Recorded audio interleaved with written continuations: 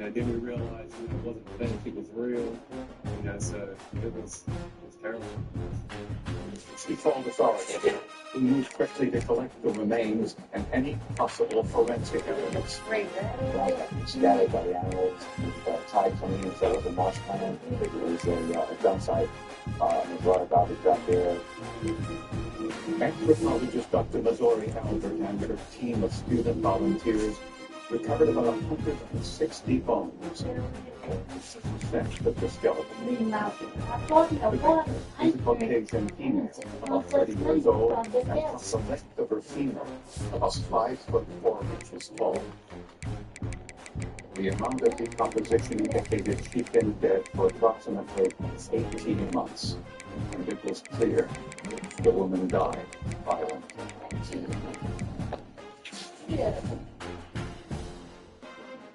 I see injuries that was extensive in this particular case. Sort of perplexed by what the victim is going through while sustaining these injuries and how long the death of it. Broken nose, broken ribs, been stabbed with a sharp object numerous times in the lower abdomen. It indicated to me somebody who might have been stabbed or knew that this individual stabbed 50 times. At what point you just not feel anymore stabbing. The lack of clothing found near the remains was also telling. Certainly, whatever happened to preceding their death, probably was century. Fennell believed it was a clear sign of rage, and a possible indication the killer viewed the victim.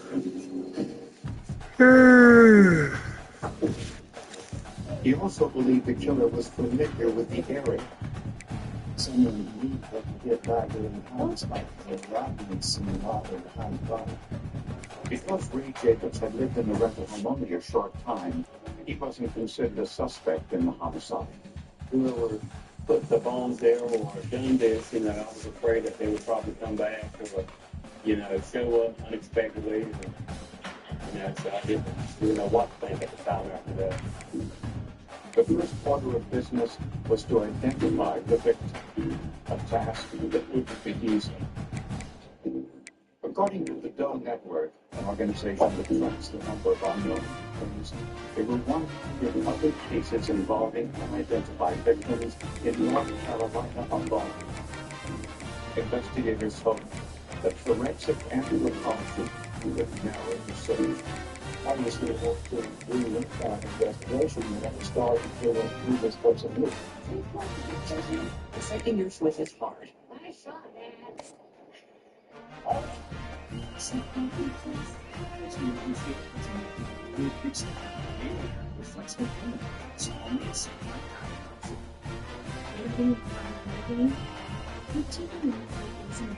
Each last experience the treatment is 4 times so far. Talk to your doctor. Botox effects may spread hours to weeks after injection, causing serious symptoms. Alert your doctor right away. Trouble swallowing, speaking, breathing, eye problems, or muscle weakness can be symptoms of threatening condition. Those with these conditions before injection are at highest risk. Side effects may include bliss, breathing problems, dizziness, and the injection site. Don't receive Botox if there's a skin infection. Tell your doctor you know. Most of the rare conditions are cold Botox, mostly in drugs or other conditions, and most of the Botox, which may increase the risk of serious side effects. You okay?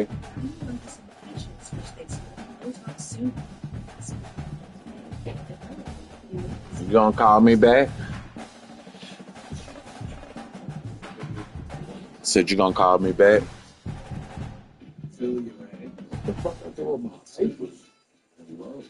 Can you hear me? Said you wanna call me back? I was just checking on you.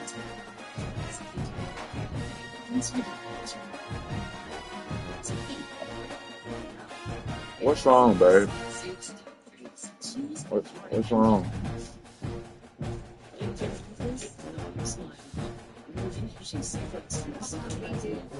No.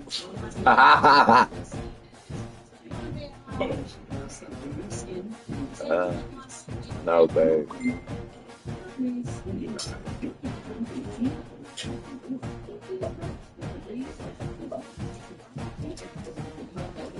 We can't be.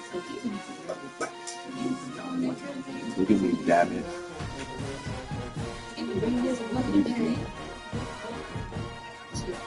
Stop playing with me, yo.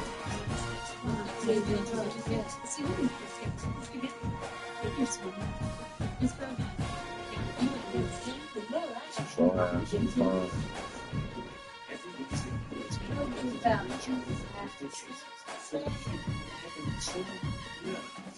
Yeah. Yeah. Yeah, some fun. Yo, man, right here. I'm saying. Say, hey, just some fun. Yo, man, right here. You gotta talk to me all that. I said, how you gonna enjoy your trip? She was somebody I saw Yeah. every day. You on the phone with me out there. Case, class in there. I would look up. I know you not. Investigators have theory. Cause you gonna enjoy your trip. You think I'm gonna be gone somewhere? But you can stay on the phone with me. I don't care. So investigators search for missing persons reports for No, stay there. Stay there. No. This yielded a number of possibilities. But the closest connection is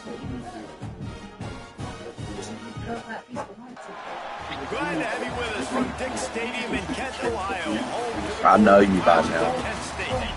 As we'll see a squad from I the know MAC, you by the now. Buffalo Bulls, taking on another team from the MAC, the Kent State Golden Flashes. Am I in your ear? 48 Sports College Football, Reese Davis with you. You don't want to be up there. Again, Jesse Palmer. Time to get this game started.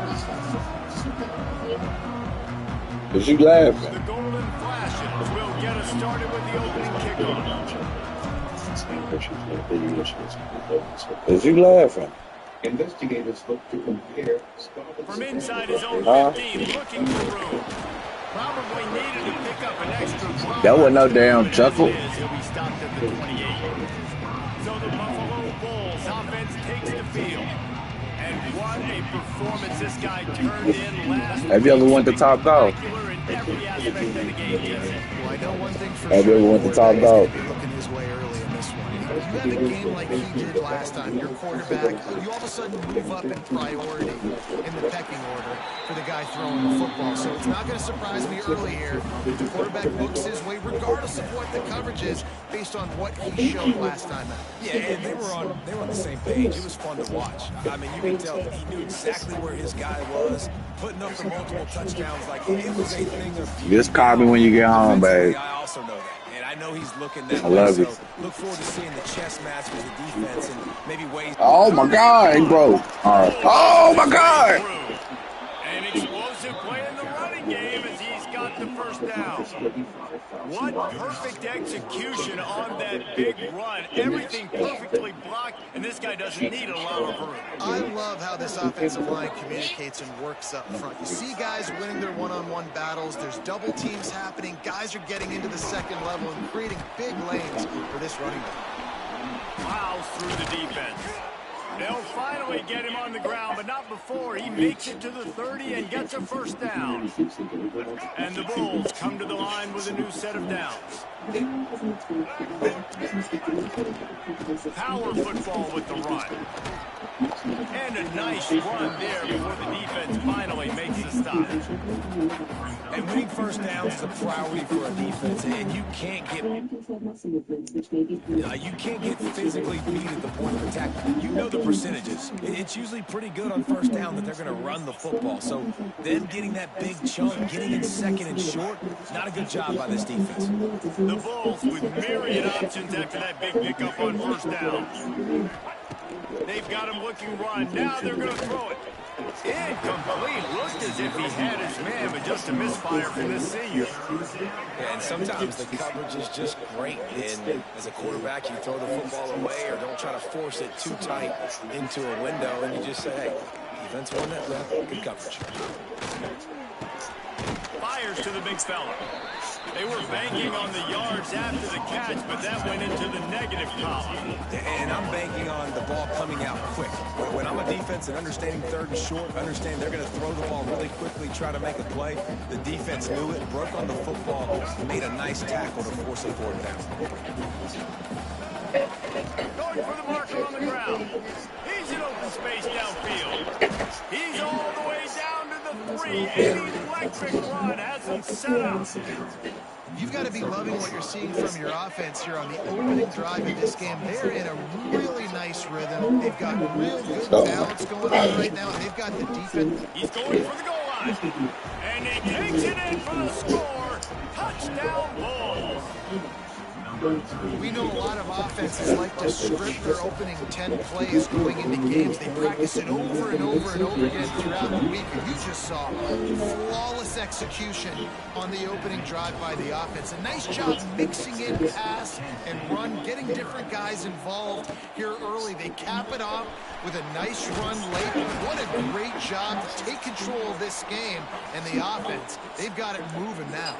Looks as if we have an injury on that last play, and we'll take a break to check him out. And this one will be stopped for no gain. And the golden flashes want to crank the tempo. Playing the option man, consistently playing responsibility football. Nice job by the defense being where they're supposed to be. This option will just keep giving it to you over and over and over again, and you got to pass those tests. Building momentum, picking up a chunk of yardage, moving the chains out to the 34. This offense is going to challenge the defense with their assignment football in the option game, and they're doing it here early in the first quarter. Great job by the quarterback making all of his reads. Nobody accounting for the pitch guy, so you flip it out to him. And a nice gain offensively here. This is something the defense now is going to have to contend with for the rest of the game, trying to stop this option attack. The golden flashes in a good spot here with second and short. Back to pass. He's superimposed. Makes the grab outside. It's Martin. He's out of bounds, but not before picking up enough for the first down. Nice hands and also wonderful awareness by the receiver to make that grab in bounds. As he expected. Shakes off the defense. Couldn't ask for much more there. A first down, and they're down to the 42. Well, this is an offense that has a lot of speed, and they have different guys they would love to get the football to in space, and they can find a lot of different ways to do that. I love the idea of going option here and trusting your quarterback to make the right read. If no one accounts for the pitch man, he's going to get it to the outside, and you see the speed on the perimeter. Really clever play call that time by the O coordinator. It's hard to run on a defense that comes off the ball like that and runs to the football like that. Good luck. No holes anywhere.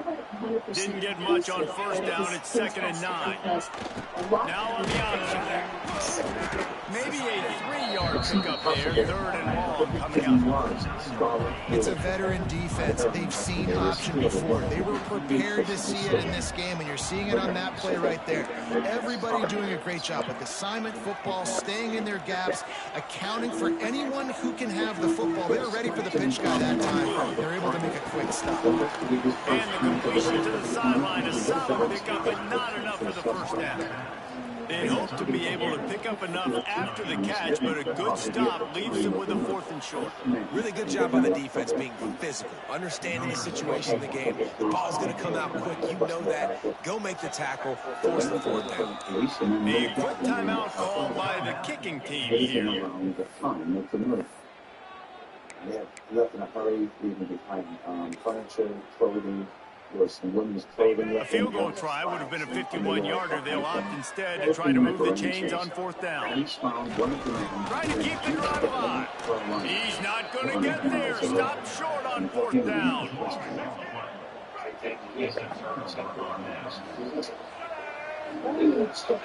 You won't put that out there. What? Off the play fake on Where first down. Jen? Yeah, Mom. Fires to the wideout. Working that left side. And he's brought down after a nice gain. Here comes the offense on 1st and 10 from the 47. They'll run play action. Here's the pressure. Catch in the middle. It's McMillan. He's all the way down to the 27-yard line, and they are threatening. They've come out with answers on this possession, and now another first down. Got a man. It's Morrill. And they pick up just a few on that completion. This is no surprise to defenses anymore. Everybody throws wide receiver screens, and you can tell they were ready for it. They saw the quick game. They pounced on it, got the wide receiver on the ground. That's not the first time they've seen that route. Plenty of work to do here on 2nd and long. Leaves it with the running back. And he never had a chance. Just stopped cold as soon as he got it. You know, when you're running counter, those offensive linemen crashing down. They've got to be able to pin those interior D linemen. They couldn't get it done there. They gave up too much penetration, and that led to the tackle for loss. Back to throw, it's Roberson. Makes the grab on the left. Picks up enough to give them 1st and 10 from the 13. Man, this defense, they have got to get better in coverage if they want to get off the field anytime soon. You keep defending like that, this offense might hang 50 on you by the end of the game. Broken up, incomplete, and nearly intercepted in the end zone. It'll be 2nd down. And I think on that last play, that's an example of the quarterback trying to predetermine who he wants to throw to, and instead of letting the defense dictate who gets the ball. Man coverage, that guy was not open that time out on the perimeter of the field. Still, he gave him a chance, but that thing had incompletion written all over it from the moment the ball left his hand. Caught behind the line. It's Morrill. Now the connection takes it to the 11. For a wide receiver screen to work, you've got to have better blocking out in front by other receivers, and they're just not physical enough at the point on that last play. On 3rd down, going up top. And that one is picked off in the end zone. I love the defense's approach on this drive. They didn't panic. They gave up some yards, but what did they do? They forced a 3rd down, a predictable situation, played great discipline, broke on the football, and forced a big interception. They'll snap it from the 20 for the opening play of this drive. On the option. He had all kinds of company as soon as he got it. He had to fight his way back just to get to the line of scrimmage. Didn't get much done on that first play of the drive. It's 2nd and 11. Goes to the option. And you want to talk about gang tackling. Everybody on the defense run to the ball. It'll be 3rd and long.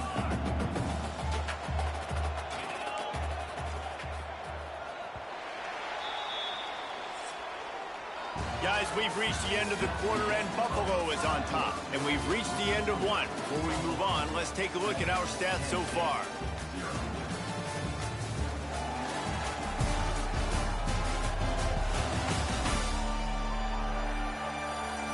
Heading in the opposite directions now as we crank it up in the 2nd. So they go back to work after the break, and it is 3rd down.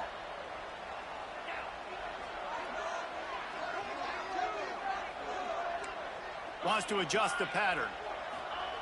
3rd and long, and he'll try to throw for it. He's going to let it go. And they can't hook up on the big play, and that brings up a 4th down. Well, this defense was ready for go balls against this receiver and his speed. He's one of the fastest in the country. They knew this quarterback was going to try to take the top off the defense. That time they couldn't link up, but if you're on defense, just know they're going to try that play again. They kick it away on 4th down. Makes the catch, and now looking for just a little bit of daylight. Buffalo has it back. Let's see what the Bulls offense can do. That last possession, a prime example, Jesse, of how things get condensed in the red zone. hard to throw when the windows are smaller. That's what happens down near the goal line, David. For this quarterback here, just take accountability and ownership and come out here, lead your offense. And move on. Like, we needed points. That's something that we can harp on. We'll watch the tape this week, but now it's time to move on. Let's get another drive. All right, come on, boys. Come on now. Come on now. Come on. The Bulls can play this second down a lot of ways with just a few yards to go. Trying to impose their will with the run. Drag down, but they'll move the sticks for a first down.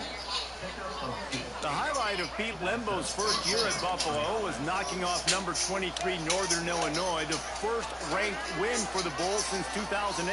And you're always looking for bright spots. That win against Northern Illinois was huge, so they've got their sights set on bigger things. And the defense picks up a sack, getting the quarterback down at the 44. And how about that play by the free safety? You sort of got the feeling somebody's band was going to be playing after that one. Big gamble by the defense. Yeah, hey, great job timing it up, catching them off guard, bringing the blitz. It is. Now, you say that because I get it. It's high risk, high reward. That time, high reward, getting the sack. The Bulls with a long way to go after the loss on the last play. The run from the shotgun.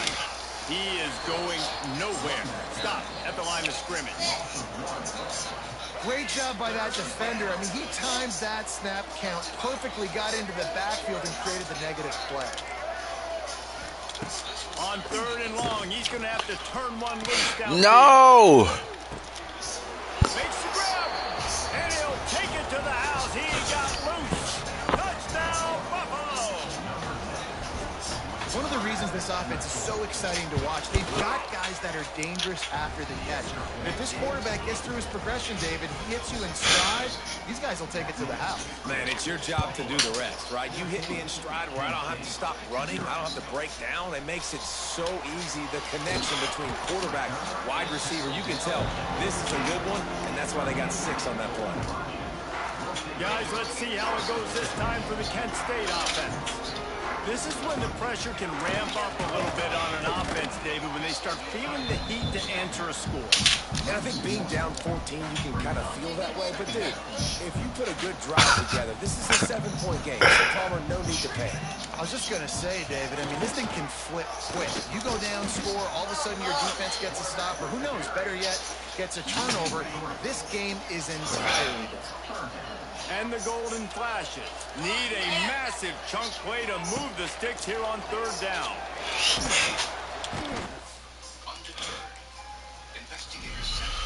Damn.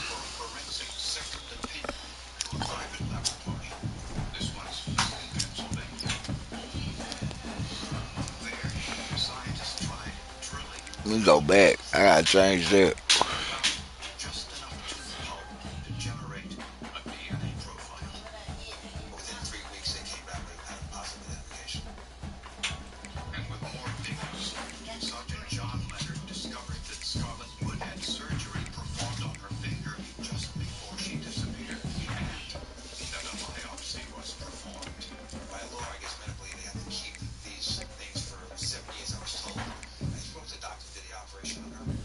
Advised me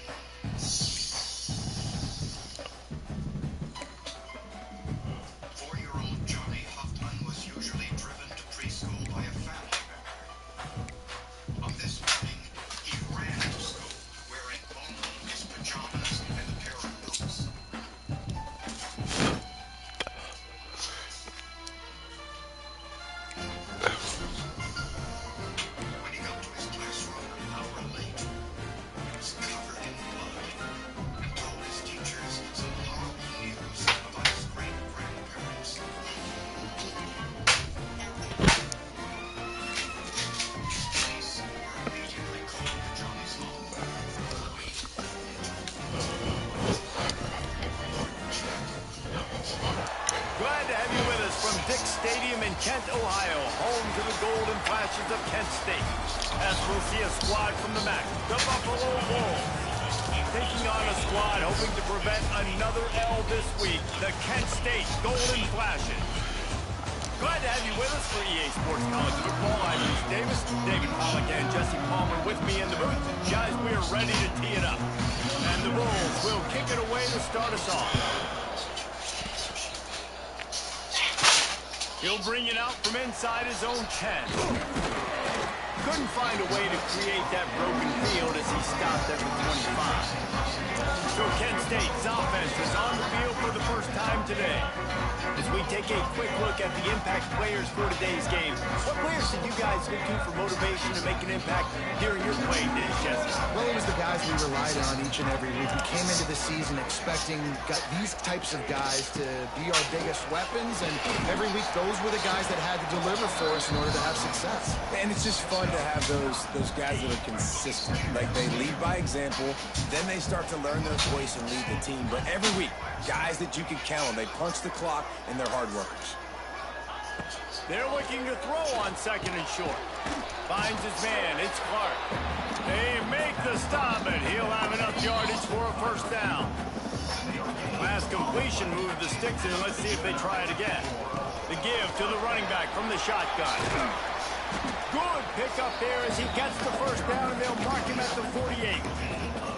First down, physicality wins football games. Being able to run the football, create balance, and right here just choose up another first down, gives you another chance to maybe continue to run the football. And I feel like this guy, too, is just an explosive play waiting to happen. His vision, his quickness, and he's got a burst. If you give this guy just a crease, he's going to hit it, and right now he's doing some damage on this defense.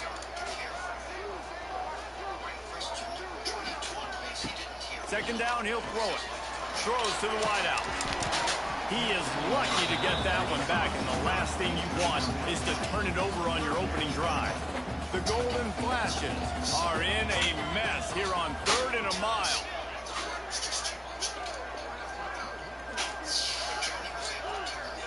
Quarterback adjusting the pattern.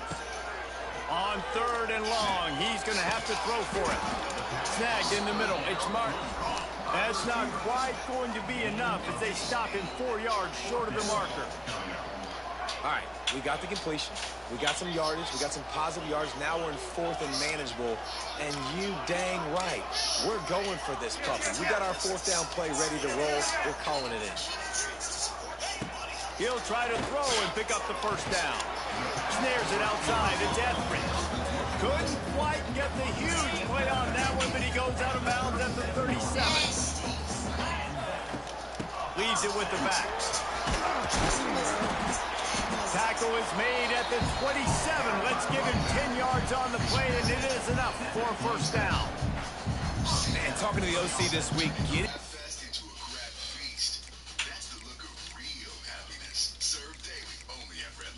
Running back going was step number 1, was priority number 1. He said it makes the whole offense go. Like, he is the bell cow. He is the guy. This offense is doing exactly what they set out to do on this first drive.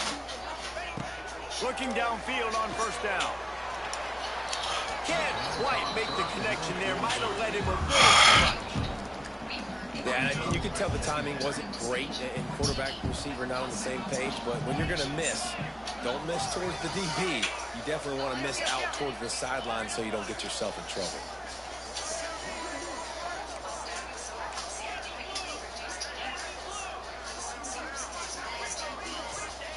After the incompletion, back to the passing game. Finds his man. It's Clark. They stop him almost immediately. Short gain there. Still a little ground to cover to pick up the first. They're about to snap it for the 10th time on this opening drive, but they need a conversion to keep the drive alive on third down. Trying to set up the screen. That'll be enough to give them a first and goal from the 10. That is a time-honored way to slow down the rush, hit him with the screen, and a chunk play. Yeah, such a great job because you're flying up the field to get to the quarterback because everything looks like pass down the field. Let those guys get up the field, throw it right behind him. He does a little bit of the rest, making some moves, getting upfield, making shut up. Defense rolls up deep in its own end on that last play. Now a second and long coming. Wants to go up top. And that pass will be jarred loose. Mama, leave me alone. Brings up third down. And you've got a golden opportunity here now on third down. I know you just threw an incompletion, but you've had a really nice drive to start this game.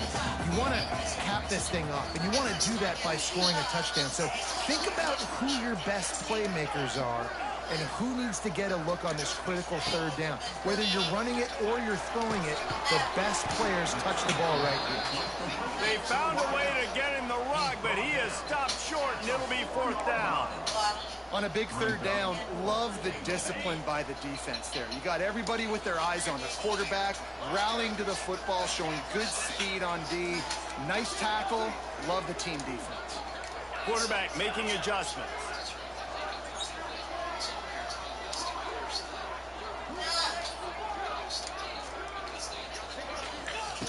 Looking to throw. Here comes the heat. Under fire. They got him for the sack, and now get the ball back after the fourth down stop. So Buffalo's offense will go to work for the first time today. And last week, you want to talk about a guy using every tool in the bag from the running back position. David, this guy did it. He was a monster. And I think when you turned on the tape this week, you saw it, man. So many different ways he could hurt you, and he could be a focal point of this offense. The defense, they know well and good of what happened last week. And their first objective this week, Palmer, is to stop that dude. Yeah, they know the entire offense goes through him. All week long, they've been stressing. Tackling, staying. He's going to go down, and he's in his own end zone. It's going to be a safety. Well, the defense could smell blood in the water in that situation, and a great job pursuing, getting to the football, showing you all of that athleticism they have, and they come away with the safety.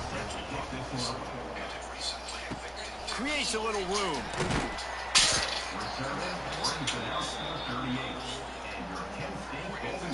First play of the drive comes from the 38.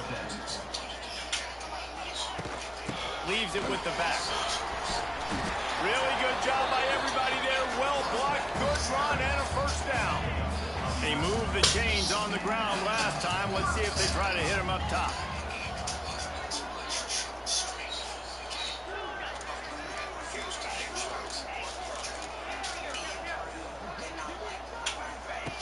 Looking to throw on first down.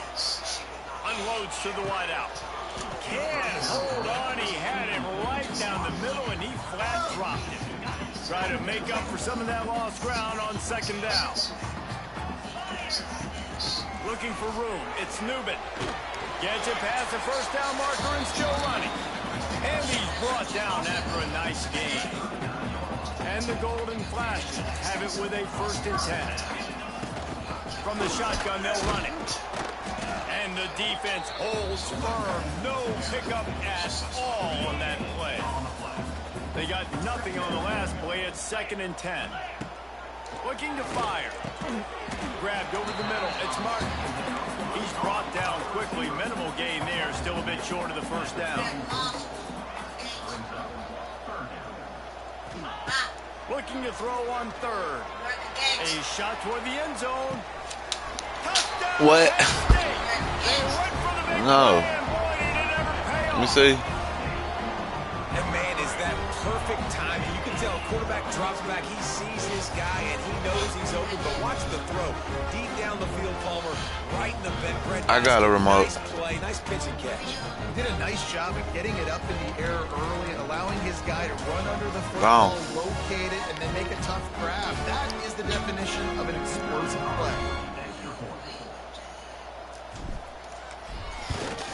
And he did get that extra point through the slippery surface, no problem. And for a quick update, let's go to Kevin Connors in the studio. Hey, fellas, here's a quick update on a top 15 clash today.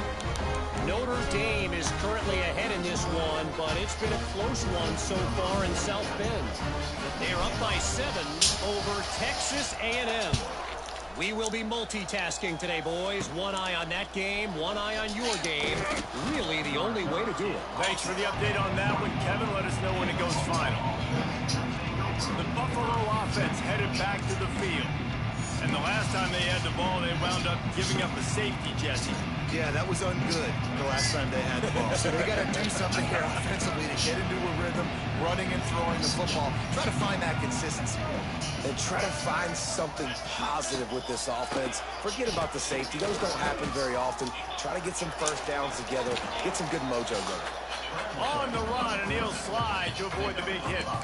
Welcome to the frustrating reality of college football. Like, the guy at the quarterback spot, he just do that. Pull it down, get positive yards, makes the defense have to account for him every single play. The Bulls can really attack on this second and short. The pull and throw off the RPO.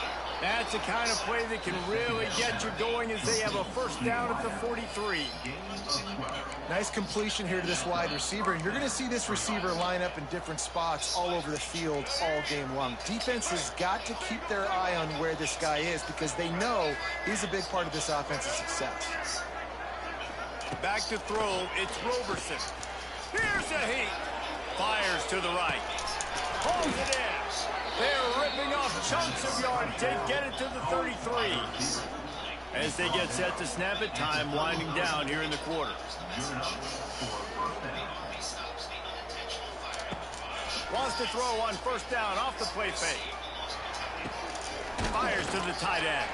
They get him on the ground, and with that, we'll head to the second quarter. That's the end of the period, and Kent State is out front. We've played one. Before we move on, let's have a look at the stats.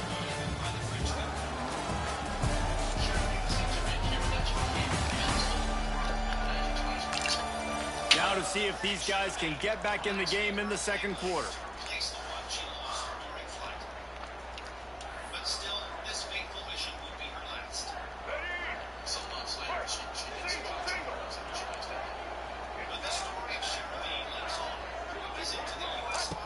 Back to pass. Good timing on the quick out. He'll be out of bounds. They'll mark it at the 24. This quarterback right now is in a groove, and he's doing a nice job in pre-snap. He's reading the coverage, and he's getting an idea of where he wants to go with the football. That's why the ball's coming out of his hands so quickly. That's what... Just flying through the air like a superhero to make the grab. Man, I love the catch radius on this guy. If you just put it somewhere near his body, he's going to be able to reel it in. That was a phenomenal job, showing you his athleticism and also his concentration, making that outstanding grab. Wants to throw on first down. And makes the grab in the end zone. Touchdown, Buffalo. And a really nice job understanding I got to get to that gap where there's a little bit of open space in the middle of the field when I run that post route. QB lays it out for him, and he catches it, gets 2 feet in bounds, in the end zone, touchdown. On the run from inside his own 5. Nice job by the kickoff team. Everybody stayed in their lanes, and they'll stop him at the 16. A lot of work to do as this drive will start from the 16-yard line. The inside handoff. Slams into the pile. He'll get 1 to the 17. Run game is good. Balance is good. Now listen, if the run game isn't good, then you got to pass the football a little bit more. But sometimes you got to keep them honest, take them chunk by chunk. The offense changing the play. Wide receiver comes in motion. To the air on second down. Incomplete behind the receiver. Maybe this freshman got a little too anxious. There's an example of what happens when the quarterback doesn't have a chance to set his feet. The pressure just forced him to have to work off schedule a little bit. And I think because of that, he wasn't able to be as accurate as he wanted to be. On third and long, try to convert through the air. And that's incomplete. A defender all over him. Knocked the ball to the ground. Fourth down coming up. The Golden Flashes will bring the punt team onto the field. Getting our first look of the afternoon at the punter.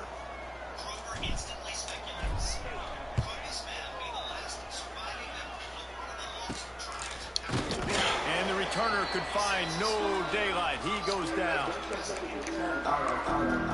Buffalo has it back. Let's see what the Bulls offense can do. Last drive went for 6. We'll see if they can do it again.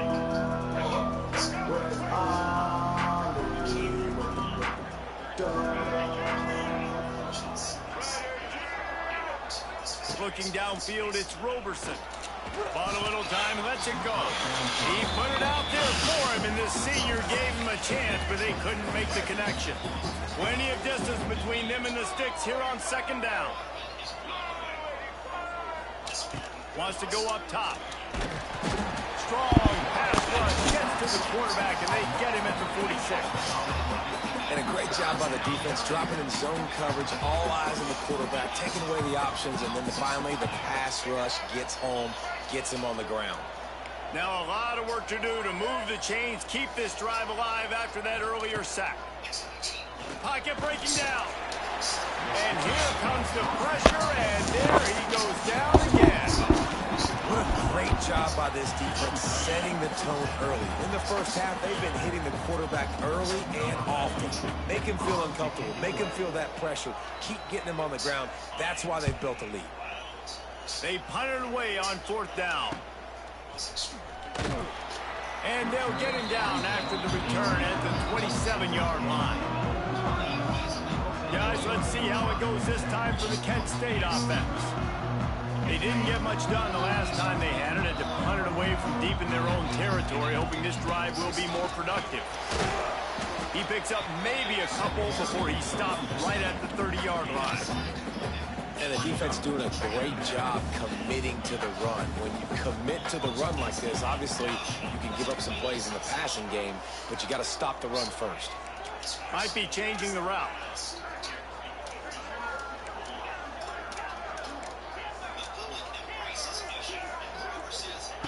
Second down, they'll go to the air. The quick out. Gets it out to about the 35-yard line. That's where they'll mark him out of bounds in this offense trying to put something together. And the Golden Flashes really need to keep this drive alive on third down. He'll be stopped short, picks up 1, but they're facing 4th and 1. The offense stays on the field. Maybe they'll try to make the defense jump. They also might try to run it ahead for 1 yard. They thought they had a good plan, but it did not work. The Buffalo offense headed back to the field.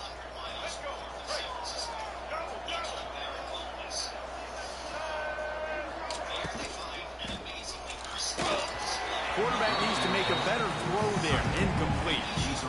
I love the quick decision the QB made there on that RPO, knowing he wanted to get it out of his hands fast. He just needs to make a more accurate throw moving forward. Can't find a man, and he'll be knocked down at the 40. Well, I think one of the biggest reasons why this team is finding themselves in a hole here in the first half is this has been a sack party. They can't keep the defense off of their quarterback. They haven't been able to get the ball deep down the field, throwing it with the consistency they want because they can't keep their quarterback standing up straight. He did not make it a stone wall on third down. And the Bulls will punt it away on fourth down. This will be the second time they've had to kick it away. Make sure that there's not going to be a return on this one. Ball's out of bounds, and I think they'll mark it right around the 25. They'll put this one in play. First snap of the drive from the 25. One man in the backfield, and he gets it. Crosses the 30 to the 31, and a 6-yard pickup. You want to make play calling easy for an offensive coordinator? Run the ball like that every play. I mean, when you can run that on first down and set up a short yardage on second down, it makes play calling easy. Every single call on that sheet is available here on second down. All down, but they'll move the sticks as he picks up the first down. And you'd like to see the defense play a little bit tighter on those short yard situations. They give up the first down, and they better get ready because you can tell they're right back on the ball to run another play. You want to make sure to maximize those types of runs, and he gets it out to the 41. And the offense has a little bit of success, and what do? They push that turbo button right back on the line, ready to run another play. They'll go to Garcia. This junior making his presence felt and making the stop after a short gain. The Golden Flashes come to the line on 3rd and short, looking to keep this drive moving.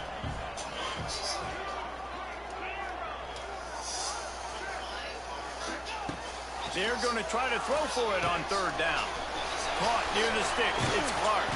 Couldn't ask for much more there. A first down, and they're down to the 42. Really nice job there by the quarterback, understanding that it's zone coverage on 3rd down. You're going to have to find someone working into a soft spot, get the ball out of your hands quickly, make an accurate throw, and pick up the first. Well done. Looking to throw on 1st down. And he drops it. Just took his eye off of it at the last minute. Obviously, when you're playing in weather like this, the ball is very slippery and it's hard to catch. The QB threw a bullet that time, and his receiver just could not reel it in. So now it's 2nd and long.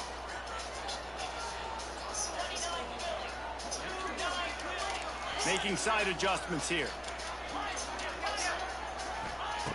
He'll try it again on 2nd and 10.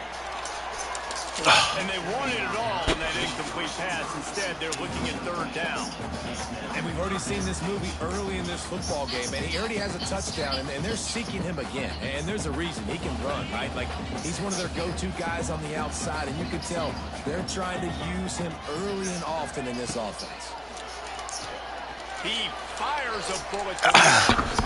And that one's incomplete. They weren't just trying to move the chains. They were trying to move the scoreboard. Instead, it's 4th down. Well, they hooked up already once for a score today, so the quarterback's going back to him again deep down the field, but it falls incomplete. And the Golden Flashes will punt this one away. This will be the 2nd time they've had to kick it away. He'll try to feel the punt and see if he can give his offense better field position. He gets it out to the 17, the cover unit right there to make the stop. Plenty of time left in the half here as they take over, but they will want to be efficient here in the final 2 minutes. To the air, it's Roberson. Finds his tight end. There's a timeout on the field. Tight game here late in the first half. The Bulls with a 2nd and short to keep this drive moving. Quarterback on the keeper. Still on his feet at the 40.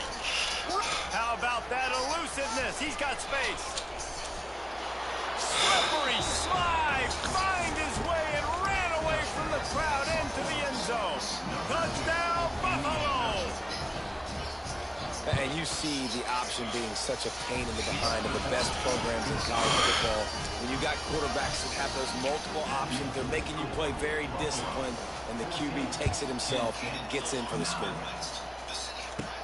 From inside his own 10, let's see what he gets. Nice job executing all of the assignments as they put a stop to that return at the 22. First play of the drive comes from the 22. To the air on 1st down. And this will be incomplete. A big hit there forces 2nd down. Couldn't make the connection last time. Let's see if they throw it again.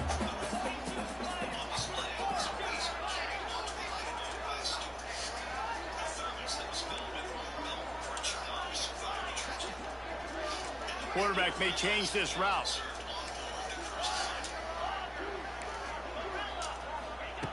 Misfired on first down, back to the air on second. Incomplete, and he threw that one up for grabs and into traffic, and fortunate to get it back. Now facing a 3rd and long.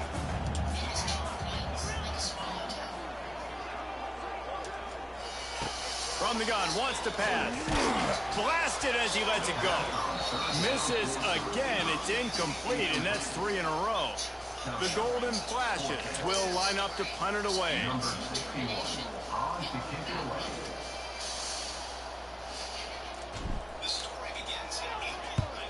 They boot it away on 4th down. Not going to take a chance to grab that one as it bounces out of bounds. Good field position to start this drive at their own 47.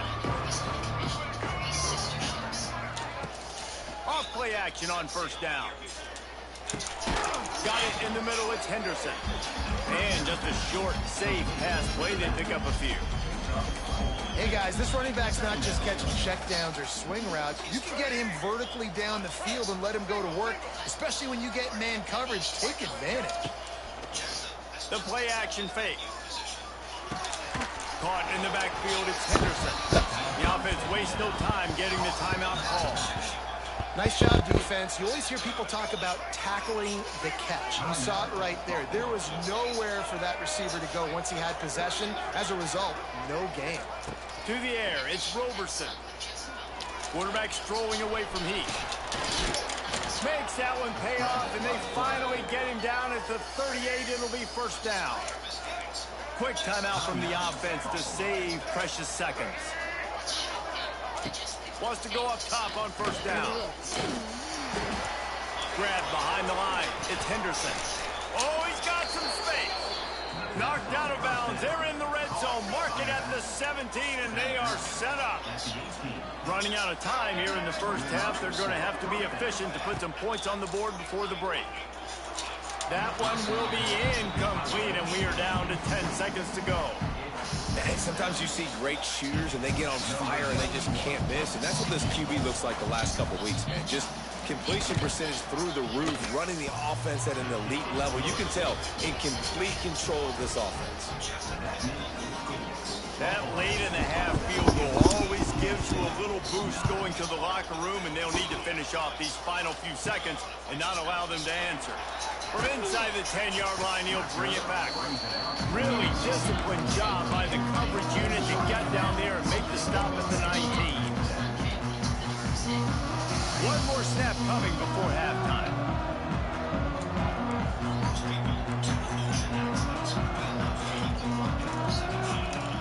The give to the back. Past the first down marker and still running. Now they've got even more breathing room out to the 31 and a fresh set of downs. That's the end of the second quarter. That means it's time to join Kevin in our halftime update. Men, it should come as no surprise that we have ourselves a fun matchup in Kent. And the Golden Flashes will kick it away to crank up the second half.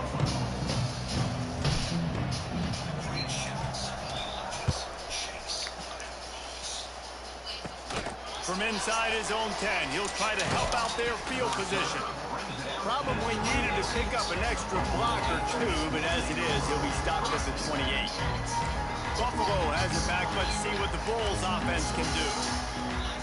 They start this third quarter with the lead, but they might want to think about shoring up that protection. Yeah, the good news is you're leading on the scoreboard. The bad news is your quarterback doesn't feel like it because you can't protect him. So David, quarterback feeling the pressure, and down he goes at the 22.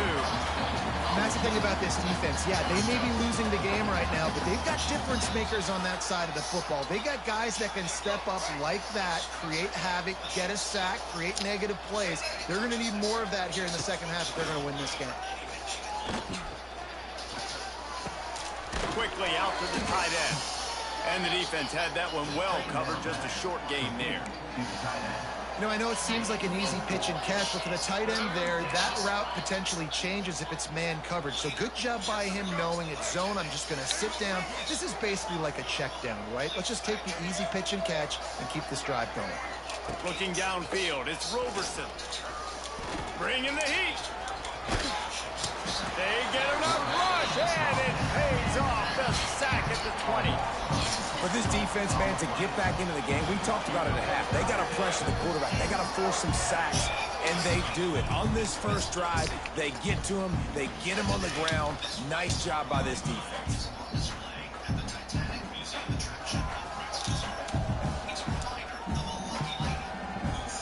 And the Bulls send out the punt unit. 3 and out and not much choice but to get rid of the ball.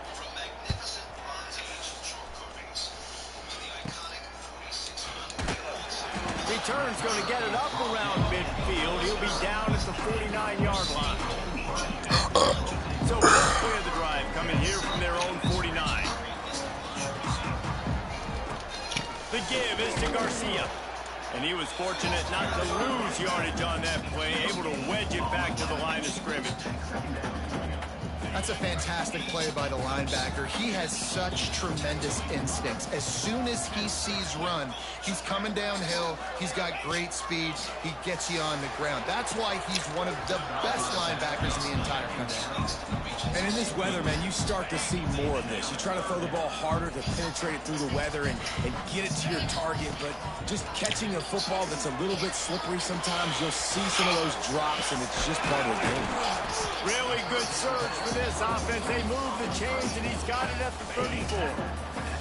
The golden flashes with the 1st and 10. The give to the back. And he is just engulfed at the line by this giant defensive tackle. Got stuffed on 1st down. It's 2nd and 10. Might be calling a hot route. They'll go to work in the air on 2nd down. He's going to fire deep. Got him! He gets it in. Touchdown, golden flashes. Quarterback's ability to read the field is huge, and also the anticipation, the timing. To be able to throw the football, Jesse, and hit a guy in stride so he can get run after the catch and get in the end zone, that was a nice job by the quarterback. Yeah, it's critical, David. Listen, a lot of times, touchdown passes aren't thrown into the end zone. You've got to read the coverage, hit the open. They opt to go for 2 to try to tie it up right now. The snap sets up the throw. Knew where he wanted to go with it, but couldn't find his target. It's incomplete. Kickoff unit is out there again, and this crowd is feeling themselves after that last drive.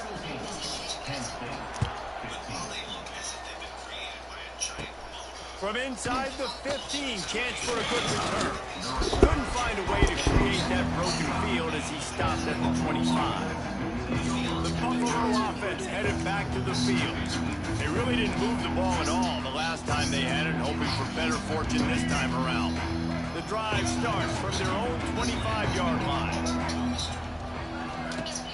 Coming out on 1st down with the play fake. And it's incomplete. If you're going to take a hit like that, you might as well hang on to the ball. Not-made receivers like to get hit. They just don't, okay? They're prima donnas. That's what they are. That's who they are. Nice job by the defender. You could tell he was catching the football. He was going to put a hit on him to make sure he had to think about something later, and you could see the ball pop out and fall to the ground. Now, I know that completion isn't a touchdown. It's not a deep play deep down the field, but how about the strong hands by that receiver making that catch? He made that look pretty routine. He had that DB draped all over him. He lobs one high down the left side. Oh, he had it. The deep ball was there, and it just trickled through his fingers. The Bulls decide to punt it away. He's going to try to flip the field with this one.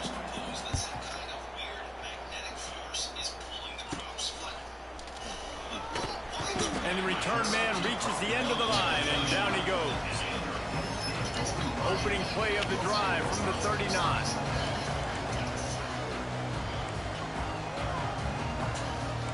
He might want another play.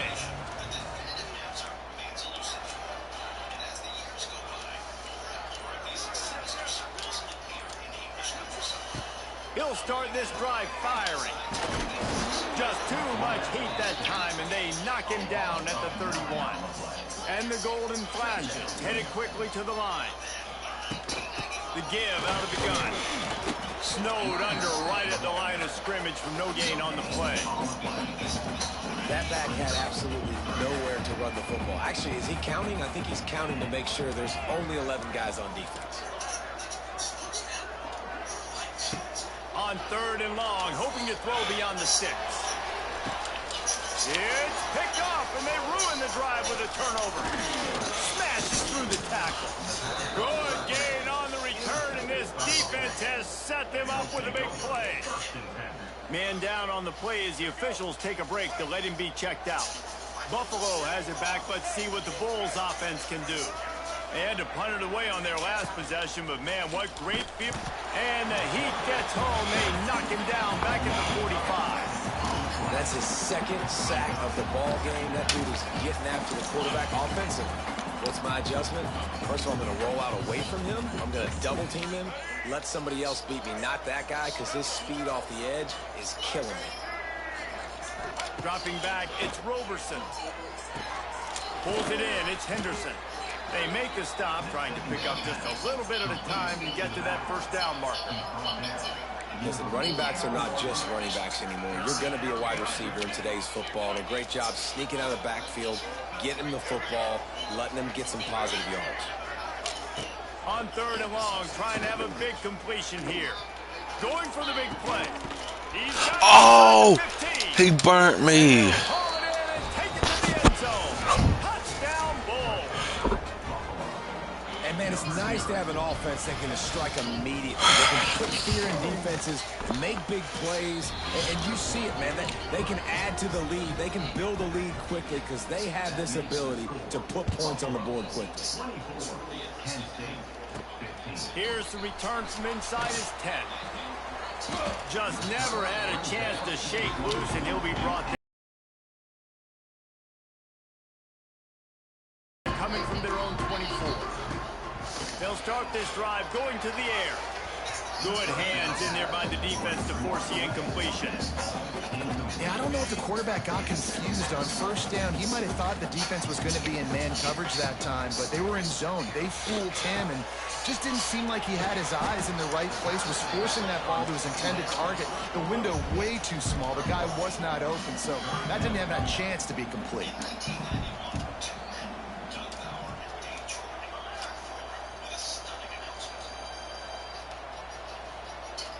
Gets the back moving.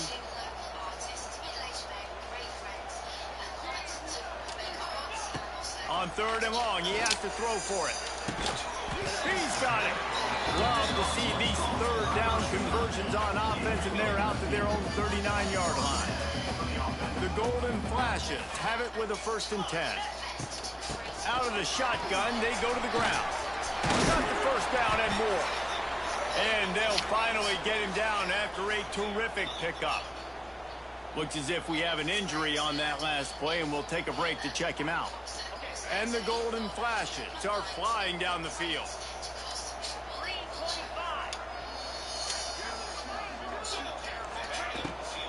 They're going to ride this running back.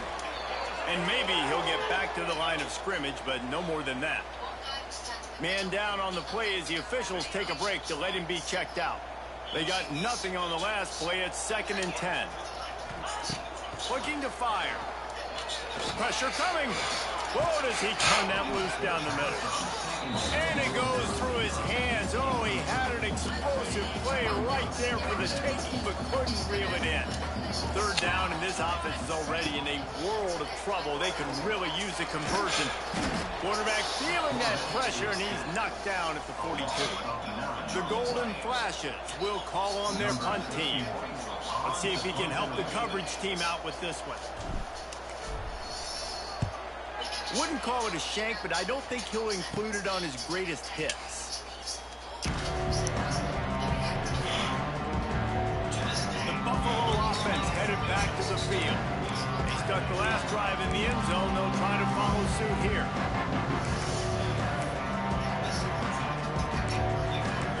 Opening snap of this drive comes from the 31-yard line.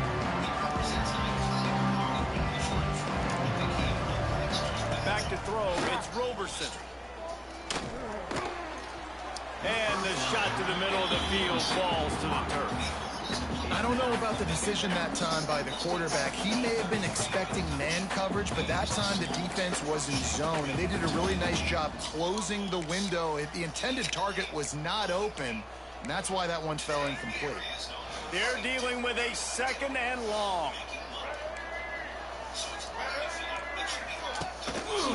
From the shotgun now, here's an inside give. That is a big win for this defense as they were right there as soon as he got the ball. And it's been a struggle for the run game for this offense. Man, this is something they hang their hat on. You saw last week, you saw the highlights, and just give it to the running back. Let him do his thing. Haven't been able to get him going. I don't know what's going on, but they got to find a way to get their talented back some space so he can make some plays. He gets it so close to the 1st down marker, but I think he's going to be a touch short. And the Bulls will try to pin them back with the punt. They've been busy out there to punt for the 5th time today. Takes it on the return. And the punt team able to smack him to the ground. This should be the last play of the quarter. They'll go to the ground. Oh, out of space. And they make the tackle, but it'll be enough for a 1st down, and we'll see if they get another play off here in the 3rd. They'll have to hustle if they want to get off another snap before the end of the period. Running back searching for a hole. And he didn't find a whole lot of running room, and that'll be the final play of the 3rd quarter. Big catches, big plays, tons of yards through 3 quarters for these 2 guys.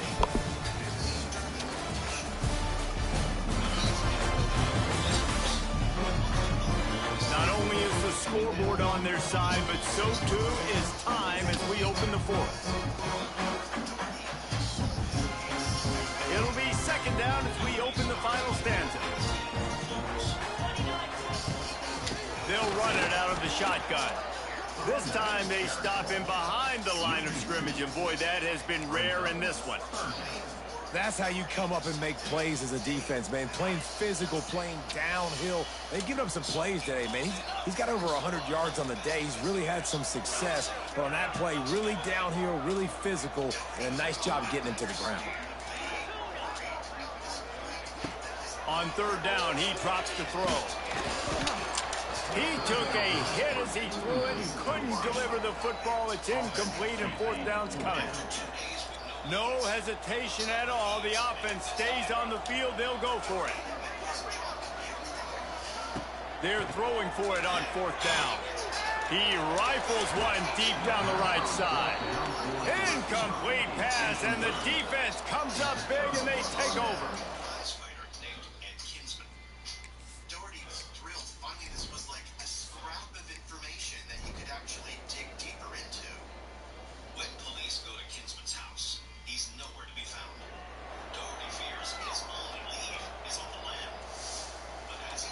A lot of field in front of them as they open this possession from their own 20.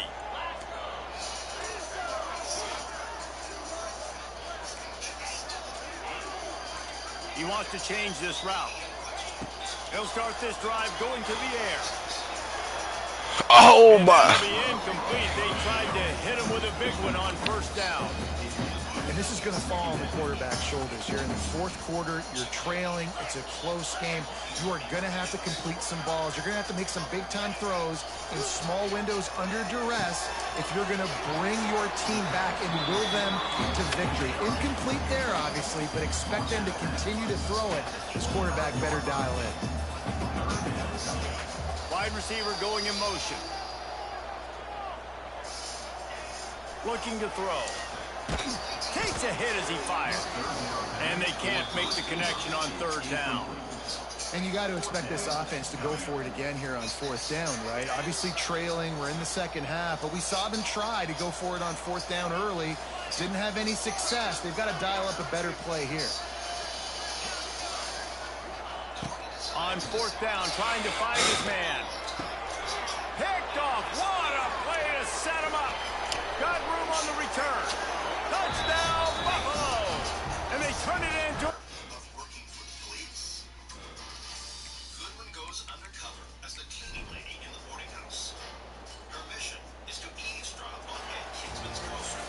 Oh, that was a pretty rough showing there by this team. Just couldn't find a way to get things going and come up with the win. Just got outplayed, Reese. There were moments in this game. There were plays to be had and plays to be made. At the end of the day, they...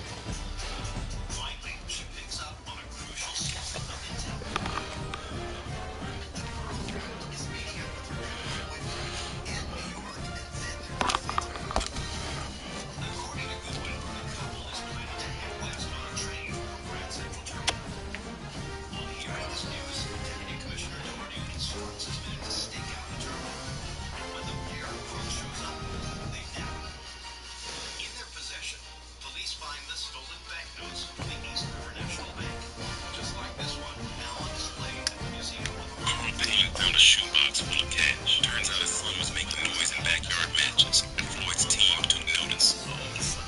We took him out, right?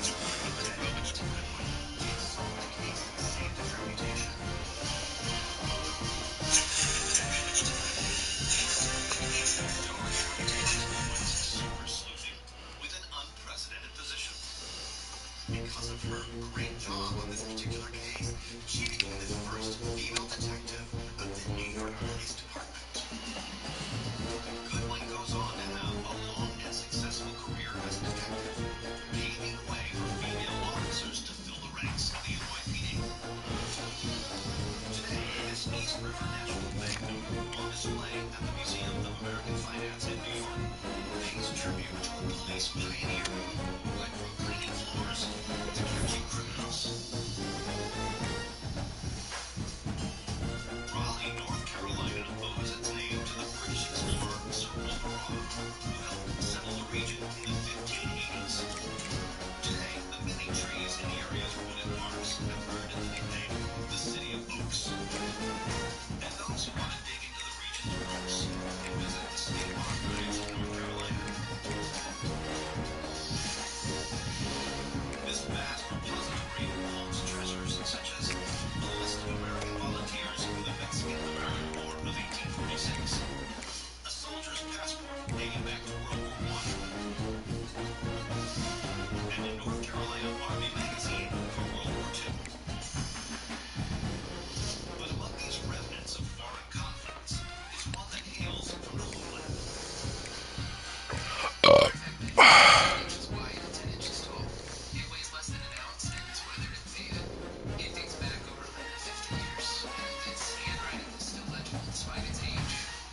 This final message recalls a pivotal moment that changed the course of history. It's a story about the Civil War, two opposing generals, and a crucial mistake.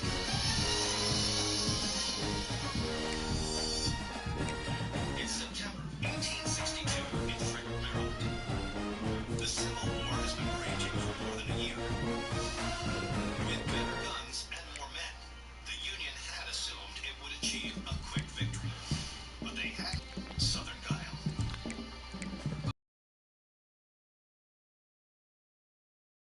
Some of the best commanding officers in the United States military.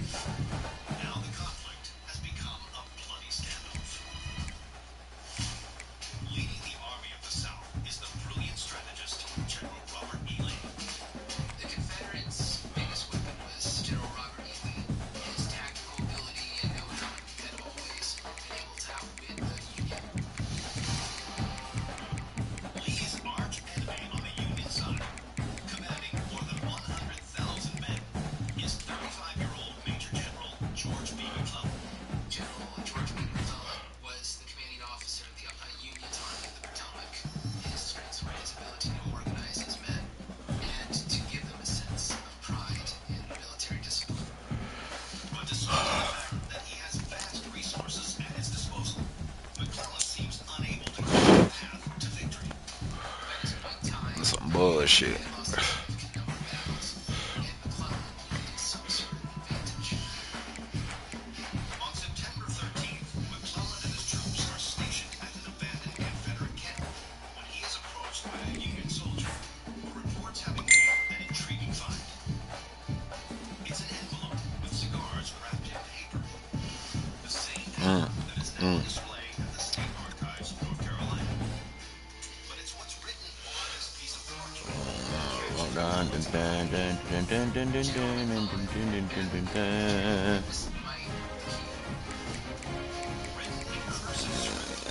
Go get these high school kids right here.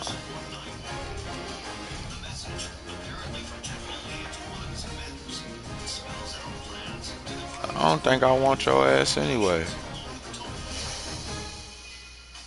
80 speed.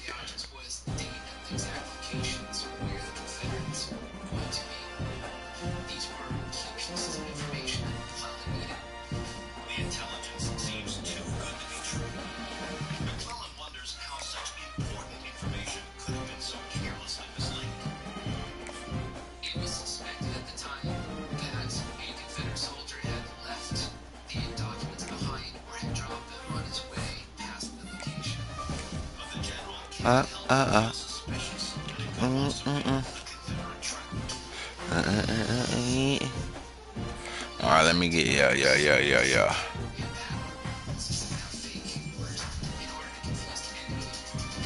McClellan is in a difficult bind. If the papers are real, they I'm gonna do that. That's all on you. but if the orders are fake, And Confederates could be lying. go back. Check everybody else interest.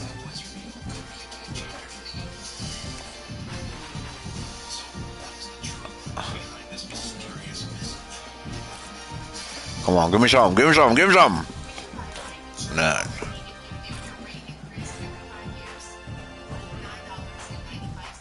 77 strength, 62 speed. I need speed on the edge.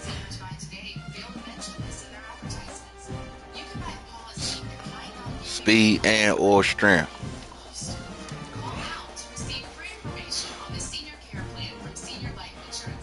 Speed and or.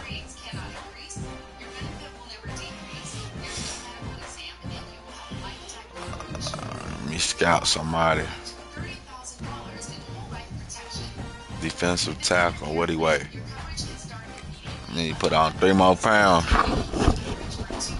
Oh, well, forget you then, bro.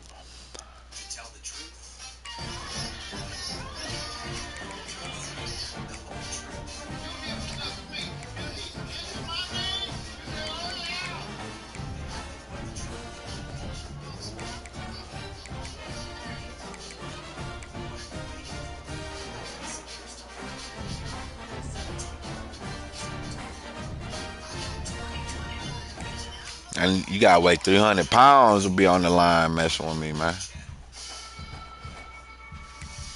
September 1862, in Frederick, Maryland, Union General George McClellan has received what looks like secret battle plans belonging to Confederate General Robert E. Lee. Are these plans authentic? Don't tell me who recommended to me. You give me everybody I tell you to get. Damn, don't nobody want me. Ain't nobody interested. Oh, fuck y'all then.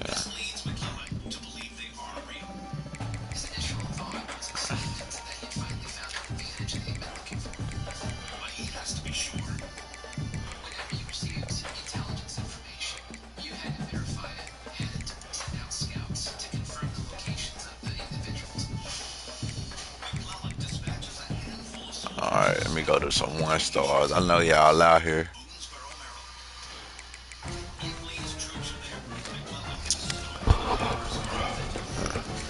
How much you weigh? 285. I see what you're talking about.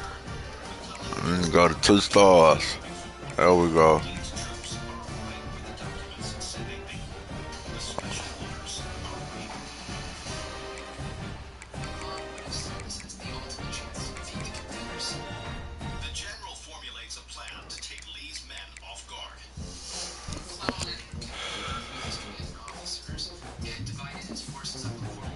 I got two more.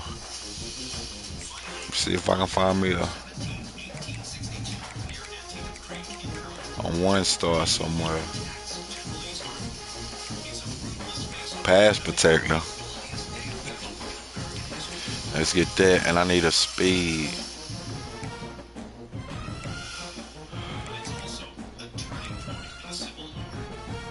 Speedster. Alright, let's go back.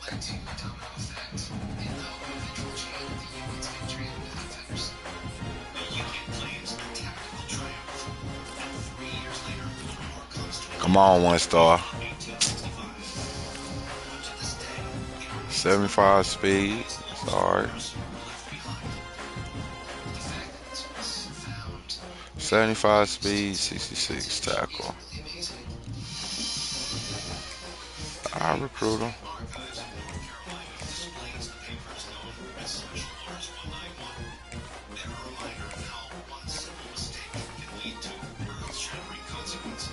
Cornerback.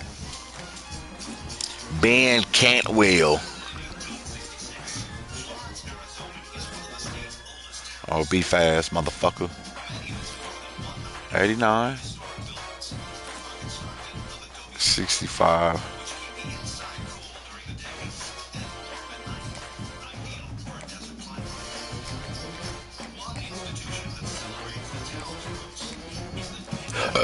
Come on now, I got 60 more.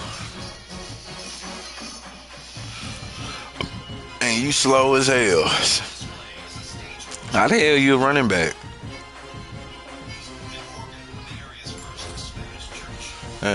You a bust.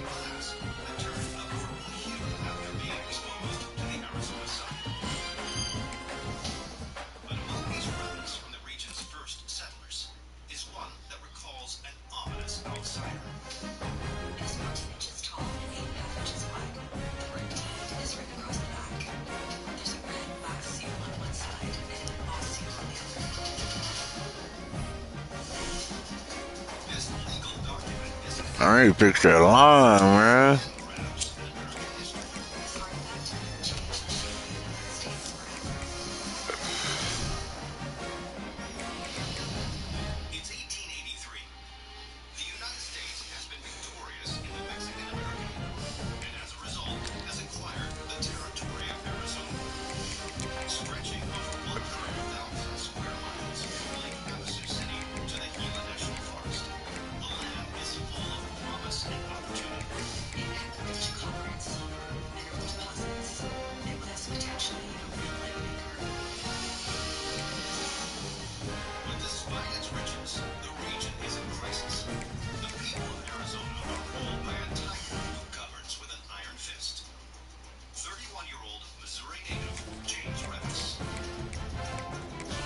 Damn. Let me see who my center is.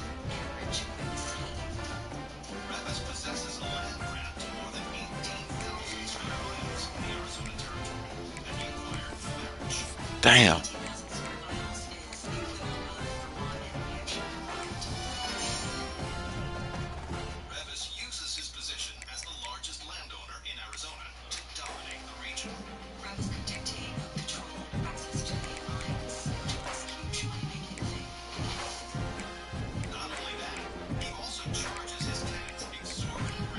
It's that damn 73.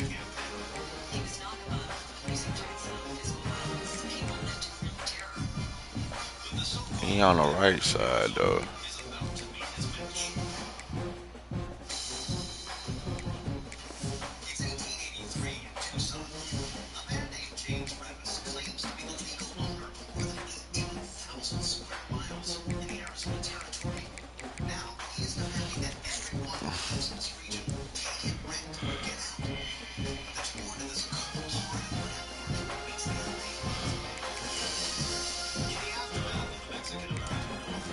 I had to run.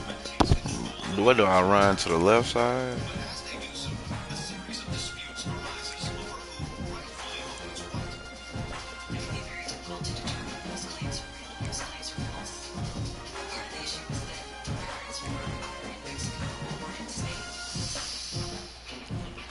In January of 1884, a surveyor general is brought in to tackle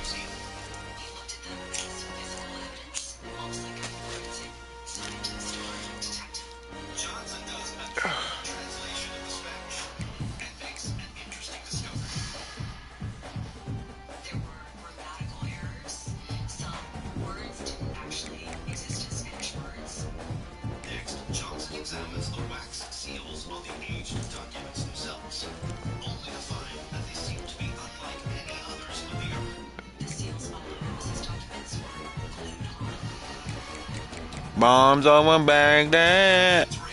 He makes one final observation.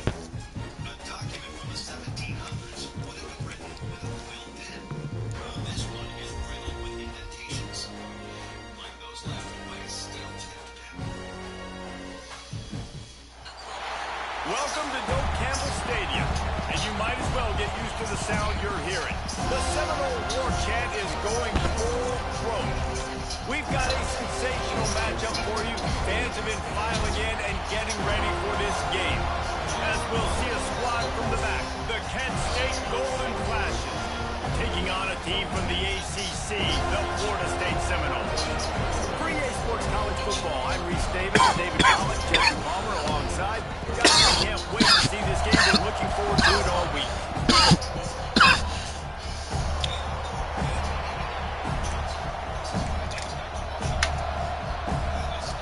And the Golden Flashes will put total leather and we'll get started.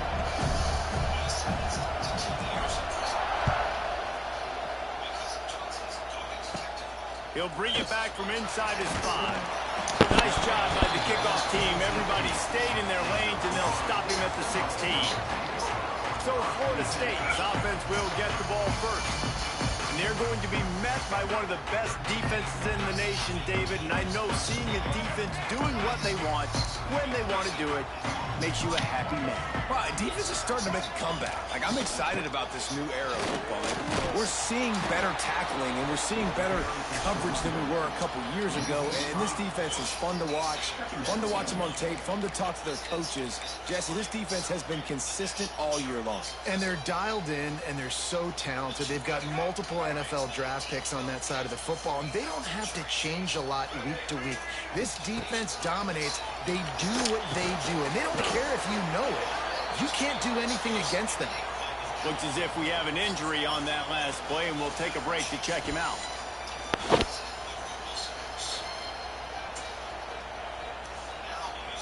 And the Seminoles need their binoculars to find that line to gain here on 3rd down. Looking to move the chains. They throw it complete to the left. Brought down at the 16-yard line, and that will likely bring out the punt team. And the Seminoles will send out the punt unit. Come on, Etheridge. Etheridge. And just like that, they'll have to give it up. Come on, give me 5. Little pressure on the coverage team there, and they'll stop him at the 47-yard line. So Kent State's offense will try to get something going with their first possession.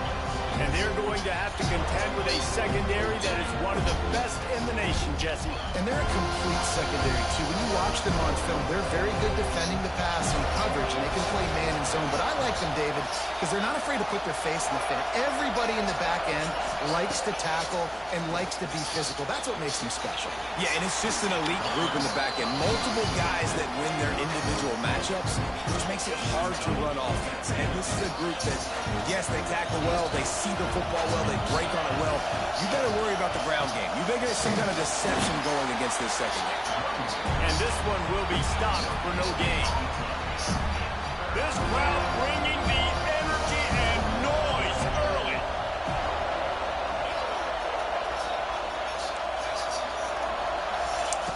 On 3rd and short, they'll try to throw for it.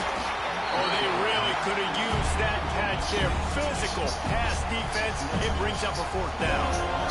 And this offense stays aggressive, and they pass the football. I think you can always look back and say, 3rd and short, I'd love for you to run it and be the more physical team. But nice job sticking up and bowing their necks for this defense. And nobody able to field that punt as it rolls out of bounds. All right, guys, here comes the Florida State offense onto the field.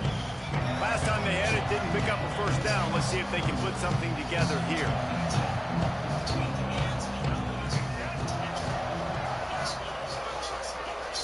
Dropping back, it's Castellanos. And the quarterback caught up 2 and sacked at the 12.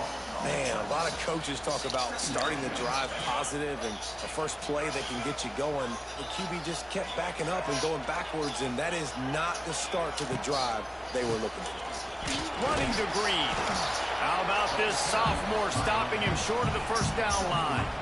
And that run really didn't go anywhere. And a lot of times we don't focus on it enough. But how important those 5 guys are up front. To get on those defensive linemen, to try to move them out of the way, to get a run game going, it squarely falls on the shoulder of those 5 offensive linemen.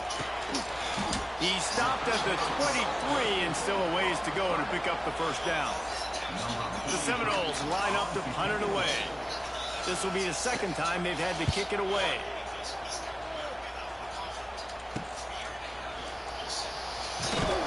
Coverage team able to put a stop to that return at the 42-yard line. They'll open this drive from their own 42-yard line. Looking downfield on first down. And he was hit just as he was releasing the pass, and it falls to the ground incomplete. Behind the chains now on 2nd and long.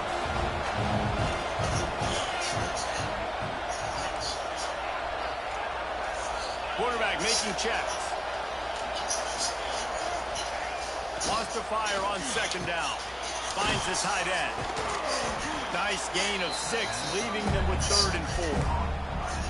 So an example of a tight end doing a little unheralded work to set up a much better 3rd down situation. And I like the QB at least. I like the decision where I understand, let's get this football out, let's get some positive yards, and then get to 3rd down, and we can still have a better situation now because we got rid of the football and took the yards over there. That'll get the job done and move the chains, and they'll mark the ball at the 45. The Golden Flashes getting set on 1st and 10. From the gun, the ground game. And there was nowhere to go, just stopped in his tracks in the backfield. After losing a couple on that last play, here's 2nd and 12.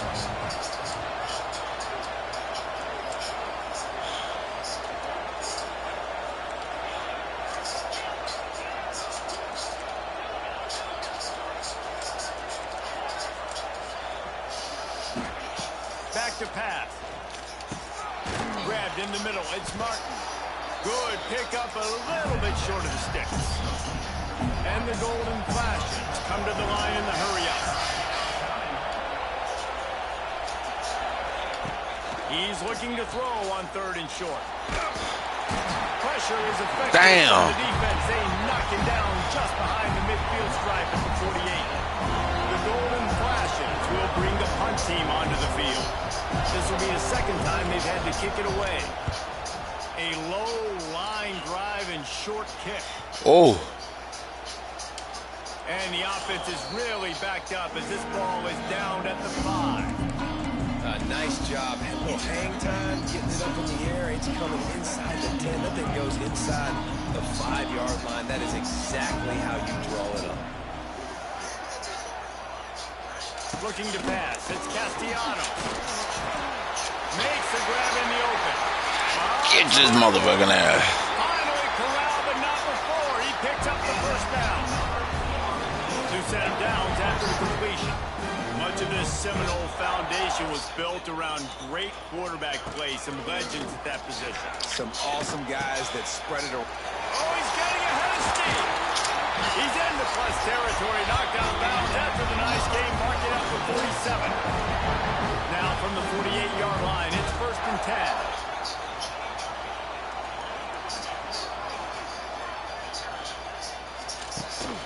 From the gun, he leads it with the back.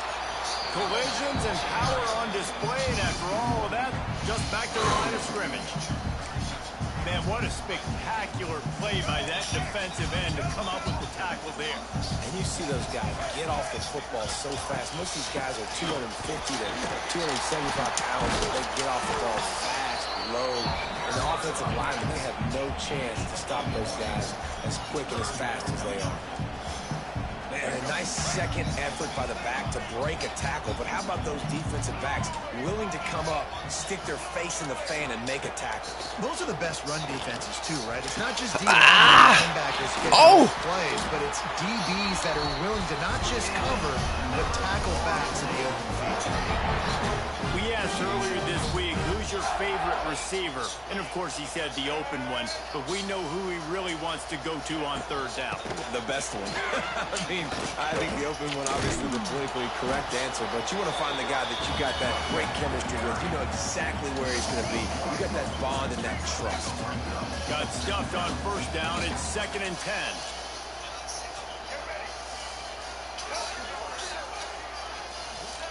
Wants to go up top.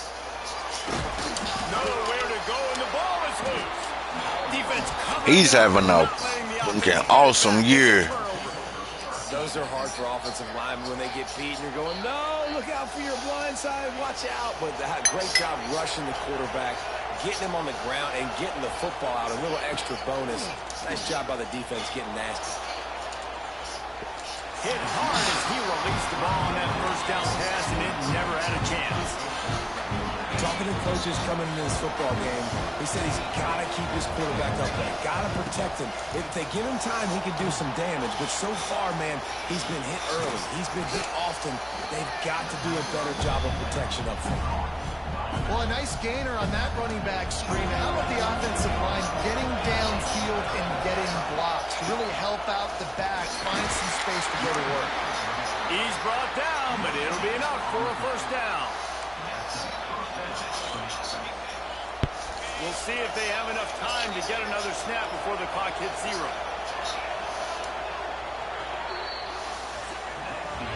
It's been a defensive battle through the first period, and the stats tell that tale.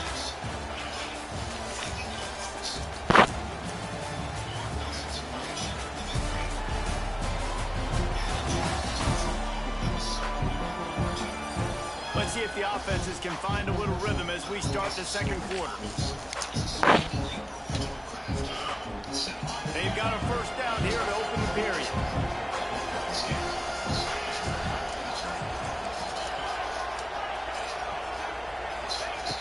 Looking to throw on first down. Got the quick pass. And a good job in coverage there as they stop it after just a few.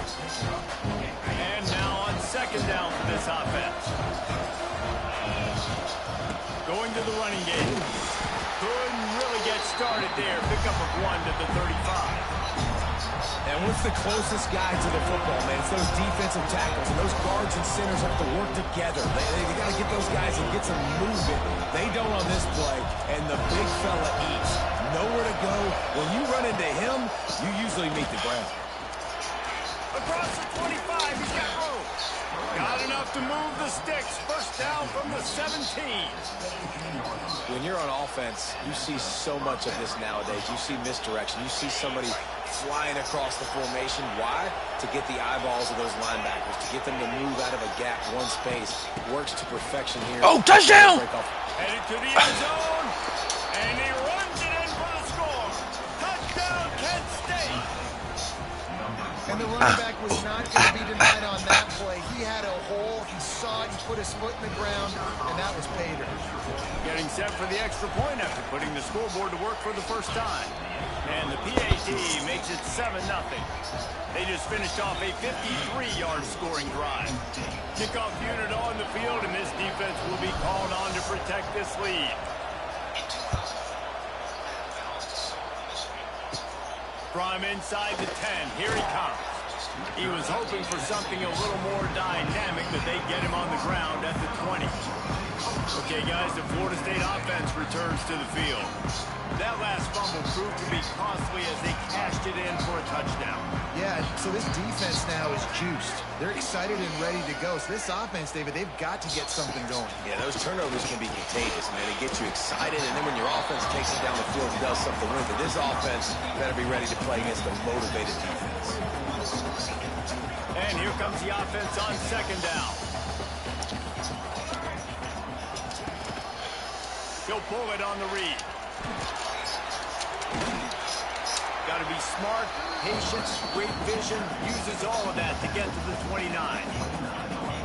When you're a defensive guy and you want to fire in, you want to go hit the quarterback, but you know if I fire in, he's just going to give the football up. You got to be patient. You got to understand what your responsibility is. Then you see where he keeps the football. You got to go tag him. The problem is these guys are such good athletes. They're so hard to catch once they do throw the football. But it's kind of like the hidden hat trick. You know, where's the ball? It's underneath this one. No, I picked this one up. No, it's gone. It's underneath this one. Nope, there it is. It's gone. Looking to throw, it's Castellanos. Makes the grab. And the ball squirts. Oh, fumble! Fumble! And that's a great job. This defense is crazy. After catch. We know guys are going to get the football in their hands, and he gets the ball out quick, gets it to him. Nice job running to the football. When you chase the football, man, a lot of good things happen. That ball pops out. You recover it, a forced turnover. And he never had a chance. As soon as he caught it, the defense was right there. Hey, on offense, you got to know when the play's over.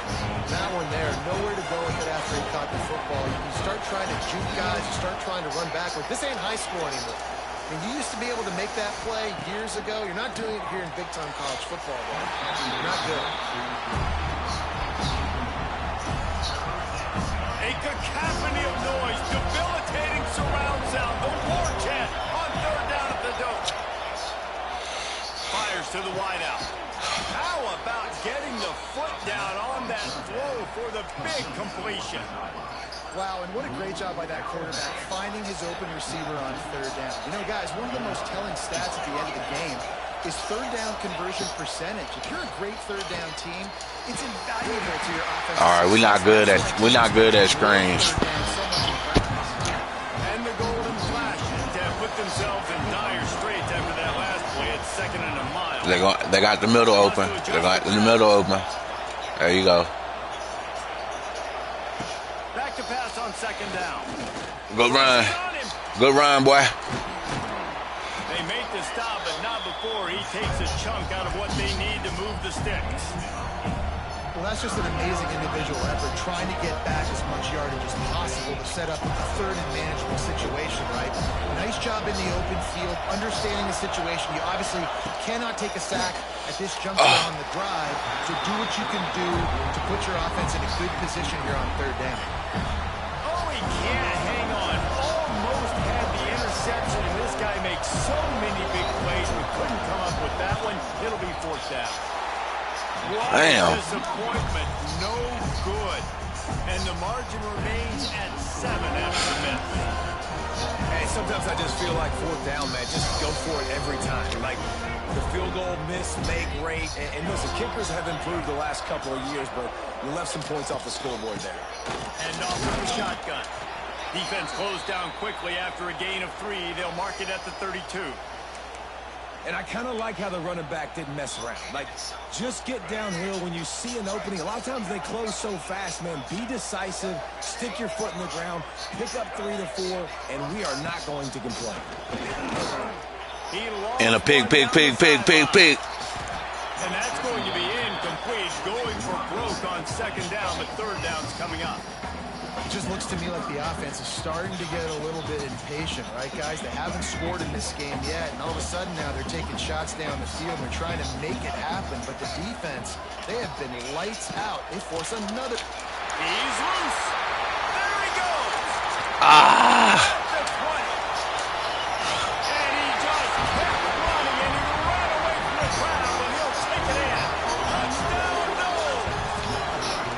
Too good to be true. Great job with his decision-making. He found the matchup he wanted, one-on-one. His tight end's able to stretch the field. He makes the catch, and he does the rest of the work himself, running it into the end zone.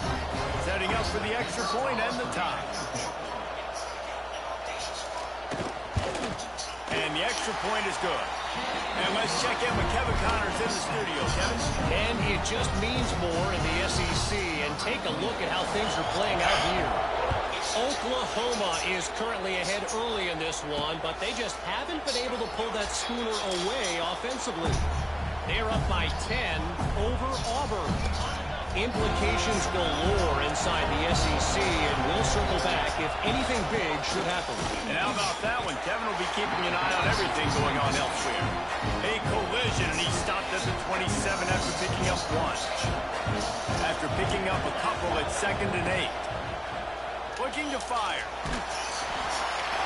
Nowhere close on that one as he got drilled trying to deliver the football, and now they face third down.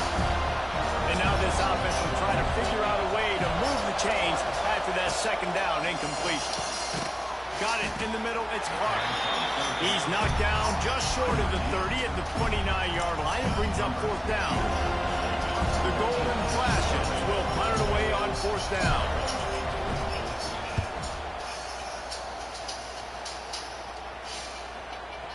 We'll take a quick break as we have reached the final 2 minutes of the first half.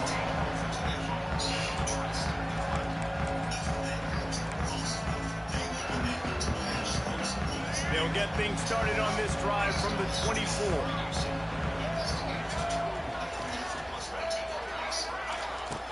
They'll keep it on the ground to the right. He made the first guy miss, but there were too many dudes coming to help, and they stopped him behind the line. And how about that young man getting in the backfield again? He's really got his fingerprints all over this game so far to start it, man. We're still in the first half, and he's got a sack. He's got a tackle for a loss. These are the kind of plays that really help your defense push these offenses behind the sticks.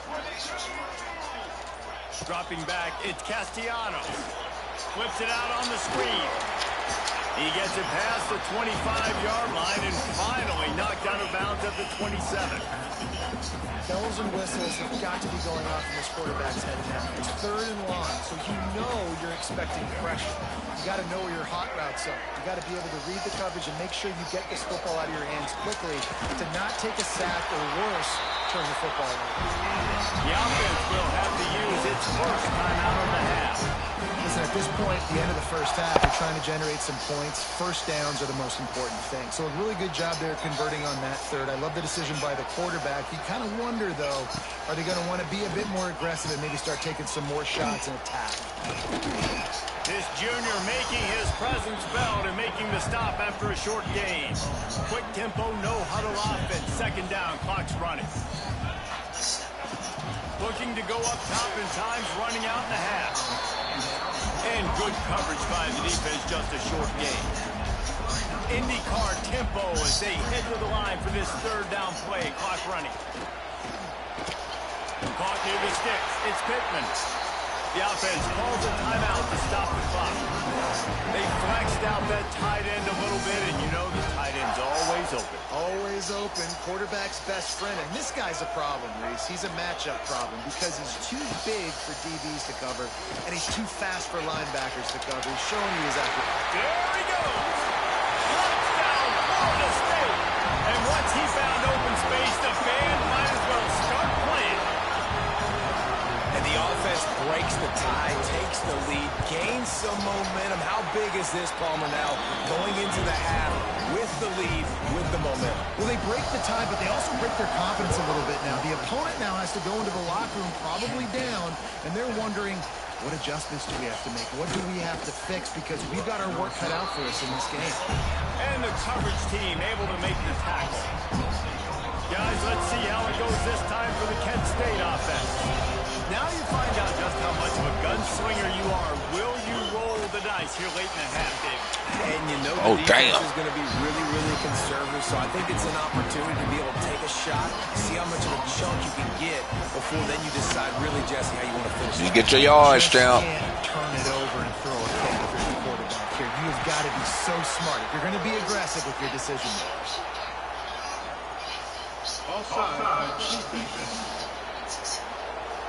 And you got to focus, right? The first thing you're looking at as a defensive lineman, the first thing you understand is the ball starts with a snap count. I have to line up, see the ball. When the ball moves, I move. I know it's simple, but you still see guys jumping off sides all the time. Not a whole lot of progress made there on the short run. We played 2 quarters. Halftime. Go to Kevin Connors in our halftime update. And it should All right, fam. we have ourselves a Now y'all playing a big school now. I can't be mad at you. Hold your head. The praises of this receiver, his ability to find gaps, run textbook routes, and then show that breakaway speed.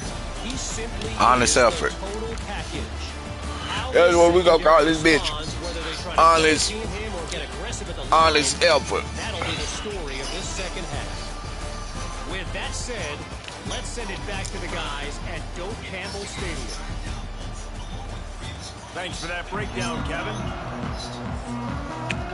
The Seminoles will line up to kick off and start the second half.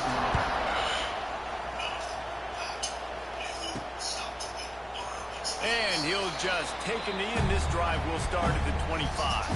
They'll put this one in play. First snap of the drive from the 25.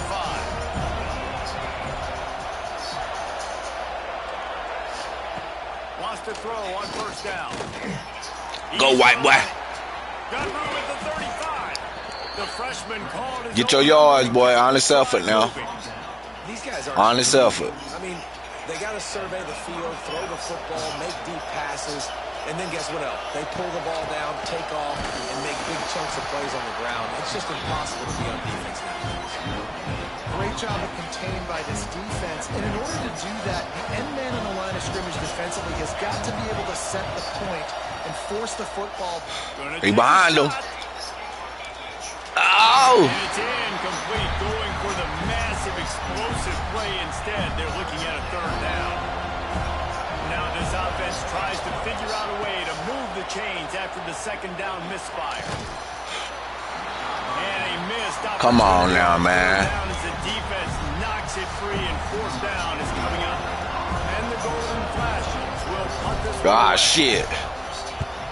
Well, what that punt lacked in height, it made up for by being short. He was working his way toward midfield, but they'll stop him at the 46-yard line. The Seminoles have it back. They'll try to get that offensive spear flaming. First snap of this honest effort, that's all. 46. Last time they had it, just an aerial assault. Precision execution, moved right down the field and put it in the end zone. Caught over the middle. All right, we got to put somebody on him. Let's put somebody on him. The Seminoles want to move quickly. Nice catch there. I'll tell you, the Seminole passing attack has come a long way over the years. When I was playing against them back in the day, they were in the I formation every single play. Maybe it was play action. Maybe it was a shot play to the perimeter of the field. Now, they've got guys all different kinds of routes, playing in different tempos, lining the ball over the field. This dude is a guy you just have to know where he is every single snap. The offense down to the 22 on 1st and 10. To the air, it's Castellanos. He caught it. They'll mark him down right there, but it's a big play, and they'll move the chains. Just like that, a hat trick of completions, and they're on the doorstep. 3 plays, 3 beautifully executed plays. This offense is in a really good rhythm. This defense better change something quickly, because this has been way too... Touchdown, Seminoles! Fired in from the red zone. I bet you is. One of the areas they really focused on with this receiver in the offseason was, we need you to make more plays for us in the end zone. When we're taking shots, we need you to be able to step up and make tough catches. David, what a grab right there. And I think a lot of that has to do with trusting your guy, knowing where he's going to be, knowing when he's going to sit down, when he's not, so being on the same page, and then having a guy that can go get it. Just when the ball is near him, he's going to make the play, just like he did right there for 6 points. Guys, let's see how it goes this time for the Kent State offense. Now we'll get a chance to see if they can answer that last score, trailing by 14, Jesse. Yeah, and at this point in the game, I feel like offensively, you should go back to what... And the quarterback is knocked down back at the 13. How nice is it as a defense when you can drop 7 guys in the coverage, only rush 4, and still get home? That makes you feel good if you're the D quarterback. Quick completion on the out. He gets across the 20-yard line. They'll mark him out of bounds at the 23. They're bringing the chop. They're bringing the noise on 3rd down at the Dome. I love offenses and quarterbacks that are willing to take easy good block. Those easy throws that are guaranteed to get positive yards. Yeah, I'm going to take big shots down the field too. But don't forget, it's easier to pick up 2nd and 5, 3rd and 5 than it is when we start getting those long yardage situations. Looking to throw on 1st down. I forgot to play. And it pays off the sack at the 20. That's a good example there of complementary defense. The DBs and linebackers are playing zone, they're playing their spaces, and they force the QB to have to hold the ball, try to work through his progressions, and then the pass rush, they win up front. They'll move the wide receiver. Going to swing it on second down. Sends it downfield. Oh, come on, give it to me. Pass on the deep shot, but the flag is down. Let's check the call. And the defender just way too handsy on that last play. You could see all the contact as the ball was in the air. He simply can't do it, and the referee's caught. They'll give it to the back. He's going to lose a yard on that one. Great job by the defense that time, bowing up. You're on your own goal line, so you've got to be great against the run. And they force that ball to go to the outside, use their speed to bring the ball carrier down. That's caught. It's Brown. And the defense settled in to stop that one for a short gain. My old coach said to never go broke taking a profit. Take what's there, take the positive yards, never complain. On third down, he'll try to pick it up through the air. Catch in the middle, it's Martin. And he's knocked down immediately, but not before he moves the chains. The golden flashes are rolling down the field. Quarterback adjusting the pattern. To the air on first down. Come on, bruh. For the defense as they get a sack at the 47. And the golden flashes trying to find their way forward after the big loss on the last play.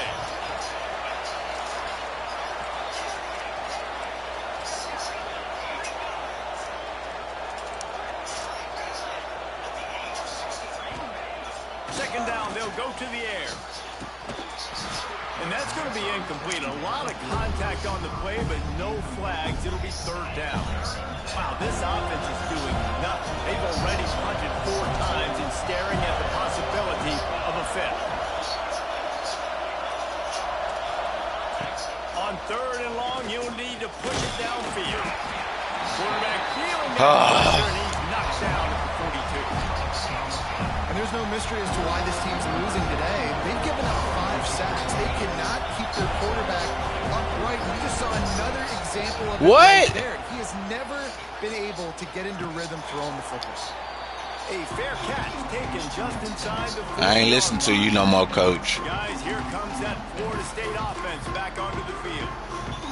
This has been exactly the way you draw things up, David. The offense has really been moving the football. And it's been great execution. They've done exactly what they wanted to do. Build the lead. Now Palmer's a different animal. Now you got to protect it. You can tell they're oh my God. Practice this week in the film room because they have gone out everybody right now on Sunday. The Knowles want to pick up the tempo.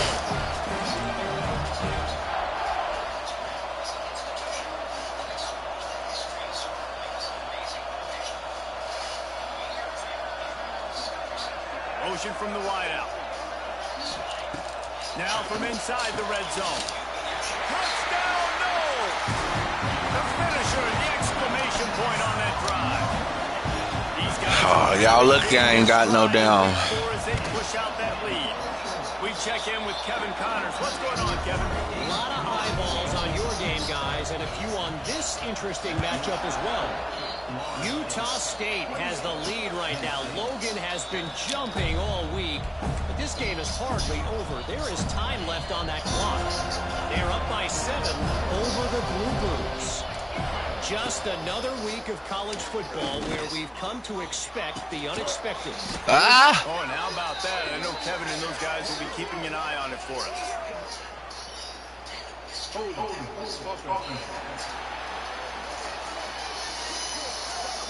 They'll back them up with a holding penalty this time. They've spent most of the day backing them up with sacks anyway. Guys, let's see how it goes this time for the Kent State offense. They're looking at a 21-point hole. There's still time to do some work, but and he is snowed under. Injured. 7. Man down on the play as the officials take a break to let him be checked out.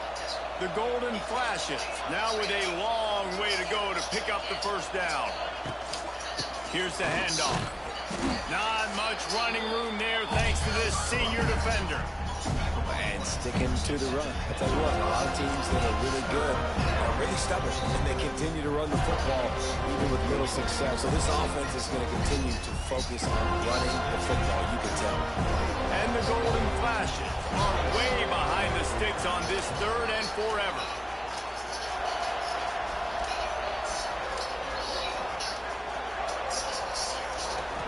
Scanning the field, it's Cole. And down he goes back at the 3. Another sack. This quarterback group, not this quarterback, this one, because you're already on quarterback number 2. Taking a lot of hits today. Got to keep these guys upright. Got to protect them. This offensive line has to do a better job.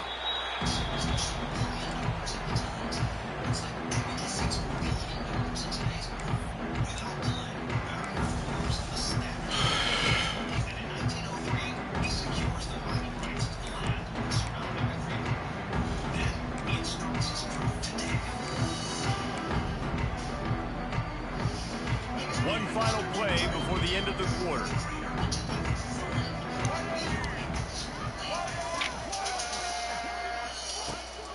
Off the boot, looking for his man.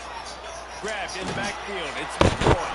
They get him on the ground, and that'll be the final play of this 3rd period. And talk about spreading the ball around. Everyone getting a chance to show off the hands based on the number of targets we've seen.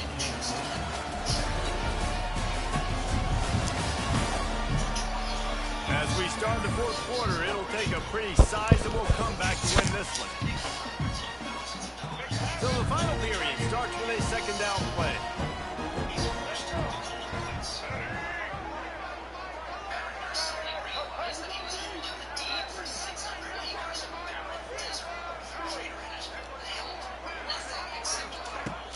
Off the play fake. Deep shot for the end zone. And it's caught! Touchdown, Florida State! They put another score on the board as they try to push this winning streak to 3. And this offense continuing to put up points. This game's out of reach. You know you're going to win, but still throw. So what's the truth behind Behringer's missing meteorite?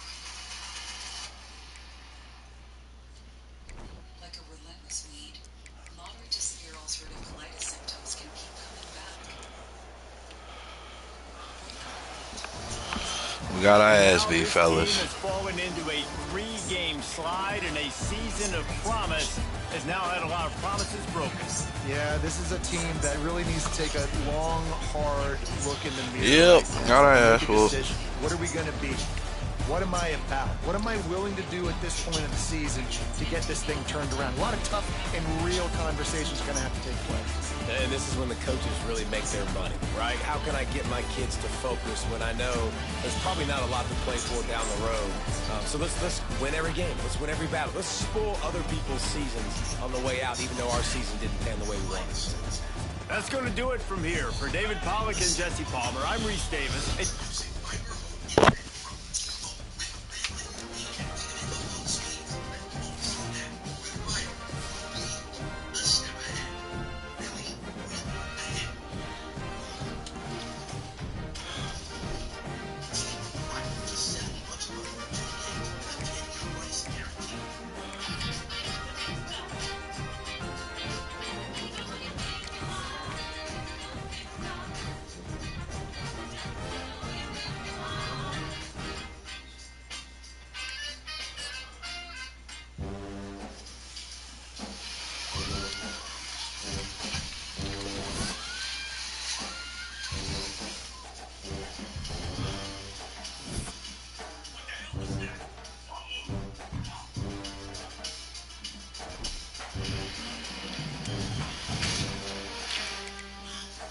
Ba-dum, bum, bum, bum, bum, ba-da-dum, ba-da-da-da-da.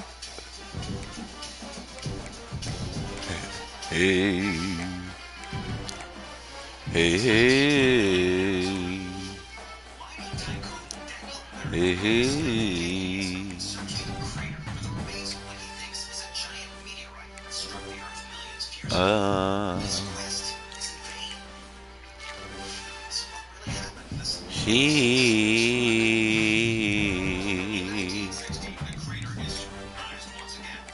Ow.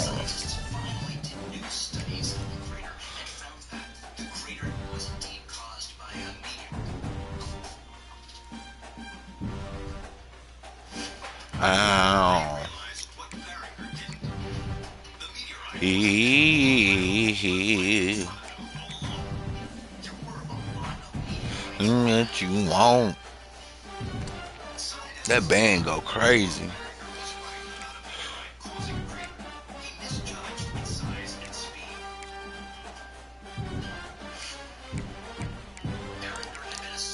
Well, fuck y'all. Y'all talking about our prestige or F? Y'all don't know nothing.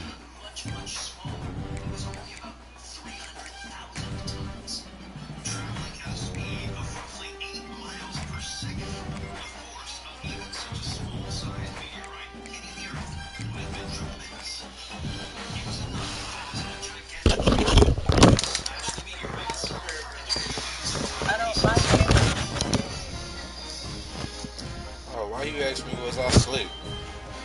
Oh, you still. Call me when you get home. I'll be up, okay? Call me when you get home. I'll be up. Call me when you get home. I will be up. Alright, love you.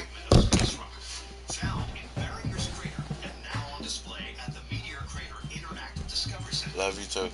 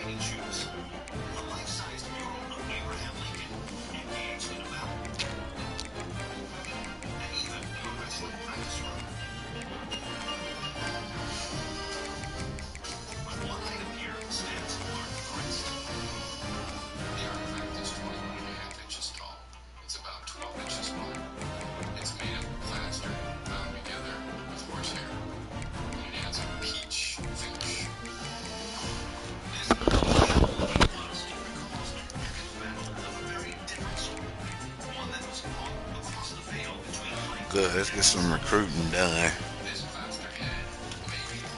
Life to die.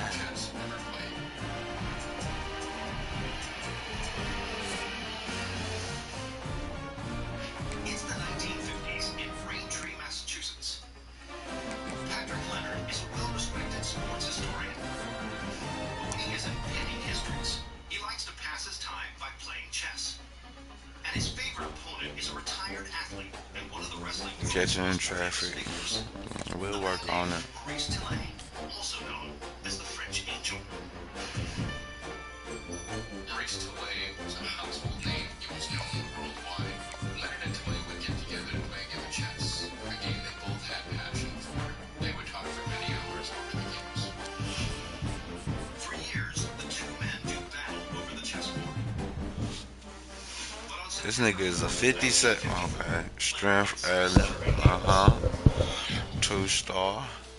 At age 51, Tillet Alright, died due to a heart condition. Saddened by the loss, Leonard looks for a meaningful memento.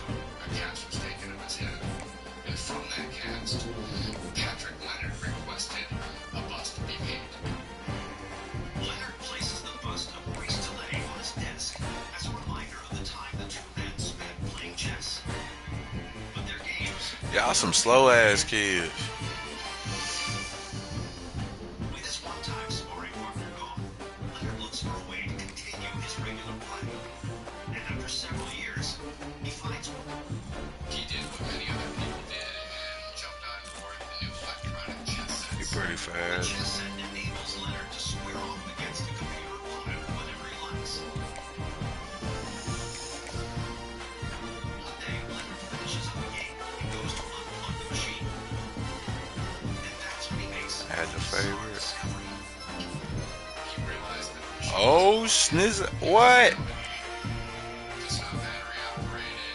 It would only function, or it's only supposed to function when it's plugged in.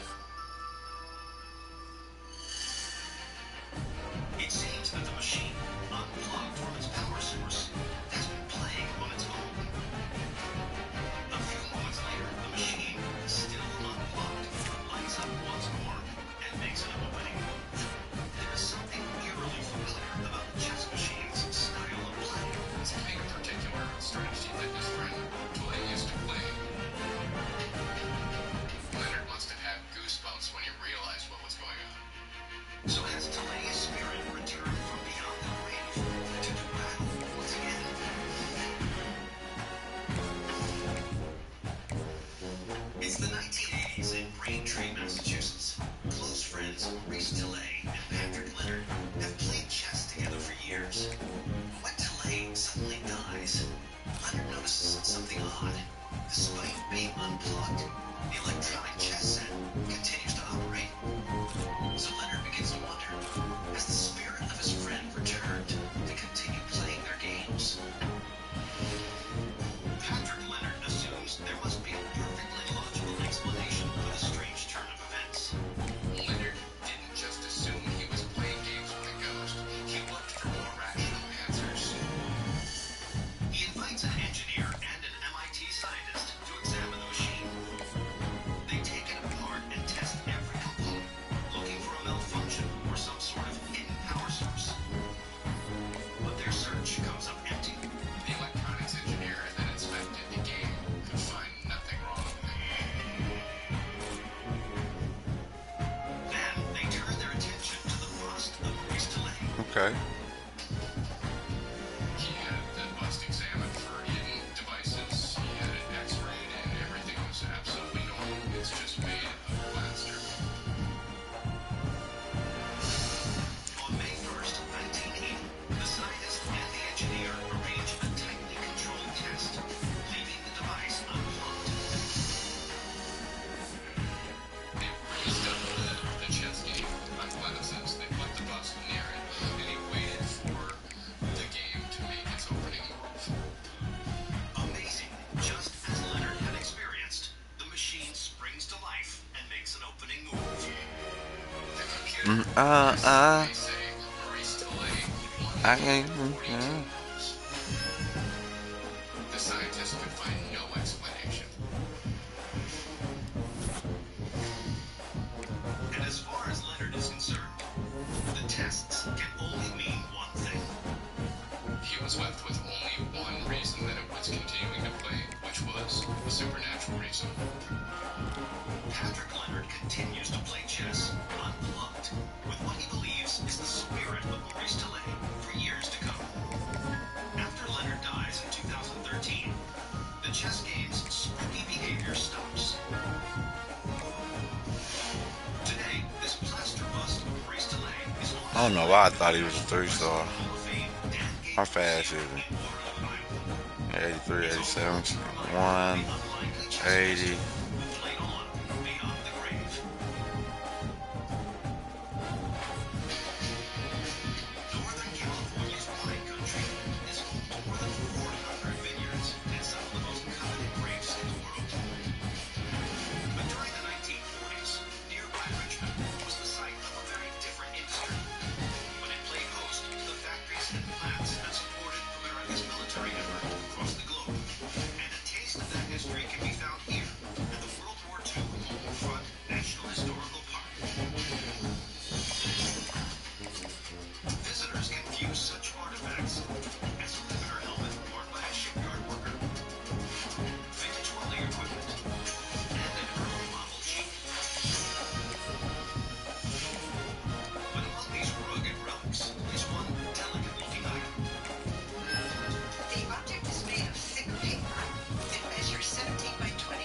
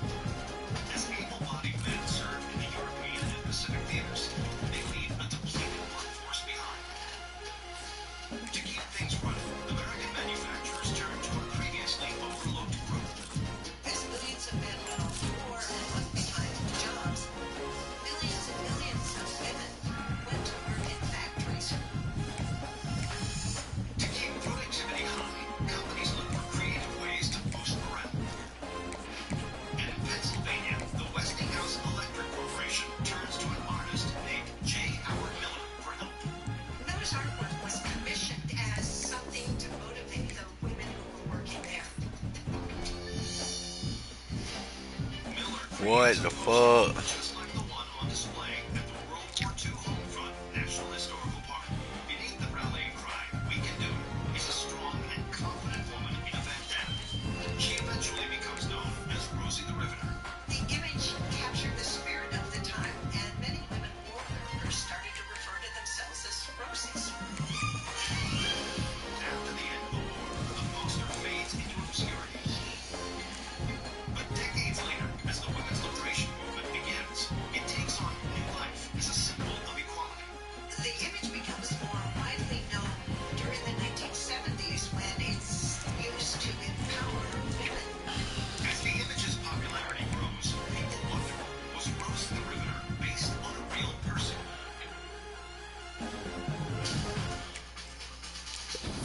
In the 1990s, it seems as if there's finally an answer to the mystery. A woman named Geraldine Doyle comes forward and claims that she inspired the iconic illustration. And she seems to have incontrovertible proof. A magazine has published what appears to be a photo of Doyle working in a factory during World War II. The magazine says that the woman in the picture was the inspiration, Rosie the Riveter. The picture turns Doyle into a celebrity. She actually promoted herself. She contacted news outlets, she went on television. So it really was a story that became widely accepted by the media. Geraldine Doyle passes in the spotlight for years, known to all as the inspiration behind the iconic image. But then, in 2009, the story is turned upside down. That year, an 88-year-old woman from California named Naomi Parker Freeland claims that she's the figure in the photo. So who is the real Rosie the Riveter?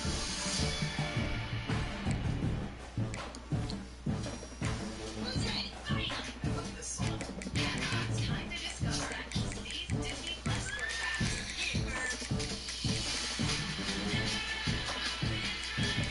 Oh, snaps. She's really good.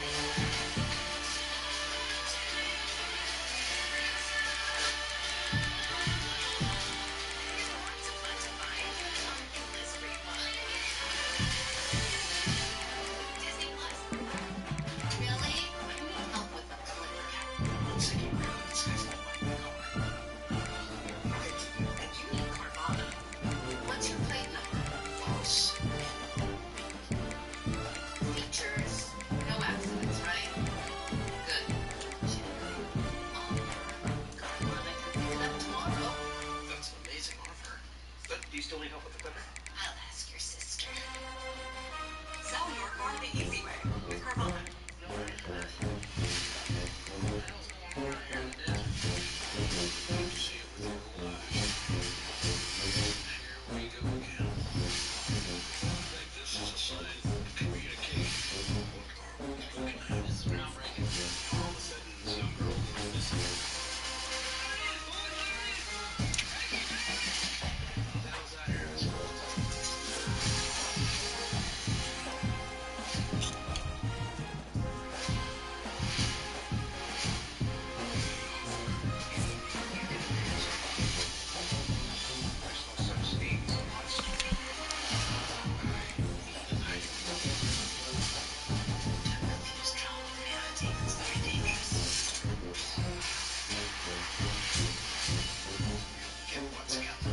Slow ass.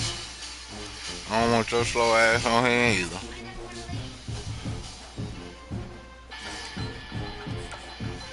It's 2009 in California.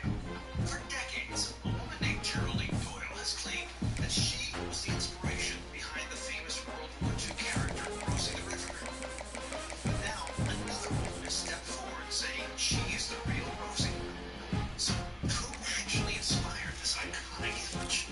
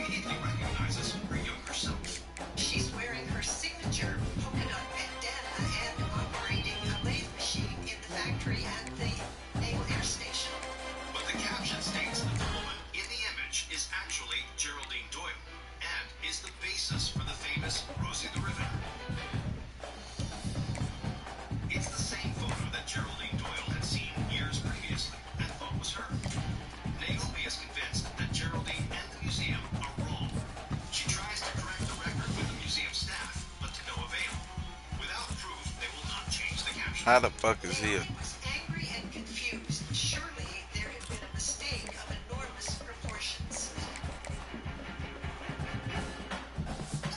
The following year, Geraldine Doyle passes away. And Naomi watches in frustration as media outlets across the country report on the death of the real Rosie the Riveter. Then, in 2015, Naomi is contacted by a college professor named James J. Kimball. Give me this one. Give me this one, fellas. Years, and he agrees that Doyle is not Rosie the Riveter. While researching World War II, Yes. Kimball discovered Yes. a print of a photograph taken from a newspaper Thank you. and it's labeled "Solve the Mystery." The tag on the back of the original print read Naomi Parker.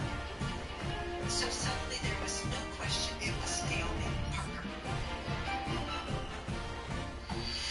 Though no one can be 100% certain, it's now widely accepted that J. Howard Miller, the artist who drew the original image of the bandana-clad working woman, saw this photo of Naomi in July 1942 and used it as the basis for his famous character.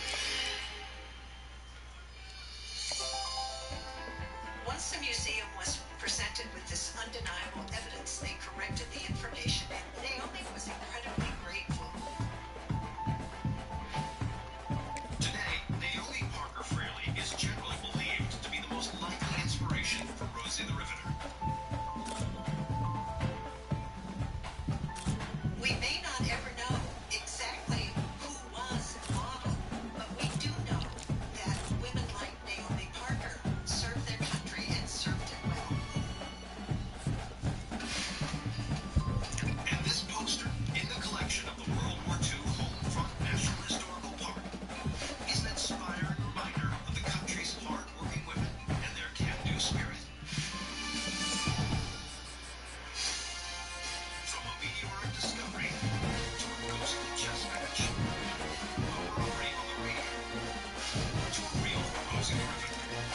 I'm Don Loudon, and these are the mysteries at the museum. A cunning cartographer's crafty scheme. Thanks, I caught you guys. I know you were ripping me off. A family feud with a supernatural twist. This is a story of the visit from the beyond. And the little-known tale of an infamous dictator. The man they've kidnapped is no typical rogue. Deep in the vaults of the world's greatest institutions lie extraordinary relics, tales of intrigue and wonder, and secrets waiting for your opening. These are the mysteries at the museum.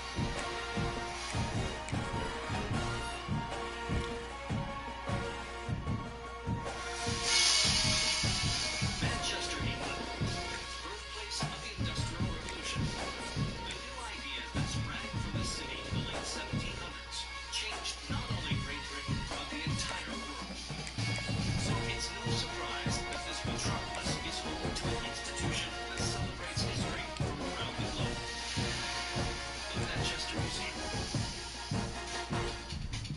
Its vast collection includes the skeleton of a Tyrannosaurus Rex, an Egyptian sarcophagus, and the plaster cast of a victim of a volcanic eruption at Pompeii.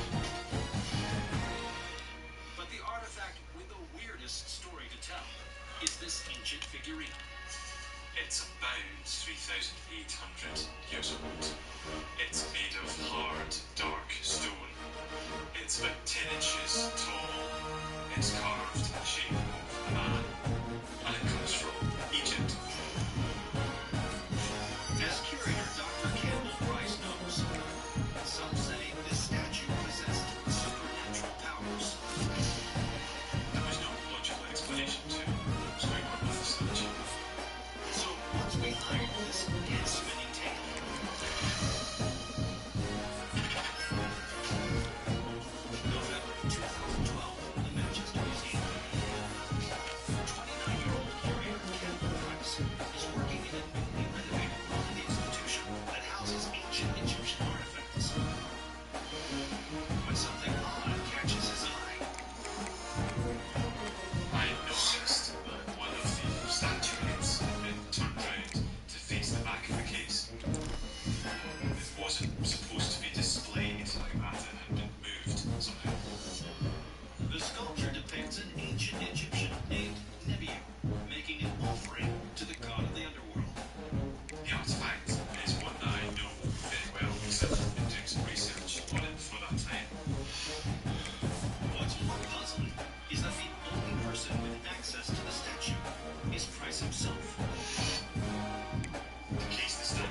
me that one. It's locked, there's an alarm on it, and I found the key to it, so it was very strange.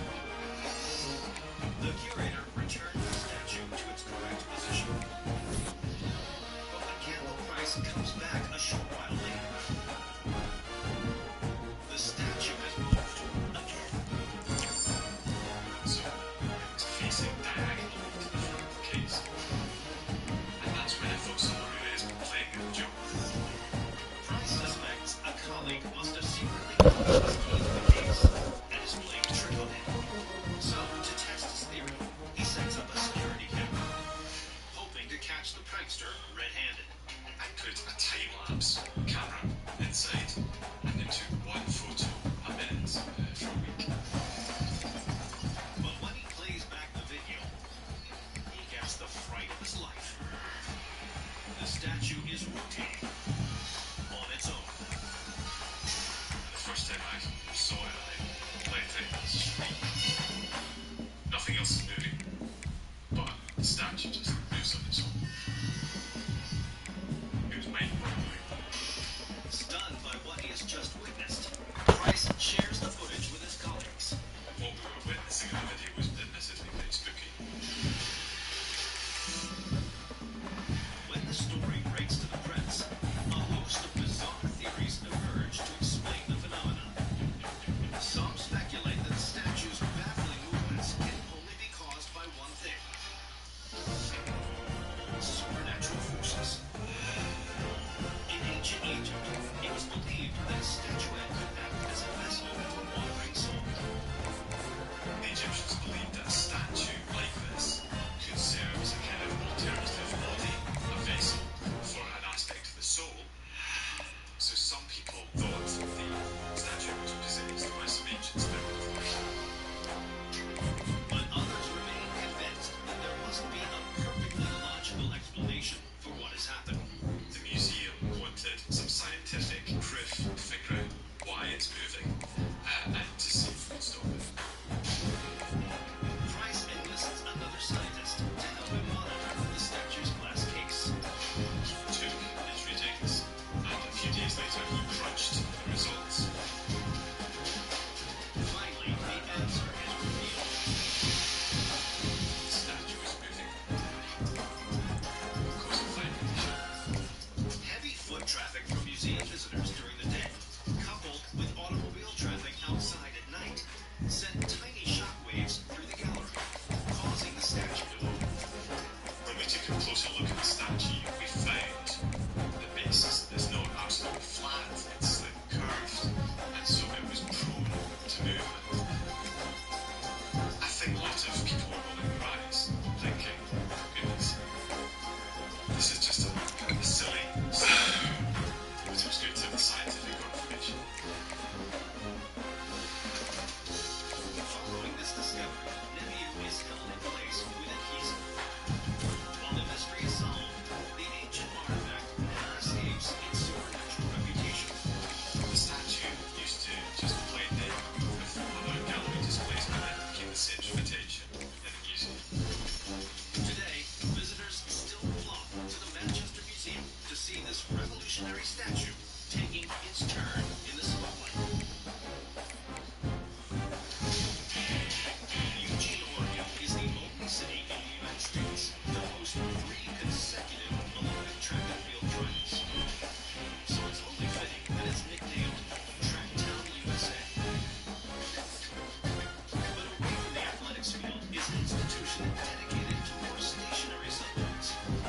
The Museum of Natural and Cultural History. Here, visitors can examine the skeletal remains of long-extinct animals, like a saber-toothed cat, an ancient miniature horse, and even a giant sloth. But among these prehistoric relics are the massive remains of a more modern creature. It probably weighs over 200 pounds. The length has got to be maybe 4 feet long, and it's 3 or 4 feet wide. The object itself is just so amazing, and you can see that there's a story there. As fossil collection manager Edward Davis attests, this huge skull once belonged to a star attraction whose epic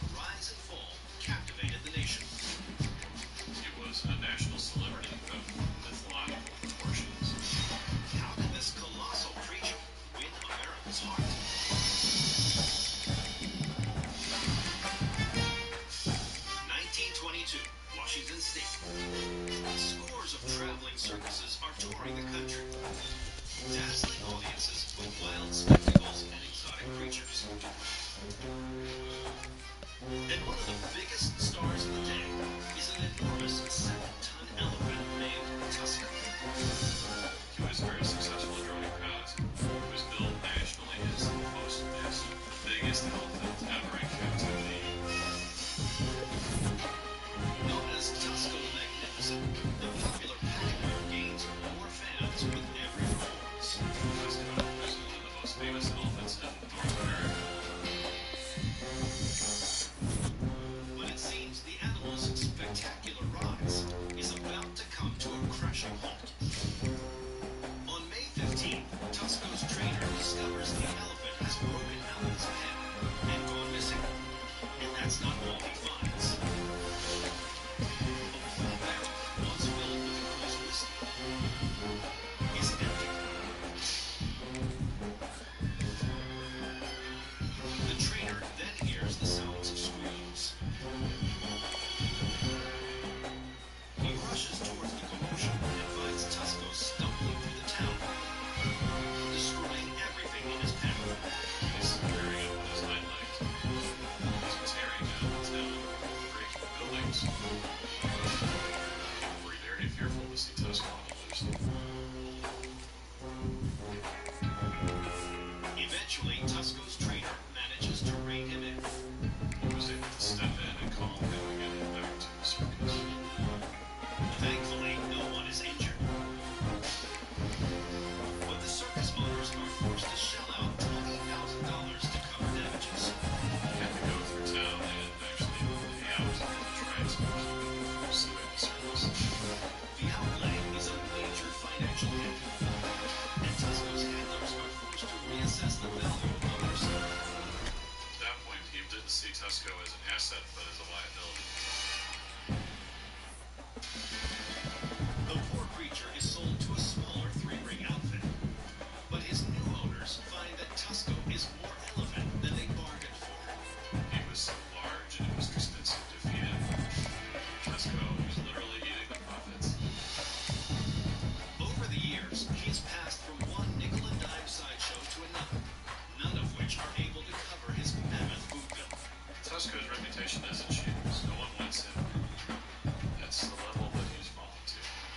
Once known as Tusko the Magnificent, the beleaguered elephant acquires a new nickname, Tusko the Unwanted.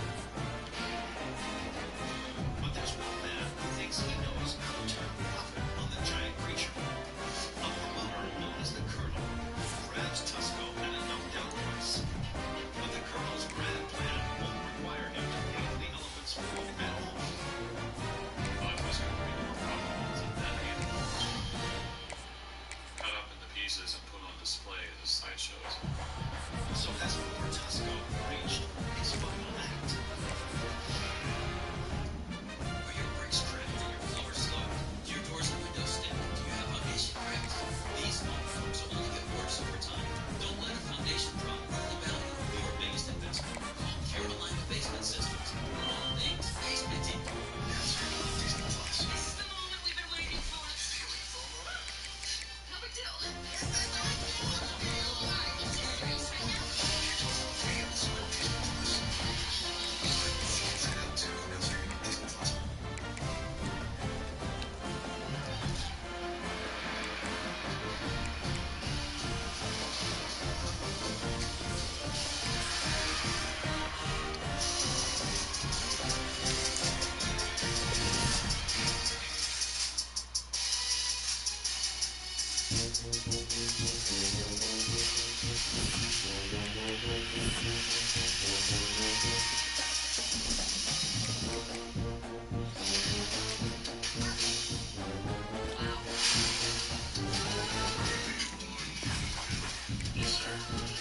That's not what I was expecting.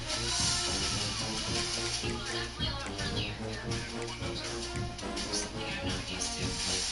Oh, Jesus. No peace.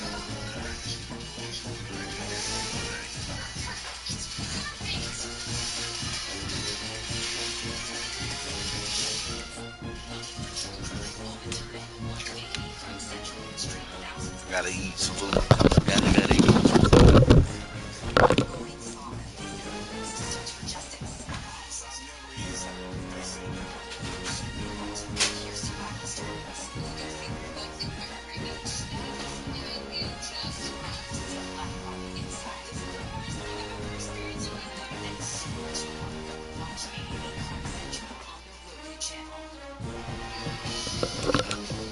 It's 1932 in Washington State. An enormous circus elephant named Tusco faces a clear fate. His owner, a man known as the Colonel, can't afford to feed him. So in order to turn a profit, he decides to kill the gentle giant and put his bones on display. So can this unwanted elephant be saved from this morbid exhibition? It seems that Tusco's fate is sealed. But then the doomed animal receives help from an unexpected ally. I ain't put one of them in there. Bullshit. Reporters learn of the Colonel's plan. Outraged by the cruel plot, they launch a campaign to save Tusco's life. They publish stories about the elephant's tragic journey, rallying the public to his defense. The swelling of support even attracts the attention of Seattle's mayor, John Francis Dorr. The mayor of Seattle started to take a personal interest in Tusco's story. Made a public show of being his support.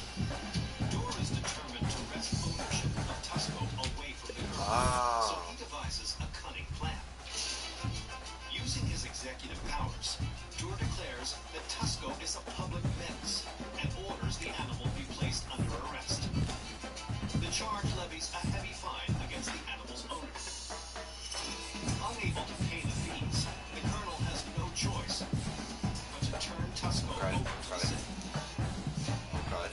And on October 8th, 1932, the elephant is finally given a permanent home at Seattle's Woodland Park Zoo. It was really nice retirement for him.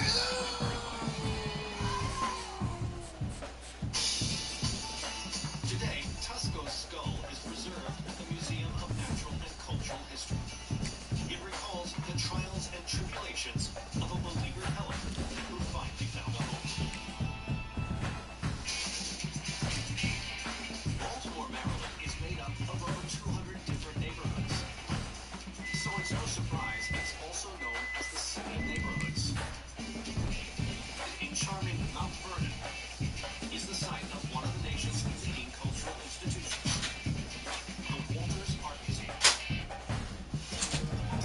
The collection includes exquisitely crafted sculptures, meticulously forged weaponry and armament, and priceless works of art. But among these eye-catching pieces is a small item that portrays a larger-than-life figure. This work of art is about the size of a ball. It's removed from high-pitch, shiny surface. The figure is wearing a toga, and on his head is a wreath of laurel. He looks pretty stern, pretty serious. The subject of this art was once the most powerful person on the planet. But according to curator Robert Nix, few realize his meteoric rise began with a harrowing high seas encounter. The Great Rose World. This account is 75 BC. The Roman Republic stretches across the Mediterranean, encompassing southern Europe and portions of North Africa. But this ever-expanding empire is under threat from pirates. These maritime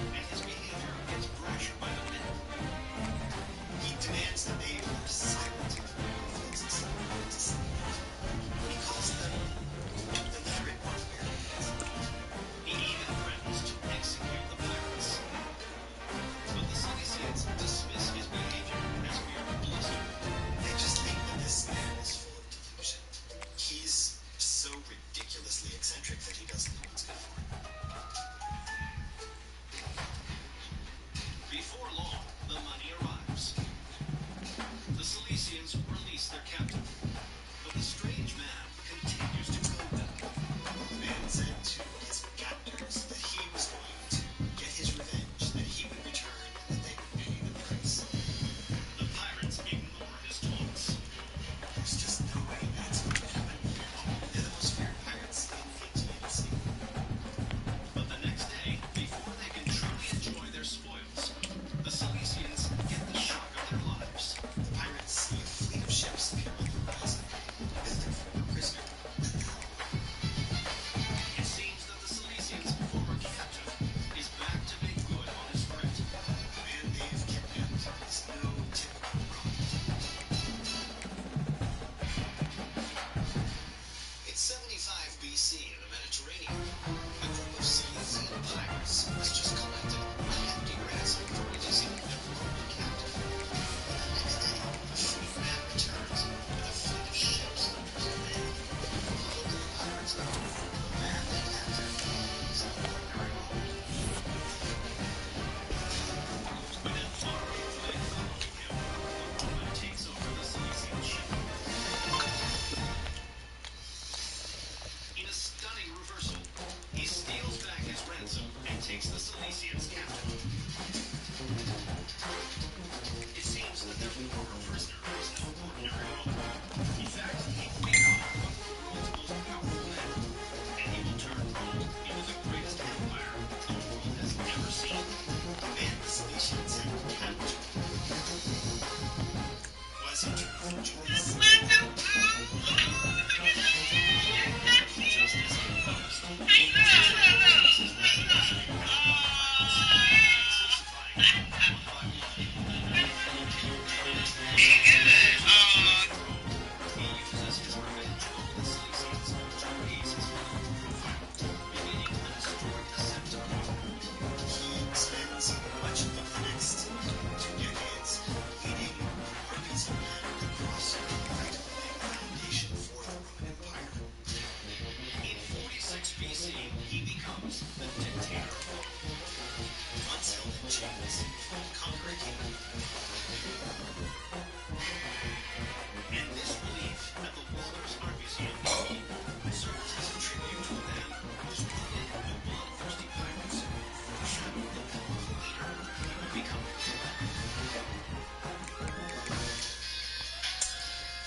Austin, Texas is home to over 250 performers venues, earning it the nickname the Live Music Capital of the World. And preserving elements of other states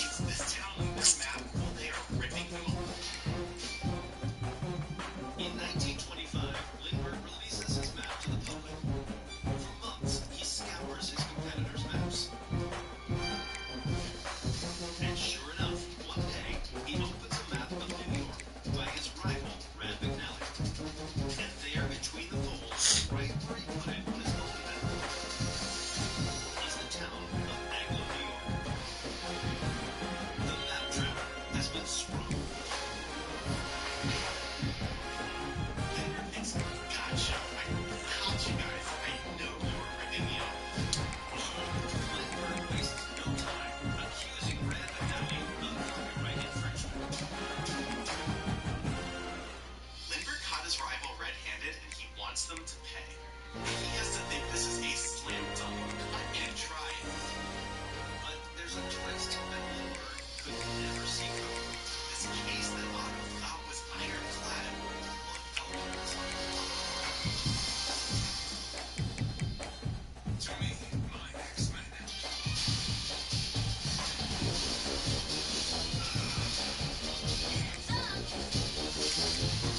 Don't miss the all-new X-Men 97, now streaming only on Disney+.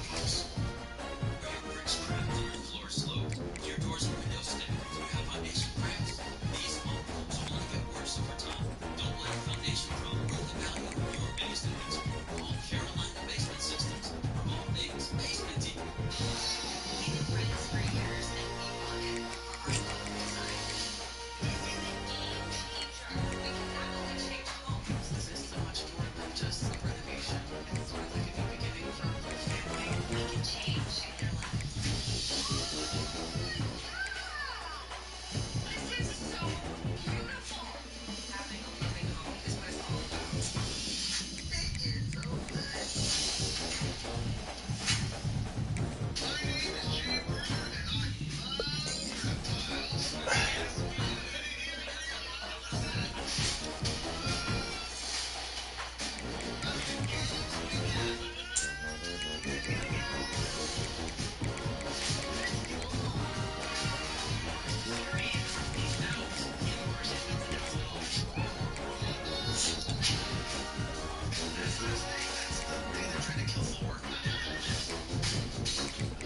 Mask this old house. We help homeowners across the country tackle small projects, deliver even big impacts.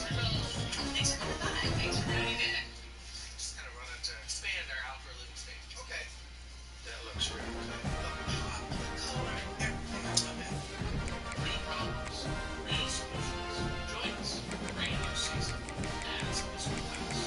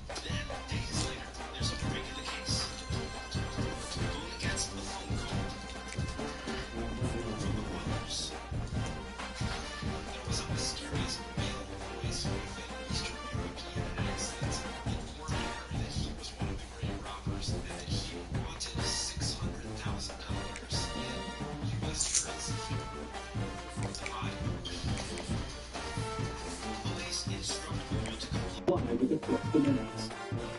The court informed the robbers that she would help her chauffeur during the ransom to a designated stop. But there's a twist. Finally, yes, if the stop is police detectives. Ouch! You hear that?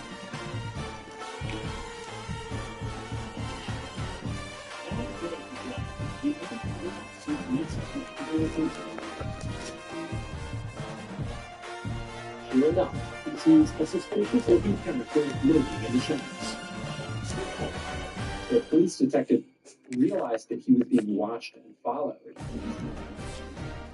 It seems the police have the target in their sights. They swoop in and make an arrest. But they soon realize they've made a terrible mistake. It turned out he was at the post office who was following after he thought that the police detective was being suspicious. The police let the man go. But the real robbers never showed up. It appears that the connection from their ownership has scared them off. Nothing went according to plan. The attempted robbing of the money was completely bungled. It seems that they've lost their one chance at returning the beloved icon's remains to us. The police were absolutely embarrassed. So will Charlie Chaplin's body ever be recovered?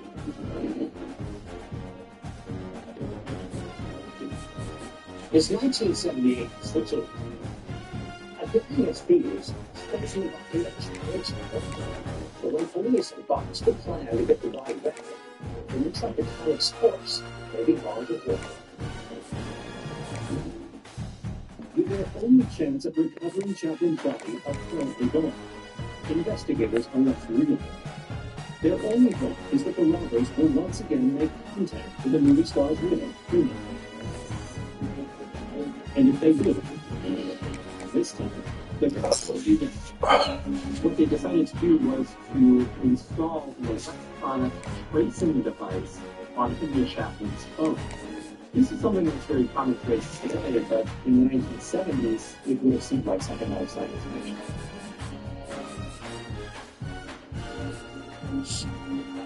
With the guard in place, police wait patiently for the robbers to re-establish contact. It was an incredibly elaborate means of trying to catch these criminals. Then, 5 weeks after Chaplin's body was stolen, the phone rings. And indeed, it's the thieves. Whoever keeps them on the line while authorities trace the call. They track it to a payphone in the nearby city of the city. They were able to arrest the person who had made the phone call. Police identified him as a 24-year-old Polish auto mechanic named Roman Wardas. They also apprehend his accomplice, a fellow mechanic from Bulgaria named Ncaa.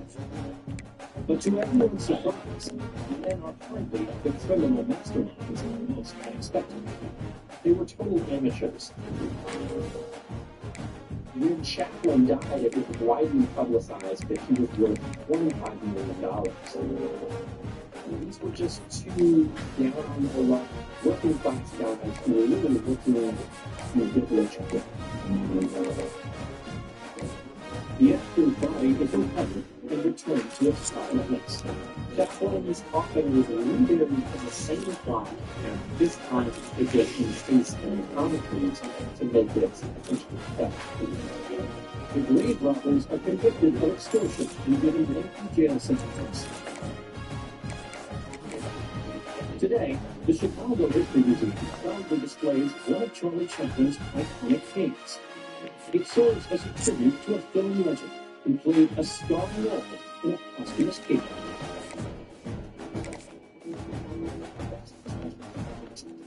The quaint town of Mocksville, North Carolina, is renowned as the one-time home of American frontiersman Daniel Boone.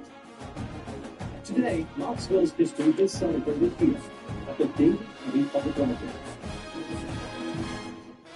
The collection includes a book of Confederate currency, an 1890s tobacco box, and tools used by the region's earliest inhabitants.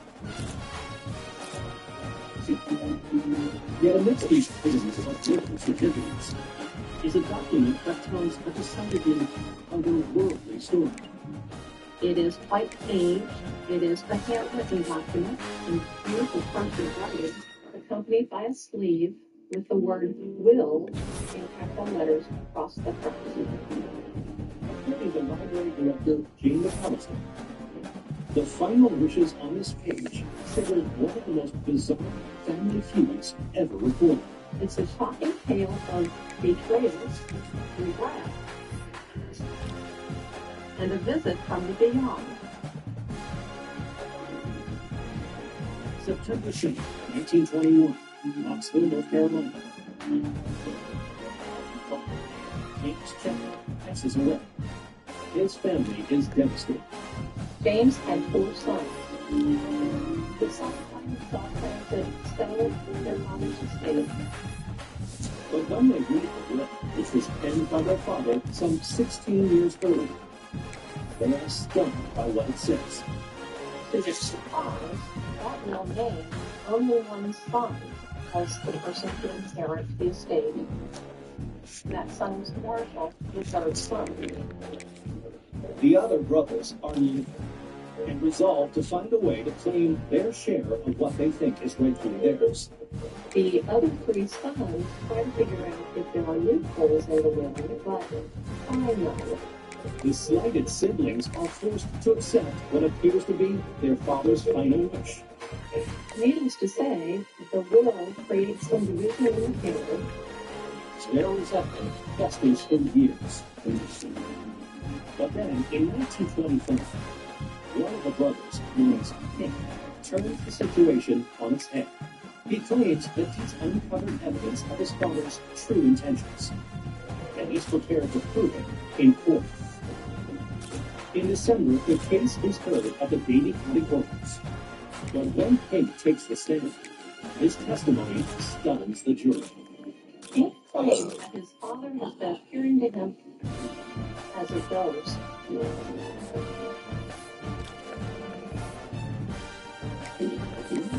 Some stuff is just too big, too small, and that's why Press A has options to fit your needs. Scan the code in the middle and find coverage that's just right. Great book. Now, for the busy teacher who believes in mention the flexibility and how to degrees of your needs. I've been with the underdog my whole life. People are calling me an activist. I was trying to do something that was going to change everything. Ownership and having voice and leading a team is the voice that was ever heard before. Ownership is more effective off the court for the You really are building for the next generation. I want women to be a part of the sports ownership group. It is radical. Nashville, Tennessee, home of Grand Ole Opry, country music royalty, and season 46 or so.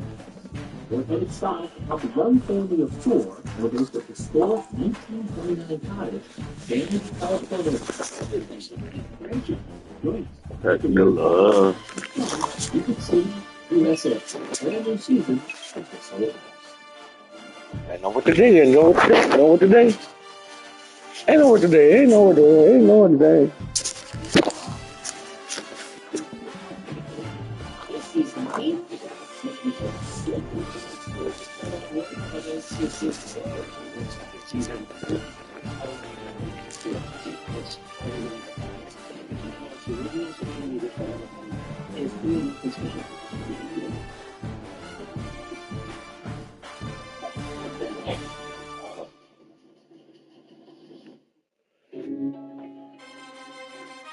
North Carolina. The Chapman brothers are in a bitter legal battle over their deceased father's estate. Now, in a bid to settle the suit once and for all, one of the brothers comes forward with an astonishing claim that he was visited by his dead father's ghost. So, will the jury accept this stupid report? As the listens, Pink describes his chilling encounter. He claims that several months earlier, he was awoken in the middle of the night. There before him was his father's ghost. Pink says the spirit directed him to look inside the pocket of his old overcoat. Hank claims he found a rolled-up note that says, "Read Genesis 27 in my old Bible." According to Pink, he found it and turned to the passage, which tells the story of the other of his birthright. And when he flipped the page, they discovered something astonishing. Inside is a new will by his father, James Tate. The court is skeptical. Upon hearing the story, the listeners in the courtroom felt that it was a hoax that the brothers hooked up amongst themselves. But then Pink presents a stunning piece of evidence, the will itself. Apparently penned in 1890, it declares that his father's estate is not to be divided amongst the brothers equally. Experts analyze the handwriting and reach an amazing conclusion. That it is impacted in James Chapin's family. It's all the proof the court needs. However, Pink can buy the donkey through supernatural intervention or otherwise, the will appears to be valid. The case is quickly settled, and Chapin's estate is finally divided equally. The bizarre litigation goes down in history as one of North Carolina's strangest legal proceedings. Today, James Chapin's 1919 will sits at the Davie County Public Library. It recalls a family feud that some believe was put to rest by a visit from beyond the grave. From a cursed will, a grave robbery, a high seas scandal, in an estate, these are the mysteries of the museum. A tragic disaster was still in her streets. Hey, just like you. We were just going on this kind of crash to get messages.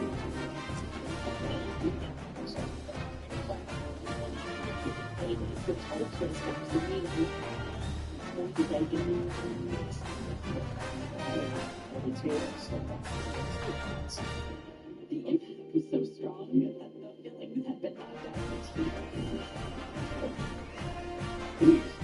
Please, thank you.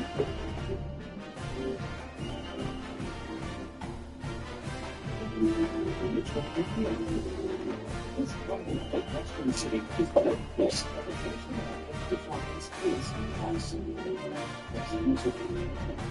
And it's out of this world life school to celebrate this time with the High Gibson Memorial Museum. The collection includes the uniform Grissom wore on the 1961 Mercury 4 flight, a survival knife he carried during the days of the test fire, and the Congressional Medal of Honor he was posthumously awarded in 1978. But among these mementos is an item that looks like it belongs in the museum. It's gun. Even back to sort of orange it's clear resin. It's really rectangular. It holds its craters and it has all these bubbles in it. This object recalls an Epicurean excavator. This is the story of hunger. A pioneer space mission. And this one is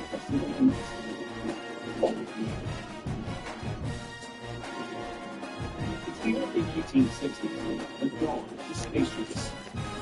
The Soviet Union are battling for control of the final frontier, and the Soviets are in the lead.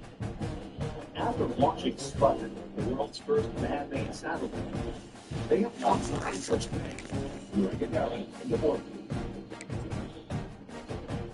But the United States refuses to concede defeat. On May 25th, 1961, President John F. Kennedy marks the end in his historic speech to Congress.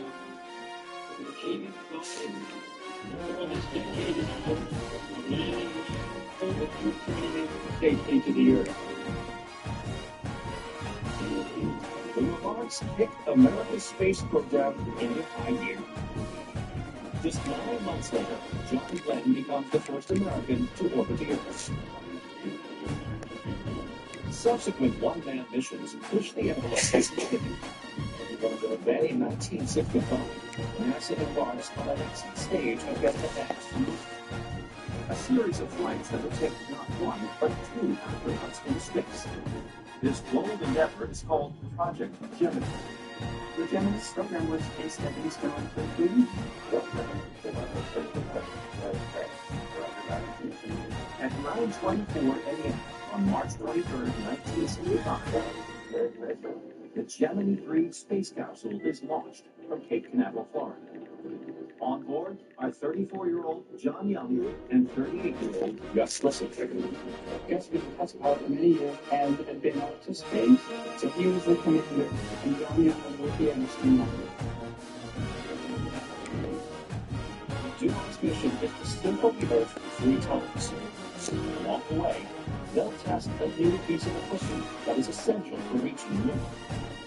A set of rocket thrusters designed to maneuver the craft. You can't just build a machine and aim it at the moon. You have to control your vehicle in space. But it will be no easy task. Even a tiny miscalculation or misfire can be set afterwards for reading into outer space. As the craft launches high in Texas, Grissom fires the thrusters. As hoped, the equipment operates perfectly. It's an historic moment. They're the first ones to actually pilot their craft in space.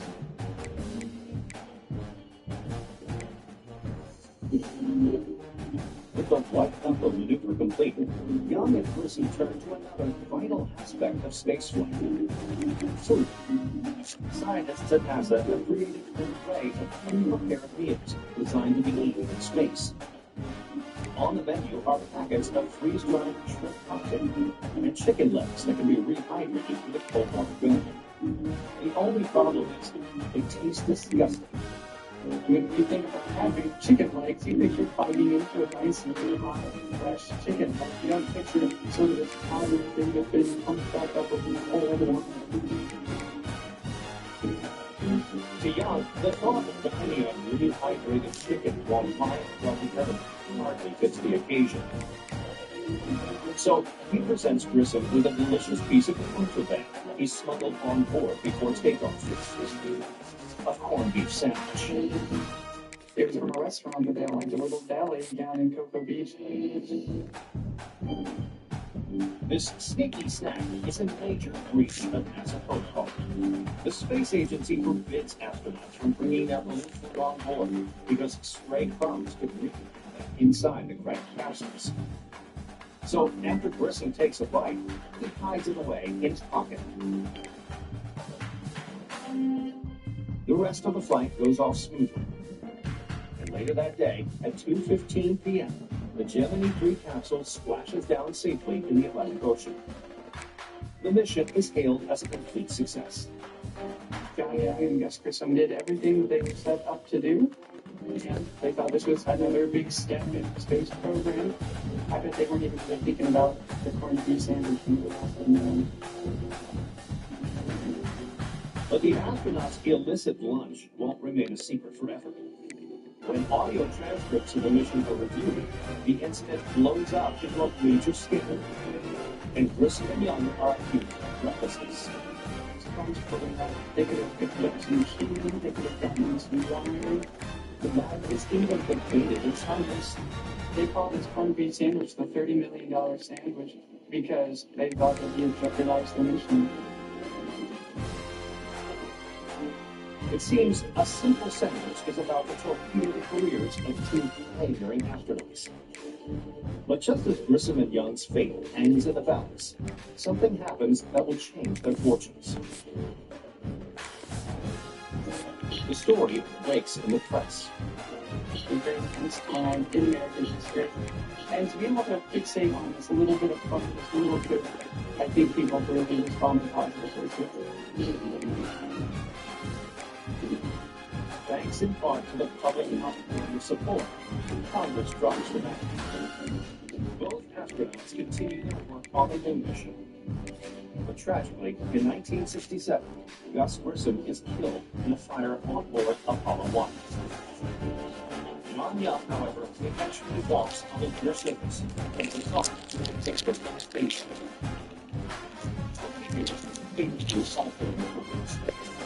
Eventually, astronauts are allowed to supplement essence of freeze-dried options for their own favorites, including pizza, candy, and even sandwiches. So John has acted confident, paved the way for some degree of positive physical.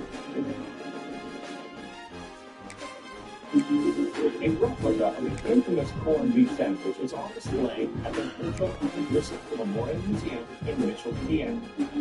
It recalls two astronauts' culinary talks and the cosmic snack that almost grounded them for good.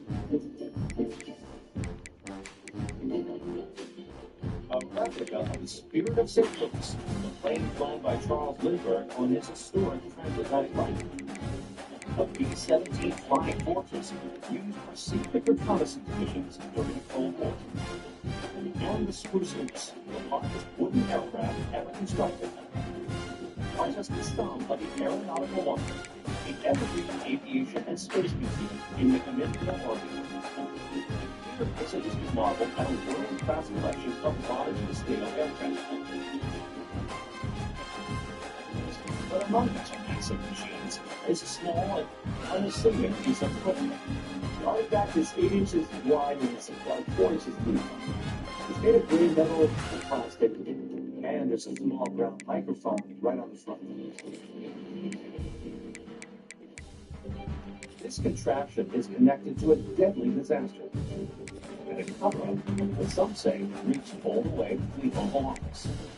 This is the story of one of the most shocking government conspiracies in history. December 8, 1972, Chicago. A tragic scene is unfolding. United Airlines Flight 553, bound for Midway Airport, has just plummeted into a residential neighborhood on the city's south side. Just a little over a mile from the runway, the plane fell. Literally just fell out of the sky. It burst into flames, it broke in half, and crashed into a house. 2 residents inside the home are instantly killed. And of the plane's 61 passengers and crew, 33 are dead. In the aftermath, the National Transportation Safety Board launches an investigation. But its initial findings shed little light on the cause of the accident. An examination of the wreckage shows no signs of mechanical failure. And at the time of the crash, the skies were clear and there was little wind. So weather is ruled out as a factor. Investigators looking at this accident were baffled as to why this plane just fell out of the sky. But the case is about to take a bizarre turn. Investigators find that one of the female victims was carrying a purse stuffed with $10,000 in cash. The woman is identified as Dorothy Hunt, and she's intimately connected to a massive political scandal that's just starting to make waves. Watergate. 5 months earlier, on June 17th, 5 men have been arrested for breaking into and flooding the headquarters of the Democratic National Committee, housed in the Watergate office complex in Washington, D.C. Later, the burglars were linked to Dorothy Hunt's husband, ex-CIA officer, E. Howard Hunt. He worked for Richard Nixon, and he was the one who orchestrated the Watergate break-in. The connection to the White House is a telling one. critics have been clearly pointing fingers at Richard Nixon's administration, so Richard Nixon was in severe trouble. Now, news of the tragic plane crash and the death of John F. ignites wild speculation on the public. People freak out. What's true, what's not true, is there collusion, is there not collusion? Many believe that Dorothy Hunt had inside knowledge of her husband's criminal activities, and that the $10,000 was hush money given to her by the Nixon administration. But others think that the president himself wanted to ensure the woman's silence forever, and ordered the sabotage of Flight 553. They believe that the Nixon administration, crooked FBI agents, and air traffic controllers worked together to bring that plane down. If this were true, this would be one of the most appalling acts of government in American history. So did the President of the United States conspire to bring down an air?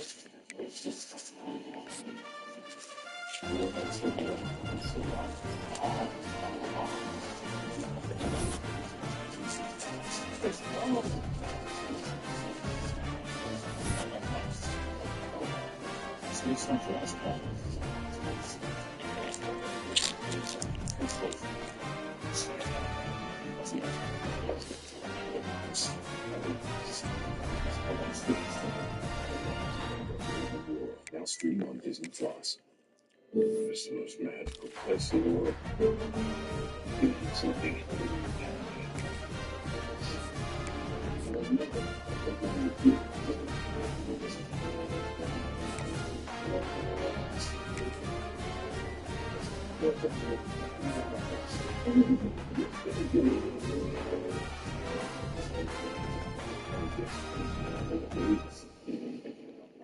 Movies on Paramount Plus.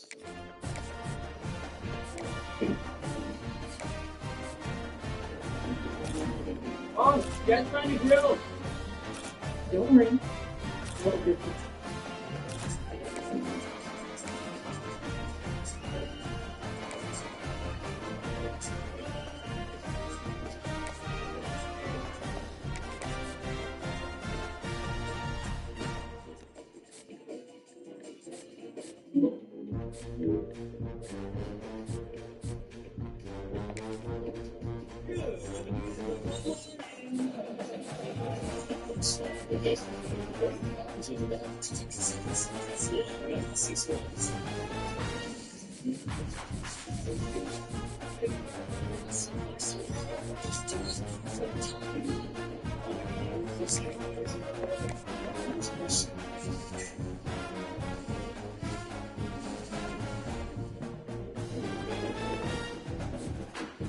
It's December 1972.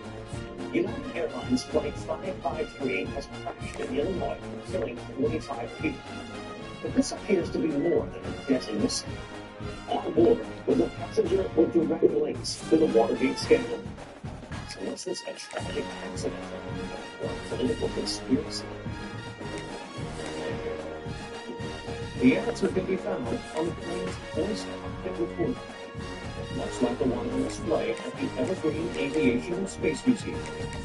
The cockpit voice recorder is a piece of equipment that records all the conversation between the flight officers are talking about, what they're saying to each other. The tape suggests that during Flight 553's final approach into the Midway Airport, the pilots did not properly monitor their airspeed. They allowed their airspeed to drop below a certain point. That point would lead to stall. Once that plane went into stall, they were going to lose control. On August 29, 1973, the National Transportation Safety Board issues its final report. The reason for the crash was pilot error. But in the following years, many continued to believe it was a government conspiracy, and the incident becomes known as the Watergate crash. Today, this 1973 cockpit voice recorder is on display at the Evergreen Aviation and Space Museum in McMinnville, Oregon. It's a reminder of a horrific accident and a dark chapter in American history.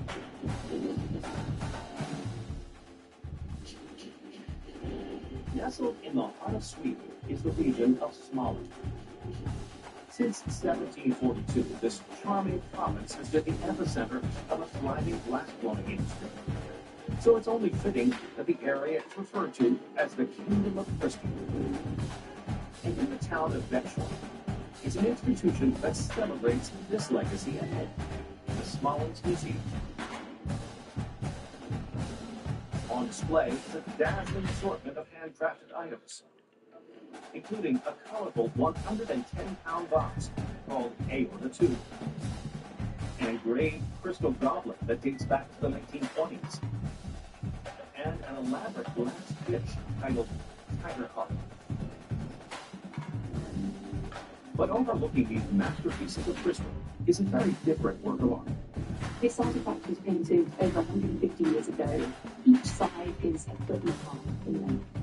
It's made of oil on canvas. It has an incredibly ornate frame. And the colours involved in this image are very earthy in tone. This scene recalls an unlikely hero who took up a cunning plan to save her kingdom. This is a story about meat, meals, and war. It's the 7th century, and Scandinavia is embroiled in bitter conflict. The countless Nordic tribes that inhabit the region, many of which later become known as Vikings, are locked in a ruthless battle for supremacy. One such tribe is called Swedes. When you think of North history, the beards, the aggressive natives were very much who these were. They were Swedes, and they lived their lives every day. Houston tribe is formidable in England. The king was strong, powerful, and ruthless. He wanted to expand his kingdom. One day, the monarch decides to invade lands to the west.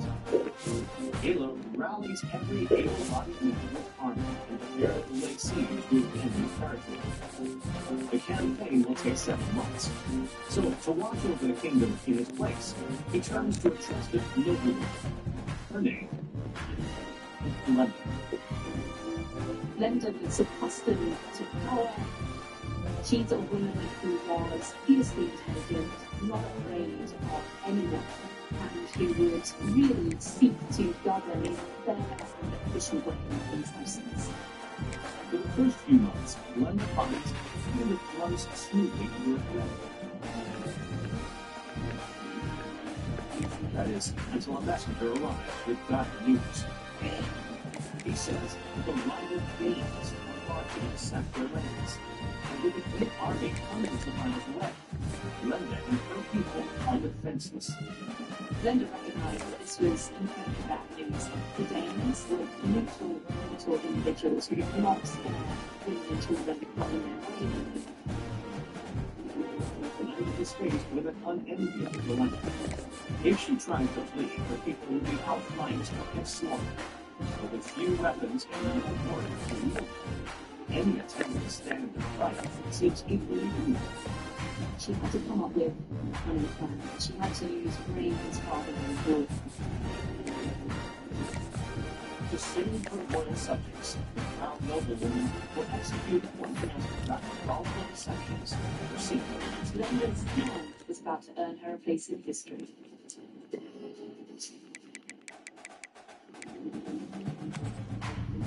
It's the 7th century. An army of Danish warriors is moving through modern-day Sweden, ransacking every village and every town. When they reach the province of Småland, a local noblewoman named Lenda has a nasty surprise in store. As the story goes, Lenda rallies every women she met. She asks them to prepare a massive banquet of roasted meat, bread, and an alcoholic drink similar to wine called mead. The call to start cooking is not really what you would expect from a crisis situation. You would hope that in this event, soon there is enough food and drink to fill them up. With the preparations set, Lenda travels to the Danish camp and begs to parley with them. Linda told them that she and her fellow women had heard the news of their incredible military endeavors, of their strength, of their prowess on the battlefield. And she goes further. She offers to hold a celebration in their honor. The prospect of a feast is too good for the meat-loving, mead-swilling dames to refuse. And they happily accept Linda's invitation to dinner. Linda and her countrywomen warmly entertain the dames and ply them with food and drink.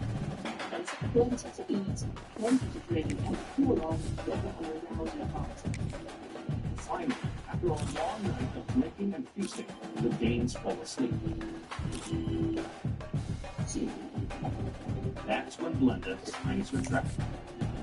She and the other women steal the dames' weapons and slaughter them one by one in their sleep. By the time morning rolls around, the entire famous party has been massacred. These brutal dames were told to expect the meal of a lifetime, and boy did they get it. The king returns and learns of Glenda's bravery. He rewards her with another woman with dames and many nights usually reserved for men. Glenda goes down in history as one of the fiercest warriors of her day, and is still an important symbol for Swedish women.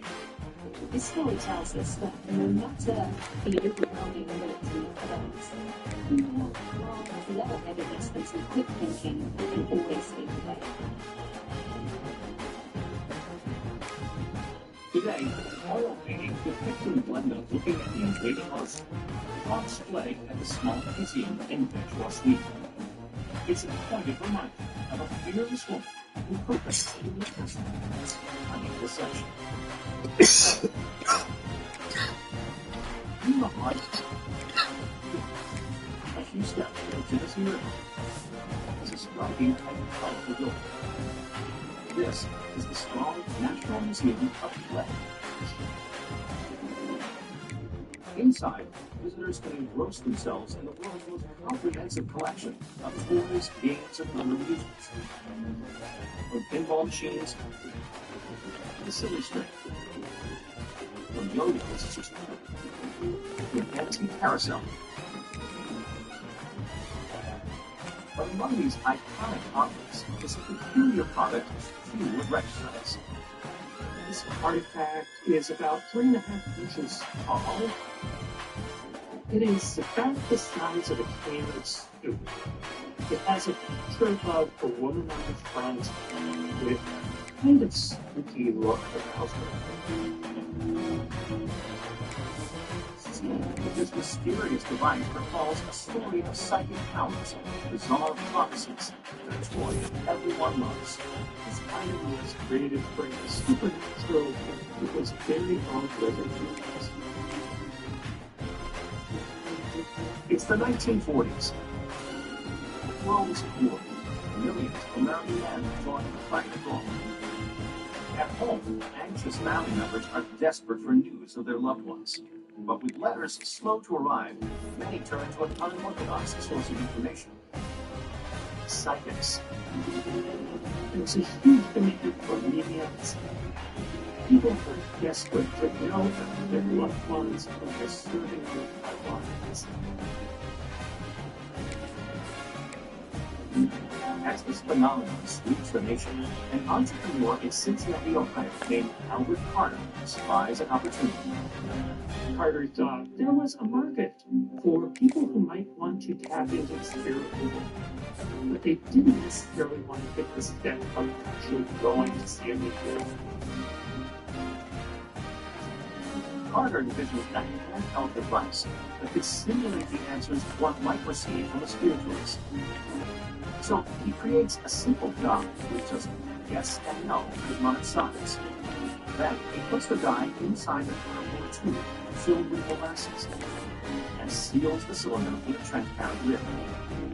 Users would ask a question, shake the device, and wait as the device emerged from the mouth of the molasses with the answer to the spirits. Carter then decorates the tool with images of a mystic gypsy. And as a play on the word psychic, he calls his fortune-telling device the Psycho Slate. There's two intertwined messages that really enhance the visual appeal of this game. But when Psycho Slate hits the store shelves, it's a total flop. The appearance of this item was still underwhelming. Some of them likened it to a true pair of thieves. In 1945, World War II comes to an end, and demand for psychics drops drastically. 3 years later, Albert Carter dies, having missed his chance to capitalize on the craze of spiritualism. His Psycho Slate seems destined to be forgotten. His lost invention is about to experience a strange twist of fate all its own. Did you know that up to 50% of the air you breathe in your home is air that comes through the basement? We'll transform your basement into a dry, usable space and improve the air quality of your entire home. Call Carolina Basement Systems today for all things basement too. Anyone who's ever accomplished anything I kind of just have to do some questionable things. Why would you do this?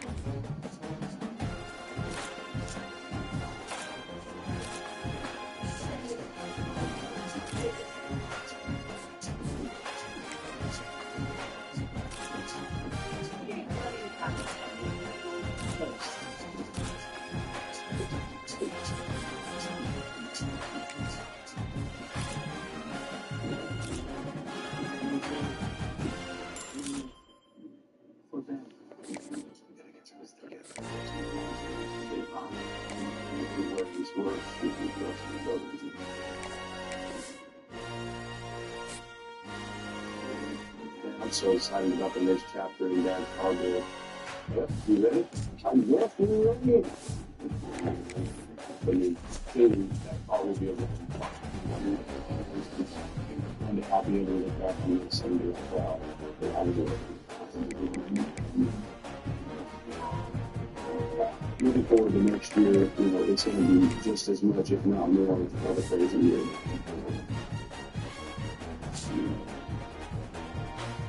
It's the 1940s. Inventor Albert Carter has created the Psycho Slate that supposedly chances the burning questions of life in a floating dome. He thinks he has a hit on his hands, but the public doesn't agree. No one wants to buy it. So what will it take to change the fortunes of this clairvoyant contraption? In 1950, Carter's former business partner, a man named Abe Bookman, gets a call to breathe new life into the failed Psycho Slate. Bookman is marketing and shaping things to be appealing to a mass audience. A billiard company is in the need of a small promotional toy. They wanted to have an item that people find interesting, that would get people talking and thinking about movies. Bookman brainstorms ideas for something that could keep people's interest in billiards. He thinks of pool tables, sticks, and billiard balls. And that's when he remembers the Psycho Slate. It dawned on him that it was strange, it was intriguing, without the aura of the supernatural, it might just be perfect item. Bookman also realizes it's the perfect opportunity to upgrade the Psycho Slate's lackluster design. He replaces the can-shaped enclosure with a black ball and completes the look with the number 8, the most important ball in billiards. As for the answer dial, he expands the options beyond yes or no to include other possible responses, such as "I'll look good" or "ask again later." Then he gives the new bauble a fitting moniker, he renamed it the Magic 8 Ball, capturing that magical sense of it and what it looked like. When the Bilka Company gives away the Magic 8 Ball later that year, it's a massive hit. It was a product that people were enchanted by, and they wanted more of it. Demand for the novelty item skyrockets. So Bookman puts his creation in toy stores, and it flies off the shelves. It was something that grade school kids to grown-ups would provide entertaining answers to questions for fascinating. Today, the popular fortune-telling toy is made by Mattel, which sells approximately 1 billion Magic 8 Balls each year. And this original Psycho Snake is on display with a strong and killer tape of play in Ratchet & Clank. It recalls the remarkable success story that Halloween spirits have been told.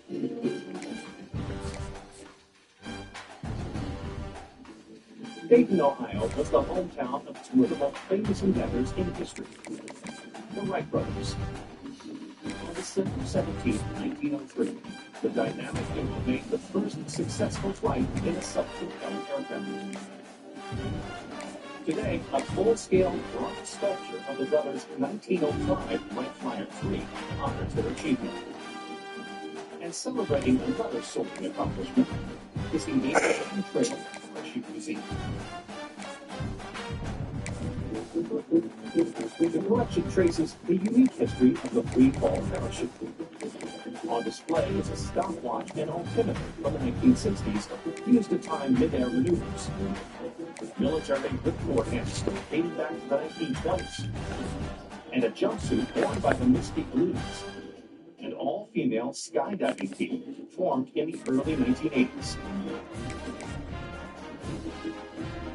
And among these extraordinary objects is one with a harrowing tale to tell.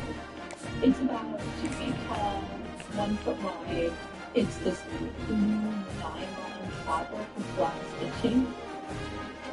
It has flaps that look like it's meant to be worn.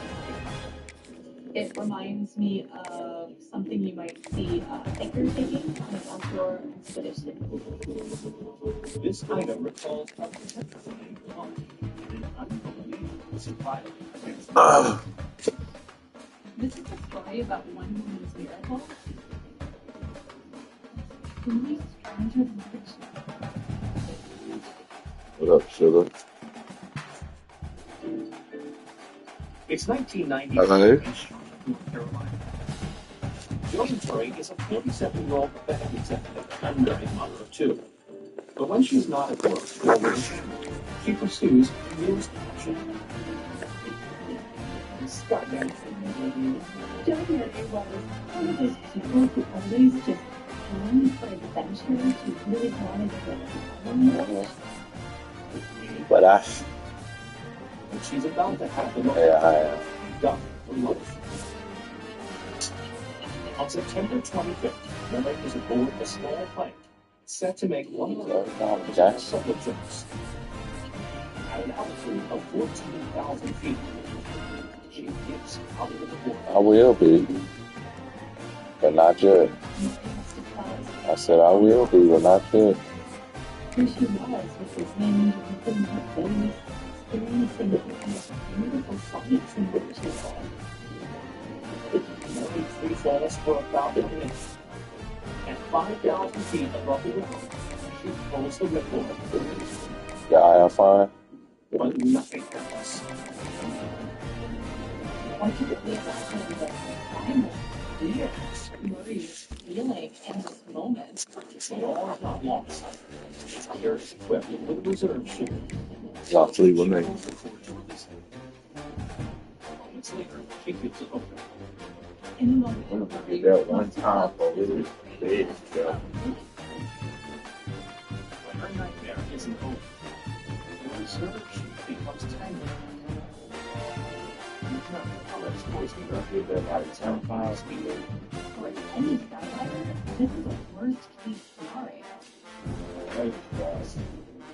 Meanwhile, down on the ground, all is watching hard as they see a helpless human figure falling from the sky.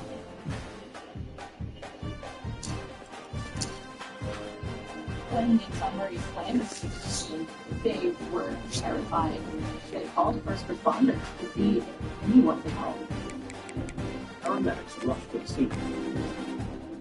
When they arrived, against all the odds, Murray is still breathing, but she's barely clinging to life. The impact was so strong that the filling had been knocked out of her teeth. At the hospital, physicians assess her catastrophic injuries. She has shattered her leg, elbow, femur, hip socket, several ribs, has a collapsed lung.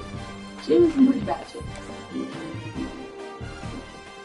But Mary also has another somewhat serious injury. She is entirely covered in small welts. The doctor set about attending to the most pressing matters and rushed her into the operating room. After hours of surgery, Mary So, what you say? Yeah, girl, I told you I'm gaming. Shit. Basically zero. Just like right there, I'll watch you sleep. It appears to be a miracle. So how Mary survived the attack?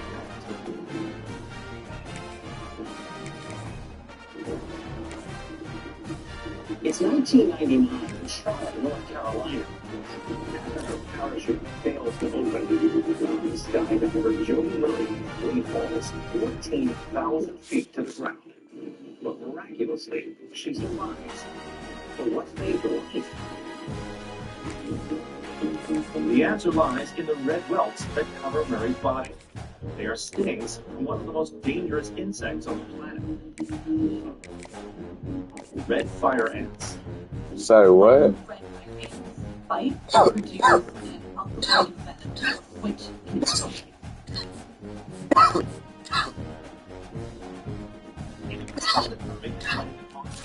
fire ant kill. By the time paramedics reached, she had been stung. Yeah, Jim. The tiny creatures injected her with a huge amount of their venom.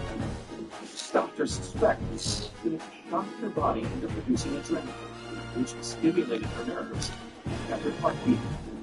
These stings worked as a preservative until the paramedics were able to get her to the hospital to get the help that she needed.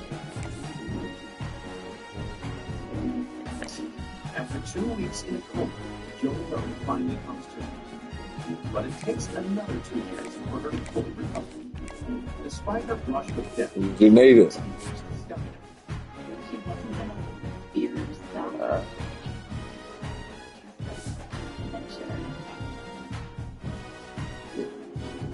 Today, this reserve parachute, the same model beside Joe Murray, is on display. I'm drinking water too. Well, not that one.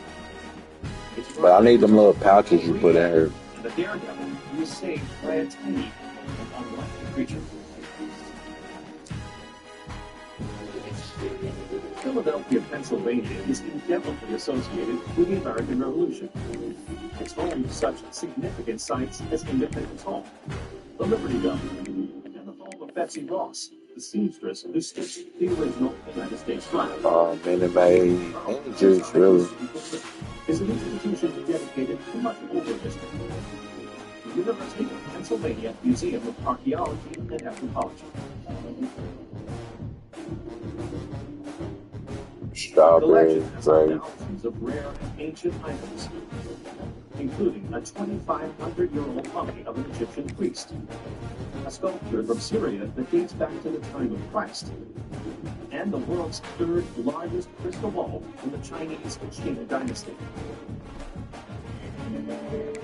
One of the spectacular artifacts is a pair of humble objects. They're about 9 inches long and 3 inches wide. They're made of tiny round palm leaves. The most obvious thing that you think of when you look at it. I say, ooh, up on the line. Recall the ultimate tale of rags to riches. Don't go to sleep, baby. I'm right here beside you. Ancient slave girl and thin Asian footwear. Okay. A fairy godmother, a magical horse-drawn carriage, and glass slippers. These iconic elements make up one of the most beloved fairy tales of all time, Cinderella. Throughout history, the story of a poor young woman turned princess who lives equally in prodigy has been told in many ways. Perhaps the most well-known version is the 1950 Disney animated cartoon. The cartoon was based on the 1697 short story called The Song of the Old. But perhaps the oldest version of the tale and its most famous scene is ancient Egypt.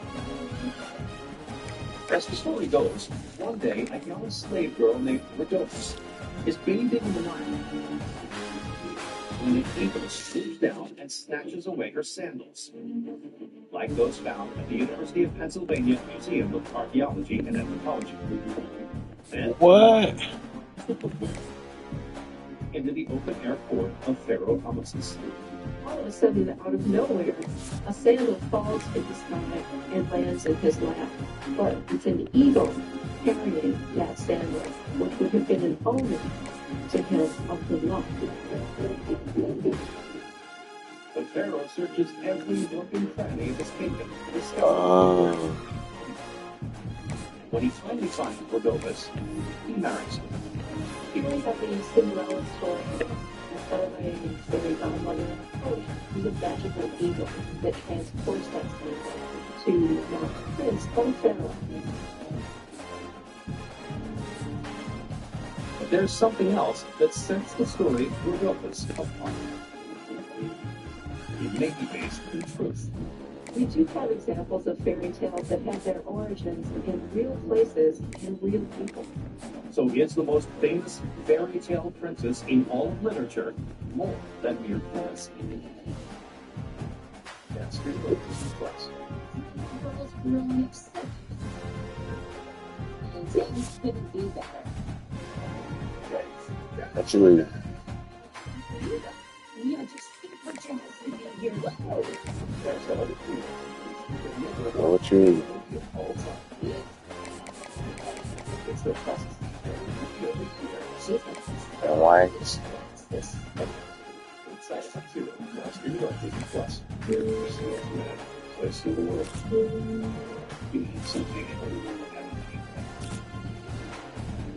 I'm strong. Talk about this game.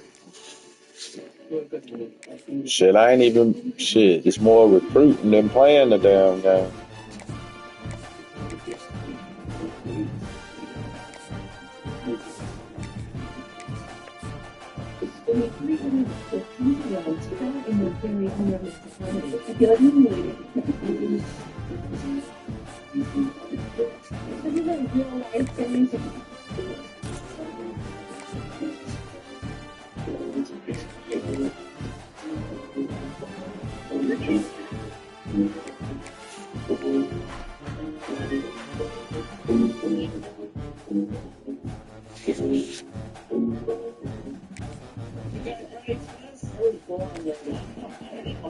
Says, you like me on my sandwich when you put what? Ketchup, pickle, onion, mustard, beans. You take your team to the bank. Give me this one, y'all. Y'all can win. Talking about my team, baby. I'm a coach now.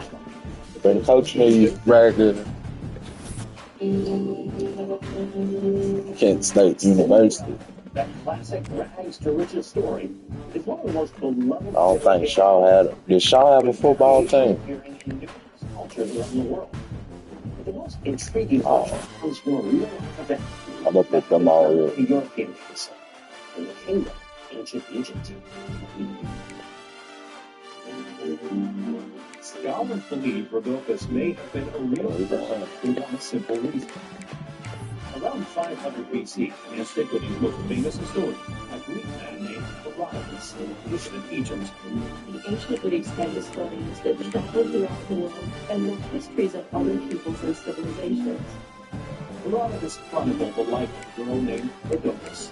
She rose from slavery and married a pharaoh. modern historians suspect that over time, the tale was embellished with the samples and the magical people. Perhaps this is the origin of the classic fairy tale. It sounds fantastical, but who knows? It could have happened.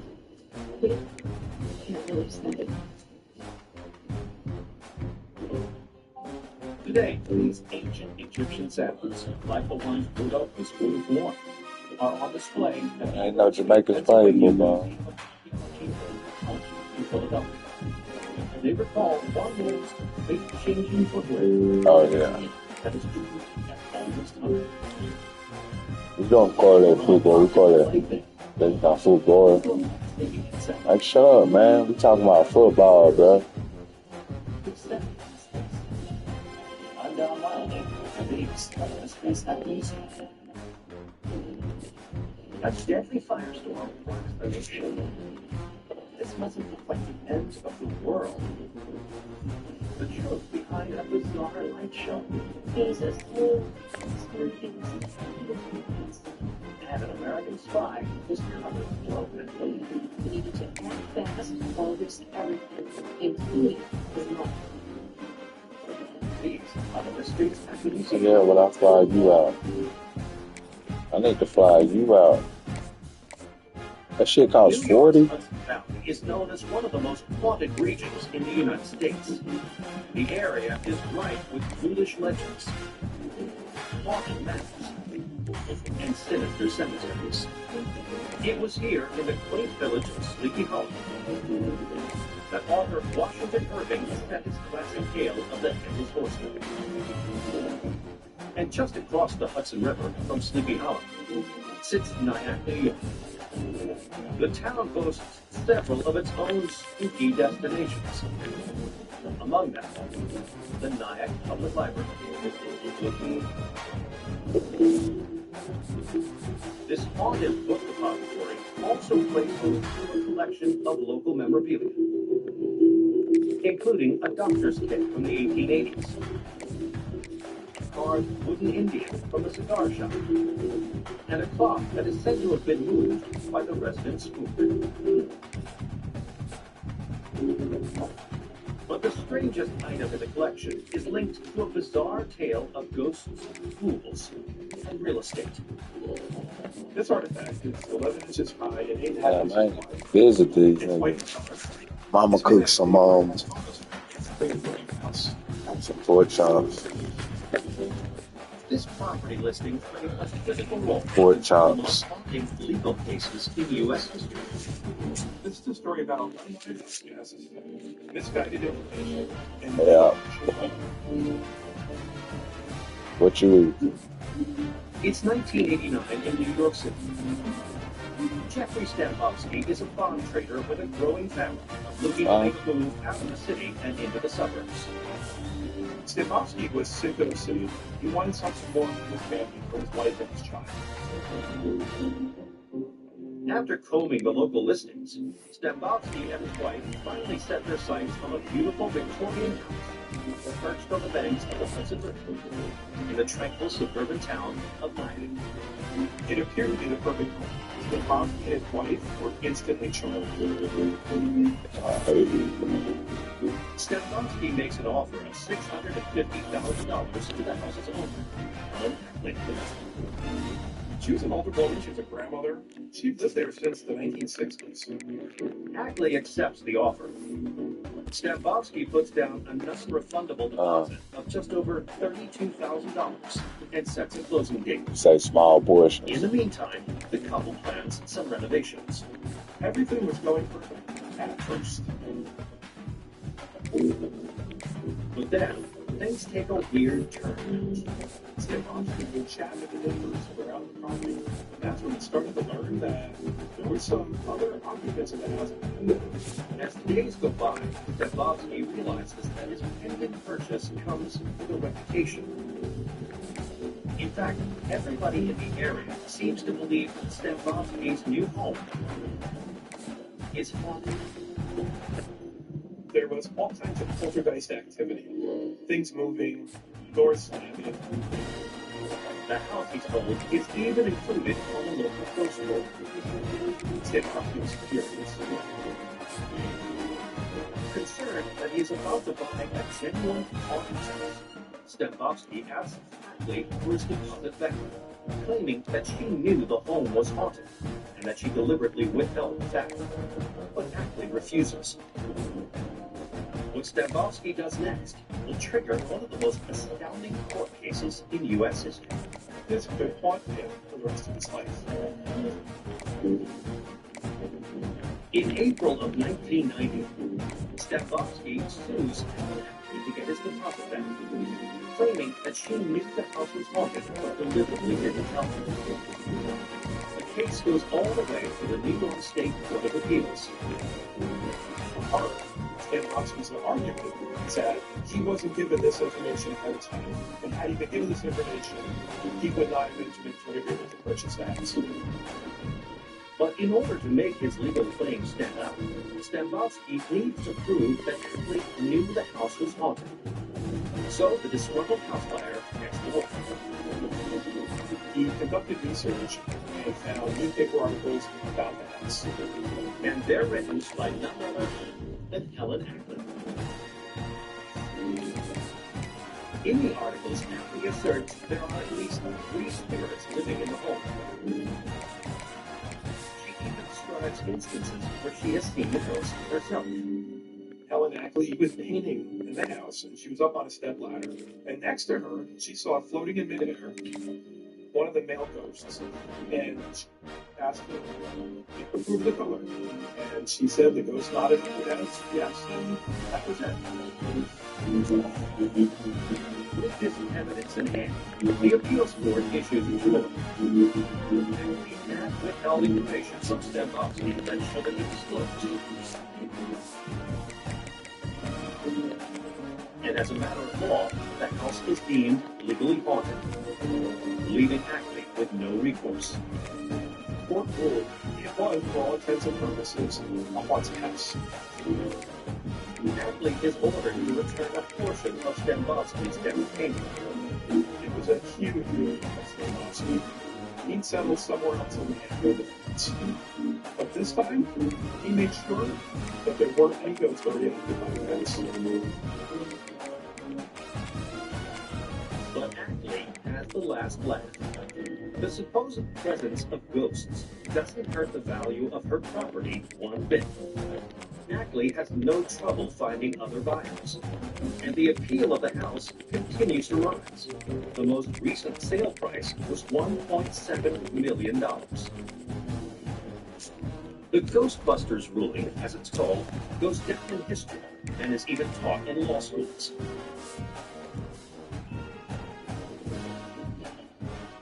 And today, the real estate listing from 1989 remains on display at the Ncaa Public Library. It serves as a reminder to house hunters to always exercise their rights. Cambridge, Massachusetts is home to the oldest college. I just got back on college football. Lord, dude. Founded in Baby, 1636, I can watch you sleep if you want me to. You feel comfortable like that? U.S. presidents. More than any other school in the country. At the heart of its campus is an institution dedicated to studying the natural world. The Museum of Comparative Zoology. The specimens on display include rare Ncaa plants. I don't know, baby. From Indonesia, a crown pigeon from New Guinea, and a collection of Rosita's buntings from That's why I'm trying to stay up. I want to stay up and play the game like a little boy. But among these Then tomorrow, I'll wake up. is one that leaves more to the imagination. This artifact is not completely intact, but makes up a recognizable shape with 2 long legs, a tail, and a long, very distinctive protruding beak. Oh, we won. This skeleton holds the secret of the world's most infamous bird.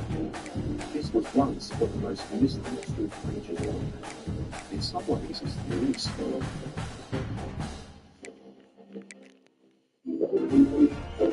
For hundreds of years, Popular history has suggested that there was one creature so inept that it was destined to perish. The dodo. I was always depicted as this unbending, ugly thing that was totally useless, doomed to extinction. The flightless bird was indigenous to a small island in the Indian Ocean, which eventually became known as You blew my phone The up. dodo had been living in peace and harmony on the island. It had no natural predators.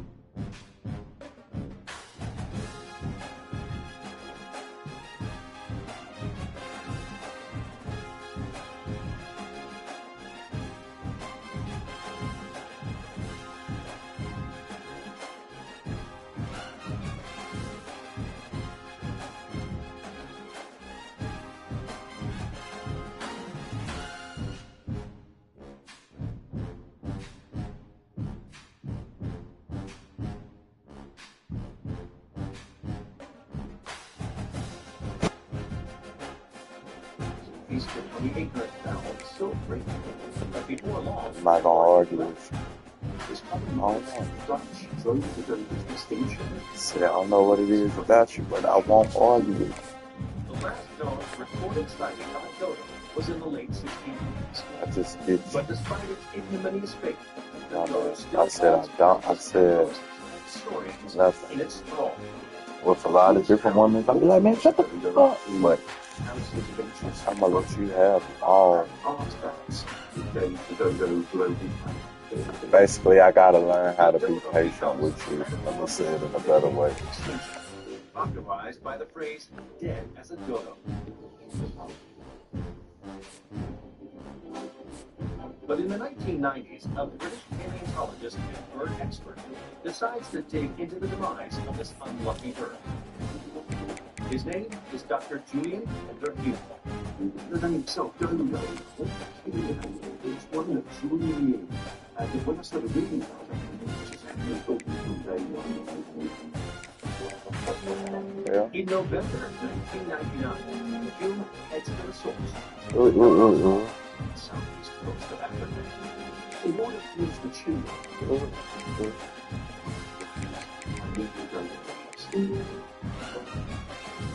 once there, he comes up with a group of archaeologists who are busy excavating. That's what I'm saying up.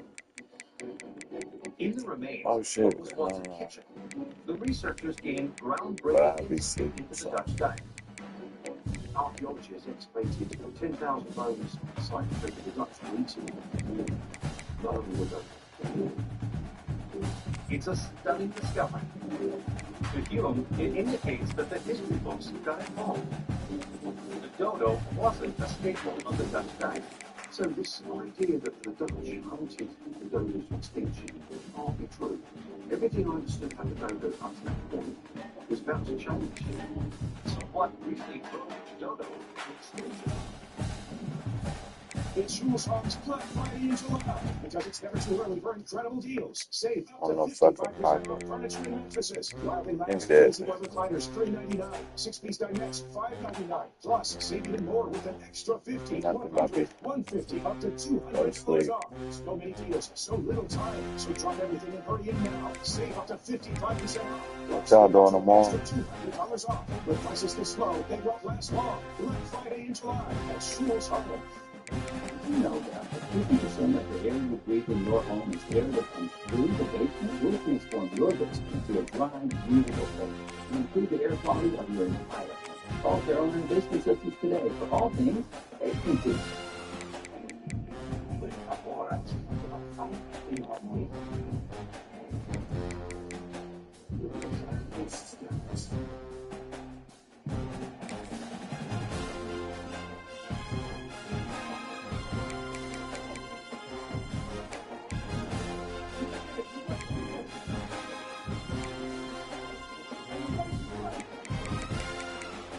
I ain't never scared.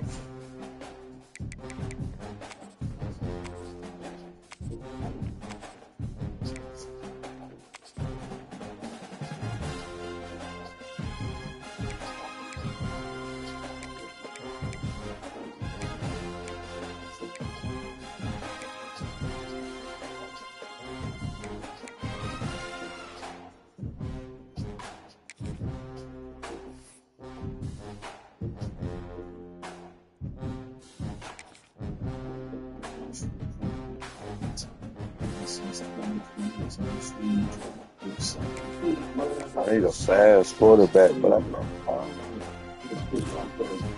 That's slow, 72.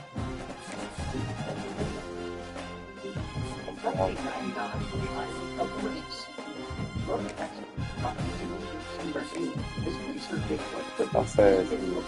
76. Most people think this bird was hunted to extinction by Dutch settlers who prized it for its meat. But Hume is about a very different story. As Hume and his team continued to excavate the site, a spelling nuclear emergency. It seems the Dutch Oh, shit. extinction. In fact, it's the bones of other animals that offer Hume a clue. When the Dutch established settlements approaches the gold cattle, deer, pigs, the rats were the worst of all. These unwelcome rodents stowed away on the Dutch ships, causing havoc wherever the vessels made war. They were there for their claws and fangs, to be food to the honey birds, and also to feed the other chicks and ducks.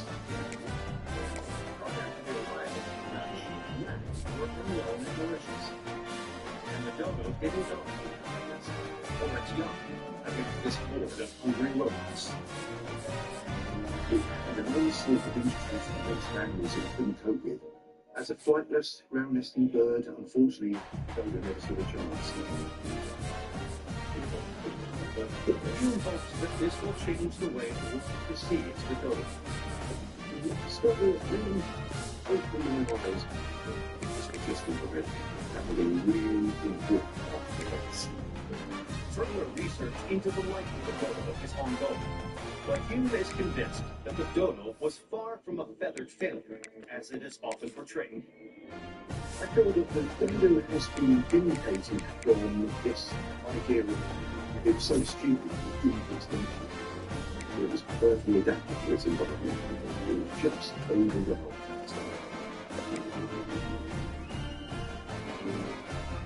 Today, this skeleton of an adult dodo sits within the collection of the Museum of Zoology at Harvard University. It stands as a reminder of a maligned bird whose reputation might yet be saved. New Jersey has been called the diner capital of the world. The state proudly boasts over 500 of these classic American eateries. And in the town of Lickers is an institution where visitors can get their fill of history. The Lickers Historical Society. Inside are cherished photos from days gone by, such as vivid street signs from the 1920s, bicycle license plates from the 1950s, and a preserved 1800s era classroom. But among these relics of everyday life is one with a more menacing purpose. The opera is sometimes tall, double-inch long. It's made of metal. It has the words Queensland, January 11, 1970, written on the base. This decommissioned artillery shell recounts the explosive day when this small town came under siege. This is the story of espionage, dangerous missions, and the search to uncover the truth. It's 1917. World War I has engulfed Europe, and factories across the United States are churning out armaments for the fight. These munitions plants were making the weapons of war for the Allied power in their battles with Germany. And at the Kingsland factory in New Jersey, workers are busy making final artillery shells. Shells, rounds of ammunition, and vast quantities of TNT. But on January 11th, a catastrophe strikes. The factory woman notices smoke rise from the pile of rags next to a workbench. The rags have been used to wipe out gasoline. And before you do anything, all of a sudden those rags went up in flames. The foreman sounds the alarm, and the factory workers scramble to evacuate. In an instant, the fire spreads throughout the plant. and a building full of munitions and all sorts of explosive objects. The building instantly went up. Over the course of 4 hours, over 500,000 explosive shells charged.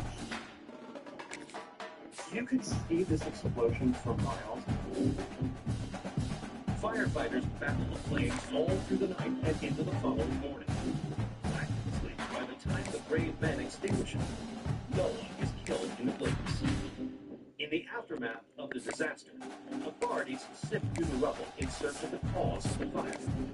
Investigators finally see a horrible pandemonium all within 7 buildings. This must have been like the end of the world. At first, it seems that the fire was simply a terrible mistake. They actually thought this was just an accident. But they're about to uncover that there's far more to this calamity than anyone expected. The United States was near attack. They didn't even know it.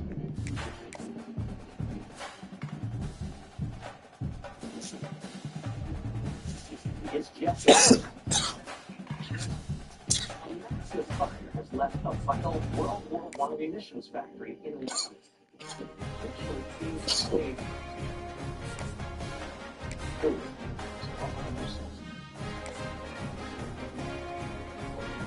In the wake of the inferno, several Queensland factory workers point their fingers at the named Theodore Wozniak. Wozniak was about 30 years old when he escaped from the United States. He was involved in that job. They just started working there the month before. Witnesses claim that the wreckage that started the blaze was situated next to Wozniak's work.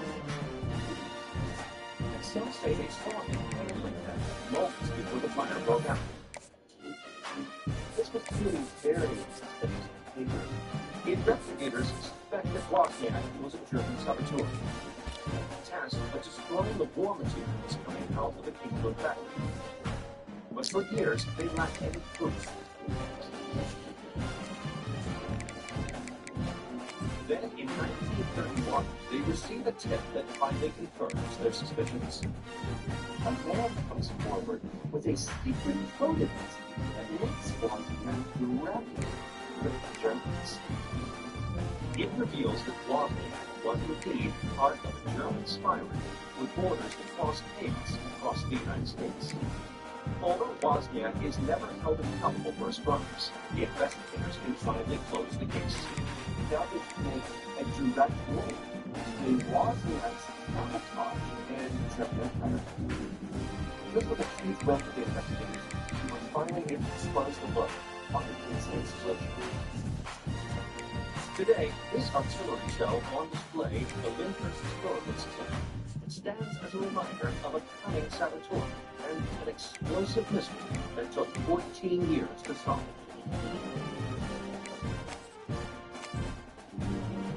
Norway had more than 63,000 miles of stunning coastline. The ice is deep cut through the steep-sided glacier valleys called fjords, inlets, some of which are upwards of 125 miles in length.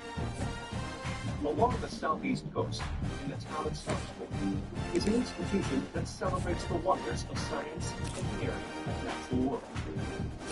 Experia Science Center. The museum plays host to a string of interactive displays, including an exhibit on how rockets work, a feature that explores the flow of rivers, and a demonstration of magnets and liquid metals. But among these natural and man-made marvels is one display that highlights a bizarre phenomenon that long defied explanation. This rose represents experience in the voice of rock, spin motionless, and a constant feed with shooting information. This strange set of images is at the heart of this rare history of the world. Is it what's called the light? It's the 1980s. For 3 years, villagers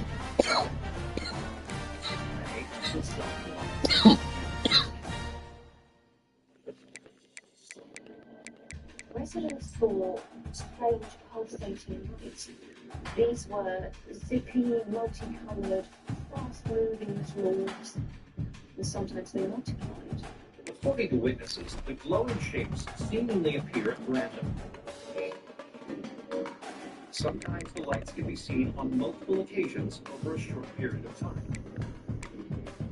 And at other times, the lights are not seen at all. The villagers must have thought it was absolutely bizarre. This wasn't some ordinary storm. While the true cause of these spectral light shows is unknown, that doesn't stop the residents from speculating as to their origin. Some believe it could be related to the northern lights. The northern lights, the large sky full of fluctuating colours. This is different. These are small, moving, stretchy little lights. Others think the lights are somehow man-made. People thought that big screws, the lights, being reflected from the ground, or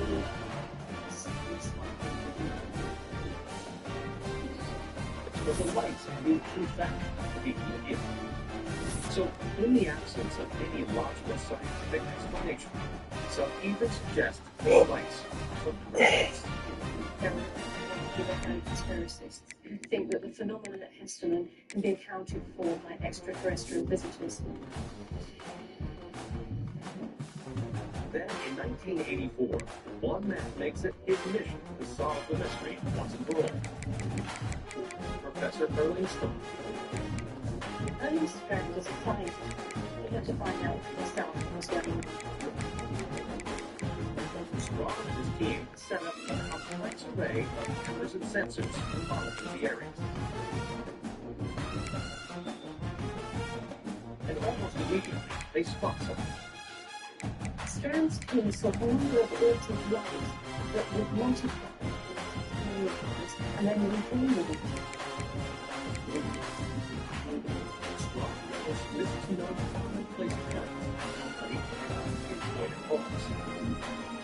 So he continues his surveillance program and gathers more information on the strange phenomenon. Strand was so passionate about getting to the bottom of this that she started Project Heston, which permanently records what goes on. He and his team monitor the sky 24 hours a day, 7 days a week, hoping that the source of the light will reveal itself. With time, the lights attract more and more attention. People come from all over the place with their own observations and own experiences. But the origin of the light remains elusive. For 22 years, Strong and the team continue to gather data on the weird light in the sky. Strand would stop until he got to the bottom of what was causing these strange lights. Then, in 2006, and the answer is finally revealed. If you recall the basement system, did you know that BBC multi-process will help you introduce and set up your entire North Carolina basement systems and transform your BBC process into things like it's North Carolina basement systems, the all things basement equipment. We offer anything you can imagine.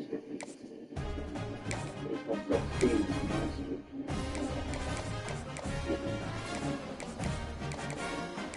This comes down to its greatest.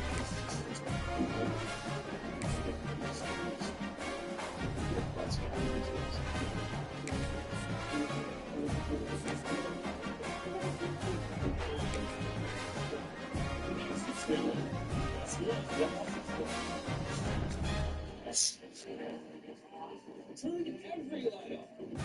What is what you're thinking right now?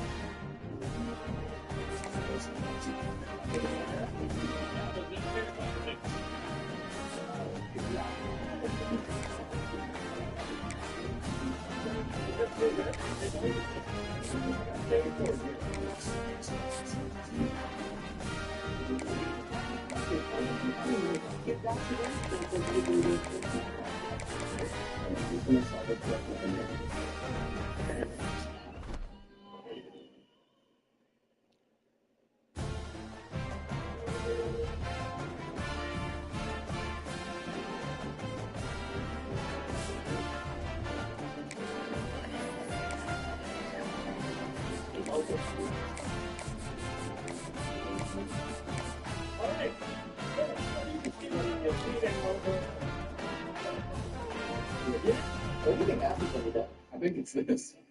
Raccoons. In fact, you're a little raccoon running around the kitchen, grabbing things, go claws eating in the trap. For decades, you're always Eskimo Valley. That's the very price. This early spark has been and they have unexpected discovery. So what's the illuminating truth behind this uncanny occurrence? After 22 years of watching discoveries, the Project Tesla team takes a new approach. This team decided to take a look at the materials around this beam. By analyzing the composition of the rocks and soil in the area, they make an intriguing find. It turned out that on one side of this valley, there were rocks that were rich in zinc and iron, and on the other side of the valley, there were rocks that were rich in copper. Then, the team discovers that the rift at the bottom of the valley had the fragments of one particular element that was left over from the region's natural mining operations. Very unusually, the river that ran between those two sides of the valley had sulfur acid in it. This is the clue they've been waiting for. In 2013, the team finally proposes a hypothesis. The presence of the zinc and iron on one side and the copper on the other is creating an electrically charged environment. And the added presence of the sulfur causes a unique reaction. They found all the elements necessary to produce a giant factory. The team believes the lights are caused by sulfuric gases from the river reacting with air that is electrically charged by the different methods on which the goes inside the valley. The strongest team is an explanation that at long last makes sense. There must have been a collective sigh of relief when they finally had a reasonable access. And to this day, Strong and his team are still studying the area in hopes of learning more about this unique phenomenon. There's still tons to be learned about this very phenomenon. And visitors to the exhibit at the Superior Science Center in Sarpsborg, Norway, can witness the lights for themselves and learn about the extraordinary investigation that solved one of nature's strangest mysteries. Set in Puerto Rico, towering over this colorful port city is the imposing Fort San Cristobal. This 16th century Spanish stronghold is surrounded by 2.5 miles of defensive walls and secret tunnels. Today, this is the United States National Park, dedicated to preserving Puerto Rico's military history. On display is a collection of 500-year-old Spanish armor, muskets used against invading troops in the 1700s, and cannonballs used to defend the fort in the 19th century. But among these fearsome articles of war is one seemingly harmless object. The oil is 119 years old, and the colors are faded. The paper is wrinkled. There are carefully printed words on it, and items representing water, buildings, and shorelines. This hand-drawn map connects the word daring under prohibition and the forgotten hero to save the nation. This is a story about espionage, betrayal, and quick thinking. It's 1898 in San Juan. America is at war with Spain. At stake is a string of Caribbean islands that, if won by the Spanish, would pose a significant threat to the safety and security of the United States. And at the heart of the conflict is the island of Puerto Rico. Puerto Rico was invaded before the Spanish could find Americans. So it became important to the United States to give Puerto Rico a risk. But there's a problem. The U.S. military knows almost nothing of the island's terrain, or the extent of the Spanish forces that are targeted. Without this information, any attack on the island would be doomed to fail. What they need is a spy. Stepping forward is 31-year-old Lieutenant Henry Whitney. He was an outgoing young man, graduated West Point with honors, spoke numerous languages, and was a wonderful matchmaker. Whitney's assignment is to gather strategic information about Spanish troops and chart the topography of the island. This was an incredibly dangerous place. He was but detected would be denied by the United States. He would have been executed. In May, Whitney makes arrangements to travel to board a British merchant ship heading to Puerto Rico. He was under intense pressure. He would have recognized the importance of absolute secrecy. But when the ship pulls into the San Juan harbor, the American spy gets a nasty surprise. His shipmates inform him that the Spanish know there is a spy on board. They're coming to search the vessel. Imagine the shock he felt when he learned that it had been revealed that he was on the ship. Whitney has only seconds to come up with a plan. Whitney's cover was blown. He needed to act fast or risk everything, including his life. So how will Whitney save his life and salvage his clandestine mission?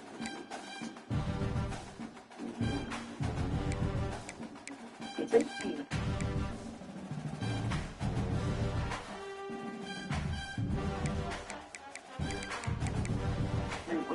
On a vital mission to scope out Spanish military life and map the coastline of Puerto Rico. But before he can even land, the Spanish board the ship. So is this game over? But below deck, Whitney can hear Spanish calls from the ship. Whitney needed to form a inform them quickly. He couldn't have help. Then he has an idea. He will hide in plain sight. He runs to the furnace room where the crew is stoking fires. He covered himself with dust, made himself more dirty from the coal, picked up a shovel and added it with the work until he was covered with sweat and grime, just like the rest of the guys. When the Spanish officers enter the boiler room, Whitney tries to blend in with the rest of the men. He must have been terrified that some little thing about his behavior might give him away. But he's in luck. Whitney's disguise works. Whitney had just survived the closest of close calls. Once in the clear, the American spy stepped up to complete his mission. During this week, Whitney is definitely leaked out information about the island of Puerto Rico, the design of the shoreline, what all the structures are, and transforming it into an incredibly detailed map of Puerto Rico. One of those maps is now displayed at Fort San Cristobal. On June 1st, 1898, Whitney returned to the United States and presented some findings to President McKinley.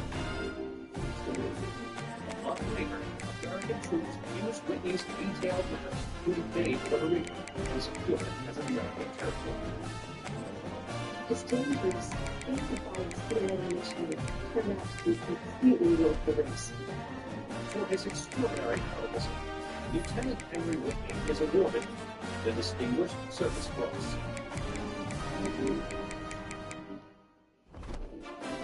Today, his detailed drawing of Puerto Rico on display at Fort San Cristobal is a reminder of a covert mission that put a free country on the map.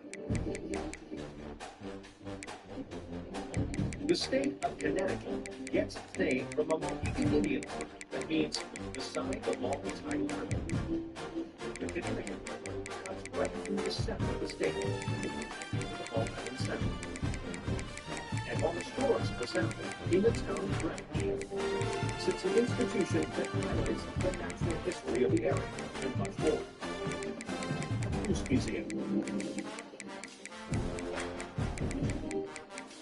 Items in this eclectic collection include a large geode from Madagascar, a bottle of prehistoric fish, and a tree trunk studded with bullets from the Battle of Gettysburg. But alongside these intriguing treasures is a small object that is leads for one of the most earth-shattering events in history. It is 2 inches tall. It has a harsh, burning sound. It looks as if it belongs to us. Held in this circle led to the creation of a monster that took the world by storm. This is the story of an unexpectedly close sight on literary history of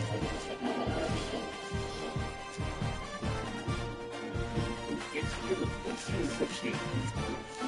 Look at the great minds in the shadows of the shores of the Trev in Switzerland.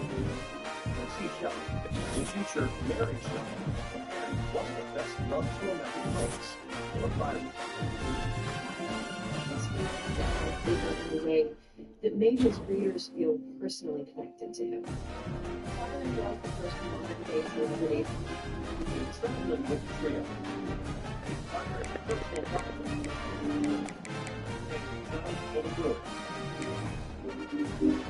Byron and his friends are looking forward to a quiet vacation away from the hectic London lifestyle. He wanted a beautiful, clean, but an extraordinary event on the other side of the world casts a sinister shadow over the scenes. A few months earlier, a huge volcano in Indonesia named Ncaa erupted, spewing thick clouds of ash into the atmosphere. It was the largest eruption on planet Earth in almost 2,000 years. The particles from the eruption spread across the world, reflecting sunlight away from the surface of the planet. This caused temperatures to drop or warm. As a result, 1816 becomes known as the year without sun. A fact lost on the 3 English writers on vacation in Switzerland. It was as a miserable time. Byron and his friends ended up passing their days indoors reading scary stories. It's then that the charismatic Lord comes up with a plan that will change the world forever. Byron suggests that they each write their own horror story. They all get to work. Byron's narrative about a aristocrat with inexplicable encounters with him. But the activity doesn't hold its interest for very long. Byron very quickly became bored with his own challenge. He had written a few pages and then just dismissed the project. Shelley hopes his fruit will be nice, and his efforts have been failed. Of the 3 writers, only Mary Shelley's screenplays bear fruit. Her tale goes on to become one of the greatest horror stories of all time. The story Mary Shelley began and became the novel Frankenstein.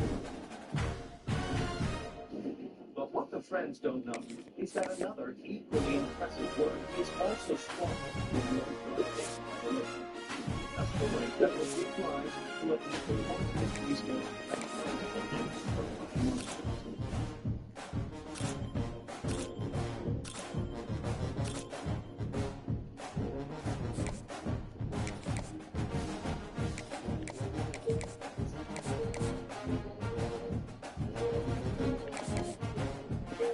Did you know that 50% of the air you breathe in your home is air that comes through the basement? We'll transform your basement into a dry, usable space and improve the air quality of your entire home.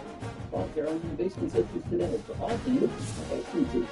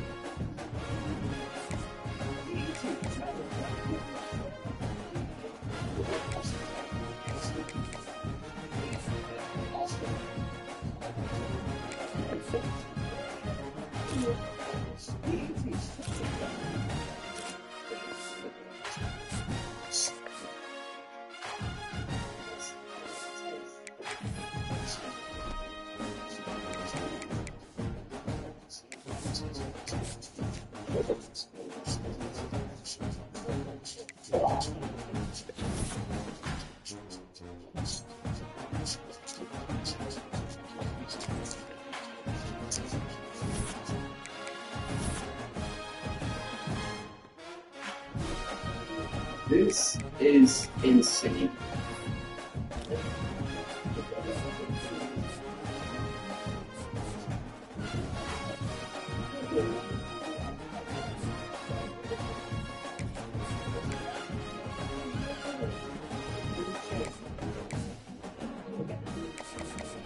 I could pay $10 for this movie.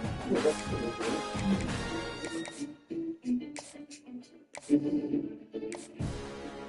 It's the summer of 1816 in Switzerland. A trio of writers, Lord Byron, Percy Shelley, and Mary Pickford, spent the afternoon in Foxwoods for fun. One of the tales will eventually be epic Frankenstein. But many of the brothers are not respect or history. Byron's first novel, John Polidori, has long harbored literary ambitions of his own. This is very clever. The youngest person to ever graduate from medical college. Glad you did it. The would-be author hopes that he can get advice from the masters. So, Polidori shares some of his work. The writer, in particular, is not very encouraged. He was very critical. Byron told Polidori he was thinking that his parents wasn't. But Polidori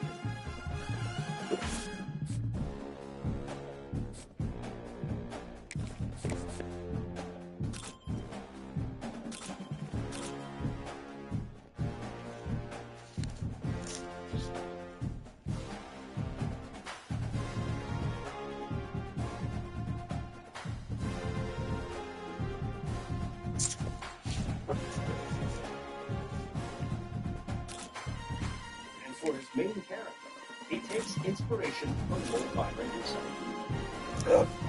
He considered Byron to be soul-sucking, like a vampire.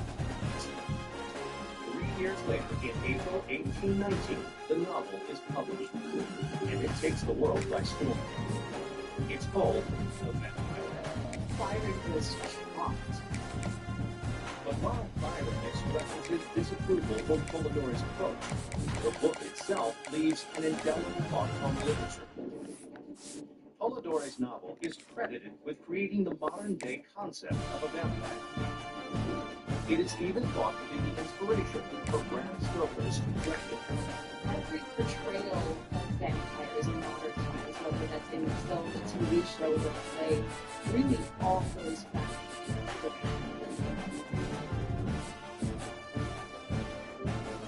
Today, a violent and volcanic eruption at Mountain Brook, the event that sparked Byron's writing challenge, is on display at the Goose Museum. It serves as a reminder of the frightful and chilly summer that brought not one, but two legendary literary monsters to life. From a haunted mansion to the long-lost city, a foolish monster this World Light Show. I'm Don Loud. These are Mysteries at the Museum. The government cover-up that conceals a top-secret weapon. And this was something that the government didn't want. A legendary beast whose the call. And the human life belief all of the same. And a cache of sunken treasure that lay hidden more than 100 years. They have to search a broad area to find a needle in a haystack. Join me on a journey across the United States as we go deep into the vaults of the nation's most revered institutions. Unearthing wondrous treasures from the past, extraordinary art, and bizarre relics.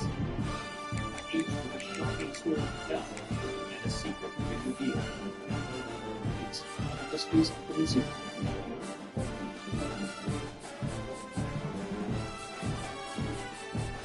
Just across the river from our nation's capital, it's all into the home to the Drug Enforcement Administration Museum.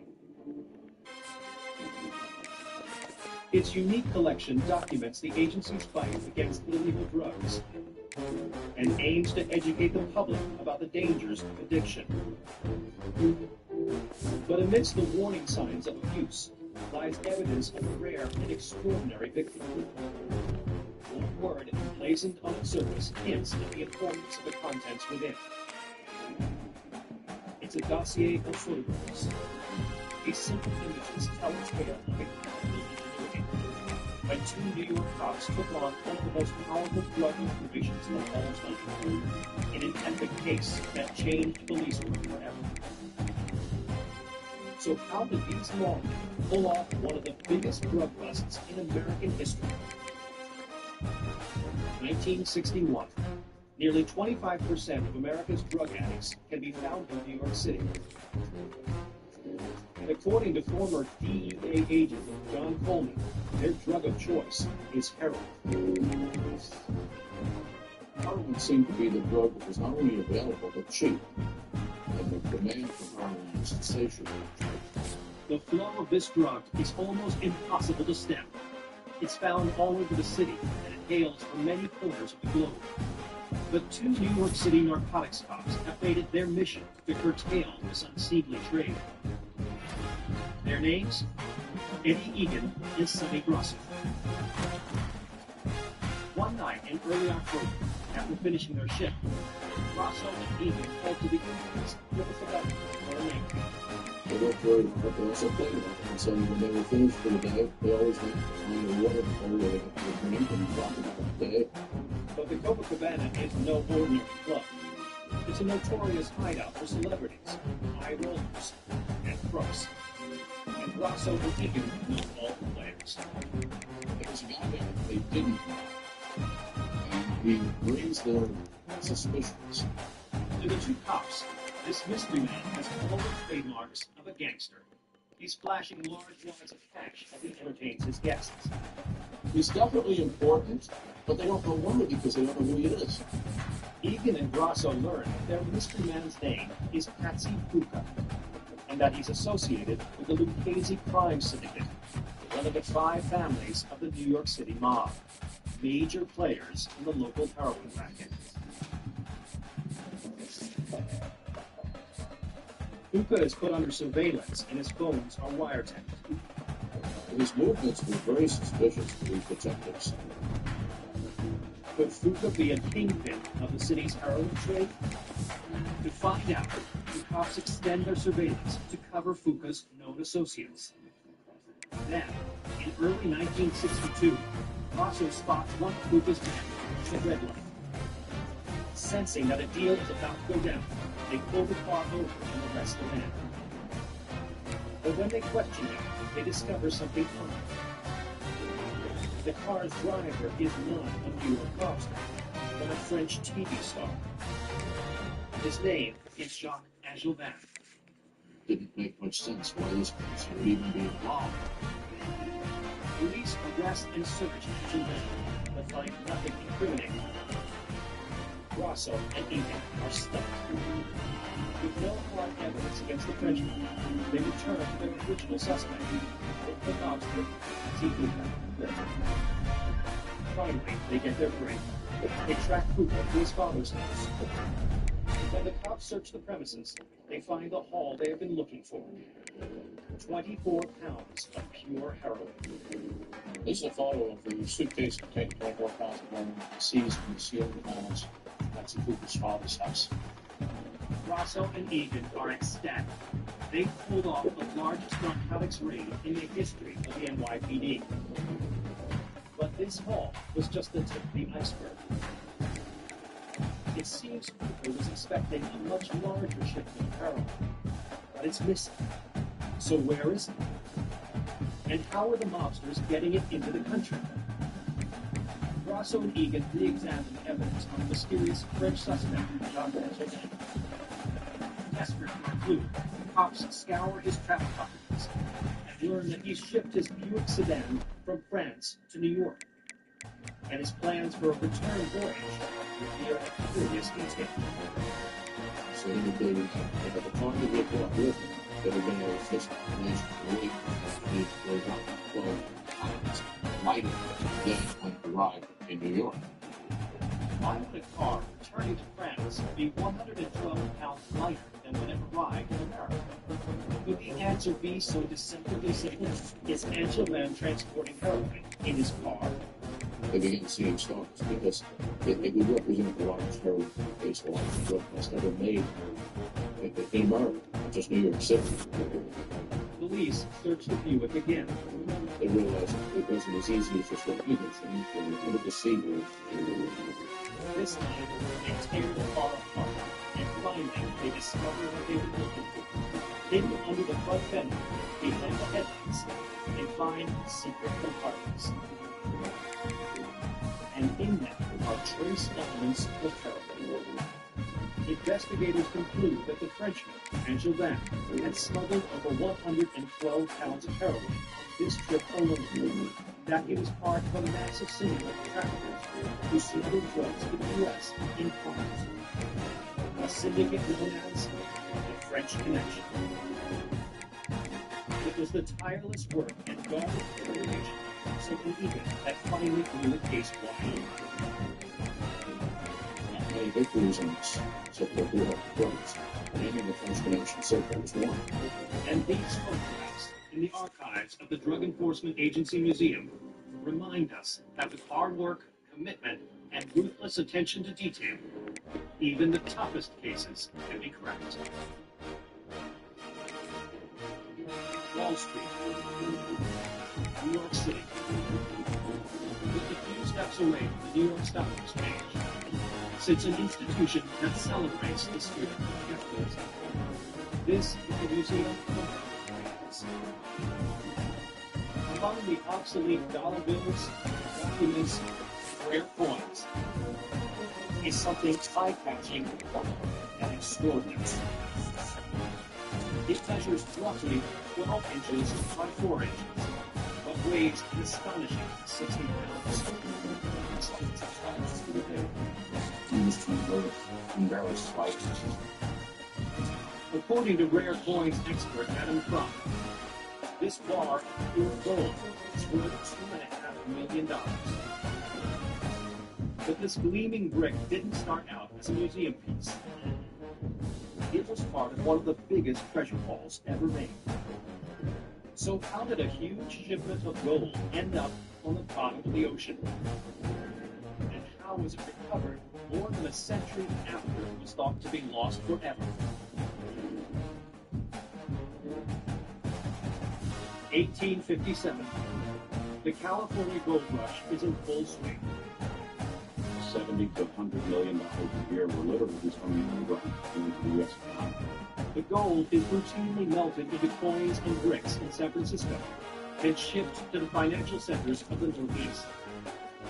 And in the summer of 1857, 3 tons of this gold is making its way from San Francisco to the banks of New York City. But what no one knows is that this routine shipment is about to meet disaster on the high seas. September 3rd, 1857. The SS Central America departs from Panama with a fortune in gold dust, coins, and ingots. Aboard the SS Central America was about $2 million in gold value at the time. For the 600 people on board is an ordinary trip until the vessel rounds the Florida Keys and sails straight into the path of a hurricane.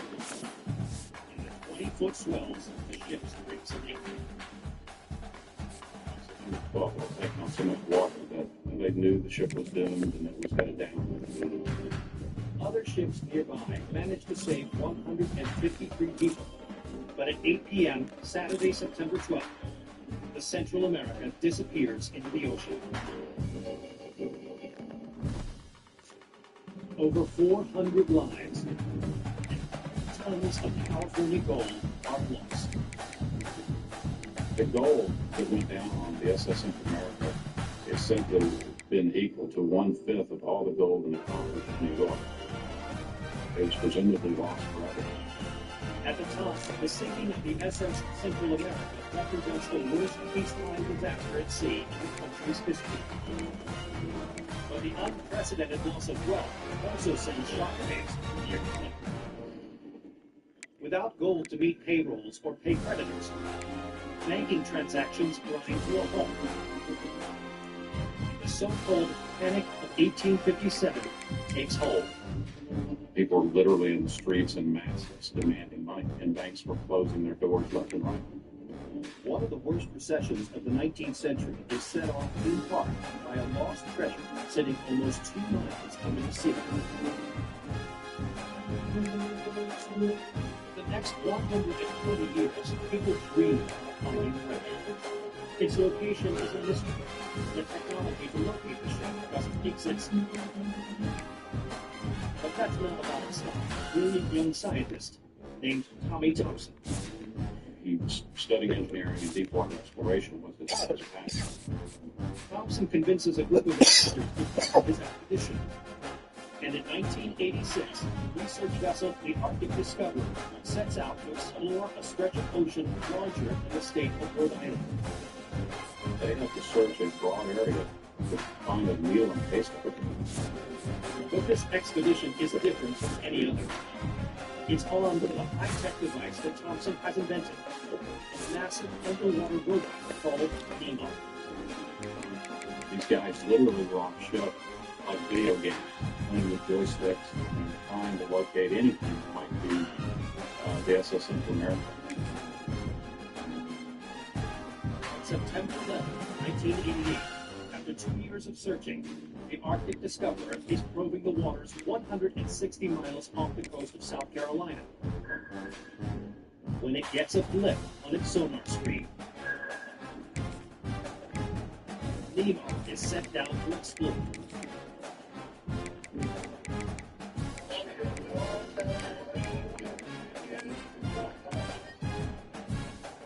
On the video feeds is a shadowy outline. What was looking back at the camera back then was this massive iron side wheel. It's the side wheel of a 19th century steamship. Could this be the long-lost SS Central America?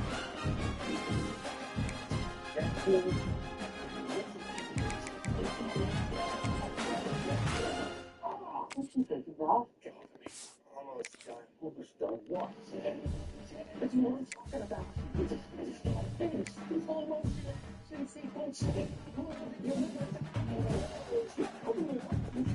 oh, yes.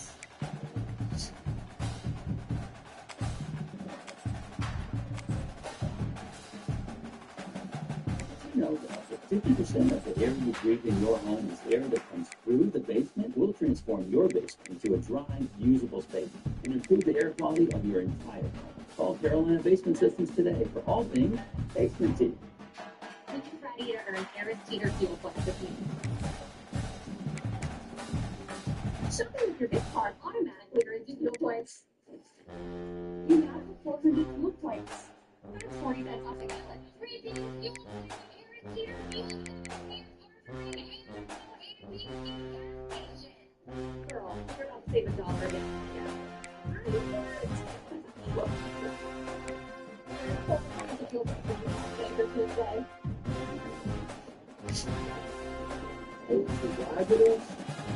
Favorite.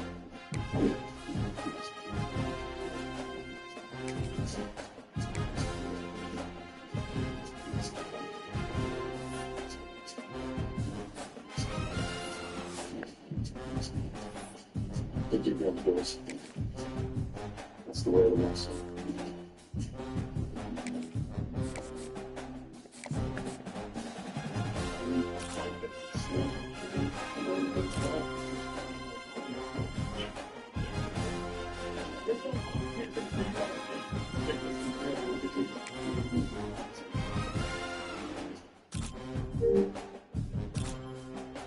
It's 1857. The SS Central America is caught in a violent storm that sinks to the bottom of the ocean. Its cargo, more than 150 million metrics of fuel. Over a century later, the crew of treasure vessel searching off the Carolina coast finds a seventh rig and sonar screen. Could this be the long-lost SS Central America? And if so, are there millions of dollars in gold just sitting there, waiting to be recovered? On board the Arctic Discovery, the video feed beams up an unmistakable image. Sitting on the ocean floor is the wreck of a steamship. And among the shattered ruins, Tommy Thompson and his team of treasure hunters find what they've been searching for. Gleaming brilliantly in the glare of the searchlights are massive piles of gold. They're literally jumping up and down for joy. A 130-year-old mystery is finally solved. Thompson and his crew have located the wreck of the SS Central America. That is great.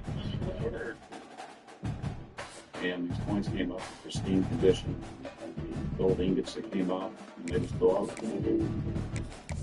Although Thompson's group is ultimately forced to share their finds with a group of insurance companies who demanded reimbursement for the claims they paid out in 1857. When the group sells off their gold, their yield is between $100 and $150 million. Though they have invested about $10 million in the project, their hard work and determination has paid off and full. Today, one of the largest recovered gold ingots from the wreck is on display in downtown Manhattan at the Museum of American Finance. A reminder of the tragic loss of the SS Central America and its incredible rediscovery.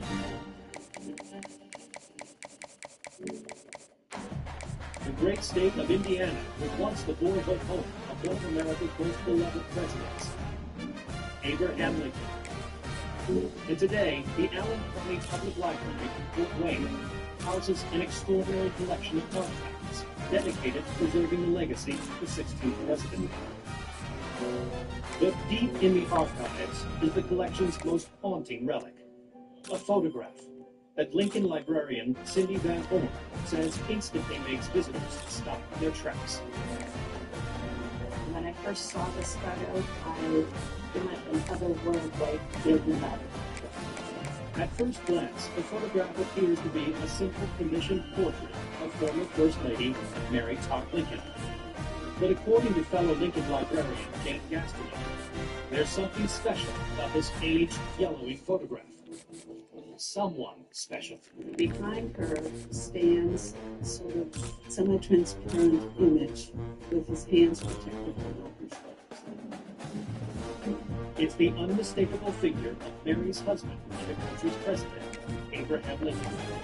But this photograph was taken in 1872, 7 years after his assassination. Could this really be a photograph of Abraham Lincoln's ghost?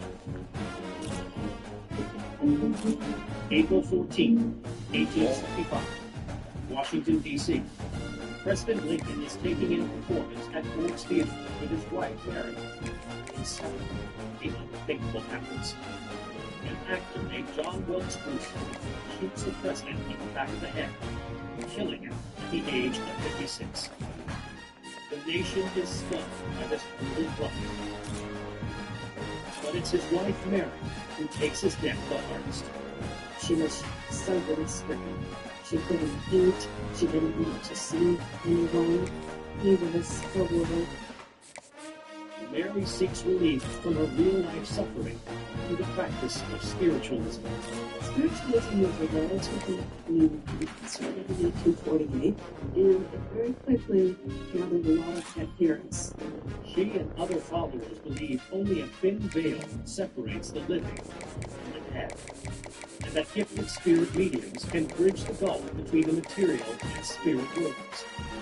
Some people found it comforting to think that they could reach beyond the veil, and they are able to communicate through that veil by means of seances, trances. Mary is not a newcomer to spiritualism, having recently lost 2 young sons' attendance. For the spiritualists, she's a celebrity. Spiritualists actually try to attach themselves to Abraham and Mary. But the Lincolns also faced ridicule from those skeptical of their beliefs. So, in the years following Lincoln's death, Mary not only seeks out mediums that will reunite her with her slain husband, she begins a quest for tangible proof that the spirit of her beloved stays with her. She decided she would seek out a man named William Mumler, who took what we call spirit photographs. In 1872, 7 years after her husband's assassination, Mary pays a visit to Mumler. Mumler claims he can reach the spirits of the dead, can capture them in portraits of their still living loved ones. The resulting picture reveals a strikingly eerie image. A spectral Abraham Lincoln looming over his seated wife. It seems as if the dead president's spirit has been captured on film. Mary rejoices and shares the photo with the country. Mary believes this, that she has it on paper, in black and white. But does this unearthly portrait really prove that ghosts of the dead continue to live on around us?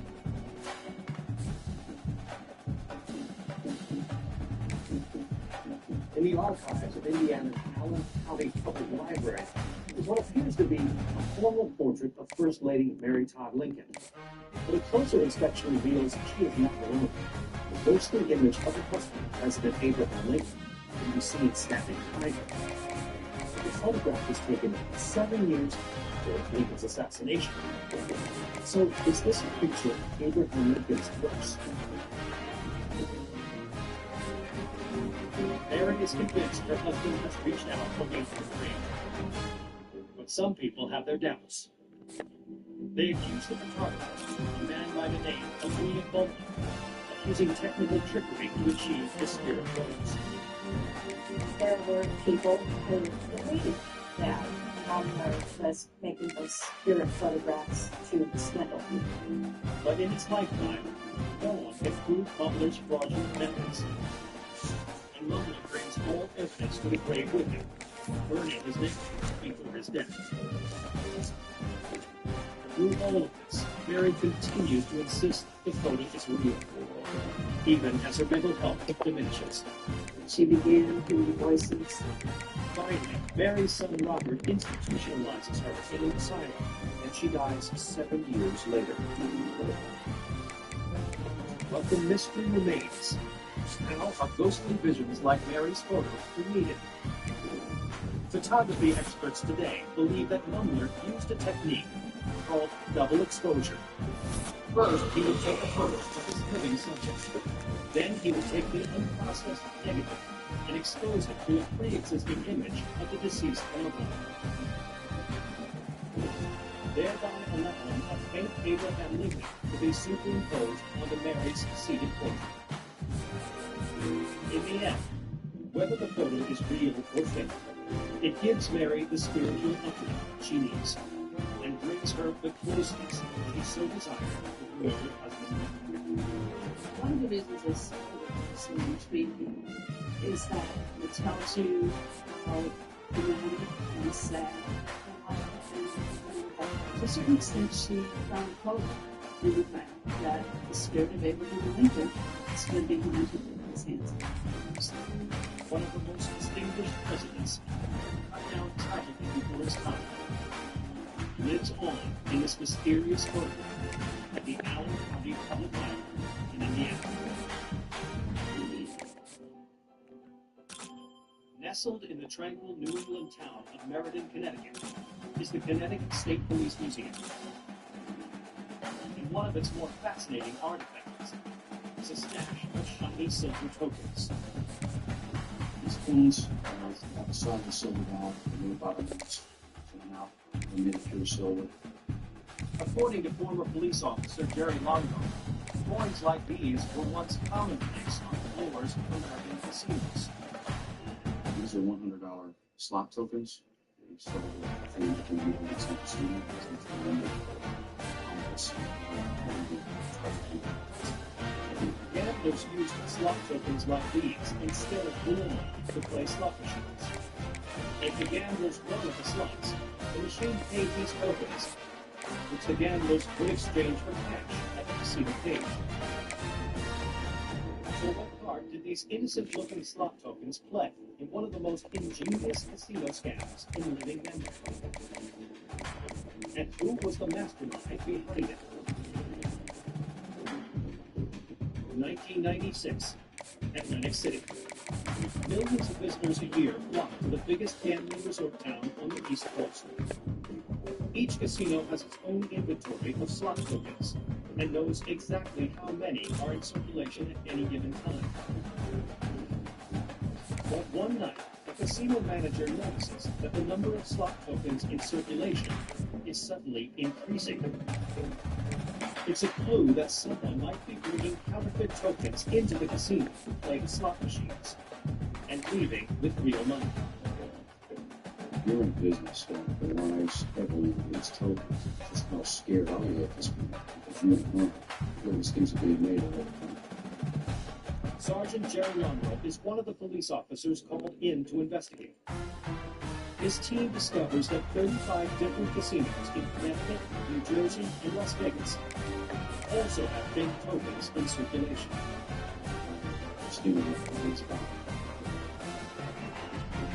The police set up video surveillance of the slot machines, but to no avail. Then they catch a lucky break. The counterfeiter makes a tactical error and starts making and using $100 slot tokens. A lot of casinos have single fixed cameras on the individual slot machine because the jackpots are so large. The Connecticut and New Jersey police see a variety of men winning over and over. Looking more closely at the tapes, the different men all start from the home. Good scholars. The ultimate presence listening. With their cover blown, this mystery couple becomes a prime target of police surveillance. And it's not long before they're able to come up with a name.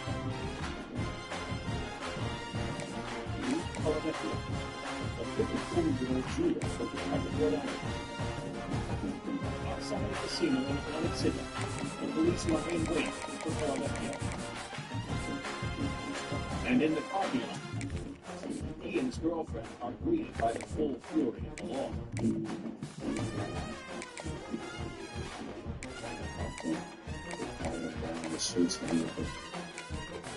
And what the police find in the trunk of Philadelphia's car is beyond the wildest dreams.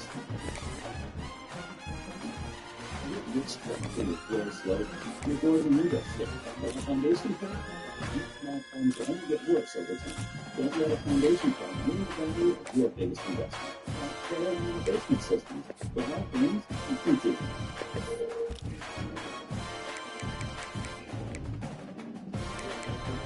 It's going down faster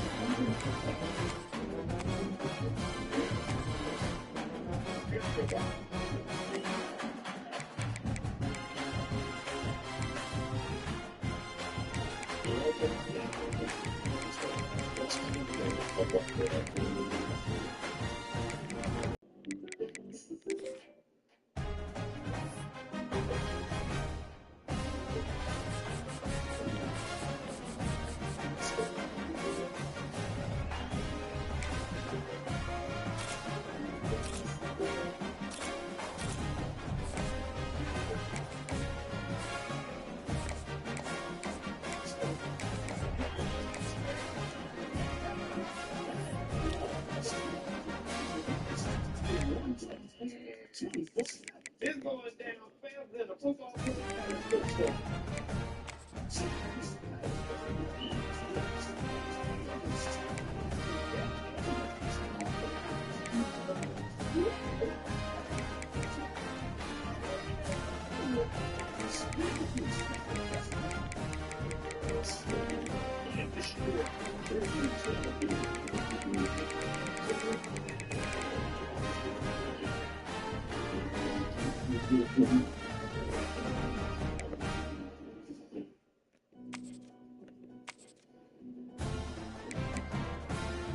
It's 1986.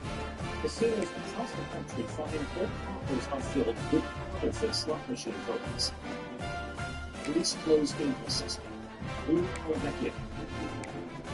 When they go to arrest him, they find in the trunk of his car breaks the case wide open. They found 750 pounds of coins, they found maps of casinos, all of the things that you need to make those coins right inside that vehicle. When police raid Palavecchio's home, what they discover there is even more astounding. You open the door and it's like stepping into the U.S. Main Plant in Washington. Huge printing press and tools, laser cutting, and pieces of slot machine. The police seem to have caught the man who's been flooding the casinos with counterfeit coins and breaking in millions. But the question remains, how did Palavecchio make these picture-perfect counterfeit coins? In his house, investigators find an intricate system in place. A system only an experienced jeweler could design. He would take tokens from casinos, have them sent out to allergical sites, and get them filtered, and give them another tokens for coins. He would purchase that metal stuff. So he minted the coin with his price, and exactly the same to what the casinos had purchased. He even used a tuning machine to give his fake coins the right amount of wear and tear. With the evidence they need, the police charge Louis the Coin with counterfeiting, forgery, and larceny. As part of a plea deal, he serves less than 3 years in prison. Palavecchio later admits he's been running the scam for over 4 years. When I asked him which one he didn't answer, he was definitely in place for 3 months. Louis Palavecchio's counterfeiting scandal changed the way casinos around the country functions. Slot machine tokens have been replaced by ATM debit cards. And those changes can be traced right back to the Connecticut State Prison in the loop of silver discs jangling around its back room. In Portland, Maine, there is an institution that may hold the key to a history of monstrous proportions. This is the International Cryptozoology Museum. Its subject, explains founder Lauren Coleman, is a very specific type of creature. Cryptozoology is the study of hidden or unknown animals that cannot be classified by scientific. The collection features replicas of mythic animals from around the globe. However, the most groundbreaking object is not an artistic representation of the beast. Yes, it's extremely important because you just don't see anything like it in the world. Now, covered in tape and preserved between two thick sheets of plastic. This is a sample of fecal material collected in the 1950s from what some believe is a legendary beast.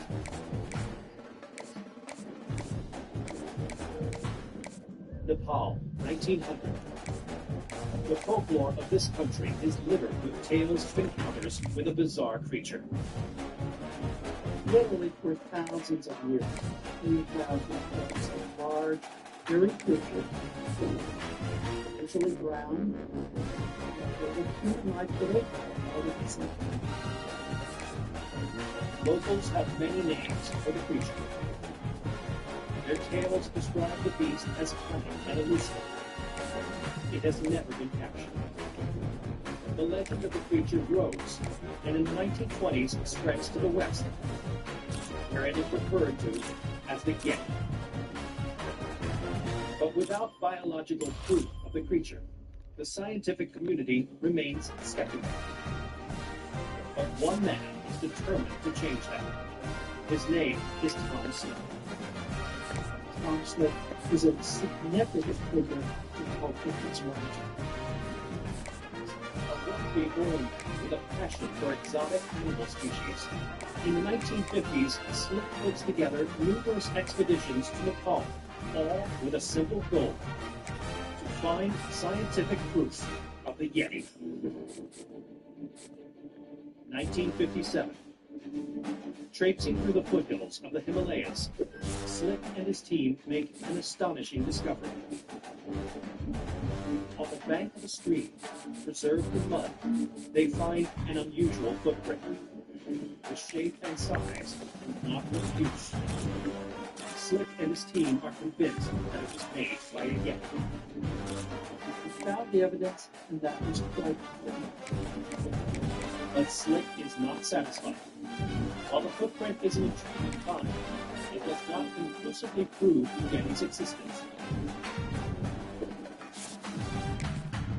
Determined to find irrefutable scientific evidence, the Slick expedition continues on. And 2 years later, down and about, the team spots a curious form.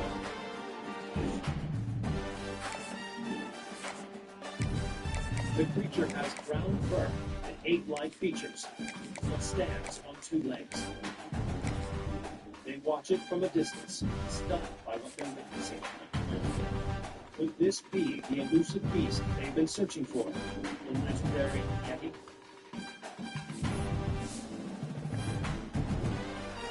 For hundreds of years, people have been fascinated by a mysterious ape-like animal said to roam the Himalayas, the Yeti. But does this creature really exist?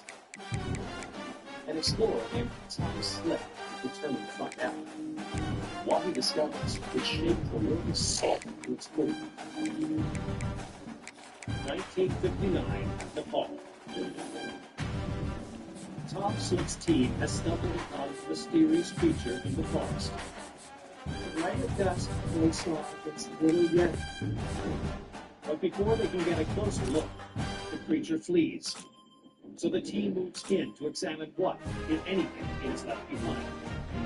The important thing that they gathered is fecal. The fecal matter is collected and preserved for scientific examination. This material is very exciting because it was the first rifle by Westerns.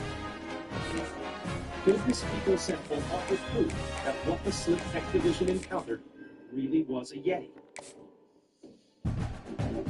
In search of a definitive answer, it is sent to a lab in France for testing.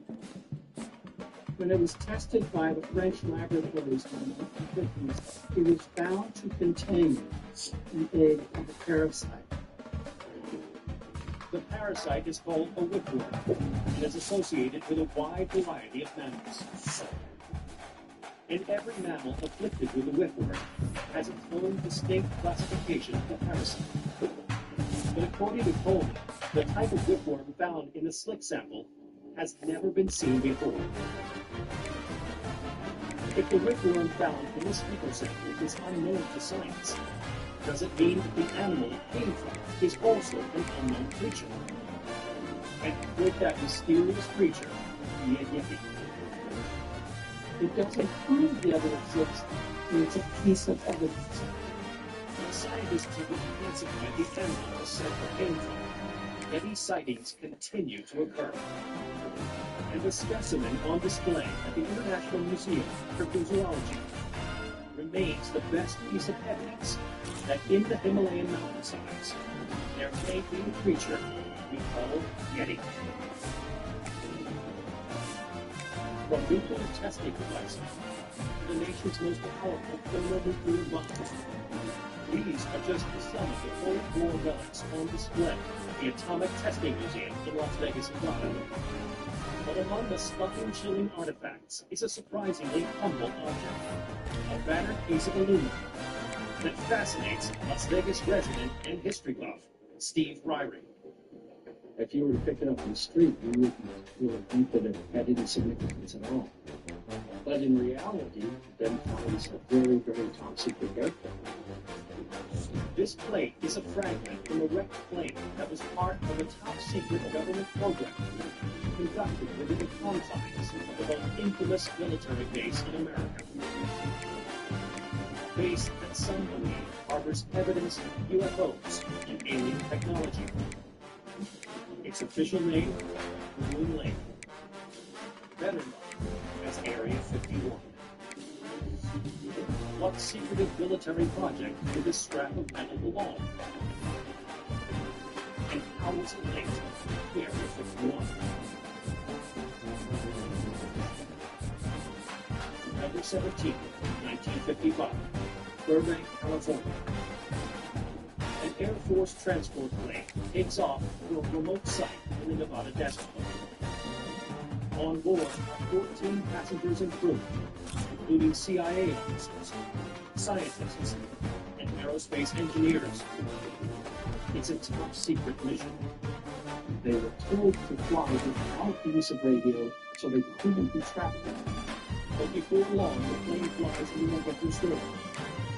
The pilot realizes he's dangerously off course and breaks protocol. He broke radio silence in order to intervene while he was asked, but he received no answer at all. Without assistance from ground control, the plane crashes into the side of Mount Charleston. All on board are killed. The government instantly went into a mode of protecting the side. They had very, very, very important and sensitive material that actually was on the plane. Material regarding a military project so top secret that even the victims' families were kept in the dark about where the plane was headed. But recovery efforts are hampered by the nearly impassable and snow-covered terrain. They brought in special alpine trained teams to break a trailer to the side to bring down that sensitive material and artificial suppression. The recovery team has no choice but to leave behind the rest of the charred wreckage, including this identification plate, which labels the wreck as a C-54 military transport plane. The government instantly began to cover up. They completely stonewalled immediately. This was something that the government did not want to see. Officials claimed that the flight was carrying civilian contractors to the Atomic Energy Commission's Nevada testing site. The U.S. government tested this evidence. But according to CIA documents declassified in 1998, their destination was not the Nevada testing site, but a mysterious space known as Area 51. Area 51 would later become the frequent subject of rumors and speculation about aliens and UFOs. We've seen all kinds of stories about alien aircraft, strange lights, having alien bodies stored there. What's the truth behind a doomed aircraft, and how is it linked to the bizarre stories that surround Area 51? I'm a man, but I can change if I have to, I guess.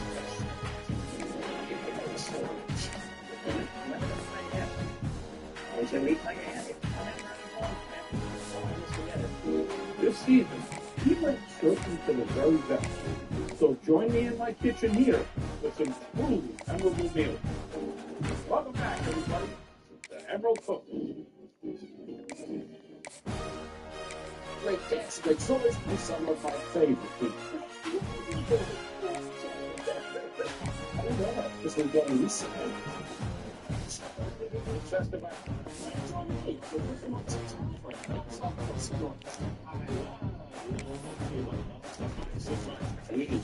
to hear that there, sure. Say it all. How big or big. You're not kidding. But sometimes you just have to. I'm sitting with strange shirts in my stuff. Are you wearing? You four got to stick together. Because walking with ears on your chest is ridiculous. What will they wear now? Walking like the Bible, very free on record. Can you do the picture news people?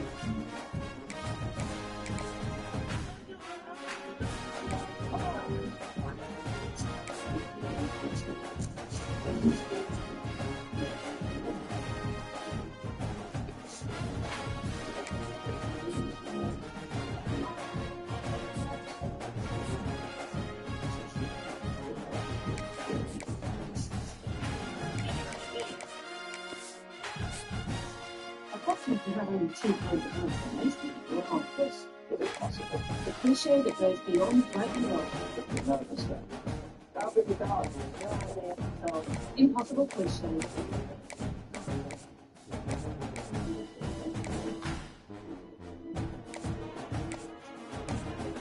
It's 1955.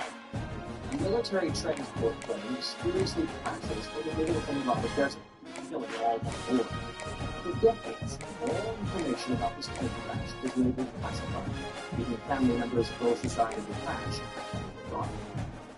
What was the top-secret mission this plane was carrying out? Is there a link between this aircraft and a mysterious Air Force base in this Area 51? Declassified documents reveal the men who died in the crash in Mount Charleston were building a bizarre new flying machine. But it had nothing to do with aliens. The flight to Area 51 was to see the second test flight of the U-2 spy. The U-2 spy plane is perhaps the most innovative and important military project of the Cold War. This single-engine reconnaissance jet is able to snap high-resolution photographs from an altitude of 70,000 feet. It's designed to steal into Soviet airspace, spy on the enemy, undetected. But the key to its success is secrecy. And that's why, actually, Area 51, everything that to do is to actually take the U-2 and to develop it away from firing arms. Although the brilliant men who built the U-2 never lived to see it soar, their goal of changing our espionage capability forever is realized. And at the Atomic Testing Museum in Las Vegas, this weathered aluminum plate bears witness to their sacrifice during a critical moment in American history. From counterfeit coins, fake photographs, elusive pieces to sunken treasure. I'm Don Wilder, and these are the mysteries of the museum. A dangerous descent for the ocean's depths. The Philippine continent. High-stakes kidnapping split off.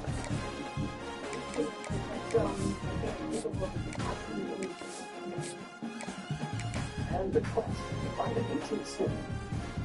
It comes from the discovery. Well, see all anybody for me. These are the mysteries at the museum.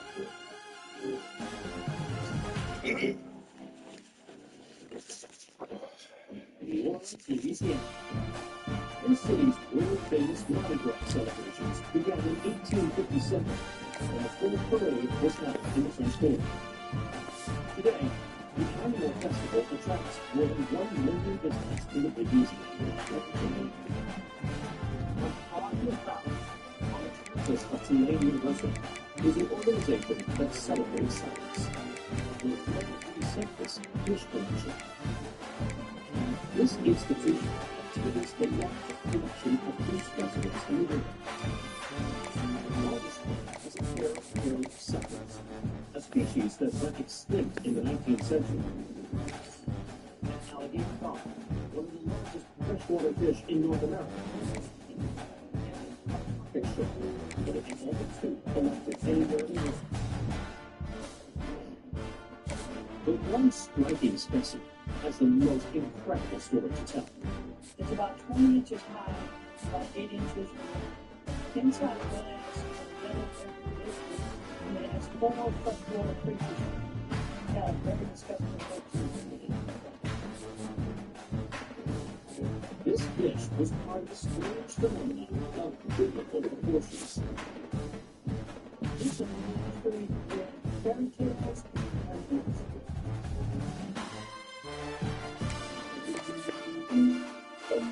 It's October 23rd, 1947. Still in Louisiana. The people of this area their business. They say something peculiar about this.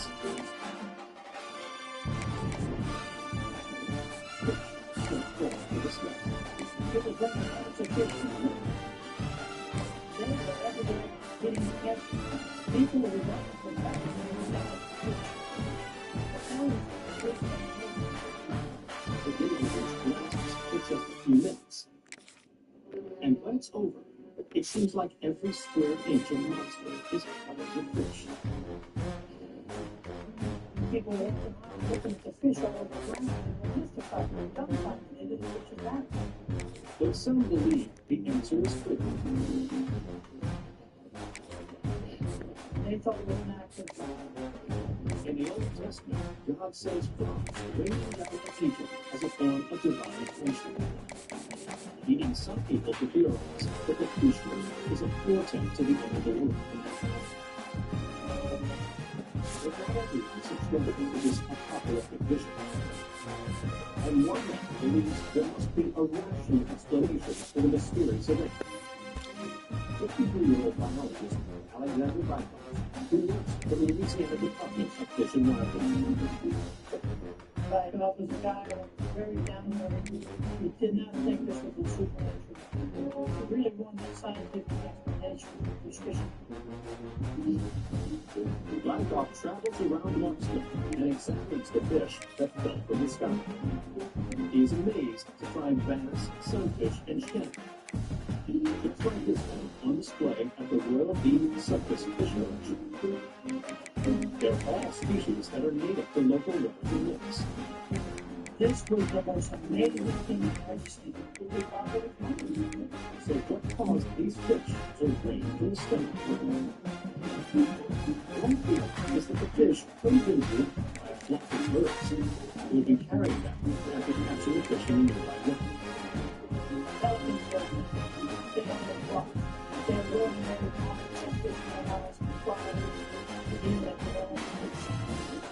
But theory doesn't hold up. The fish were dead or chewed to bring the possible. There could be a real explanation for this weird incident. Blackhawk gets to his books in search of clues. It's then that he discovers that a similar incident occurred in 1861 in Singapore, when, during a terrible rainstorm, fish also fell from the sky. 3 days, rain came down like as dogs except this time fish.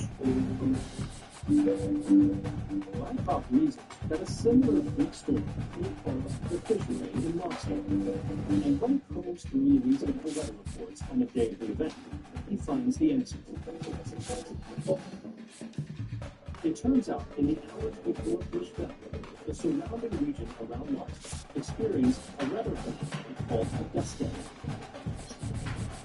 Dust devils are symptoms that can form on cool days when clouds and even air begin to rapidly rotate. When they travel over water, it hits a bottom and then comes into the These powerful weather cycles can suck objects out of leaves and rocks. When the dust devil runs out, those objects fall and stuck. Blackhawk reasons for the powerful dust devil suck thousands of fish out of the leaf and dump them in Knoxville.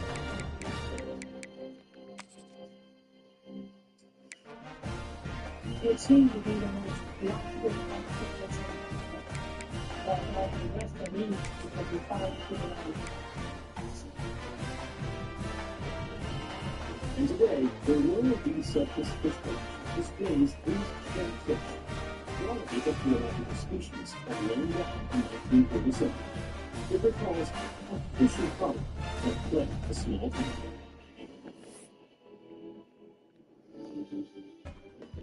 The town of Cody, Wyoming was named after the famous cowboy Buffalo Bill Cody.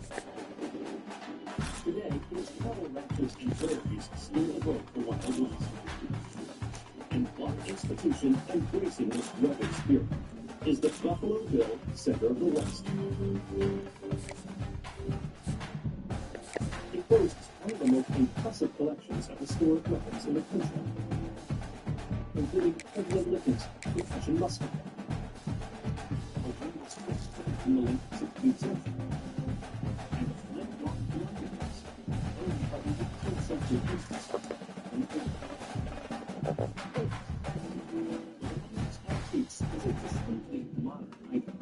It's about 6 inches in size. It's made of rubber and polished.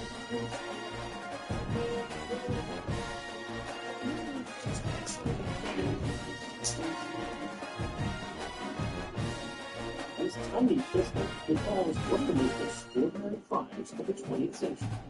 This is a story about extreme power and a notorious kidnapper.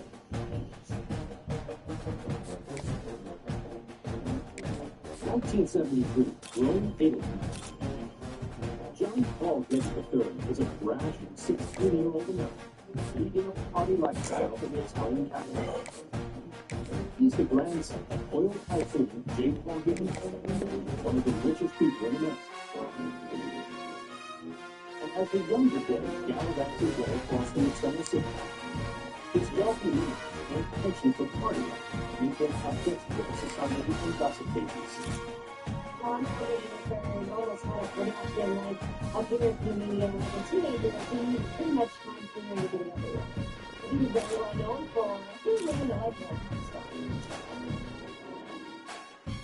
But the young man's charmed life is about to take an unfortunate turn. On July 12th, the teenager is walking home. He is surrounded by a group of strange men. One of them pulls out a Beretta Model 1934, like this one on display at the Buffalo Bills center of the list, and points it at Getty. These men drop and they throw it in and they take off at him. 2 days later, at home in San Francisco, Getty's mother, Gail, receives a ransom letter in the mail.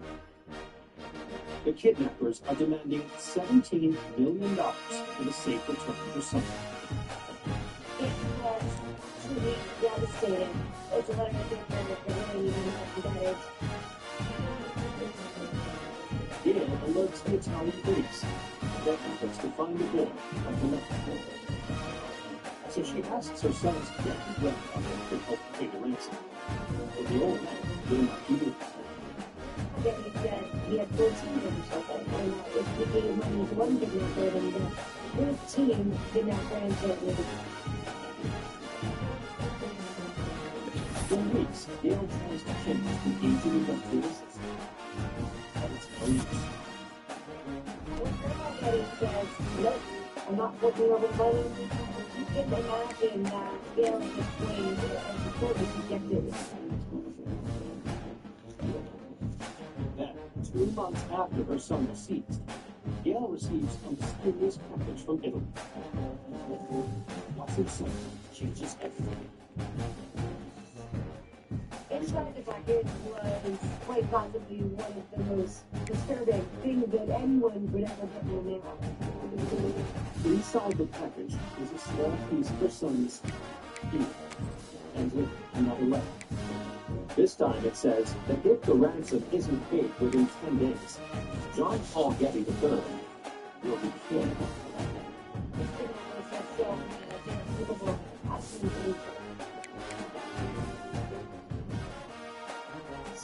Welcome to the new season of my report. This is food, delightful guests. Lots of fun. Good food, good fun. Watch food on the food. I need your help. It's been so good. I think I was about to pray.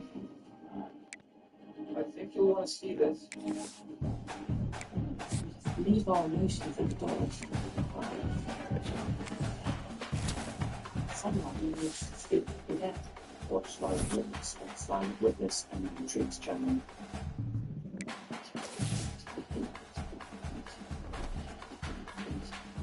Keep coming back.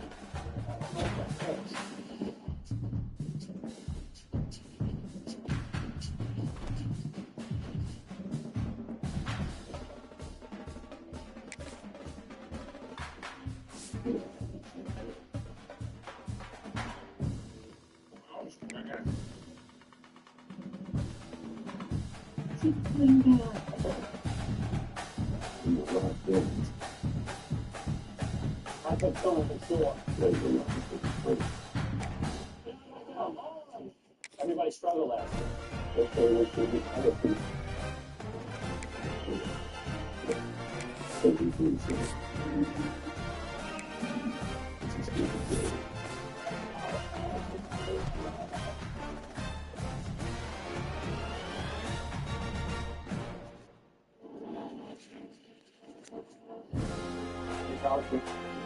You.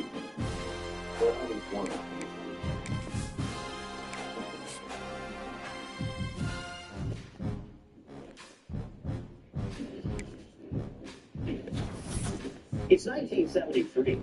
16-year-old John Paul Getty III had been kidnapped. His grandfather, a wealthy oil tycoon, was refusing to ransom. So let's say that you Dale tells BBC about the kidnapper's threat to Victoria's Secret. And this time, the Google tycoon relents. Maybe it was time to work that money. The family dispenses a man's will to deliver the payment. He makes the money drop at a prearranged location along the rural highway. Now, Dale anxiously awaits word of the gold.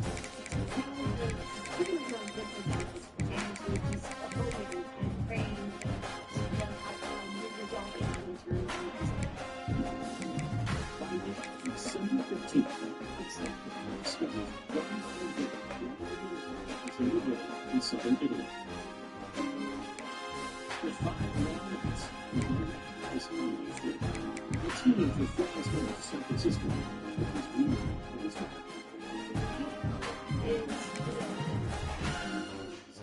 Absolutely ecstatic that he's alive. But that's not the end of the story. Determined to catch the kidnappers, the police had photographed the serial number on each bill before the ransom was delivered. And in March of 1974, one of these banknotes is linked to a 58-year-old Italian named Giuliano Pironi. He is arrested in connection with the kidnapping, along with 8 other men. All are believed to have worked for the mafia. These kidnappers just getting famous. But the kidnappers are already, they have a business plan to get a boost on the local. Today, this rare-model 1934 pistol, just like the one used to kidnap John Paul Getty III, is on display at the Buffalo Bill Center of the West. It recalls a dramatic chapter in the life of one of the world's wealthiest families. Torbay, England. Beautiful beaches, seaside towns, and a mild climate have earned this scenic region the nickname the English Riviera. And one of its most iconic is the Torquay Museum. On display is a 19th century Japanese kite, a child's coffin from ancient Egypt, and a silver coat which belongs to the legendary history of the Christian. But one artifact here has the most incredible tale to tell. This item is rectangular in shape. It's about 2 foot by 1 foot. It's wood, but it's covered in leather.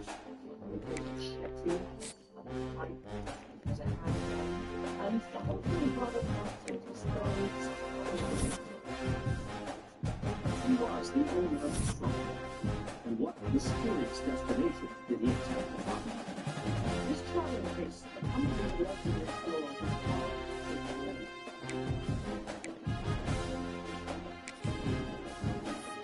It's 1980. 41-year-old Percy Foster is one of the world's most celebrated explorers. He has grabbed headline with map-making expeditions into the uncharted wilds of South America.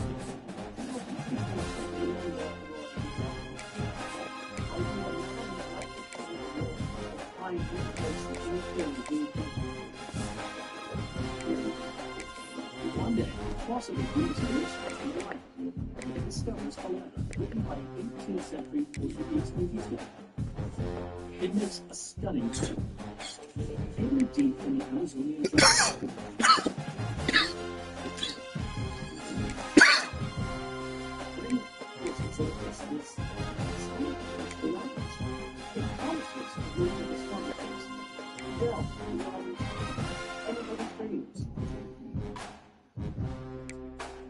The letter states that the golden metropolis is located near a large mountain. There's no further details in the city's name. The builder decided to name himself, and then he painted with the last certificate of name. He spends years secretly organizing an expedition into the heart of the Amazon. And when his departure date approaches, Fawcett scans his fellow explorers and the public, announcing his intention to find this golden city. This announcement sparked a sensation. Suddenly, the world was aware of the existence, at least possible existence, of the lost city. On April 20, 1925, Fawcett and his team set off. Each course is accepted. Only it is headed for the uncharted Ncaa region of New Zealand. It was almost an impossible task to make it through the jungles. He knew the difficulty of the place. In July, 5 months after Fawcett and his men set off into the blizzard, his wife received a letter. In it, the explorer says he's near days away from the exact spot where he expects to find the lost city. It's a good fact in his life that we are now in the medical series. And that's the end of the focus of the video. It means adventure.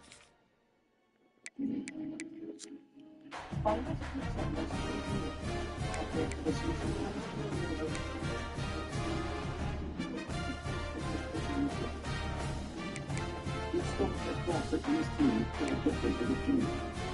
He died of disease right over but without any sign of proof, their fate remains a mystery.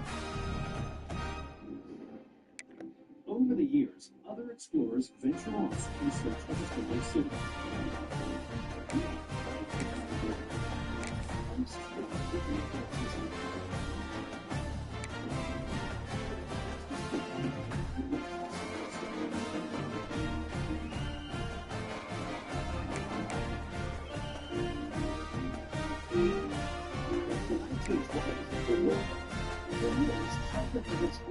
The deepest reaches of the Amazon, a search for the legendary prize. The news of the metropolis made entirely of gold, the lost city of sleep. Many believe it's just a myth. Unexpected theories about this hidden light sometimes dark. In 2010, years after Percy Fawcett disappeared into the Amazon, a team of scientists in Brazil makes a groundbreaking discovery. They're examining satellite imagery of the world's largest rainforest, and they're uncovering what appears to be traces of an ancient civilization. But this isn't just a small village. It's a twin-sided metropolis, covering over 150 square miles. And there's evidence that roads, farms, and other sophisticated structures once stood on its open field. Science believe this city is a place where we can speak to power. But the city is an amazing discovery. Even more incredible, the find is located in the heart of Brazil. This society is located in the exact place where Percy Fawcett believed that it would be.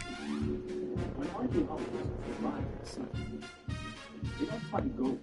They determine the ruins date back over 2,000 years. The local people think that this may have been the favorite slippery of the city. Today, Percy Fawcett's gold deficiency is on display for the 20th community. And it's been everywhere in the field. His quest to unlock the secrets of the history.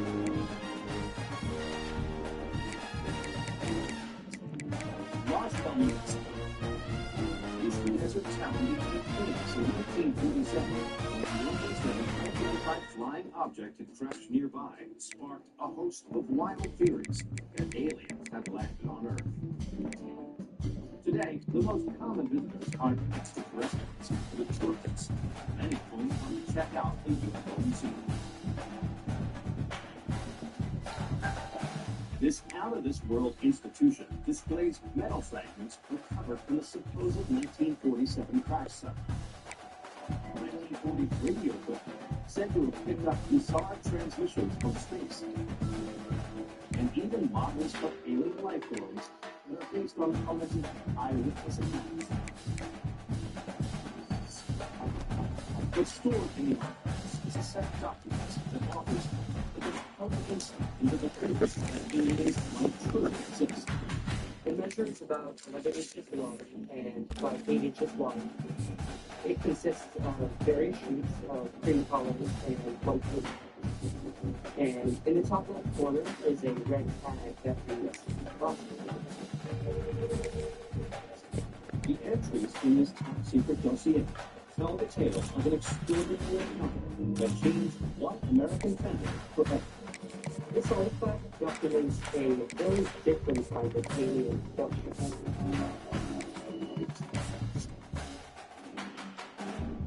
It's 1997 in Grand Forks, North Dakota. Retired sociology professor John Salter Jr. is about to make an extraordinary claim. Reporters for the popular magazine Alternate Perceptions, Salter explains that 10 years ago, on March 1988, he and his son John were driving through Wisconsin on a neighborhood trip. At around 6:25 p.m., Salter pulled the car over so they could switch their lanes. But before they could get out, they were approached by strange glowing beings with short bodies and large heads. Being was a potentially from symptoms and they didn't know what to expect.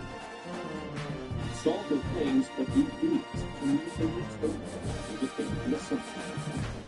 Then they directed the pair to follow them to their spacecraft. Sensing no danger, Salter and his son complied. Most people who claim to have been abducted by aliens feel as though their reports basically trust. This was a completely different situation. Also, his son willingly went and did these things. Salter says that once inside, the aliens gently rotate his son with strange devices. Throughout these procedures, Salter was completely conscious, and he remembers having things done to him that seemed nothing. The next thing that Salter did, he and his son were back in their car. 7:45 p.m. They stopped in the prison. The father and son agreed to keep their closest son a secret. Salter felt confused. He feared that if he told anyone, his reputation would be covered. They were very happy to put this entire case of it. In the years following the event, Salter said he noticed something unusual. His health improved. His wrinkles and age spots faded away.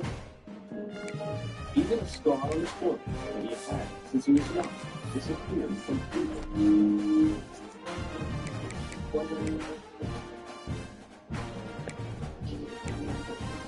Salter put these seemingly miraculous changes just into a supposed encounter with the alien beings.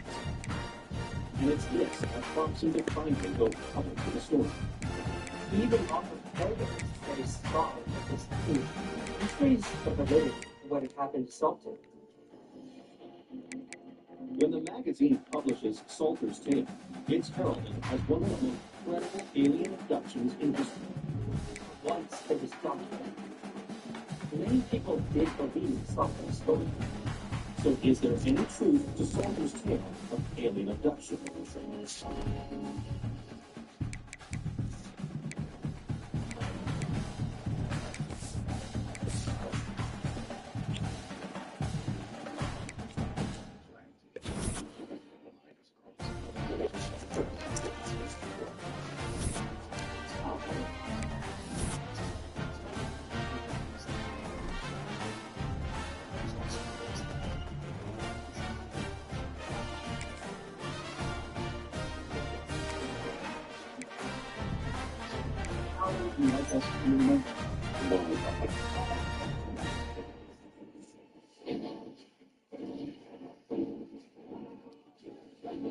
Welcome to Kent, Ohio, and Dick Stadium, home to the Golden Flashes of Kent State. And while to some it may seem like a small blip across the college football landscape, this place has been the home to legends like Lambert, Edelman, James, Holmes, and of course, Saban.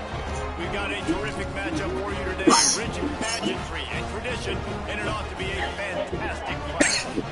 As we'll see a squad from the SEC, the Mississippi State Bulldogs, taking on a team from the MAC, the Kent State Golden Flashes. For EA Sports College Football, I'm Reese Davis, joined here in the booth by David Pollock and Jesse Palmer. And guys, let's get this thing started.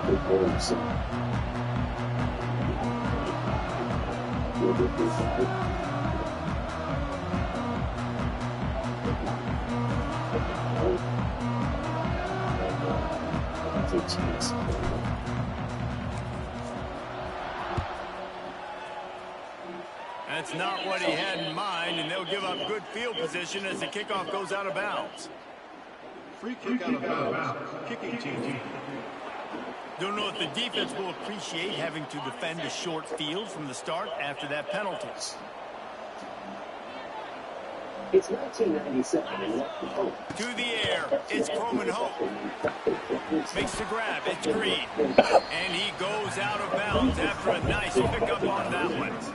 Guys, let's talk a little bit about Mississippi State. The portal can work wonders if you have specific holes to fill. Breathe a little new life and energy into the program. David, these guys went in there, got a nice little haul that really could set them up for success this season. They did, and they didn't go bonkers and go crazy, Jesse. I like how they just saw a couple guys that they thought fit their system, fit their culture, and now they're bringing them in so they can rise the tide of this team. Yeah, this feels like a curated roster, right? They only had a few holes that they had to fill up, but they went out, they put their effort into finding the right guy. They feel like they've upgraded their roster with just a few portal additions.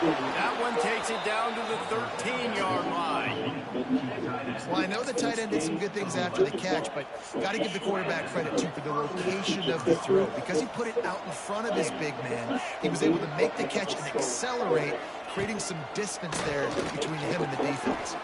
Gets it out fast. That completion will take it inside the 4, and the offense is threatening. And I think this receiver's forte is his route running. He's a guy that can line up all over the field, but it's not just catching post routes and go. And he rolls into the house. Touchdown, Bulldogs. They draw first blood, and that is exactly what you want to open the season with a drive like that. And how about the wheels for the QB? You could tell, man, he can roll, and they're going to use him. This is just the first drive. You see him going for the touchdown. I imagine we'll see more of that guy running the football with that kind of speed. He'll call for the fair catch here. The Golden Flashes offense has its first opportunity of the day. And here it comes for the first time as a starter, this talented freshman. And Jesse, it seems like quarterbacks mature quicker and quicker these days, and they're ready to grab the reins. Yeah, you're seeing it more and more. There's more high school quarterbacks now ready to take the next step and compete and perform in college football. But listen, I started as a true freshman back in Florida. I guarantee you he has so much nervous energy going right now because he has never played in an environment like this, and he has never played against competition like this either, Dave. No, that's crazy. And that was 1920. So imagine now with all the technology and how much he's feeling the nerves. Obviously, all the eyeballs in the stadium is on him. Everybody knows what he's capable of, but he's going to be the first guy to touch the football. It's going to revolve around him, and that's a lot to ask for a freshman. Ball sitting right at the 30. It'll be 3rd and short. Looking for a man. It's Baptiste. And they can't complete the bullet pass on 3rd down. Well, it's not quite the start this offense wanted to have on 3rd down. It's their first opportunity. That one falls incomplete. They're going to have to be better on those critical downs as this game goes on. Punt is on its way. Going to make sure he doesn't get a return on this one as the punt bounces out of bounds. Here comes the Bulldog offense back onto the field. Already a solid start to this one. Now back to work with this 7-0 lead. They're going to open this drive with a pass. Wide open spaces. Brought down just short of the sticks on the screen pass. I'll tell you what, if you want to be overzealous, if you want to be a blitzer all the time, I like running the screen right behind him. Did a great job throwing the screen. Almost broke this one for a long game, but it just... Nowhere to go on down. He goes at the 39. The defense coming up big there. The sack is great, but the secondary deserves some credit too. No doubt. When you can cover like that in the secondary and drop back in your zone and only rush a few, and you feel comfortable getting home, and they're going to get to the quarterback, that is a great feeling, and it's fun to be a defensive coordinator calling the plays. Makes the grab. He's got first down yardage as they move it to the 44. I'll tell you, for this defense, they're going to have to find a way to bracket this slot receiver because of how athletic he is. They're going to need to make sure they've got linebackers and DBs surrounding this guy at all times. Motion from the wide receiver. Touch pass on the jet sweep. It's a seam wide open. And he's brought down after a nice gain. And the Bulldogs are moving quickly down the field. They'll try the run. He is going nowhere. Stop at the line of scrimmage. And you can tell that play went nowhere from the start. It was definitely a great play by that defender. Oh, yeah, he got the backfield so quick, the running back had absolutely no chance. To throw, it's Croman Hope. Makes the grab down the middle. They stop him almost immediately. Short gain there, and still a little ground to cover to pick up the first. Ball's at the 25. They're in field goal range, but they'd love to convert this third and short. Oh, they're after him. And the defense, Dave got him at the 27. Well, that defender just was better at his one-on-one on the pass rush. He does a great job beating the offensive line to get to the QB. Now on fourth down, here comes the field goal team. He'll swing that big leg for 3 from 44 yards out. That is no good. And the margin is still 7 after the miss, guys. This drive will start at their own 27-yard line. The option look. The pitch. And the defense holds firm. No pickup at all on that play. Didn't get much done on that first play of the drive. It's 2nd and 11.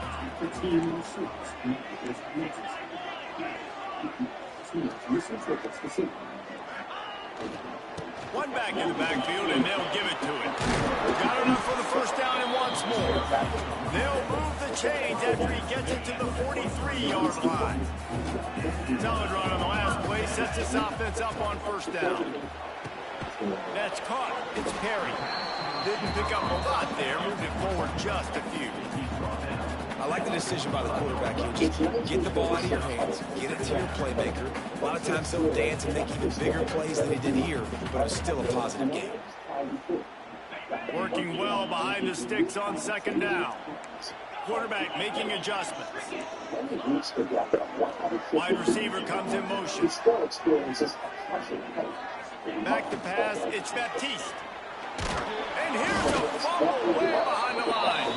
And the defense jumps on it, and they get that turnover. And the offense goes 5 wides and spreads the field. The problem is that spreads you thin. And you only got 5 guys in protection, and they don't do a good enough job up front. The defense gets home, forces the fumble. Big play for this defense. Tackled almost immediately. They're well short of the first down. Give to the running back.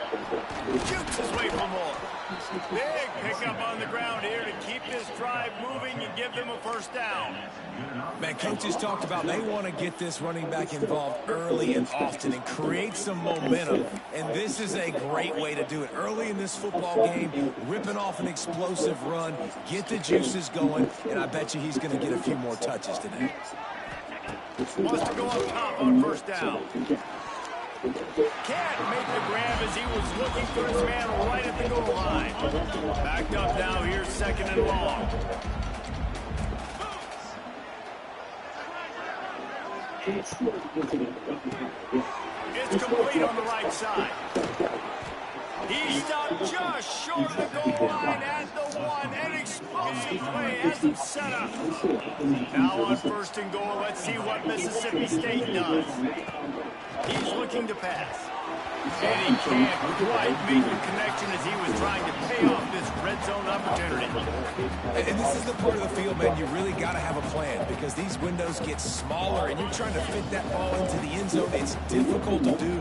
Quarterback, receivers, they got to be on the same page. They're trying to slam it in. Into the end zone he goes. Touchdown, Mississippi State. I know we're only in game one, but in this half, you've got to be excited about what you've seen from this offense. Philadelphia, Pennsylvania is known as a city of firsts. It's the birthplace of the nation's first public library, first hospital, and even the first zoo. And near Center City is an institution that celebrates this pioneering spirit, the Franklin Institute. 2nd down coming up. Dedicated to early scientific innovations. The collection includes a C-367 anemometer used to measure wind speed. From the gun, they'll try the middle. And he never had a chance. Just stopped cold as soon as he got it. Line is set on 3rd down. Williams perfectly preserved artifacts is one very charming. As we head to the quarter break, Mississippi State has the lead. And they jumped out to that edge early. As we wrap up the first, let's take a quick look at our game stats. This police device was invented by a famous foreign farmer who took on Mother Nature. They largely dominated the first quarter and built a nice lead to get started. This offense had a little extra time to think about it. Let's see what they have on 3rd down. It's an era of unprecedented scientific and technological achievement. Wants to throw. It's Baptiste. Throws to the wideout. And it's incomplete on 3rd down. The golden flashes, moving quickly to the line. Is obsessed with the pursuit of the On 4th down, he'll try to toss it. Makes the grab. They stop him short of the marker. He was an inventor, and he actually became someone to go through stuff to understand how things operate, how things are happening in nature. One day, Franklin is at a sideshow when he stumbles across a demonstration of a new phenomenon called electricity. That time, electricity functions magical, mystical, almost like a magician or wizard who uses powers to bring out this shocking thing. The inquisitive inventor watches as a performer using metal rods creates bright flashes of light and loud cracking sounds. Some folks will create what we know and then touch it something and you might see a spark. But where some see magic, Franklin sees science. To him, the flashes of electricity look similar to a dramatic natural phenomenon. That the Franklin's attention, he said, whoa, this is cool. I want to get to this. That lightning and electricity are the same. But when he shares his idea with others, they scoff or suggest it. So he sets out to prove it. Over the next several months, Franklin conducts three experiments with electricity in his life. He discovers that the energy can be channeled through certain materials such as metals. Armed with this information, he suspects the metal might be the key to demonstrating that lightning and electricity are the same. He can't go up to the sky to interact with lightning, so he will have to draw the lightning down to the roof. And the only way to do that is with electric. He thought he could fly the plane up into the cloud. And the floor has a special limit that it would be 10 seconds to charge. He might be able to that electrical charge from the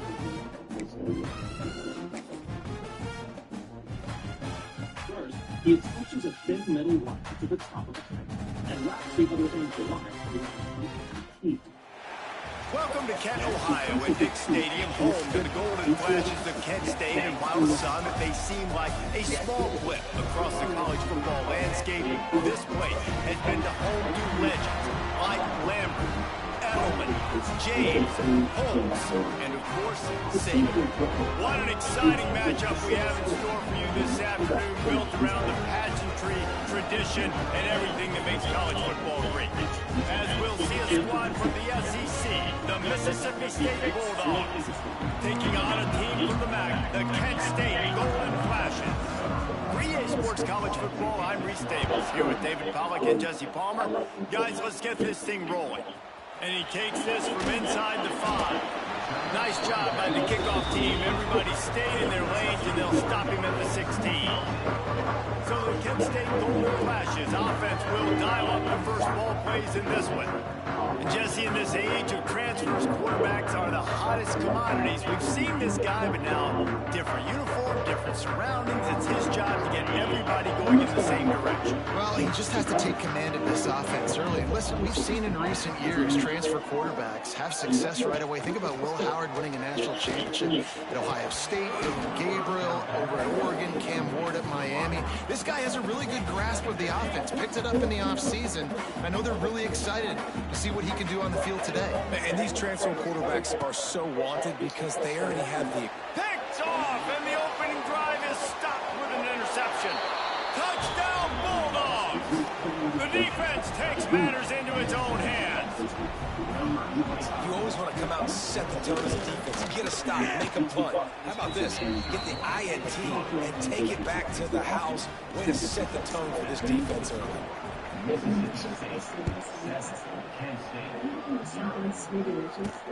Returner's going to try to see what he can get. Really disciplined job by the coverage unit to get down there and make the stop at the 19. This drive will start from the 19-yard line. Takes a handoff. It's Lester. That is a big win for this defense as they were right there as soon as he got the ball. Now, guys, when you think about Kent State, they found some success on the recruiting trail, got a top 25 class. Now the question is, what can they do with it? It's a top 25 class. It's not littered with a bunch of five-star blue-chip prospects. They've got guys they feel like they can develop down the road. But, David, the big question is, how long is it going to take? Yeah, and sometimes when you get that top 25 class, you also found some diamonds in the rough. And then some guys that have some potential that get developed. So, interested to see how they do in developing these guys. That's why it's so important for this defense to win first and second down. You set up third and longs like that, you can show your exotic looks, you can get the pass rush going, everybody on the back end expecting throw, and that's how you force incompletions in fourth. Have you ever thought of what they might be worth? I would say that's about £4,000. That's a quarter of a million.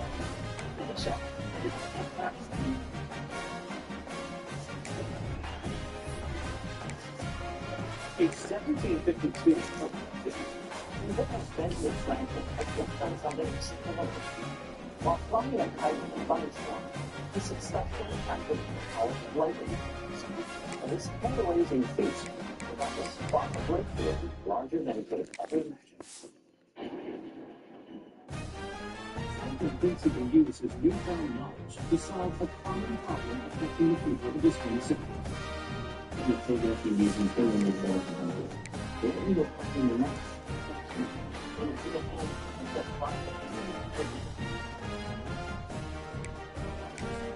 Applying the same principle as his telescope, Franklin believes he can build a device that can control where it runs his script. He created a long narrow with the painted that was fixed to the house. He then connects it to the panel via a wire. By having it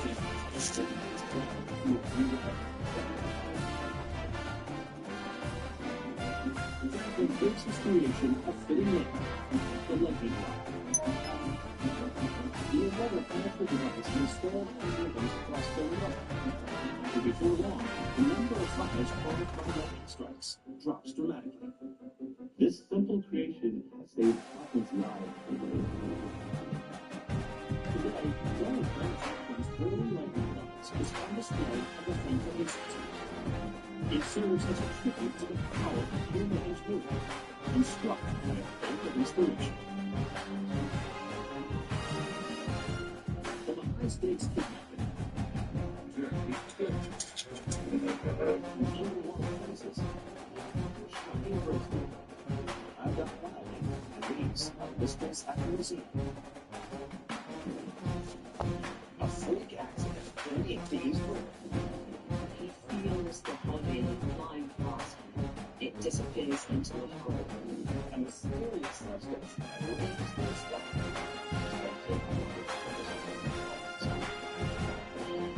And perplexing facts in the depths of Lake Michigan. It is clear that flying past him lingers. It is a mass of great constitutions as frequency leading to the video. These are Whispers at the Museum.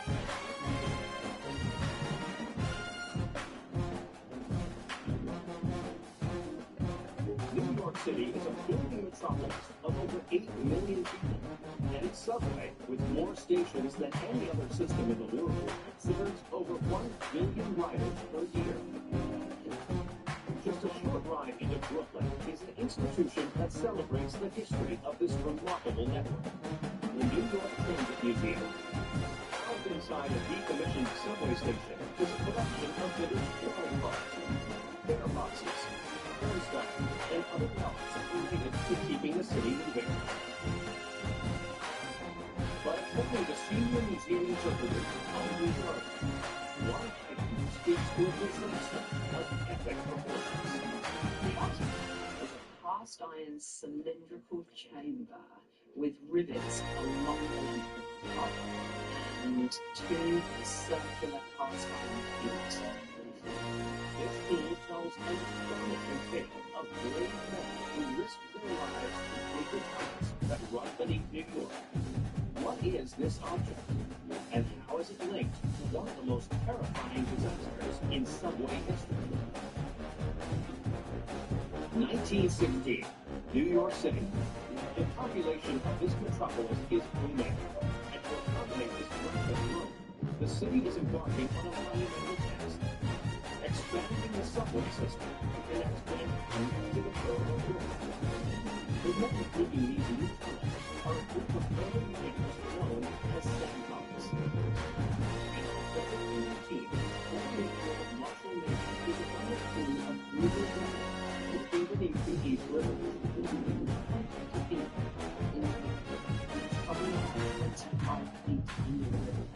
It's very dark, it's muddy, it's dirty, it's very hot.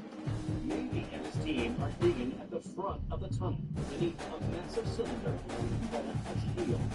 It acts as protection, it is essentially a magnet that can be hydraulically moved forward. When the shield drives forward, it clears the sandbox to dig. The men slowly make progress.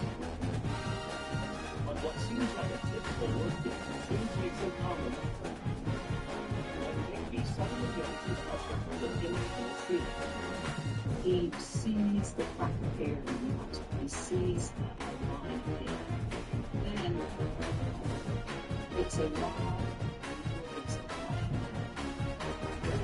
Horrified, the crack seems to be growing.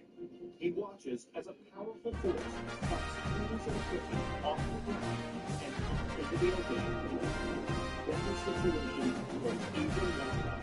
He feels the body of one of his co-workers flying past him. It disappears into a hole. Then a second co-worker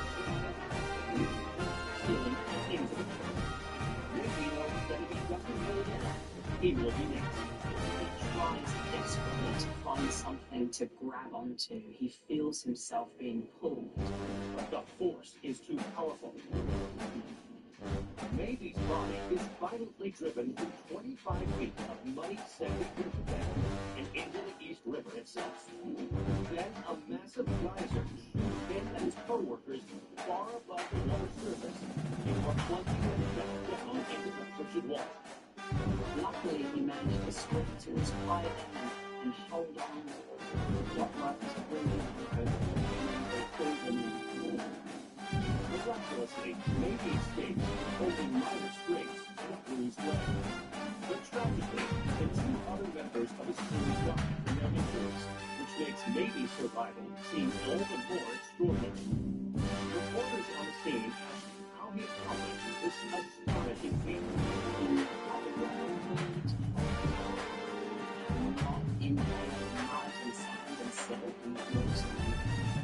As news of the tragic event spreads, incredulous New Yorkers are left wondering what caused this disaster. Experts believe the answer lies with two vital tools used to dig the tunnel: the shield and another device known as a compressor, like this one on display at the New York Transit Museum. The importance of air compressors was to provide The compressor also maintains air pressure to prevent the tunnel from collapsing under the weight of the urban water above. But this also means that the air pressure inside the tunnel is incredibly thin, and any change in that balance can create a potentially fatal disaster. It is believed that while the shield moved forward, it struck a filter, causing a fissure in the tunnel ceiling. The compressed air rushed through the hole, creating what's known as a flow. It's somewhat similar in the sense that if you opened an aeroplane door mid-flight, everything inside the plane would get pushed through that door and into the atmosphere. In the wake of the accident, the damage to the tunnel is quickly repaired. And despite the horrifying experience, maybe returns to work just 1 week later, to the proud approval of his fellow technologists. Maybe continues in his dangerous occupation for the next 25 years. And he is able to witness the completion of the tunnel when it opens to the public in 1920. Today, this underground connection is a crucial part of New York City commuters' daily lives, even though most are unaware of the heroic effort that led to its creation. New York wouldn't be the city that it is today without the subway and without National Railway. And this air compressor, on display at the New York City Transit Museum, acts as a memorial to one man's extraordinary tale of survival and his devotion to a project that transformed the industry. Known as the horse capital of the world, Lexington, Kentucky is also home to the oldest college west of the Allegheny Mountains, Transylvania University, founded in 1780. And located on is the Monroe Research Museum, an institution that chronicles the early days of the University Medical School. It features bizarre specimens, such as one of the world's largest feather balls, a cadaver made of wax, and a collection of fetal skeletons. But amongst these oddities is one object that they never fully understood. It's a substance that is submerged in a fluid. Substance According to Transylvania University professor Trev, the contents of this jar triggered a storm of meteorological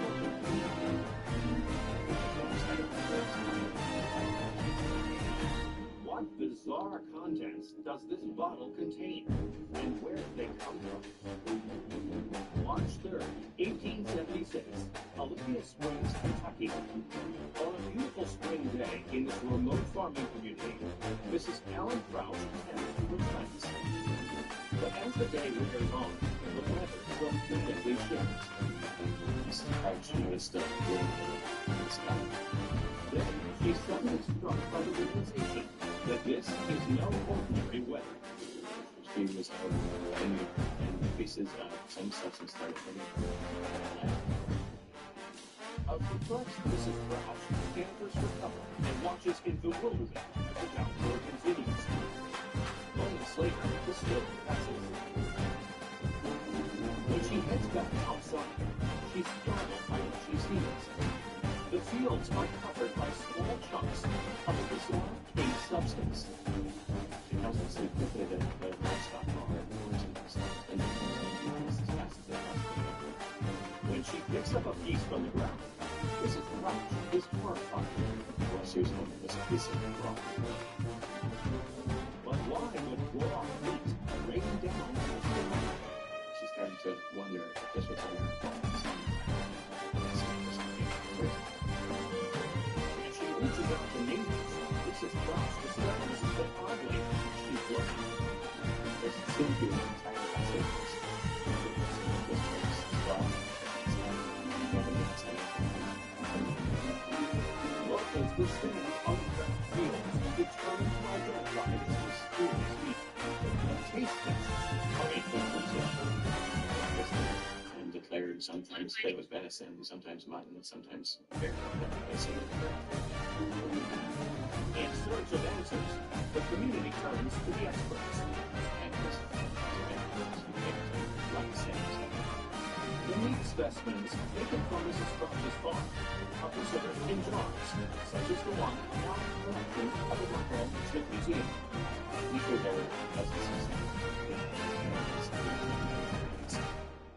When the press gets a hold of this story, it comes to phenomenon.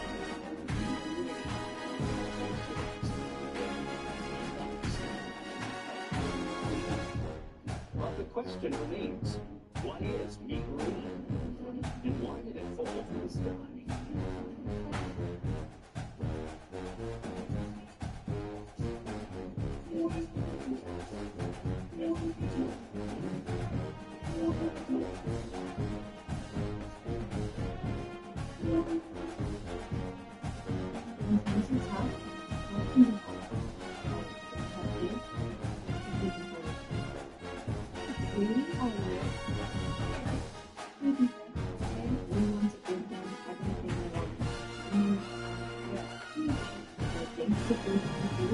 Actually looks like a special. I can focus on the beautiful tables and lights to cook. You can be here for everyone. What made you decide to rent the Kirkstone? That sells cars. It sells cars. Are you there? This is a great show. It's a cars. Sells cars. Even if they can say we can agree with we continue what we've been doing for 40 years. It's a state here combined with the needs. The multiple locations of connected lines, we look forward to seeing you to compare. And the social channel, we love to make you. We love you.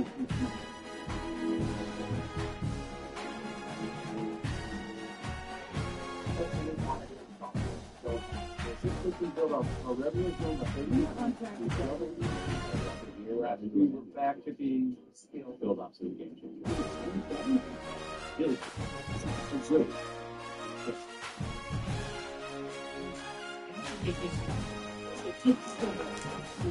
Baby, you're the new on 13 as a punishment here. and these are my Discoveries accepted in 99% of cases in the true line. It's 1876. Springs, Kentucky. Reddish pink chunks suddenly rained down from the sky, blanketing the Crouch family farm. The Crouches and their neighbors soon come to a grisly realization. The substance appears to be rotten meat. What the fuck is freakish form? Samples of this strange substance are sent to labs across the country for testing. And soon, the theories start pouring in. The first published theory said it was from spot frogs.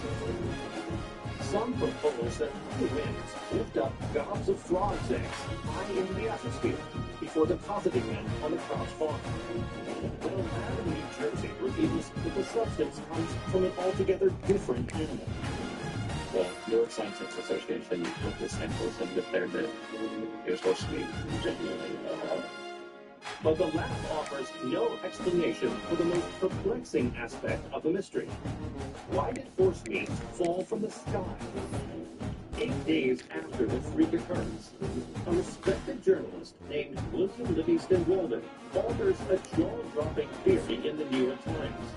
A discussion of asteroid belts in the media leads Walden to propose the idea of a similarly functioning meat belt.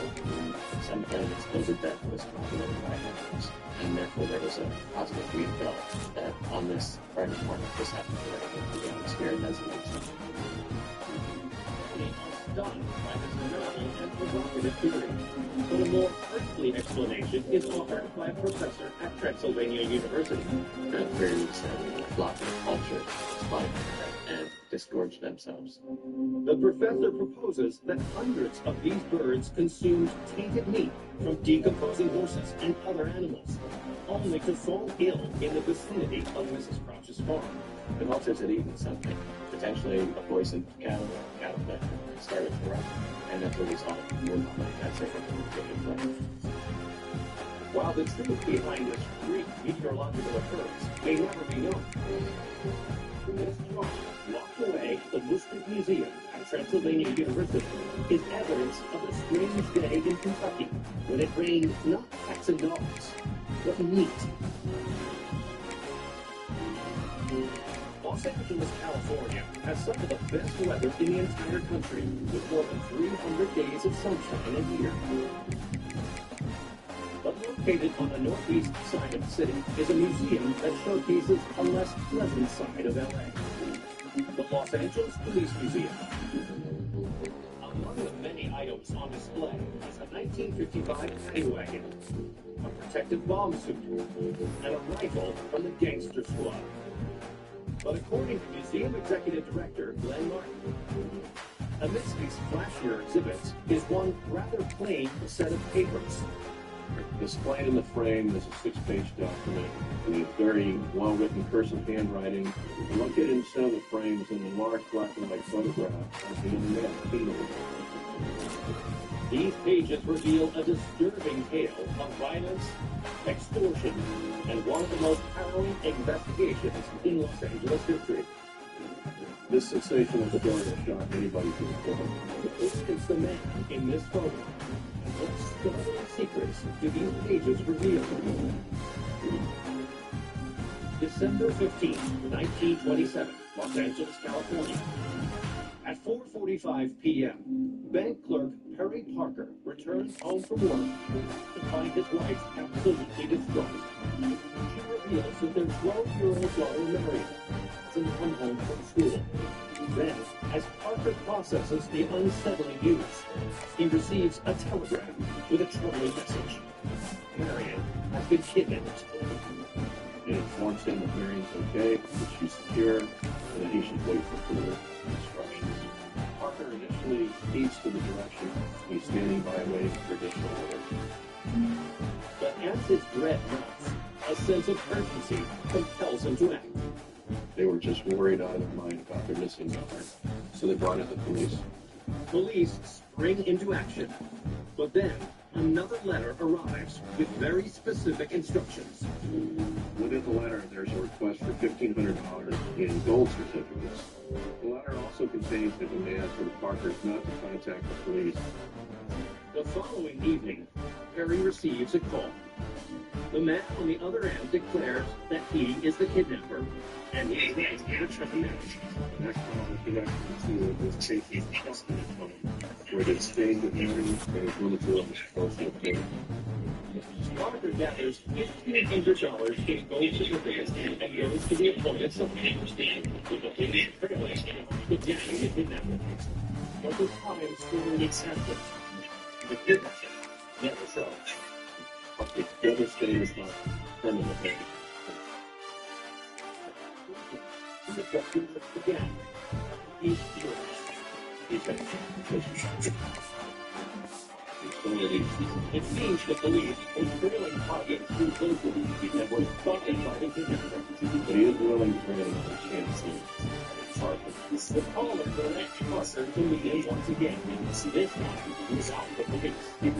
Parker has the ransom money in the car, answer the meet location. Shortly after he arrives, an anxious Parker watches as a dark car pulls up. Behind the wheel is a masked man wielding a gun. And in the passenger seat, Parker sees what appears to be his sleepy star. The relieved father hands over the ransom. Kidnapper certified that it is indeed the $1,500 in gold certificates. Then the kidnapper pushes Marion out of the vehicle and speeds off. Parker races to his daughter, but is greeted by a crippling sight. Strapped wrapped in a blanket is the dead body of his beloved Mary. Who committed this brutal crime? And will they be brought to justice? In 1927, Los Angeles, California, the 12-year-old daughter of prominent banker Trev Parker has been abducted. When Parker delivered a bag full of ransom money to a prearranged drop point, he's greeted by a harrowing sight: the dead body of his beloved daughter. So who's the criminal behind this vicious plot? And will he be brought to justice? Parker reveals the details of the harrowing ordeal to the police, including a description of the kidnapper's cars. Armed with this information, investigators track down the vehicle, which leads to a break in the case. Fingerprint lists were taken, and also an identification was made. The prints belong to a 19-year-old known criminal named William Edward Hickman. When Parker learns the identity of the suspect, he's dumbfounded. William Edward Hickman was former banking apprentice of Trev Parker. 7 years earlier, Terry Parker had caught Hickman embezzling bank funds and had him arrested. Police surmised that the kidnapping and murder of Marion was a cruel form of payback. Now, with a motivated suspect in sight, the LAPD launches the largest manhunt in its history. All told, 20,000 people, both law enforcement and beyond, are mustered to search for the murder of Marion Parker. 7 days later, investigators discover that the traceable gold certificates that Parker had given him have been used at a gas station in Arlington, Oregon. Hickman is tracked down nearby and arrested.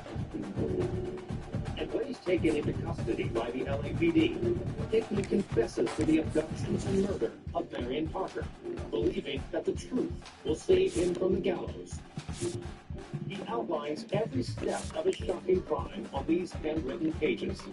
In the confession, Hickman speaks of killing the little girl to avoid detection. Hickman is found guilty of murder, and on October 19, 1928, he is executed at San Quentin Prison.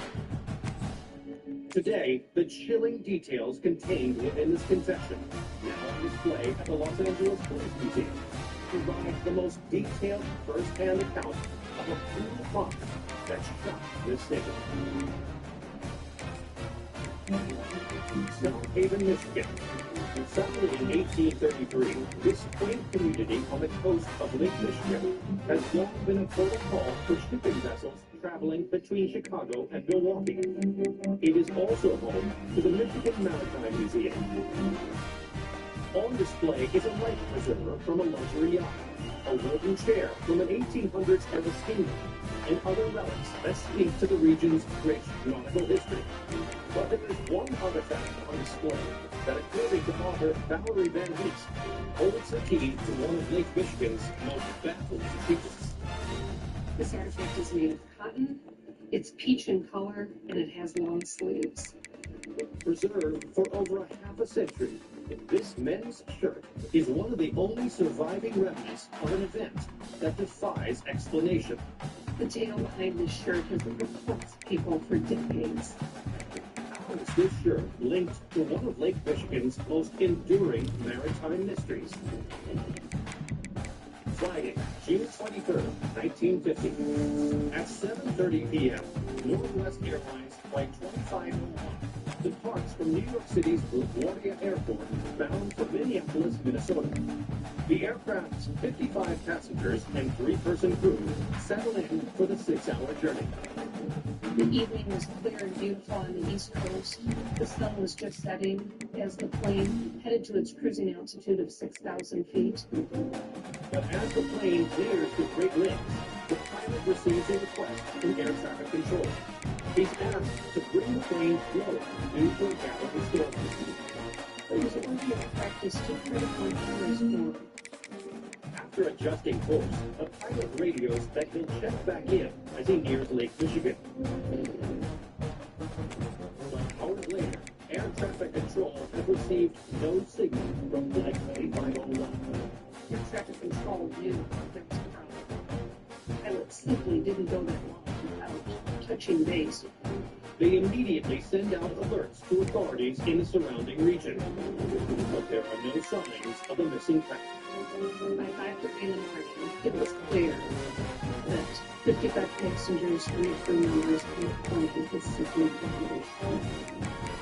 Investigators suspect that the plane may have plunged into the waters of Lake Michigan, so the Coast Guard and the Navy launched a massive rescue effort.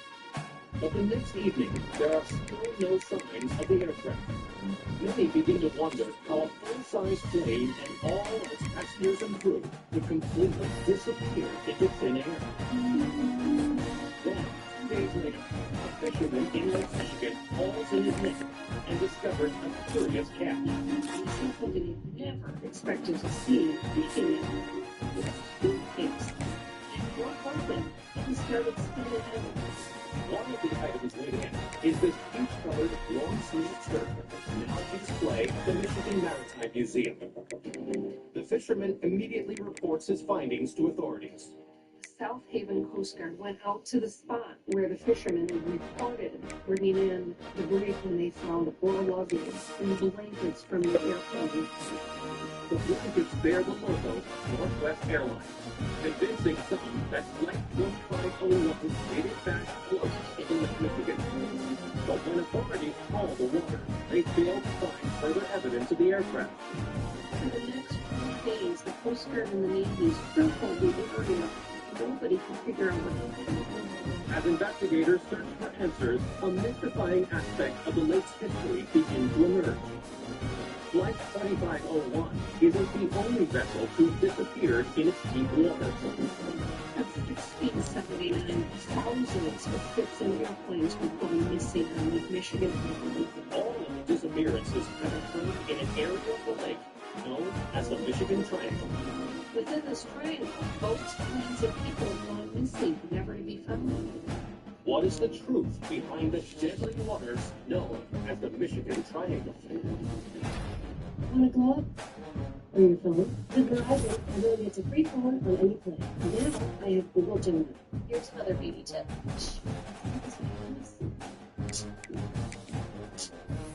It makes sense.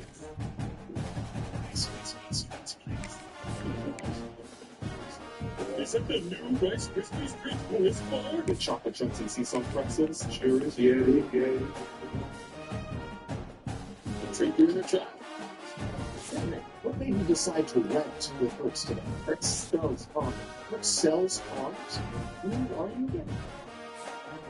This is in good shape.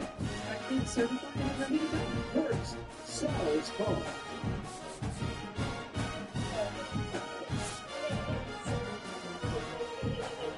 Replacements.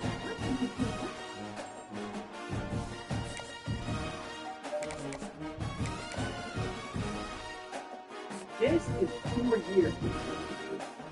You've been waiting for time to get your business running smoother for your clients, your team, and yourself, then this is it. You need Jobber because your clients want to approve quotes online, pay online, and book online. Jobber does all of that. Make this year your best year ever. Switch to Jobber. You've got this. Go get Jobber now. Jobber, the right tool for your best year yet. Claim your free trial now.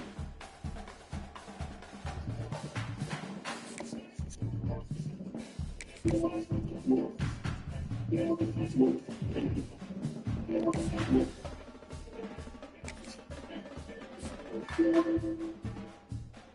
it comes to big personalities, Dr. Phil's Ncaa TV has the biggest and the best. Steve Harvey, Nancy Grace, and the man himself, Dr. Phil. It's the best of Dr. Phil's Ncaa TV on Roku. It's June 1950. Northwest Airlines Flight 1501 crashes into Lake Michigan, killing all 58 people on board. The plane is never found, joining a long list of vessels that have mysteriously vanished in the area known as the Michigan Triangle. So what's the truth behind these strange disappearances? Many believe the cause of the disappearances can be found in the relationship between geography and meteorology. Lake Michigan is 400 miles long. It's not uncommon to see a squall line that brings winds 75 miles an hour. But this only explains half of the story. Even if the mysterious fates of Flight 2501 and numerous other missing crafters can be attributed to Lake Michigan's perilous weather, why do all of them seem to vanish without a trace? In 2007, a surprising discovery casts new light on this seemingly cursed region of the lake. An ancient formation resting 40 feet below the water. One archaeologist discovered a ring of rocks beneath the surface with carvings dating back to prehistoric times. Several stones probably a reference to ancient civilization. Some people call this the North American Stonehenge. A place for mystical ritual. Many believe these green circles are imbued with supernatural energies. But could the stones exert a metaphysical force strong enough to crash planes and sink ships? There's been an eerie but they're responsible for these disappearances. While some look for clues on the lake depth floor, others believe the answer is in the skies above.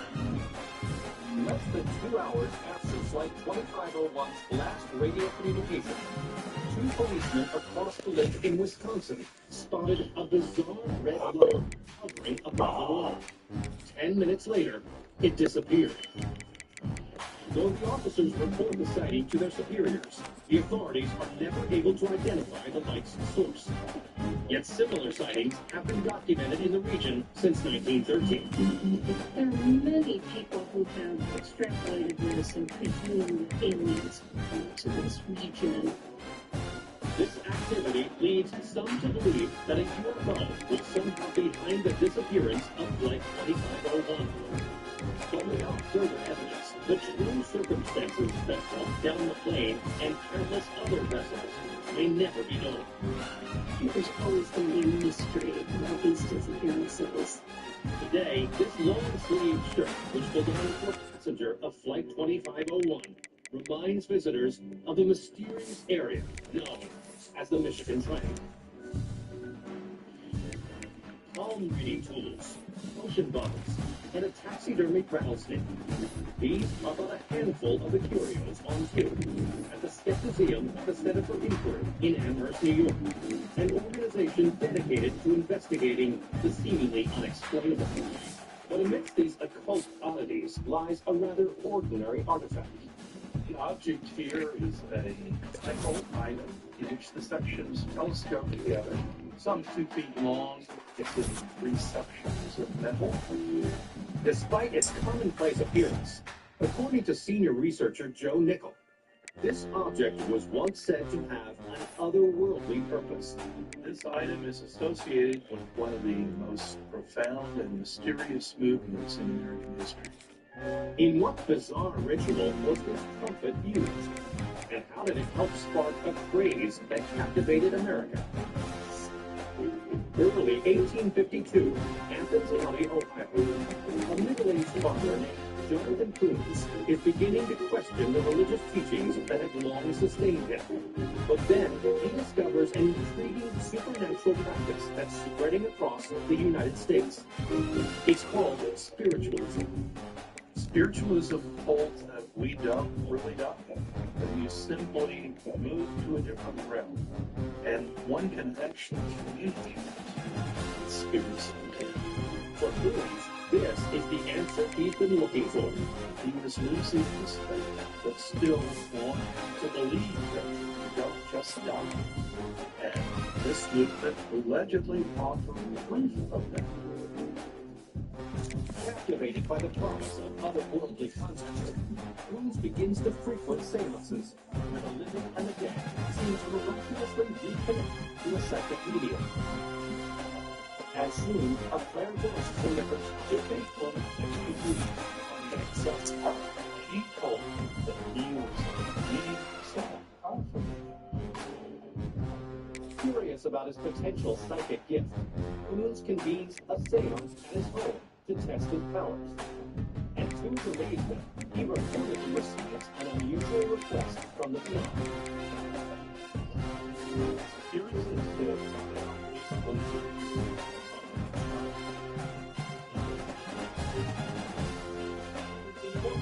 trumpet includes the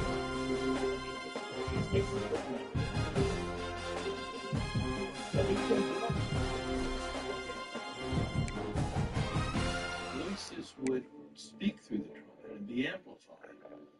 A musical instrument No. voices of spirits, and the trumpet's powers don't end there.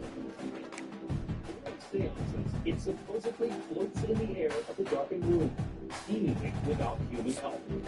All of this is powerful stuff. Word of the supernatural trumpet spreads like wildfire. Newspapers picked it up, and very soon people were coming from great distances. This was truly remarkable phenomenon. But with fame comes controversy. Not everybody was happy with what the Vincents were doing. Skeptics in their village begin to question the veracity of Bloom's supernatural abilities. Some even accuse him of satanic subterfuge. Protests mount, and in 1858, spiral out of control. In this week, the Bloom Park small challenges to events of their doctor. Fearing for their lives, the family decides to make a drastic change.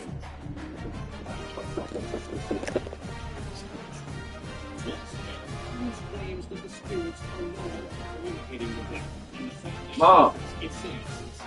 They soon retreat into obscurity. The spirit trade cements its legacy. Other mediums embrace the device, and using instruments like this one on display at the Skepticeum in Amherst, New York. Spiritualism to new heights. And the supernatural practice is about to come from one of the world's greatest entertainers. It's the 1920s. The spiritualist movement in the 70s. The millions of followers. The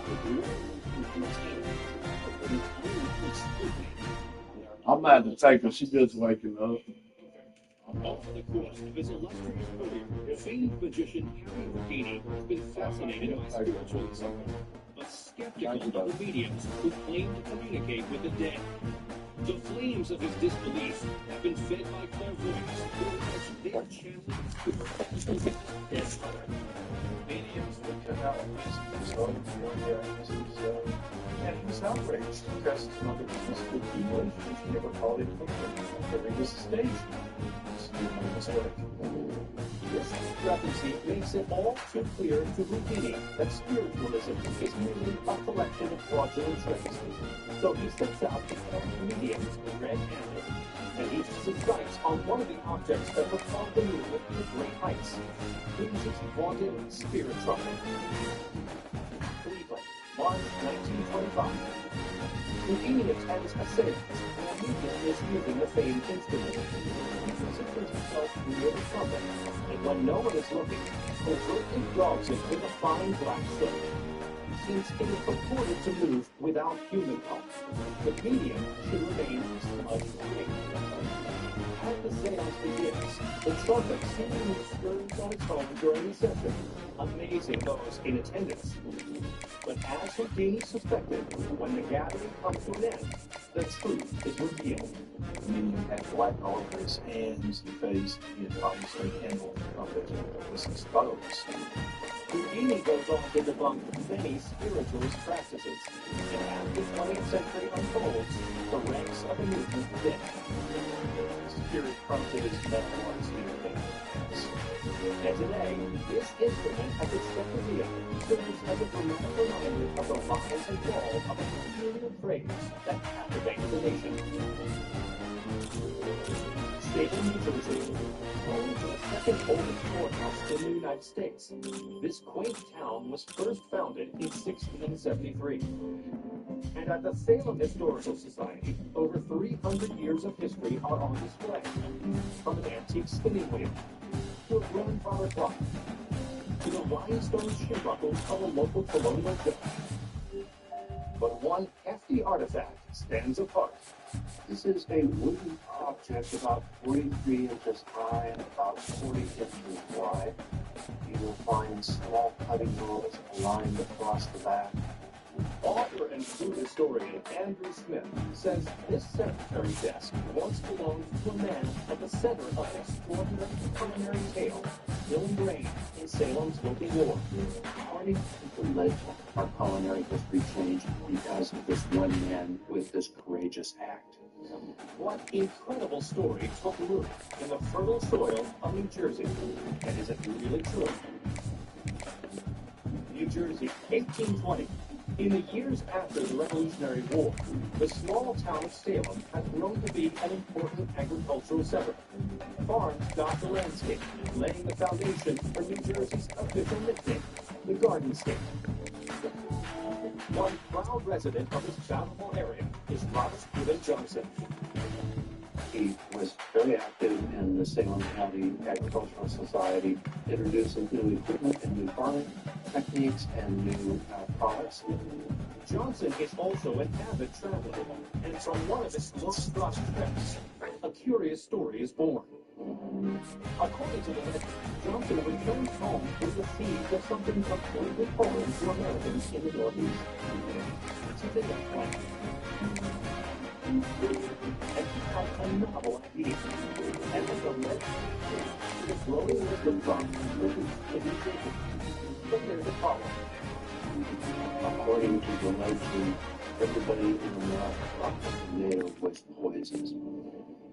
Known historically as the wolf tea or apple of love, the tomato is a member of the nightshade family of plants, which includes many deadly offerings. But Johnson knows that this fruit is not among them. If only he can convince his fellow Salem residents that it's edible, he knows the crop could prove a boon for the local economy. It's something that they can grow and use to make money on by selling it to others. And he has an ingenious way to persuade the populace that tomatoes are safe to consume. The only way that Johnson can prove to them that it's not poisonous is by publicly eating a tomato. So, at the end of the summer growing season, Johnson makes a shocking announcement in the local paper. On September 26th, on the steps of the town's courthouse, he will eat the supposedly poisonous plant. This shocked the local residents. They feared for his life. They worried that he was going to Yeah. What? I'm gonna take you. You want me to take you? Okay, come. Yeah.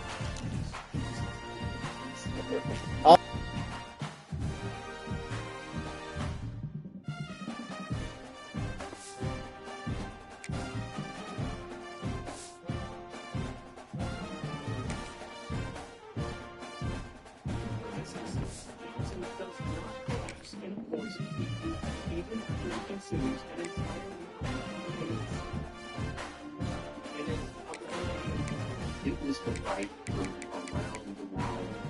All of a sudden, everybody in New Jersey and in America began planning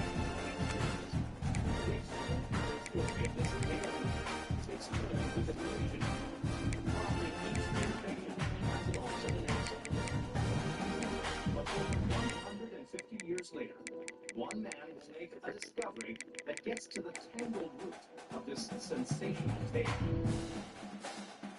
My associate's making chemistry with the farm to continue what we've been doing for 40 years. It's our mission to provide a safe and caring environment for all of your little kids. Multiple locations across North Carolina, we look forward to seeing you in one of our offices soon. I am the social media. We want to make you we love to make you smile.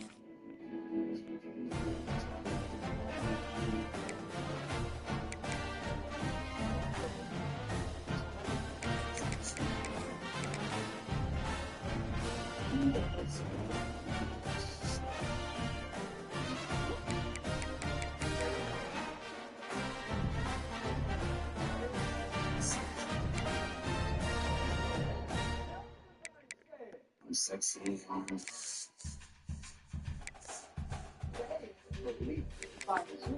For you. This is your year. You've been waiting for a sign to get your business running smoother for clients. But it's you need to have it because your line actually approved clothes online, pay online, and book online. Jobber does all of that. Make this year your best fit ever. Jobber.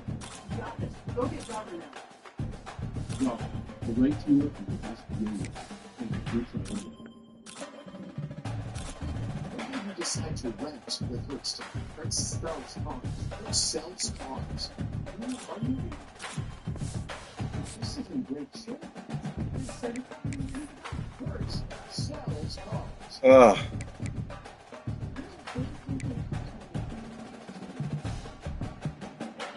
Never accomplished anything iconic. Let's have to do some questionable things.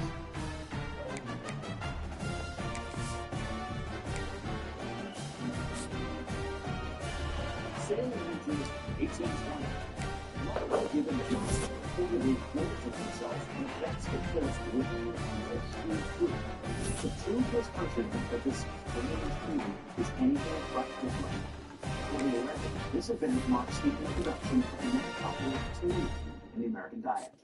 But is this amazing tale of culinary daring really true? Over the years, the legend of Robert Gibbon Johnson's famous deed spreads far and wide. But in 1981, writing historian Ncaa comes across a story in the Trev. Intrigued, he delves deeper into the tale of Johnson and the tomato. And soon, he begins to doubt the veracity of the long-accepted story. His first clue that something might be wrong. There's no anybody anytime it's an infinite voice. Once evidence was not hard and died until the 1800s. Smith finds it wasn't used for essentially legal nature. Instead, it can be traced to the English and Northern European ancestry of most Americans at the time. It was part of their culinary culture. It was something that they liked the taste of. So if tomatoes were never thought to be poisonous, what of the tantalizing tale of Robert Gibbon Johnson stealing the Salem courthouse steps and boldly breaking into the forbidden truth? In 6 months of legendary undefined evidence proves the right. Despite consulting numerous contemporary sources, including the of New Jersey written by Johnson himself, Smith can find no mention of the famed incident until 1908, when a single story made an unsubstantiated claim. In 1820, Robert Gibbon Johnson introduced the tomato in his tobacco.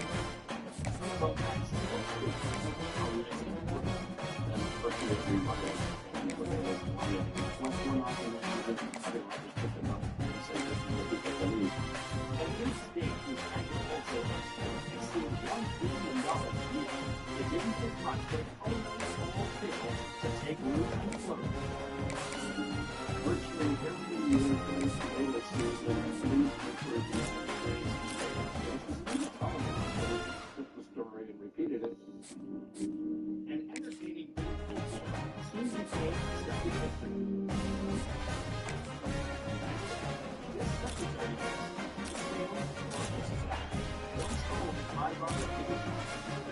speaks of not only food, but by soul, also the power of his water.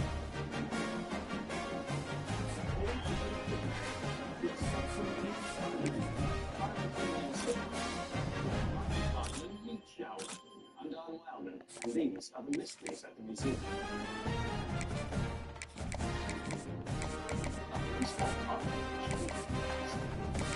People started from all kinds of money beginning to crazy people.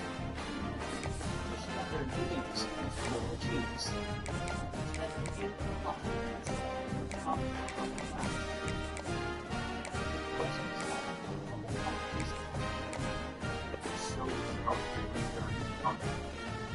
This was not inside the walls of great institutions like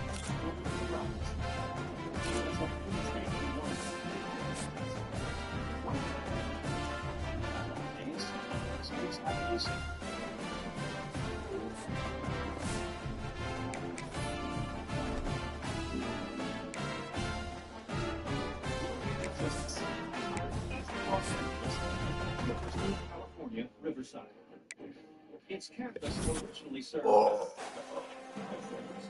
as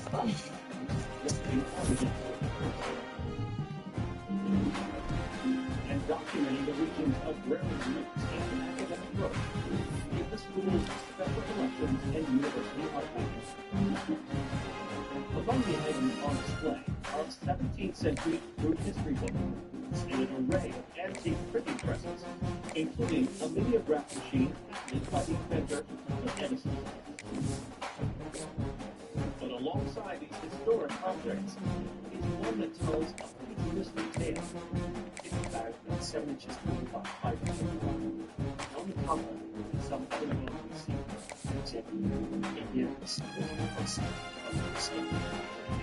This is the March 1944 issue of Astounding Science Fiction. But as author George Campbell notes, this pulp fantasy rag held a secret that threatened to change the course of world history. It kicks off a frantic investigation to stop the government's most exclusive secret. What confidential intelligence is contained in the pages of this magazine? 1944, Los Alamos, New Mexico. As World War II rages across the globe, scientists in this nondescript town are engaged in a covert operation to develop the world's most powerful weapon, the atomic bomb.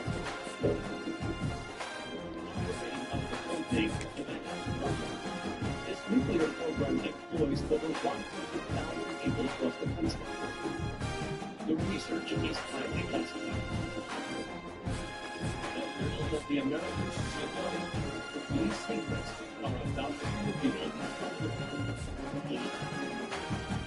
One day, a project officer is flipping through the most recent issue of Astounding Science Fiction magazine. Astounding Science Fiction is the leading science fiction magazine in America at the time. It printed great stories by he writes stuff like Maximum. The issue includes a short story entitled Deadlines. The tale features highly technical details about a powerful bomb, which bears an eerie similarity to the one being developed by the Manhattan Project. And in shocking detail, Deadline even describes the technique for splitting a radioactive element, U-235. The story U-235 form of the element uranium, which can be split into two separate parts, and its chain reaction produces massive amounts of energy. The agent is stunned. Separating U-235 is the exact same process that the Manhattan Project scientists have been trying to perfect. The whole idea of the bomb being made with U-235, the mass devastation that can be caused, these weren't public knowledge by any means. The author got to a terrifying conclusion. Spy top secret information from Manhattan. If these details were involved in their hands, it could help them develop their own atomic weapons. Officials immediately launched an investigation into the potential breach. They began by focusing their attention on the itself. Deadline author Lee Parker. When authorities question the writer, they quickly uncover some suspicious information about his professional background. Parker had worked for the American Radio Company in Los Angeles in the 1920s, and he had always kind of been interested and fascinated since then in radioactive material. With the case against Parker steaming the mountain, officials press him on the source of the nuclear information included in Deadline. But the author vehemently denies any involvement in a leak. In fact, he claims he didn't even come up with the details of the story. Parker thinks that the original editor of the Standard Science Fiction, John W. Campbell. So who is this mysterious man? And how did he gain access to the nation's most explosive secret? Government agents meet with John Campbell in New York City. questioning, the editor admits to feeding Cleve Cardinal the information about U-235. And he insists the intelligence wasn't gathered from a turncoat government insider. Instead, he says he merely drew on information he learned as a student at one of the country's leading universities. He says that he learned more from the journals when studying the scientifics at MIT during success. After a thorough investigation, agents are unable to tie Campbell to any treatment activities. But a troubling issue remains. All these happening with stories that have spread across the country and studies as well. One of these topics might end up in the hands of the editor. Government agents are faced with a desperate choice. To pull the magazine from the shelves, just drawing attention to the story. Quietly leave it be, and hope it doesn't fall into enemy hands. At the end of the day, big scientists don't let it go.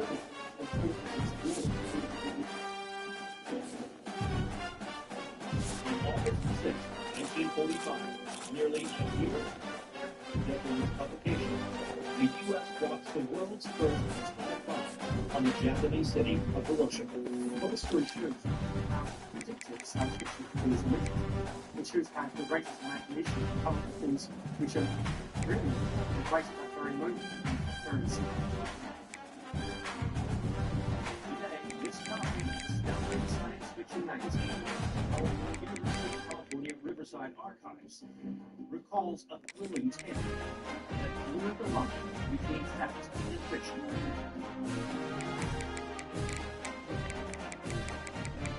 Just outside of Detroit, Michigan, the city of Dearborn was first visited by a farmer in 1870.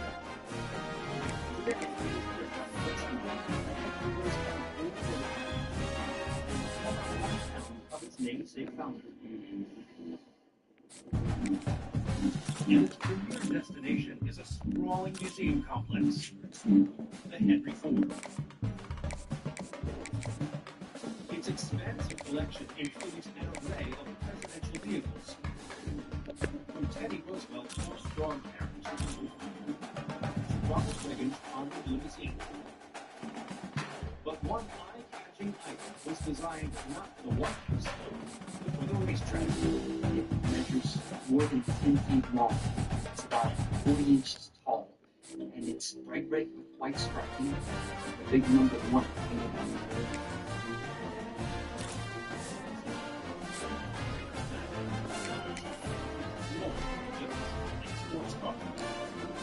This week is not inspired and red carrots. These guys must be crushed.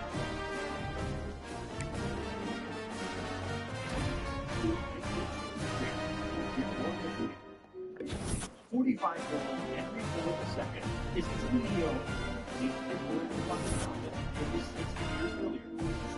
It was like Henry Ford II is one of those individuals that largely different and very big legally stand.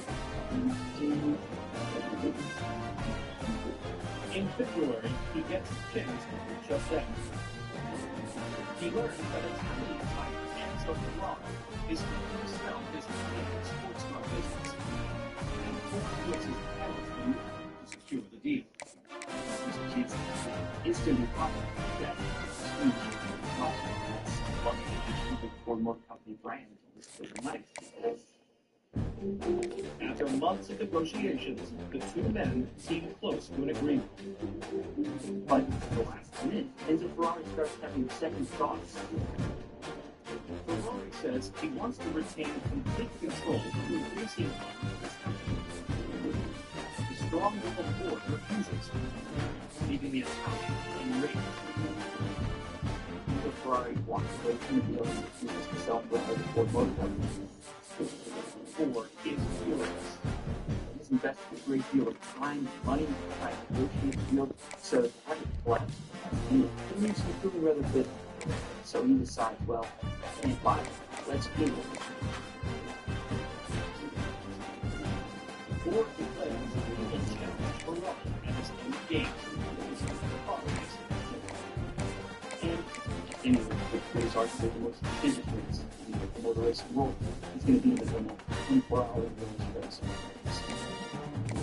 The 24 Hours of Le Mans is a non-stop race on a closed circuit. Then, teams must balance speed and staying power. Historically, Ferrari has fielded the race's most dominant teams. In the last race alone, his car took the top 6 spots. Ford goes into this year dual elements of the racing program, so it's a real identity. But what the automaker lacks in experience, he makes up for in resources.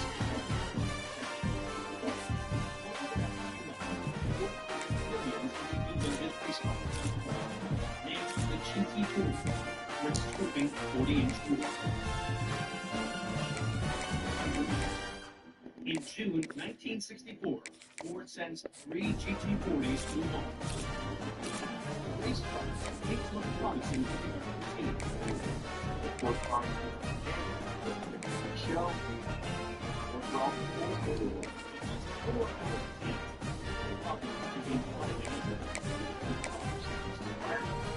Race 2 others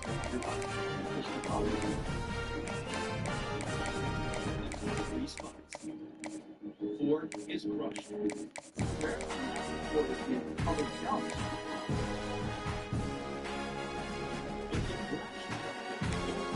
Humiliating defeat slowed him down. He spends the next year refining the GT40, most notably installing a larger, more powerful engine. The 1965 race proves to be just as much of a record. Despite all the money, research, and efforts that Ford put into the second effort, same result. Cars go down, problem.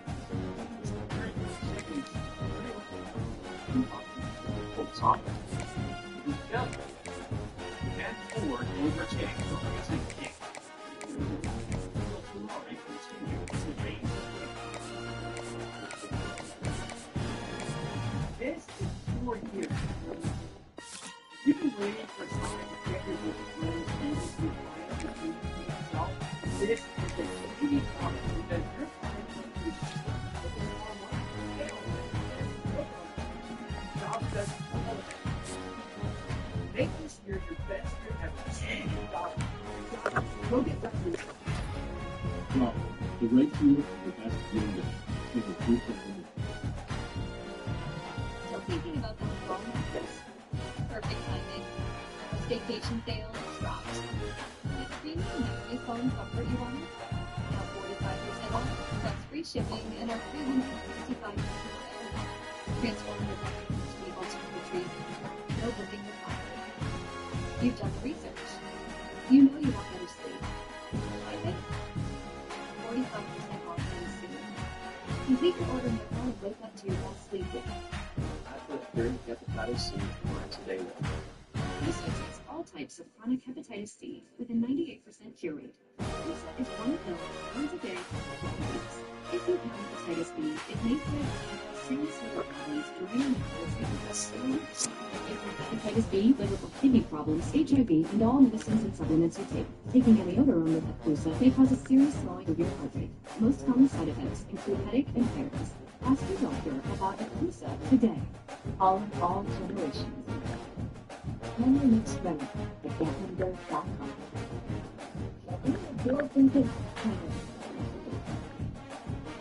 Anyone who's ever accomplished anything in life has do some questionable things. All we need to do is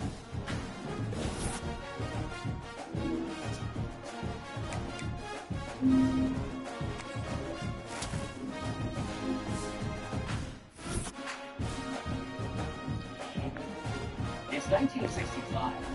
Automaker Andy was second president term to beat Italian Enzo Ferrari on one of the world's most famous car races, 8 hours of France in France.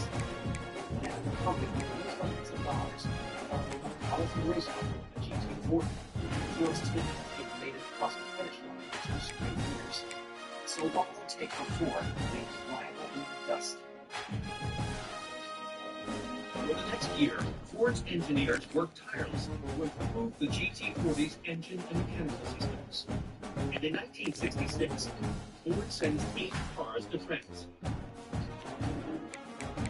At 4 p.m. on June 18th,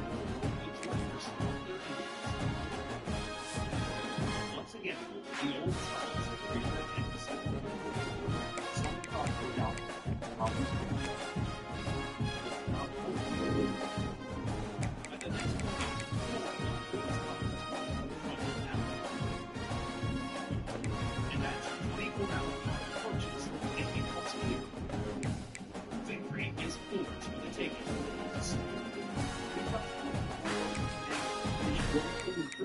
Henry Ford II is head over heels ecstatic. That's killing the Ferrari. You're not the biggest guy in the world who can't be beat. Not content to rest on his laurels, Ford further refines the GT40. And when the automaker returned from the mall the following year, he once again secured the top spot. The car that crossed the line that day in 1967 Ford Ford 3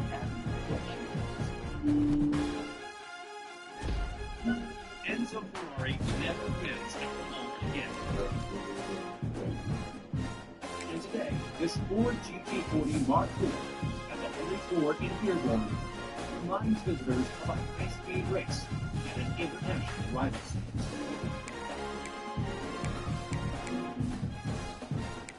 Grand Rapids, Michigan was once known as the furniture-making capital of America. The industry was built largely by the city's diverse immigrant workforce in the early 20th century. And honoring the legacy of these laborers is the Grand Rapids Public Museum. Its 250,000 artifacts include a Ford truck built by an Armenian refugee, a reconstructed Polish barn, and an ornate Sicilian canopy. Relics of local craftsmanship are 7 objects that hold a consumer secret. They're about 1 inch by 1.5 inches on this inlaid with some spooky items. According to collections curator Alex Forrest, this set of human teeth was part of an extraordinary scientific study that has impacted nearly every American citizen. This story spans several decades and ends with one of the most significant health advances in the past 100 years. It's the 1920s.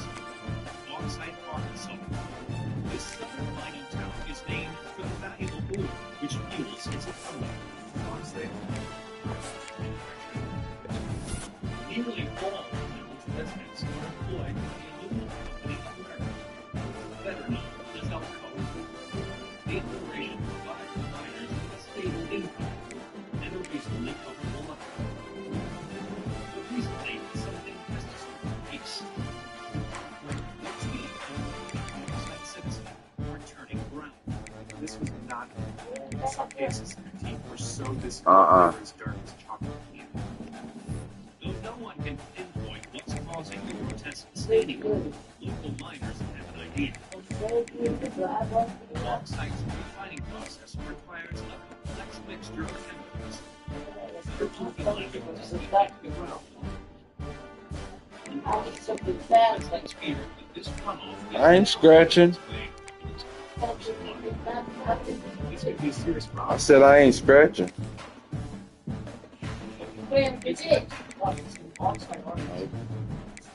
After citizens in town notice that their teeth are turning an unsightly brown, local miners fear it might be a result of chemicals used in refining. So, what is this critical dilemma? United Kingdom a team of scientists analyze samples in its water. And when their findings are reported, the residents' fears are confirmed. Their water supply seems to be contaminated. Very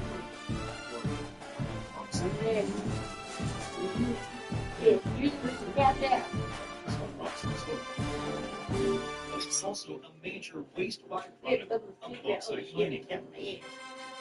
Suddenly, it caused the appalling brown blemishes was crystal clear. This was causing sagging of his teeth. In large enough quantities of chloride impacted the teeth, bringing it brown. But what other effect chance might it be happening? In 1931, the United States Public Health Service creates a fluoridation research team headed by a dentist named H. Trev. And the doctor investigates the effects of chemical on oral health. He discovers something astonishing. Fluoride is subjected to brown. He also strengthens them. The people of Boston remarkably feel happiness much healthier. Using actual human teeth, like those on display at the Grand Rapids Public Museum, Dr. Dean tested the effects of varying amounts of fluoride on tooth enamel. He figured out that there was a safe amount of fluoride that could be collected in the cavities but did not exist. On January 25, 1945, officials introduced fluoride at a ratio of 1 part per million into the water supply of Grand Rapids, Michigan. Grand Rapids drew its water from nearby Lake Michigan, which had almost no fluoride in it beforehand, so it would serve as a good contrast once they started adding fluoride in the water. And over a decade later, the results proved fluoride's work. The experiment in the United States was an astonishing success. Studies showed a 60% decrease in the amount of cavities after fluoride was in a specific water supply. The Grand Rapids study inspires thousands of communities across the nation to add fluoride to their water. The public health impact of fluoridation is huge. Over 200 million Americans currently drink fluoridated water. Today, this death team at the Grand Rapids Public Museum serves as an enduring symbol of a medical history that eventually brightened the country's smiles.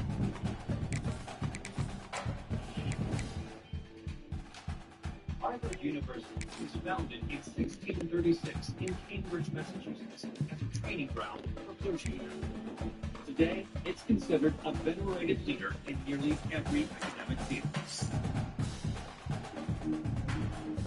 And embodying the school's centuries-old tradition of enlightenment is its Museum of Natural History. Its vast collection showcases thousands of specimens, like a mountain giraffe, a skeleton, and a 1,600-pound piece. If not far from these preserved relics is one notable object that still looks very much alive. It measures about 12 inches long, about 6 inches high on its base. And it appears to be an apple on a branch that is affected by some kind of disease.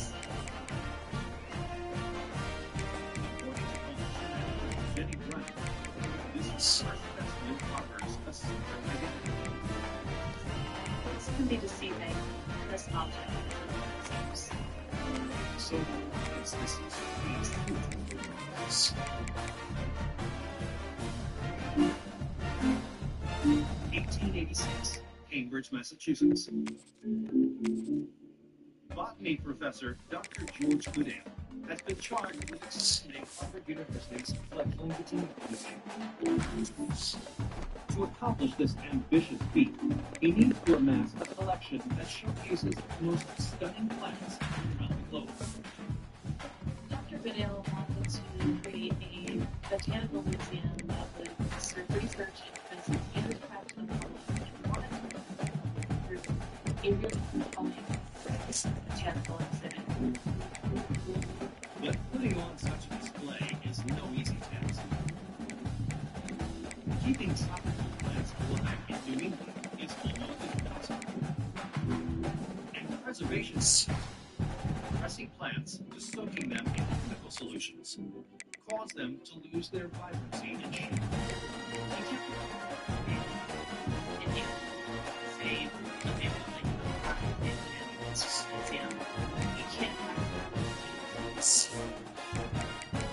And today, while visiting Harvard's Museum of Comparative Zoology, Dr. Goodale is struck by its stunning display of marine creatures, such as squid, octopuses, and jellyfish. finest detail. He wonders how soft-bodied specimens could remain so vibrant and lively. Then, to his amazement, he realizes Oh, what you doing?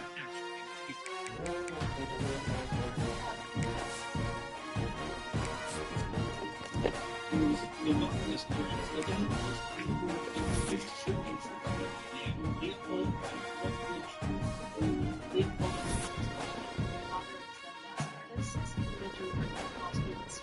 which is right outside of Brazil. Goodale thinks that if the botanist can create such exquisite models of orchids, they will certainly withstand the flames of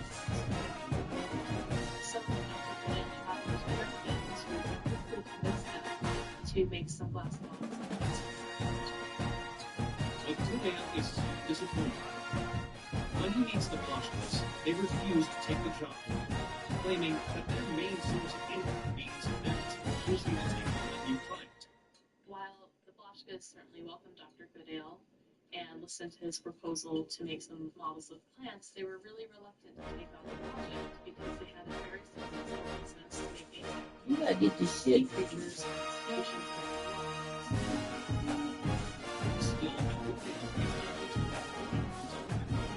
Never give me something to drink. Yeah.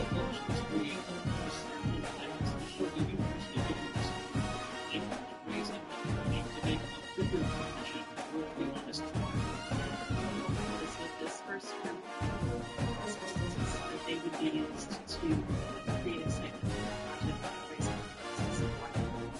The Boschkas agreed to the deal, and Goodale refused to he waits actually months.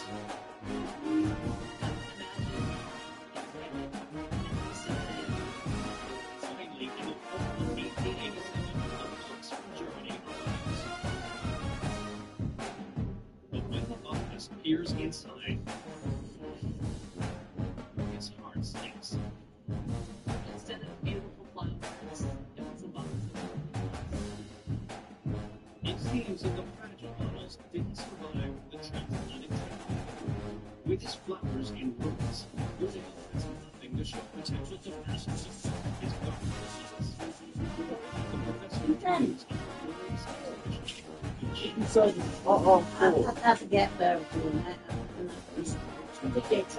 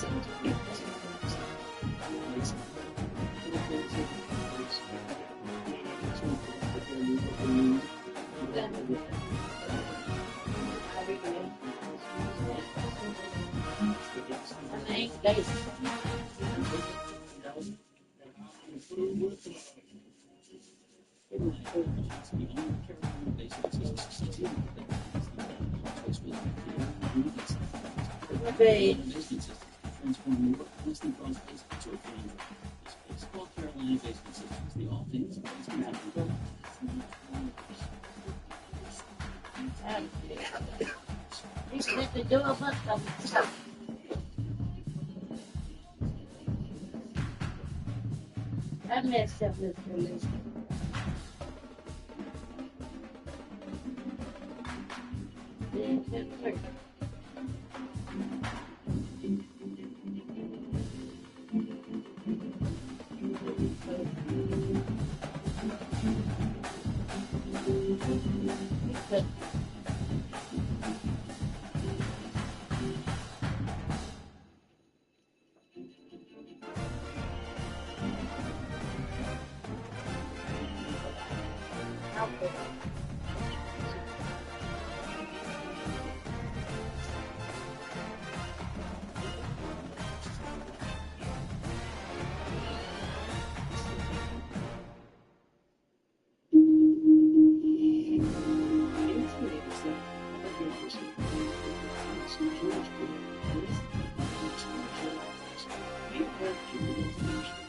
to create beautifully detailed glass models of flowers from around the world.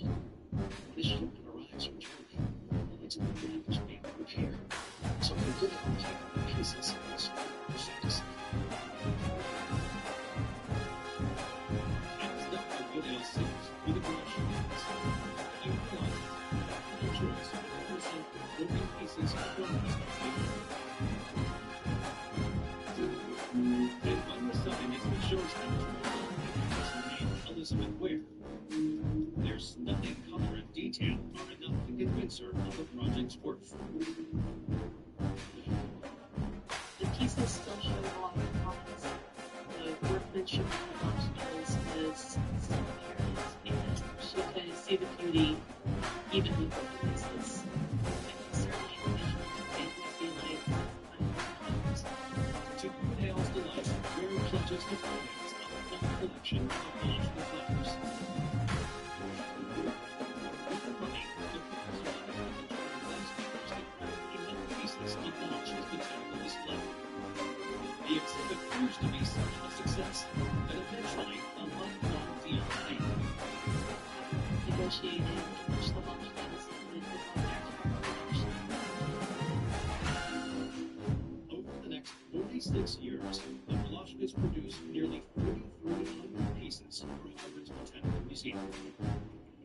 To this day, the school's garden of plants remains the only one of its kind in the world. And this model of a museum animal, a perfect combination of science and art, serves as a living tribute to its true progress and the extraordinary geniuses who made up his dream.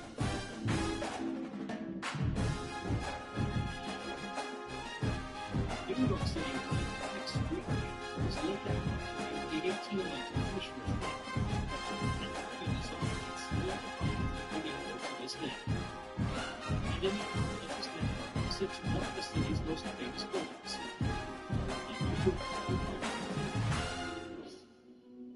This distinguished landmark houses over 1 million books. Yet among these learned volumes is a rare item that bears very few words. A little bit bigger than a business card. The background is a deep bar. This is the most iconic, most dynamic baseball card in the world. Each journalist keep the rarity of this card triggered a story of greed, deception, and multi-million-dollar scandal. 1985, Long Island, New York. Peter Maxwell is a sports memorabilia dealer in his early 30s. He's keen to become the most important broker in the business and will stop at nothing to reach his goal. He was a very aggressive guy, very smart. I saw ice basketballs. Baseball cards were his passion. If he wanted it, he was going to get it. And soon he finds the enemy and put him over the top. At a small store in Long Island, he discovers one of the most sought-after baseball cards in the world. In 1909, Louis Wagner. This is like his Beginning in 1909, the American Tobacco Company developed a series of baseball cards featuring the era's top players. These cards were included with packs of cigarettes. But one card caused great offense to the player it featured. Pittsburgh superstar Louis Wagner bought the promotion kids would buy tobacco just to retain his pocket. He said, he's the only thing that chooses his cards. They stopped producing. Fewer than 200 Wagner cards were distributed. By 1985, only a handful are counted, and most are in poor condition, including the one that's broken on the shelf. The Wagner ended until the song is really stressful. It's got this weird shape to it. If the card were in mint condition, it would be worth a fortune. So Mastro makes a decision that will transform his life, and with it, the entire sports memorabilia industry. That's what we call it. We just, we were talking about made those edges on the side pristine. So they proved that,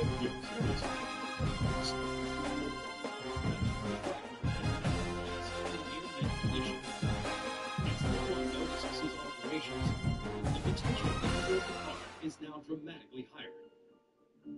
And in 1991, Mastro's Ncaa is put to the ultimate test. The car is put up for sale at New York's renowned Sotheby's auction house. If the bidders spot Mastro's sneaky improvements, not only will his reputation be shattered, but he could face criminal charges. The stands for Mastro Mortis. Yet his fears soon prove unfounded. The bidding was crazy. People started to throw all kinds of money at this thing. The car sells for $451,000. And the buyer is not a and goods use it as an sales and shop base throughout the sports world. Gretzky's connection to this car, the car itself, was selected. With this smashing success, he retains luxury status in his field. Mastro becomes the face of sports memorabilia industry. He appears on talk shows. He's interviewed by newspapers and magazines.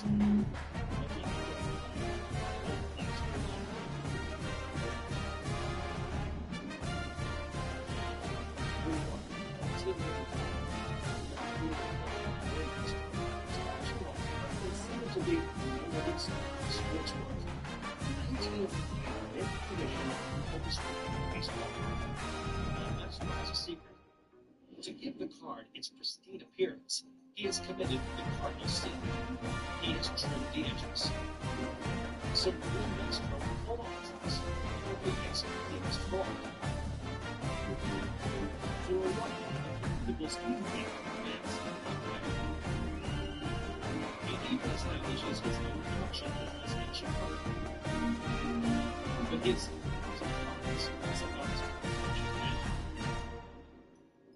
in 2006, amidst a surge in the value of all kinds of sports memorabilia, the federal government begins to take a closer look at the growing and lucrative business. The FBI starts interviewing dealers, collectors, all kinds of people in the sports memorabilia industry. The FBI wants to know if Mastro is artificially inflating prices and it's getting more sports memorabilia. But it's also looking at counterfeit, bogus pieces being sold. And after a lengthy investigation, Mastro pleads guilty to fraud. He reveals his most important secret. Mastro documents, trim, all that splendor, all that happiness, all that in the industry was gone. But the story left in there. Despite the revelation of the Mastro, in modifying 1909 Lewis Ryan goes on to become the most important industry. It eventually sells in 2007 for a staggering $2.8 million. Gives it a little bit of texture, gives it a story that is probably appealing to a lot of people. It really is a beautiful car, even if it is true. And today, this 1909 Volkswagen baseball car in the collection of the New York Public Library recalls the desperate swings someone take to hit a home run.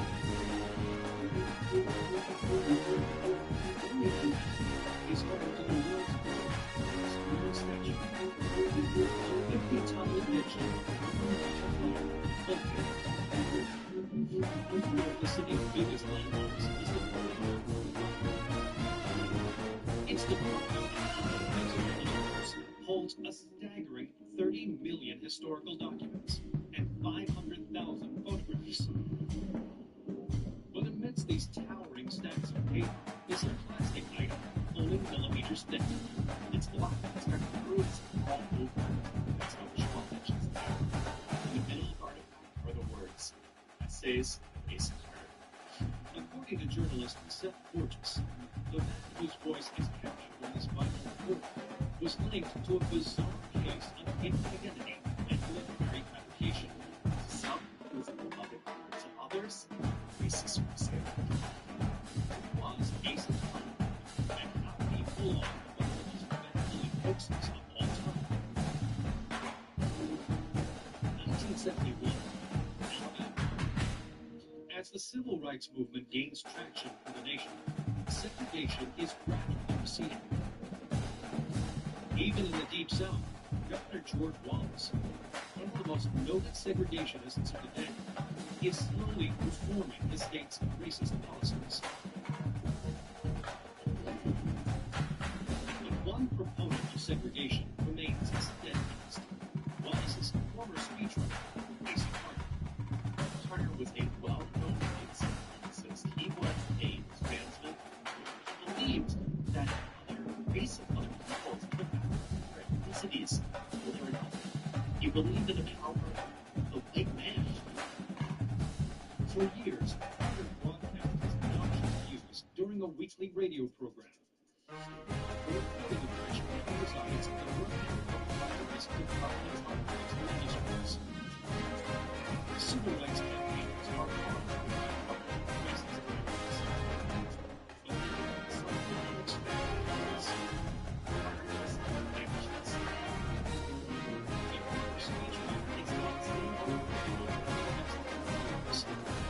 The civil rights activists are stunned.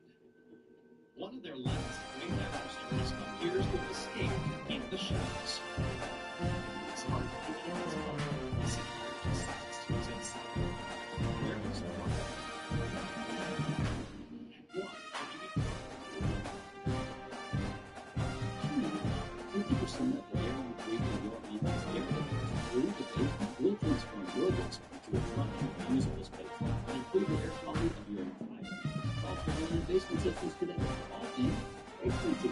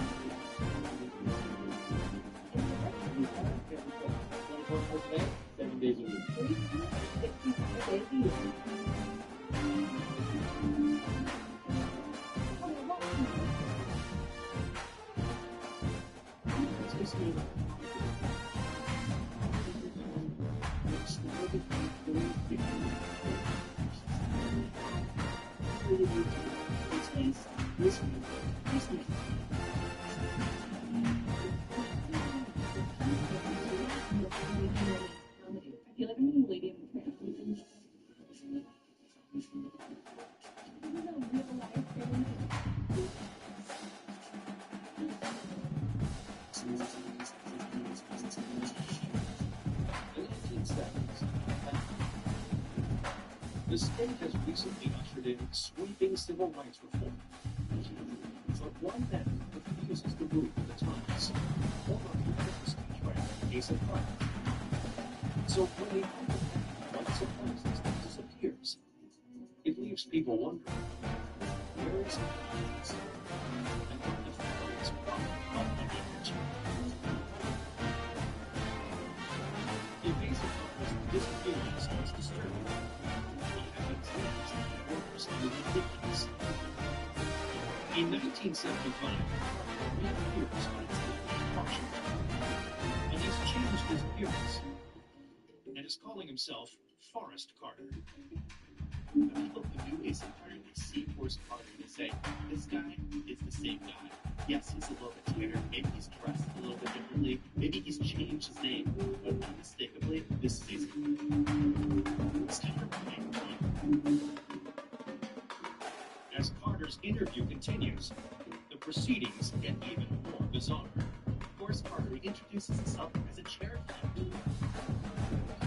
explains that he's published a memoir called The Education of Little Trev.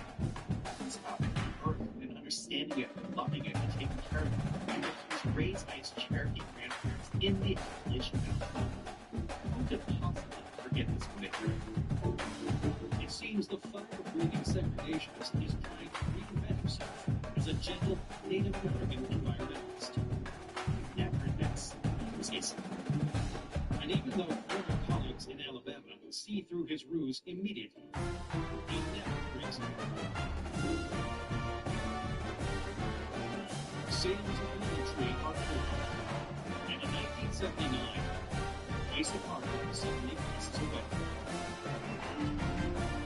In describing his demise, the strangest chapter of his career is yet to come. As years pass, Parker's best selling fades from his memory.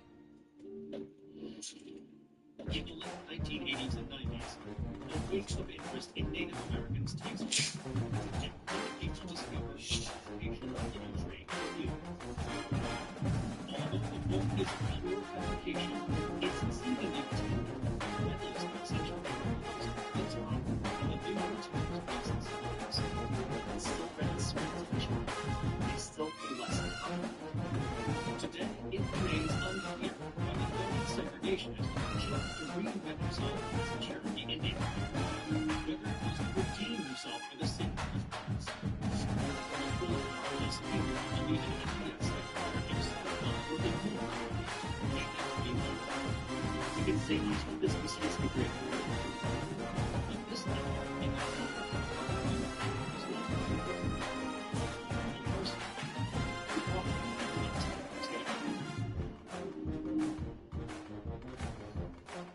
from a Sunday morning sequence to a running check.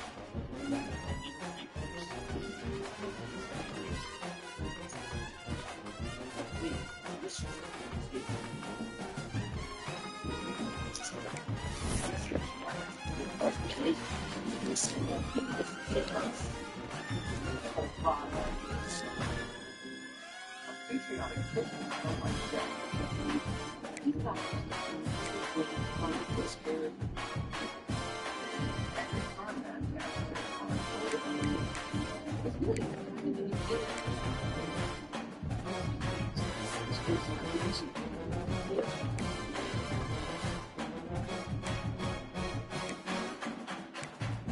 Is a city's upsetting first. It's where the first system was invented. First hamburger was served. And even the first submarine was built. And one town is particularly proud of its claim to radio station. It's the home of the nation's very first FM radio station. And one institution celebrates that history, the Vintage Radio and Communication Museum of Connecticut. The vast archive holds an early record player known as a phonograph. These executives play film with telephone switchboard from the 1950s. These trials of computation and multiple combinations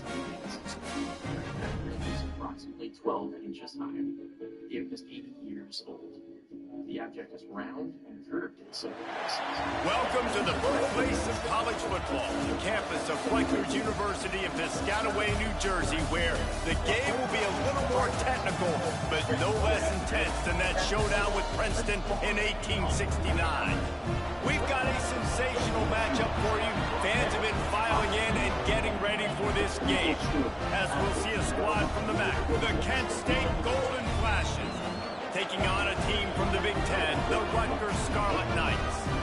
For EA Sports College Football, I'm Reese Davis, joined here in the booth by a couple of legends, and yes, we do use that term loosely.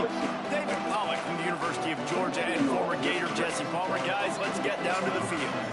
And the Golden Flash is about to kick it away and get this season started.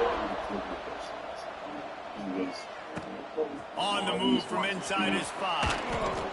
Not a whole lot of room to operate on that return as the coverage unit was there and ready. The Scarlet Knights offense will go to work first. And guys, defenses have been trying to figure out for years how to keep this guy from getting open, and they just can't seem to solve the riddle. No, this guy has experience. He's been in the big moments, and it's so nice to have a guy that's been in your system, in your scheme. He knows the in and outs. You can move him all over the field. You can't place a premium high enough on a guy that knows the system inside and out. You're right, and tell you, it was a great day for this offense when he decided to come back for his senior year, too. There were a lot of people that thought he might declare for the end. And he is snowed under, sacked at the 7. And this offense comes up first down, tries to run the football, no answer. Second down, they go for the pass, they give up the sack. This defense on point early in the football game with 2 great plays. On 3rd and long, no secret what he needs here. That pass not close as he got drilled trying to deliver it, and it'll bring up 4th down. The Scarlet Knights will line up to punt it away. Doesn't say much for your drive when you're looking forward to the punt. So from the shadow of his goal post, he gets the punt away. He'll be guided out of bounds, but not before a nifty return on that one. So Kent State's offense will go to work for the first time. And here it comes for the first time as the starter, this talented freshman. And Jesse, it seems like quarterbacks mature quicker and quicker these days, and they're ready to grab the reins. Yeah, you're seeing it more and more. There's more high school quarterbacks now ready to take the next step and compete and perform in college football. But listen, I started as a true freshman back at Florida. I guarantee you he has so much nervous energy going right now because he has never played in an environment like this, and he has never played against competition like this either. No, it's crazy, and that was 1920. So imagine now with all the technology, how much he's feeling the nerves. Obviously, all the eyeballs in the stadium is on him. Everybody knows what he's capable of, but he's going to be the first guy to touch the football. It's going to revolve around him, and that's a lot to ask of a freshman. That was almost picked off, and what a disaster that would have been to throw a pick on the opening drive. Instead, it's 4th down. He'll run for it. Picks up the 1st down. All down, but he has enough to move the chains. Yeah, I'm not going to lie, that 4th down in medium range is really, really difficult. You want to play pass, you're expecting pass, but offensively, boom, you sneak it in there. That means you knew something. You saw something against this defense that you knew it would work. Great job by the offense, sticking to their guns, calling the play that was a little bit outside the bounds. Let's talk for a second about Kent State. During the offseason, they go out, they get a top 25 recruiting class. That's nothing to scoff at. But the question is, how do they move up from here?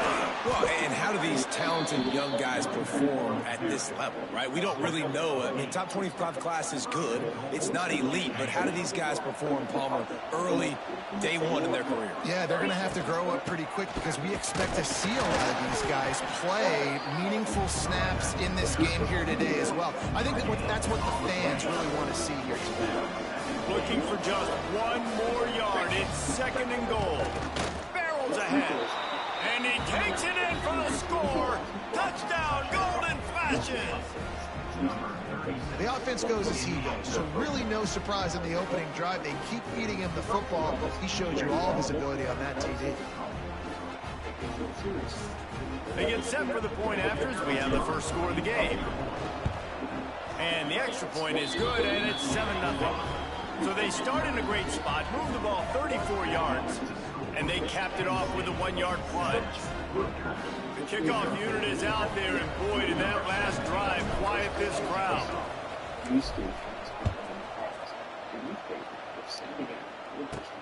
Here he comes from inside his own 5.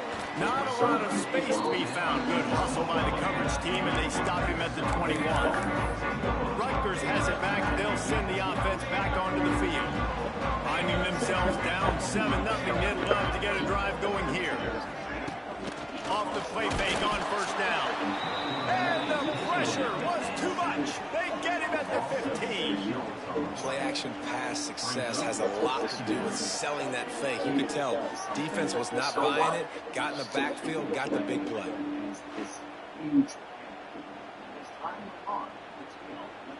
And the Scarlet Knights with a long way to go after the loss on the last play. The give to the tailback. And he was fortunate not to lose yardage on that play, able to wedge it back to the line of scrimmage. Man, a lot of times when you blitz that linebacker, it's about timing. You don't show your hand, and he gets up to the line of scrimmage, gets right through the line, makes the tackle for a loss. And as soon as the running back gets the football, he's got a face full of linebacker. Not much you can do there. Like, you got to have a little better block. You got to identify that blitz a little bit faster by the offensive line. That pass is well off target. He got hit as he was trying to throw, and they can't convert on third down. The Scarlet Knights send out the punt unit. 3 and out, they got stuck in reverse. They hope the punt can bail them out. Hauls it in, looking for space. Running through contact. Really explosive when he gets his hands on the ball, and he found a couple of crevices that made a nice game before being run out of bounds. Guys, let's see how it goes this time for the Kent State offense. Starts a drive trying to go up top. He'll pull it down and run. They stop him just short of the first down, but it will be 2nd and inches coming up. The golden flashes come to the line. This situation, you might see a shot play. Going to take a shot on 2nd and short. And he'll make his way out of bounds after the solid pickup. Down to the 18-yard line, it's 1st and 10. The offense changing the play. Looking downfield on 1st down. It's incomplete, and it also might be what is called a learning experience and one this freshman got away with. What will they dial up on 2nd and a long way to go? Back to pass. He got a hand in there, knocks it away, incomplete.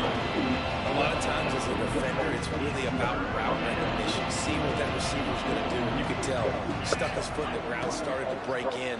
Nice job breaking on the quarterback's eyes, breaking his hand in there and batting the football to the ground. Perfectly thrown ball, nice catch, good tackle, but it's 1st and goal from the 5. And the Golden Flashes are moving quickly down the field. Really nice job there of the quarterback, reading coverage. He knew.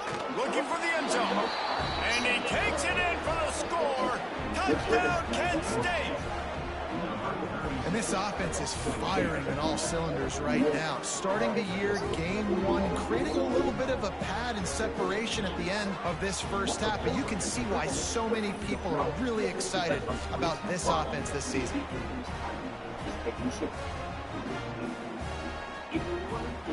They'll try to add another to their lead. And the extra point makes it 14-0. Let's go to the studio now and check in with Kevin Connors. Kevin, what do you got? Terrific showdown this week, guys. Let's take a look at what's going on. Wake Forest is in front. They've controlled the line of scrimmage to this point, but look at that score. This is a close game. They're up by 7 over East Carolina. Just another week of college football where we've come to expect the unexpected. Fellas? Thanks for the update on that one, Kevin. Let us know when it goes final. From the gun, running back on the move. And maybe he'll get back to the line of scrimmage, but no more than that. And the Scarlet Knights are in the hurry-up. And this offense gets nothing done on that play, but look at them. They're continuing to run this tempo. They want to try to do something to get a spark going to create a big play. And that first defender was just waving at him after that sweet move. He picked up the 1st down. They'll put it in play from the 27, 1st down. Wide receiver going in motion. Pass rush, gets there, gets home, gets him down at the 23. Well, just nothing happening that time for the QB, right? RPO keeps it. He's trying to throw, nobody there. He tries to buy time, getting out to his right-hand side, but the defense took everything away and just forced the quarterback to have to eat the football. Knowing that Napoleon's access to the front things in life, he even has a luxurious house in New Orleans. The Scarlet Knights have put themselves in dire straits after that last play. It's 2nd and a mile. Wants to go up top. Under fire. Didn't have much of a choice there, but to get rid of it. Well, he did what he was coached to do, and he threw it away, but you can see he's frustrated with himself. He knows he's one of the fastest quarterbacks in the country, and I think he's wishing he had that play back, because he might have been able to take off and scramble, and who knows what could have happened for the offense. Stopped in the backfield. He's going to lose 3 yards on the play. And the Scarlet Knights decide to punt it away.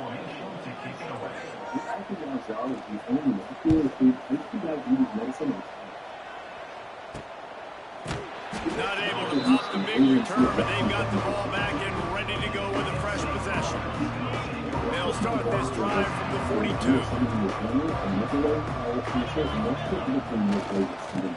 Keeps it on the draw. And how about the efficiency on that one? It'll bring up 2nd and 4. Great offenses always stay ahead of the chains. That run right there, now you're in a good position. It's not 2nd and long. It's not 3rd and long. Now it's the whole playbook's open. The defense really has to honor run and pass on the next snap. 2nd down, he'll throw it. And he's all bottled up, and now it's loose. The ball's loose. Once that ball was loose, offense didn't have a chance. Defenders everywhere. It's a turnover. Pulls and fires complete.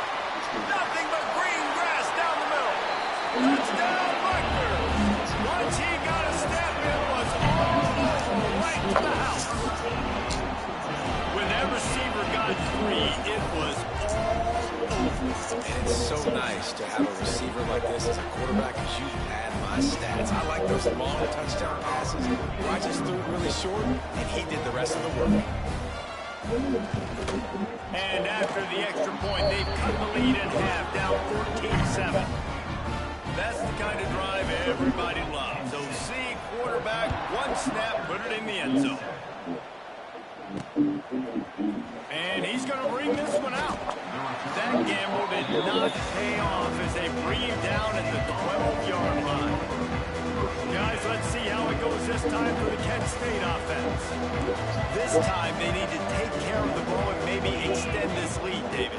And I think you got to look at the positive reason. You still got the lead. Now take care of the football. Put a nice drive together, Jesse. You don't have to stress. We're still winning. I feel like they think that player for player, they're the better unit on the field right now. They just got to make more plays. To the air on 2nd down. Quick completion on the out route. And he'll be out of bounds on what turns out to be the final play of the first quarter. That's the end of the period, and Kent State has the lead. We've put 1 in the books. Let's have a look at our game summary.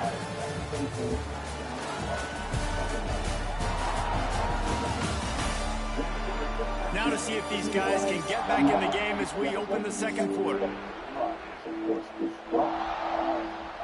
So they had a chance to talk over this 3rd down play to open the period. They'll try to run for it. The golden flashes have enough for the 1st down. Man, I do not want a guy that will dance. I want square shoulders to the line of scrimmage, take a snap, secure the football, play physical, and fall forward. Nice job by that running back getting the 1st down. And the golden flashes will snap it on 1st and 10. Power football with the run. And he broke 1 tackle on the way to a solid pickup there. These running backs nowadays, they're built so low to the ground, thick and compact, but fast and shifty. They're just so hard to tackle. And you can see he just does a great job breaking tackles, breaking tackles. He does this consistently. That's why he's really hard to stop at the running back spot. Out of the gun to give to the back. And this one will be stopped for no gain. Defense thinking run all the way, and you can tell they sell out. They stuff the run. Now it's 3rd and short. When they run again, you're going to force them to pass the football.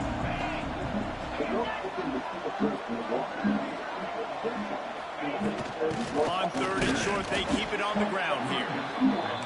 Knocked down in the backfield, and that'll bring up 4th down.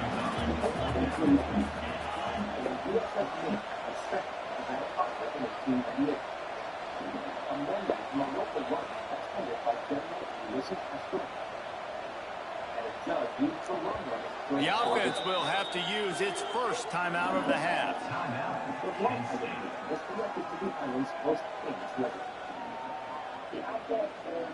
The Golden Flashes will call on their punt team.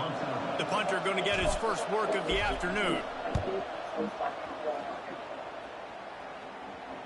And they'll let that one go, and it'll roll out of bounds. And the Rutgers offense heads back onto the field. Took the last drive in for a touchdown. They'll try to do it again on this one. Let's see what they have dialed up as this drive starts from the 29-yard line. Looking to throw on first down. Catch in the middle. It's Gilbert. They stop him just a league or two short of the first, and man, what they can do on second down here. They'll move the wide receiver. Off the bootleg, looking to fire. Gets rid of it. Snagged in the middle. It's Gilbert. He stopped at the 49 after gaining 10. The Scarlet Knights in the hurry-up. And as soon as the receiver caught the ball, you saw the quarterback start to move. And the ball comes out. What a disastrous play. Well, the offense looks as if they fell on the fumble, and they'll keep the ball. Woo, deep breath, right, man? You fumble that thing, you cough it up, you're like, oh, I really appreciate you, brother. I can't tell you how much I thank you because the coaches would have been all over me, but big-time break for the offense. Second down, they'll go to the air. And the pass is incomplete, jarred loose by the hit. This offense really is putting themselves behind the 8 ball right now on this drive. Sack first down, you've just thrown an incompletion, so third in California. Defense knows you're probably going to throw it. What can you dial up here? Unloads to the wideout. It's caught. He's loose on the left. Touchdown, Scarlet Knights. All that baby in and then stroll into the end zone for the score. Looking for the tie with the extra point. And I like this offense not panicking, executing on this drive, and driving down the field and tying this football game up. I love the no panic, just stay chill, and now we got ourselves a football game. He'll start the return inside his 5. And the returner is stopped. Guys, let's see how it goes this time for the Kent State offense. This drive will open from the 15. Wants to throw on first down. Using the quick game. And a good job of coverage by that defense. Just a short pickup.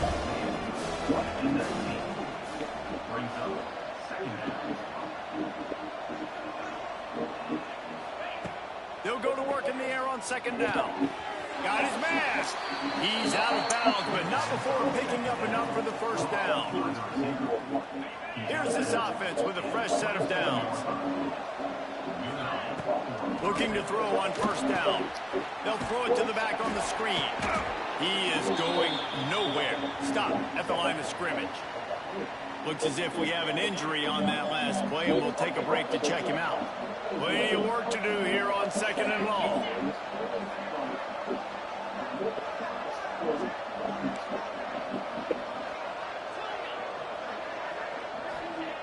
Looking to fire. He's got his man across the middle.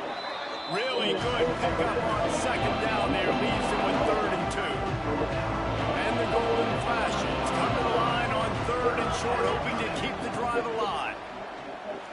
No. And the 3rd down pass is incomplete. Defense did a great job. 3rd and short on the opponent's side of the field. They're expecting quick throw. Everybody, they dug their heel on the ground. They're able to break on the ball, force the incompletion.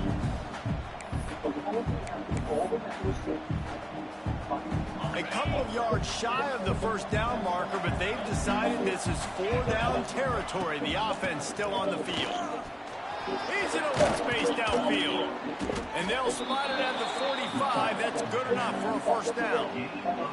The Golden Flashes are on the move. He'll keep it himself. And he'll find enough running room to get it just short of midfield at the 49. All right, guys, let's think a little bit about Kent State. At some point, with all of the transfer portal talk and guys going in and out, You can score one for continuity with this ball club, can't you, David? That means your system and your culture is working. And because these guys so often are just going for the next opportunity, the next bag of money. Nice job. They kept their guys that they recruited, that they love. Yeah, it sounds so cliche, but these players really have bought in to this coaching staff and the message and what they're preaching. They all believe they can do something very special this season. Zings it complete to the right. Turning on the Jets. Down to the 26-yard line before they ride him out of bounds, and this defense is on its heels. Well, we see another catch by this guy. This defense is going to need to do a better job of tackling the catch. In coverage, I know they want to slap the ball away, but if you can't do it and force the incompletion, you've got to at least make sure you're able to drag him down to the ground as soon as he catches the ball. Here's the pressure. Pass rush coming after the quarterback, and they get him at the 32. Well, the offense has made it known on this drive. They're trying to throw the football, and they're going to let this quarterback go to work. The defense does a great job winning up front. They get the sack to try to slow this momentum down. Didn't have much room to run and not a whole lot of help. Short gain there and still plenty of ground to cover for the first down. You know, sometimes even a short game like that can be used to set up something bigger later on. No doubt, Reese, they can pump that and take a shot down the field. And don't worry, they're going to go back to that same play because they know this guy with the ball in his hand. Unleashes one deep. Can't beat the connection on third down thanks to that tough, hard-nosed pass defense, and now it's fourth down. They're happy enough to try to take the points as the field goal unit heads out. Between the uprights, it's good. And guys, after the field goal, now they have the lead. And for a quick update, let's go to Kevin Connors in the studio. All right, guys, a little update on what else is happening in college football this weekend. Oh my. Oklahoma is putting on a show offensively today. They just simply can't be stopped. They're up by 24 over Colorado State.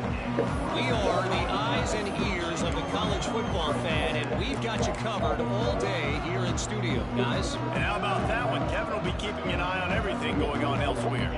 The drive starts from their own 25-yard line. To the air on first down. He's going to let one fly down the middle. And it's incomplete. They were looking for the huge gain on first down. Try to make up for some of that lost ground on second down. They'll throw again after the incompletion. It's complete to the right. All the way out to the 43-yard line before he's pushed out of bounds, and this offense is on the move. Nice job by the receiver there, running the drag route against zone coverage, finding the soft spot, making it easy on his quarterback to get the completion. He turns it upfield, and he moves the sticks. Fires on the run. Intercepted. Big play stops the drive. And they'll drag him down after a good return on the interception.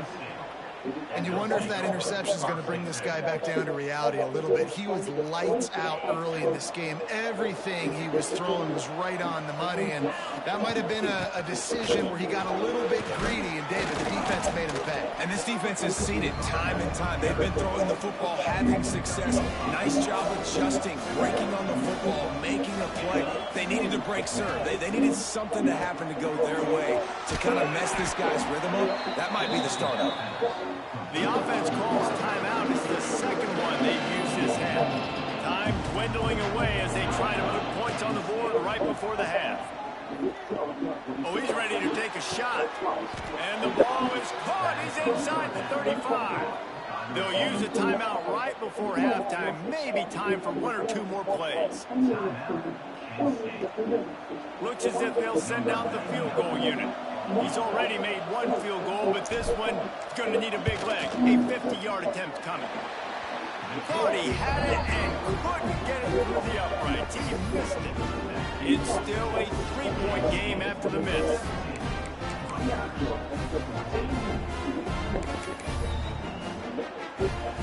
They'll have just enough time to get one more snap before the half. Wants to go up top on first down. Lofts one high and deep. He can't haul it in. Incomplete. They took a shot, but that's how we'll wrap up the half. First half in the books. Time now to join Kevin Connors in our halftime update. All right, guys, looks like we've got a great scene there today in Piscataway. And a lot of coaches will say limiting the big plays and maybe hitting on a few yourself is key. But I'm more of a move the chains guy. Give me efficiency every day of the week and twice on Saturday.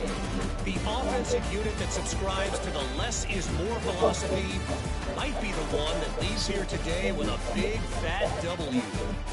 And with that, let's send it back to the guys inside the birthplace of college football.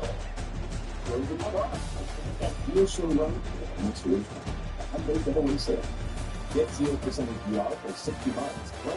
All right, Kevin, about ready to start the second half here. And the Scarlet Knights will try to kick this one deep to get things underway in the second half. Let's see what he can do with the return. And they'll haul down the returner to start us on the next drive. Good news, I guess, a lot of room to work with as they start this drive from their own 15. Going to the run to start this second half. Got the first down and still on his feet. He moves the chains and they'll mark the ball at the 33. This is going to be a big key for him, David, with the lead here in the second half, running the football, right? Staying on the field and bleeding the clock. Yeah, run the football. You're ahead. You can be a little bit more conservative. But again, this opens up the pass. This keeps everything in balance for this offense.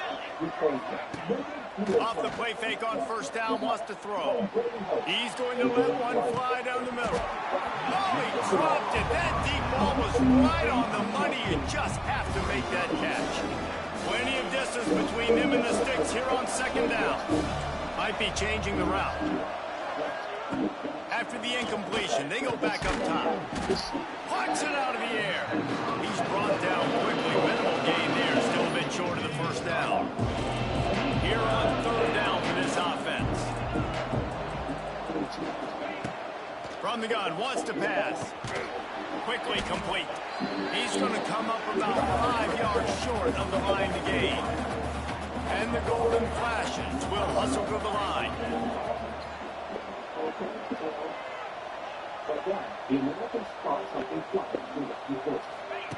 On fourth down, they'll try to throw it. And that one falls incomplete. A huge stand by the defense.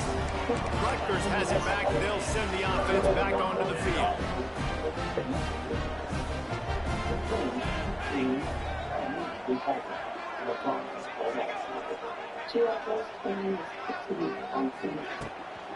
They'll leave it with him. Oh, what a move. Man down on the play as the officials take a break to let him be checked out. Halfway there on first down, it's 2nd and 5.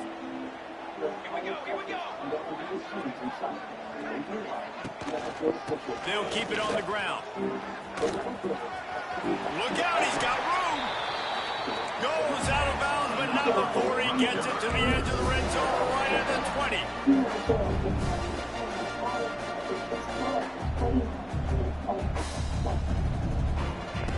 Looking downfield on first down. Quick strike complete. Nice job by this defense creating that negative play. That's what all defenses want to do. But look at this. This offense, they ain't scared. Right back on the ball, ready to run another play, ready to make this defense work. Grabbed over the middle. It's Kane. They'll get it down to the 10-yard line on that completion. They'd love to pick up this third down and get a fresh set with 1st and goal. On 3rd and short, trying to impose their will and move the chains. They just needed a few inches, and the defense knocked them down in the backfield. And, man, how many times are we going to call his name today? He has been so much fun to watch. Got a couple of sacks, add another tackle for a loss here. He has been all over the field, and he has made some serious plays for this defense. Splits the uprights, it's good. And guys, after that field goal, brand new ball game, all tied up. And listen, y'all know in the booth and everywhere how I feel about kickers. Don't always love leaving it on their foot, so to speak, but nice job executing. He keeps doing stuff like that. I'll keep trotting him out there. So they start this drive from inside their own 20 at the 19-yard line.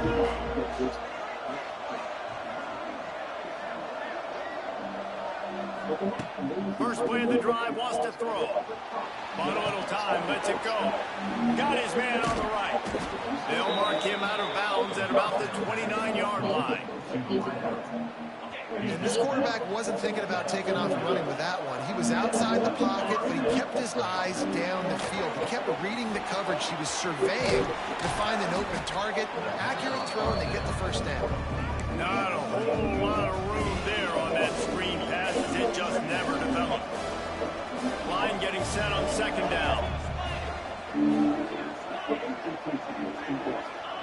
Back to pass. Complete. And he's down at the 41. That's a first down.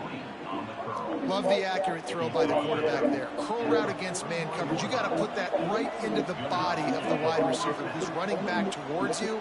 Nice job executing it, and they pick up the first. Looking to throw again. Stands in and takes the hit. And he bats it away. It falls incomplete.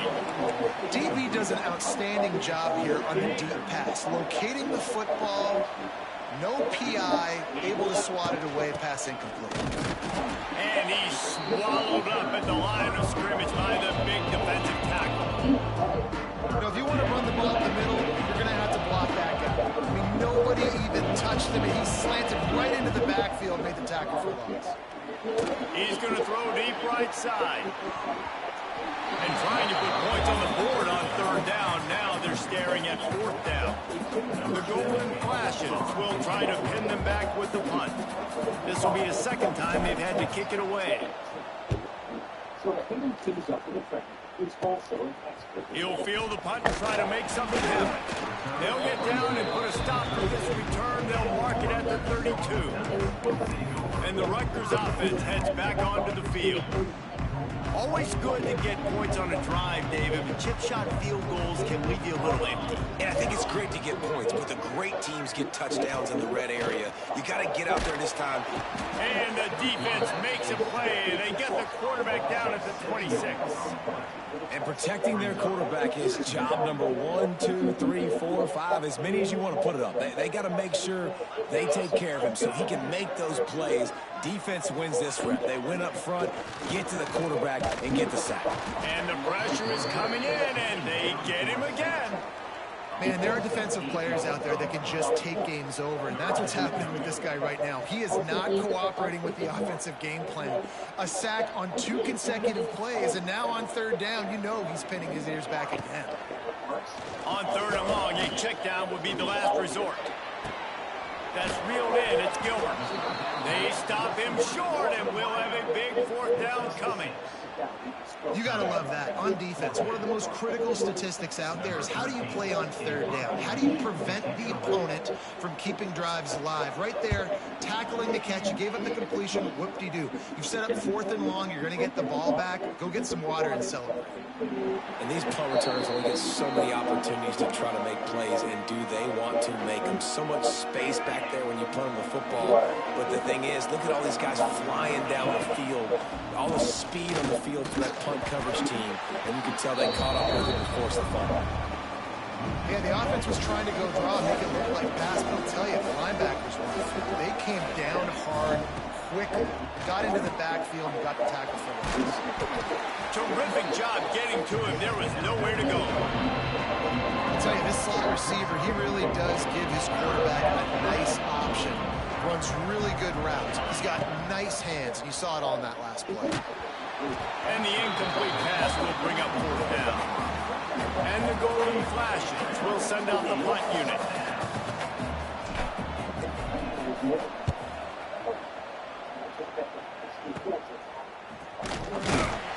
Excellent coverage that time. Didn't give him any room to set up a big return. Rutgers has it back. They'll send the offense back onto the field.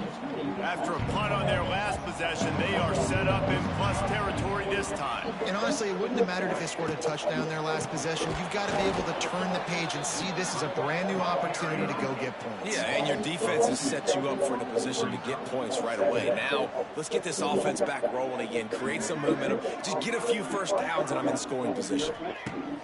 Wants to fire on second down. He'll throw it. Fires to the tight end. And this defense was flailing as he weaved his way and got down to the 26. The Scarlet Knights racing to the line in the hurry-up. Looking to throw on first down. Quickly to the tight end. And they pick up just a few on that completion. As they get set to snap it, time winding down here in the quarter. Now the play fake. Here comes the rush, and they've got it wrapped up at the 28.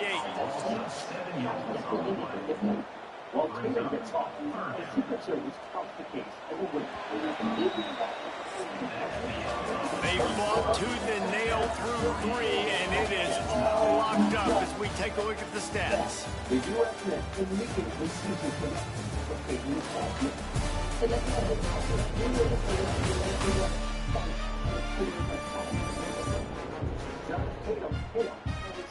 This is when winning plays are made, and we start right now in the fourth.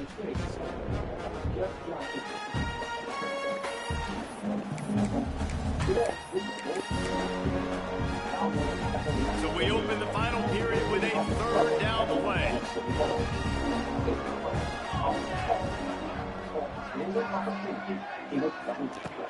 On third down, going up top.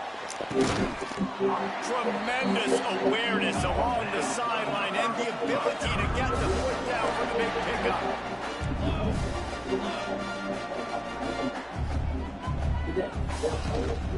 They'll run it from the gun. He's going to lose a yard on that one. Going to work in the red zone, they can't pick up the first down without getting it into the end zone. Back to pass on second down. He's got it on the move. Touchdown, Rutgers. And they grab the advantage, taking the lead here in the fourth. But among these international items is one that's uniquely domestic. The artifact is 40 inches tall. This drive will get underway from just inside the 35 at their own 34. Making side adjustments here. Wasting no time throwing on this drive. Takes a shot as he lets it go. They've avoided the interception all day, but they're lucky to get that one back here late. It'll be second down. Looks as if we have an injury on that last play, and we'll take a break to check him out. So now it's second and long. Wants to go up top. Skips away from pressure. The short hands. It's Bennett.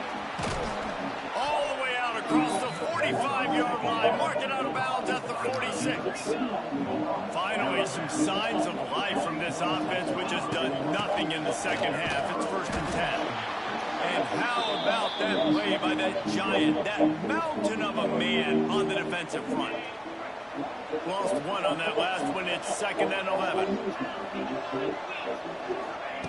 Looking to fire. Right down the middle. Holds it in.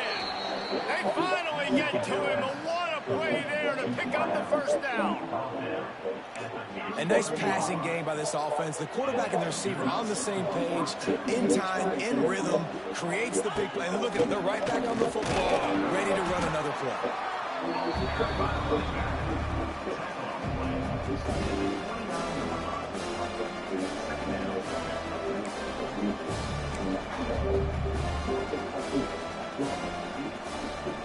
After the productive first down play, it's 2nd and 6. Back to pass. Looking for the end zone. And that ball was in harm's way, and he is lucky to get that one back. One of the biggest reasons today why this offense is losing in the game is they haven't been able to get it going throwing the football. This guy still has not thrown a touchdown pass. They thought coming into this game they were going to have tons of success throwing it. You got to give the defense credit. They watched the film. They've been mixing up their looks defensively, trying to confuse this quarterback, and again, on that last deep shot, it falls incomplete. Quickly complete. Hauled down, but they'll move the sticks as he picks up the first down. The Golden Flashes come to the line with a fresh set of downs. Quarterback may change this route. Wants to throw on first down. Quickly complete. They make the stop, trying to pick up just a little bit at a time to get to that first down marker.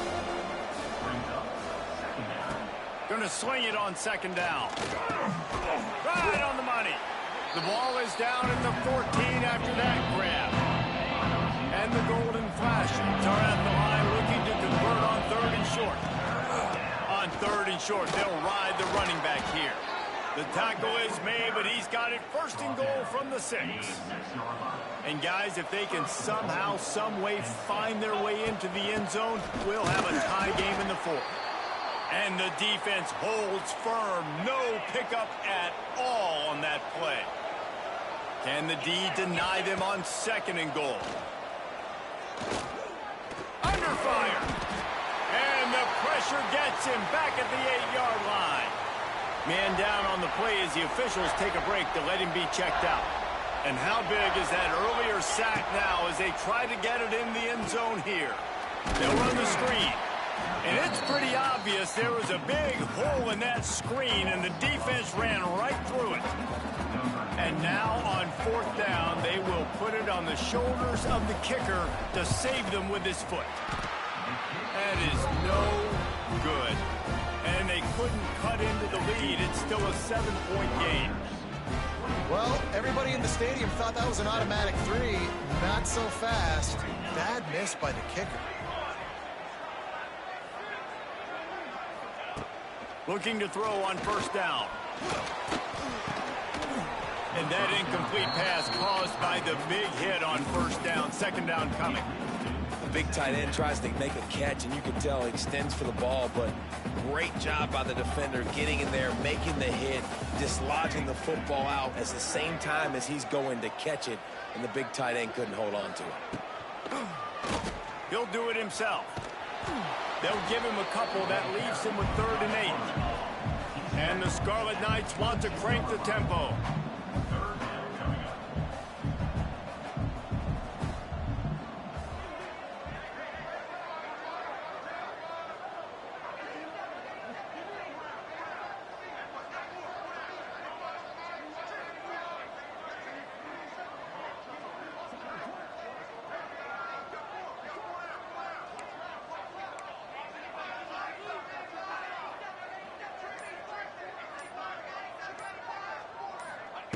Trying to move the sticks on third down through the air.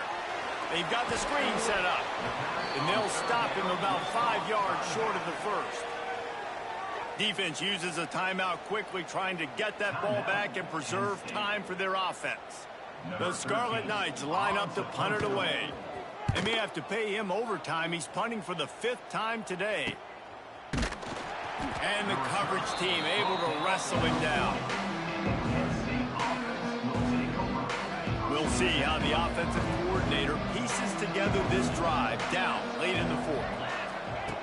He wants to start this drive with a pass. Gonna let it fly. Clock stops. We have reached the 2-minute timeout, and the offense is looking for a play to close this deal out. They're dealing with a 2nd and long. Wants to go up top. Here comes the heat. They'll get him down, but not before he crosses the 50. He's down to the 49. Maybe this will breathe a little life into this offense, which has been flatlined in the second half. Here's 1st and 10. Might be calling a hot route. To the air on first down. Here's a heat. And he gets it just beyond the line of scrimmage before he gets down. Quick timeout call by the offense after the play, trying to preserve every minute possible. They'll line up for a second down play. A little screen to the running back. They'll make the stop, but not before they use the screen beautifully and pick up the first down. What a great job by the quarterback working through his progressions here. In a 2-minute situation, he doesn't force it down the field if it's not open. Check it down to your back, let him go to work, and he comes up with a huge play. And that's not the way they drew it up. It's incomplete. Hey, this offense has been a struggle bus. I mean, just call it like it is, guys. It hasn't been good, especially the passing game. And I'll tell you what, QB's played better games before. And I'm interested to watch. Can he stay positive? Can he finish this game off on a good note? Misfired on first down, back to the air on second. This time he's got his man. All the way down to the 25-yard line, they move the sticks. It's first down. The Golden Flashes come to the line with a new set of downs. Wants to go up top on first down. Pocket breaking down. And he was fortunate not to lose yardage on that play, able to wedge it back to the line of scrimmage. Behind the chains now on second and long. Throwing right. And that's going to fall to the ground incomplete. That was a physical matchup there. Third down coming. Trying to pick up a first down. On third and long, he's going to have to throw for it. And the incomplete pass will bring up fourth down. Well, I know it hasn't been a tremendous day statistically for this quarterback, but his decision-making has been good enough to win this game. Hasn't thrown a lot of TDs so far, but when things are... Intercepted deep in his own end. Not much on that return, but I think they'll let him slide after making that pick, and they'll have it at the 20. And that is a back-breaker. It's fourth down, though. Listen, you got to throw the football. You got to try to make a play, but the defense...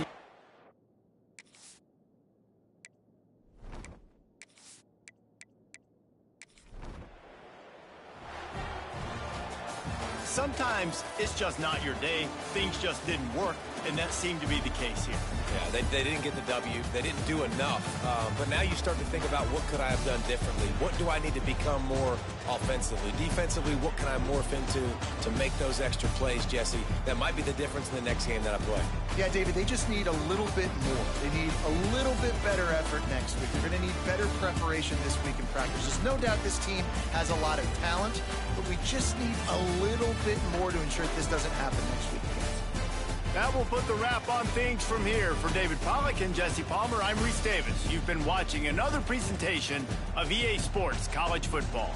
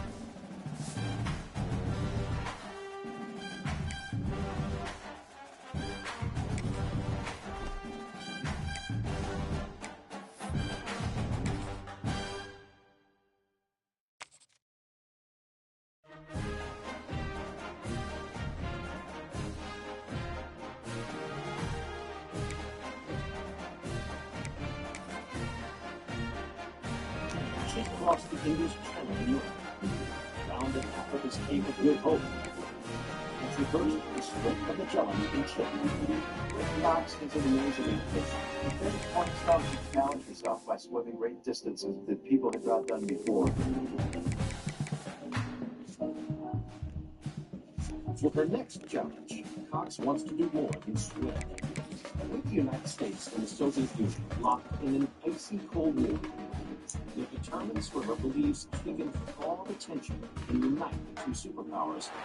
Welcome to Kent, Ohio, and Dick Stadium, home to the golden flashes of Kent State. And while some may seem like a small blip across the college football landscape, this place has been the home to legends like Lambert, Edelman, James, Holtz, and of course, Saban.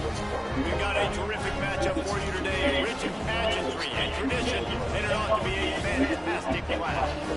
As we'll see, the Stallions taking on a team from the MAC, the Kent State Golden Flashes. For EA Sports College Football, I'm Reese Davis, David Pollock, and Jesse Palmer with me. Guys, it's time to get it going. The distance smart athlete whose tackle swings of 30 miles. On the run from inside his own 5. Not a lot of space to be found. Good hustle by the coverage team, and they stop him at the 21. So Kent State's offense will go to work first.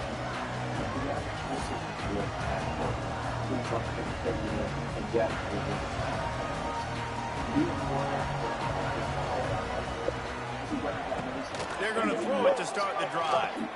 Wasting no time taking a shot. And that'll be incomplete. Man, that would have been a big hitter on first down, but second down's coming up. Couldn't make the connection last time. Let's see if they throw it again.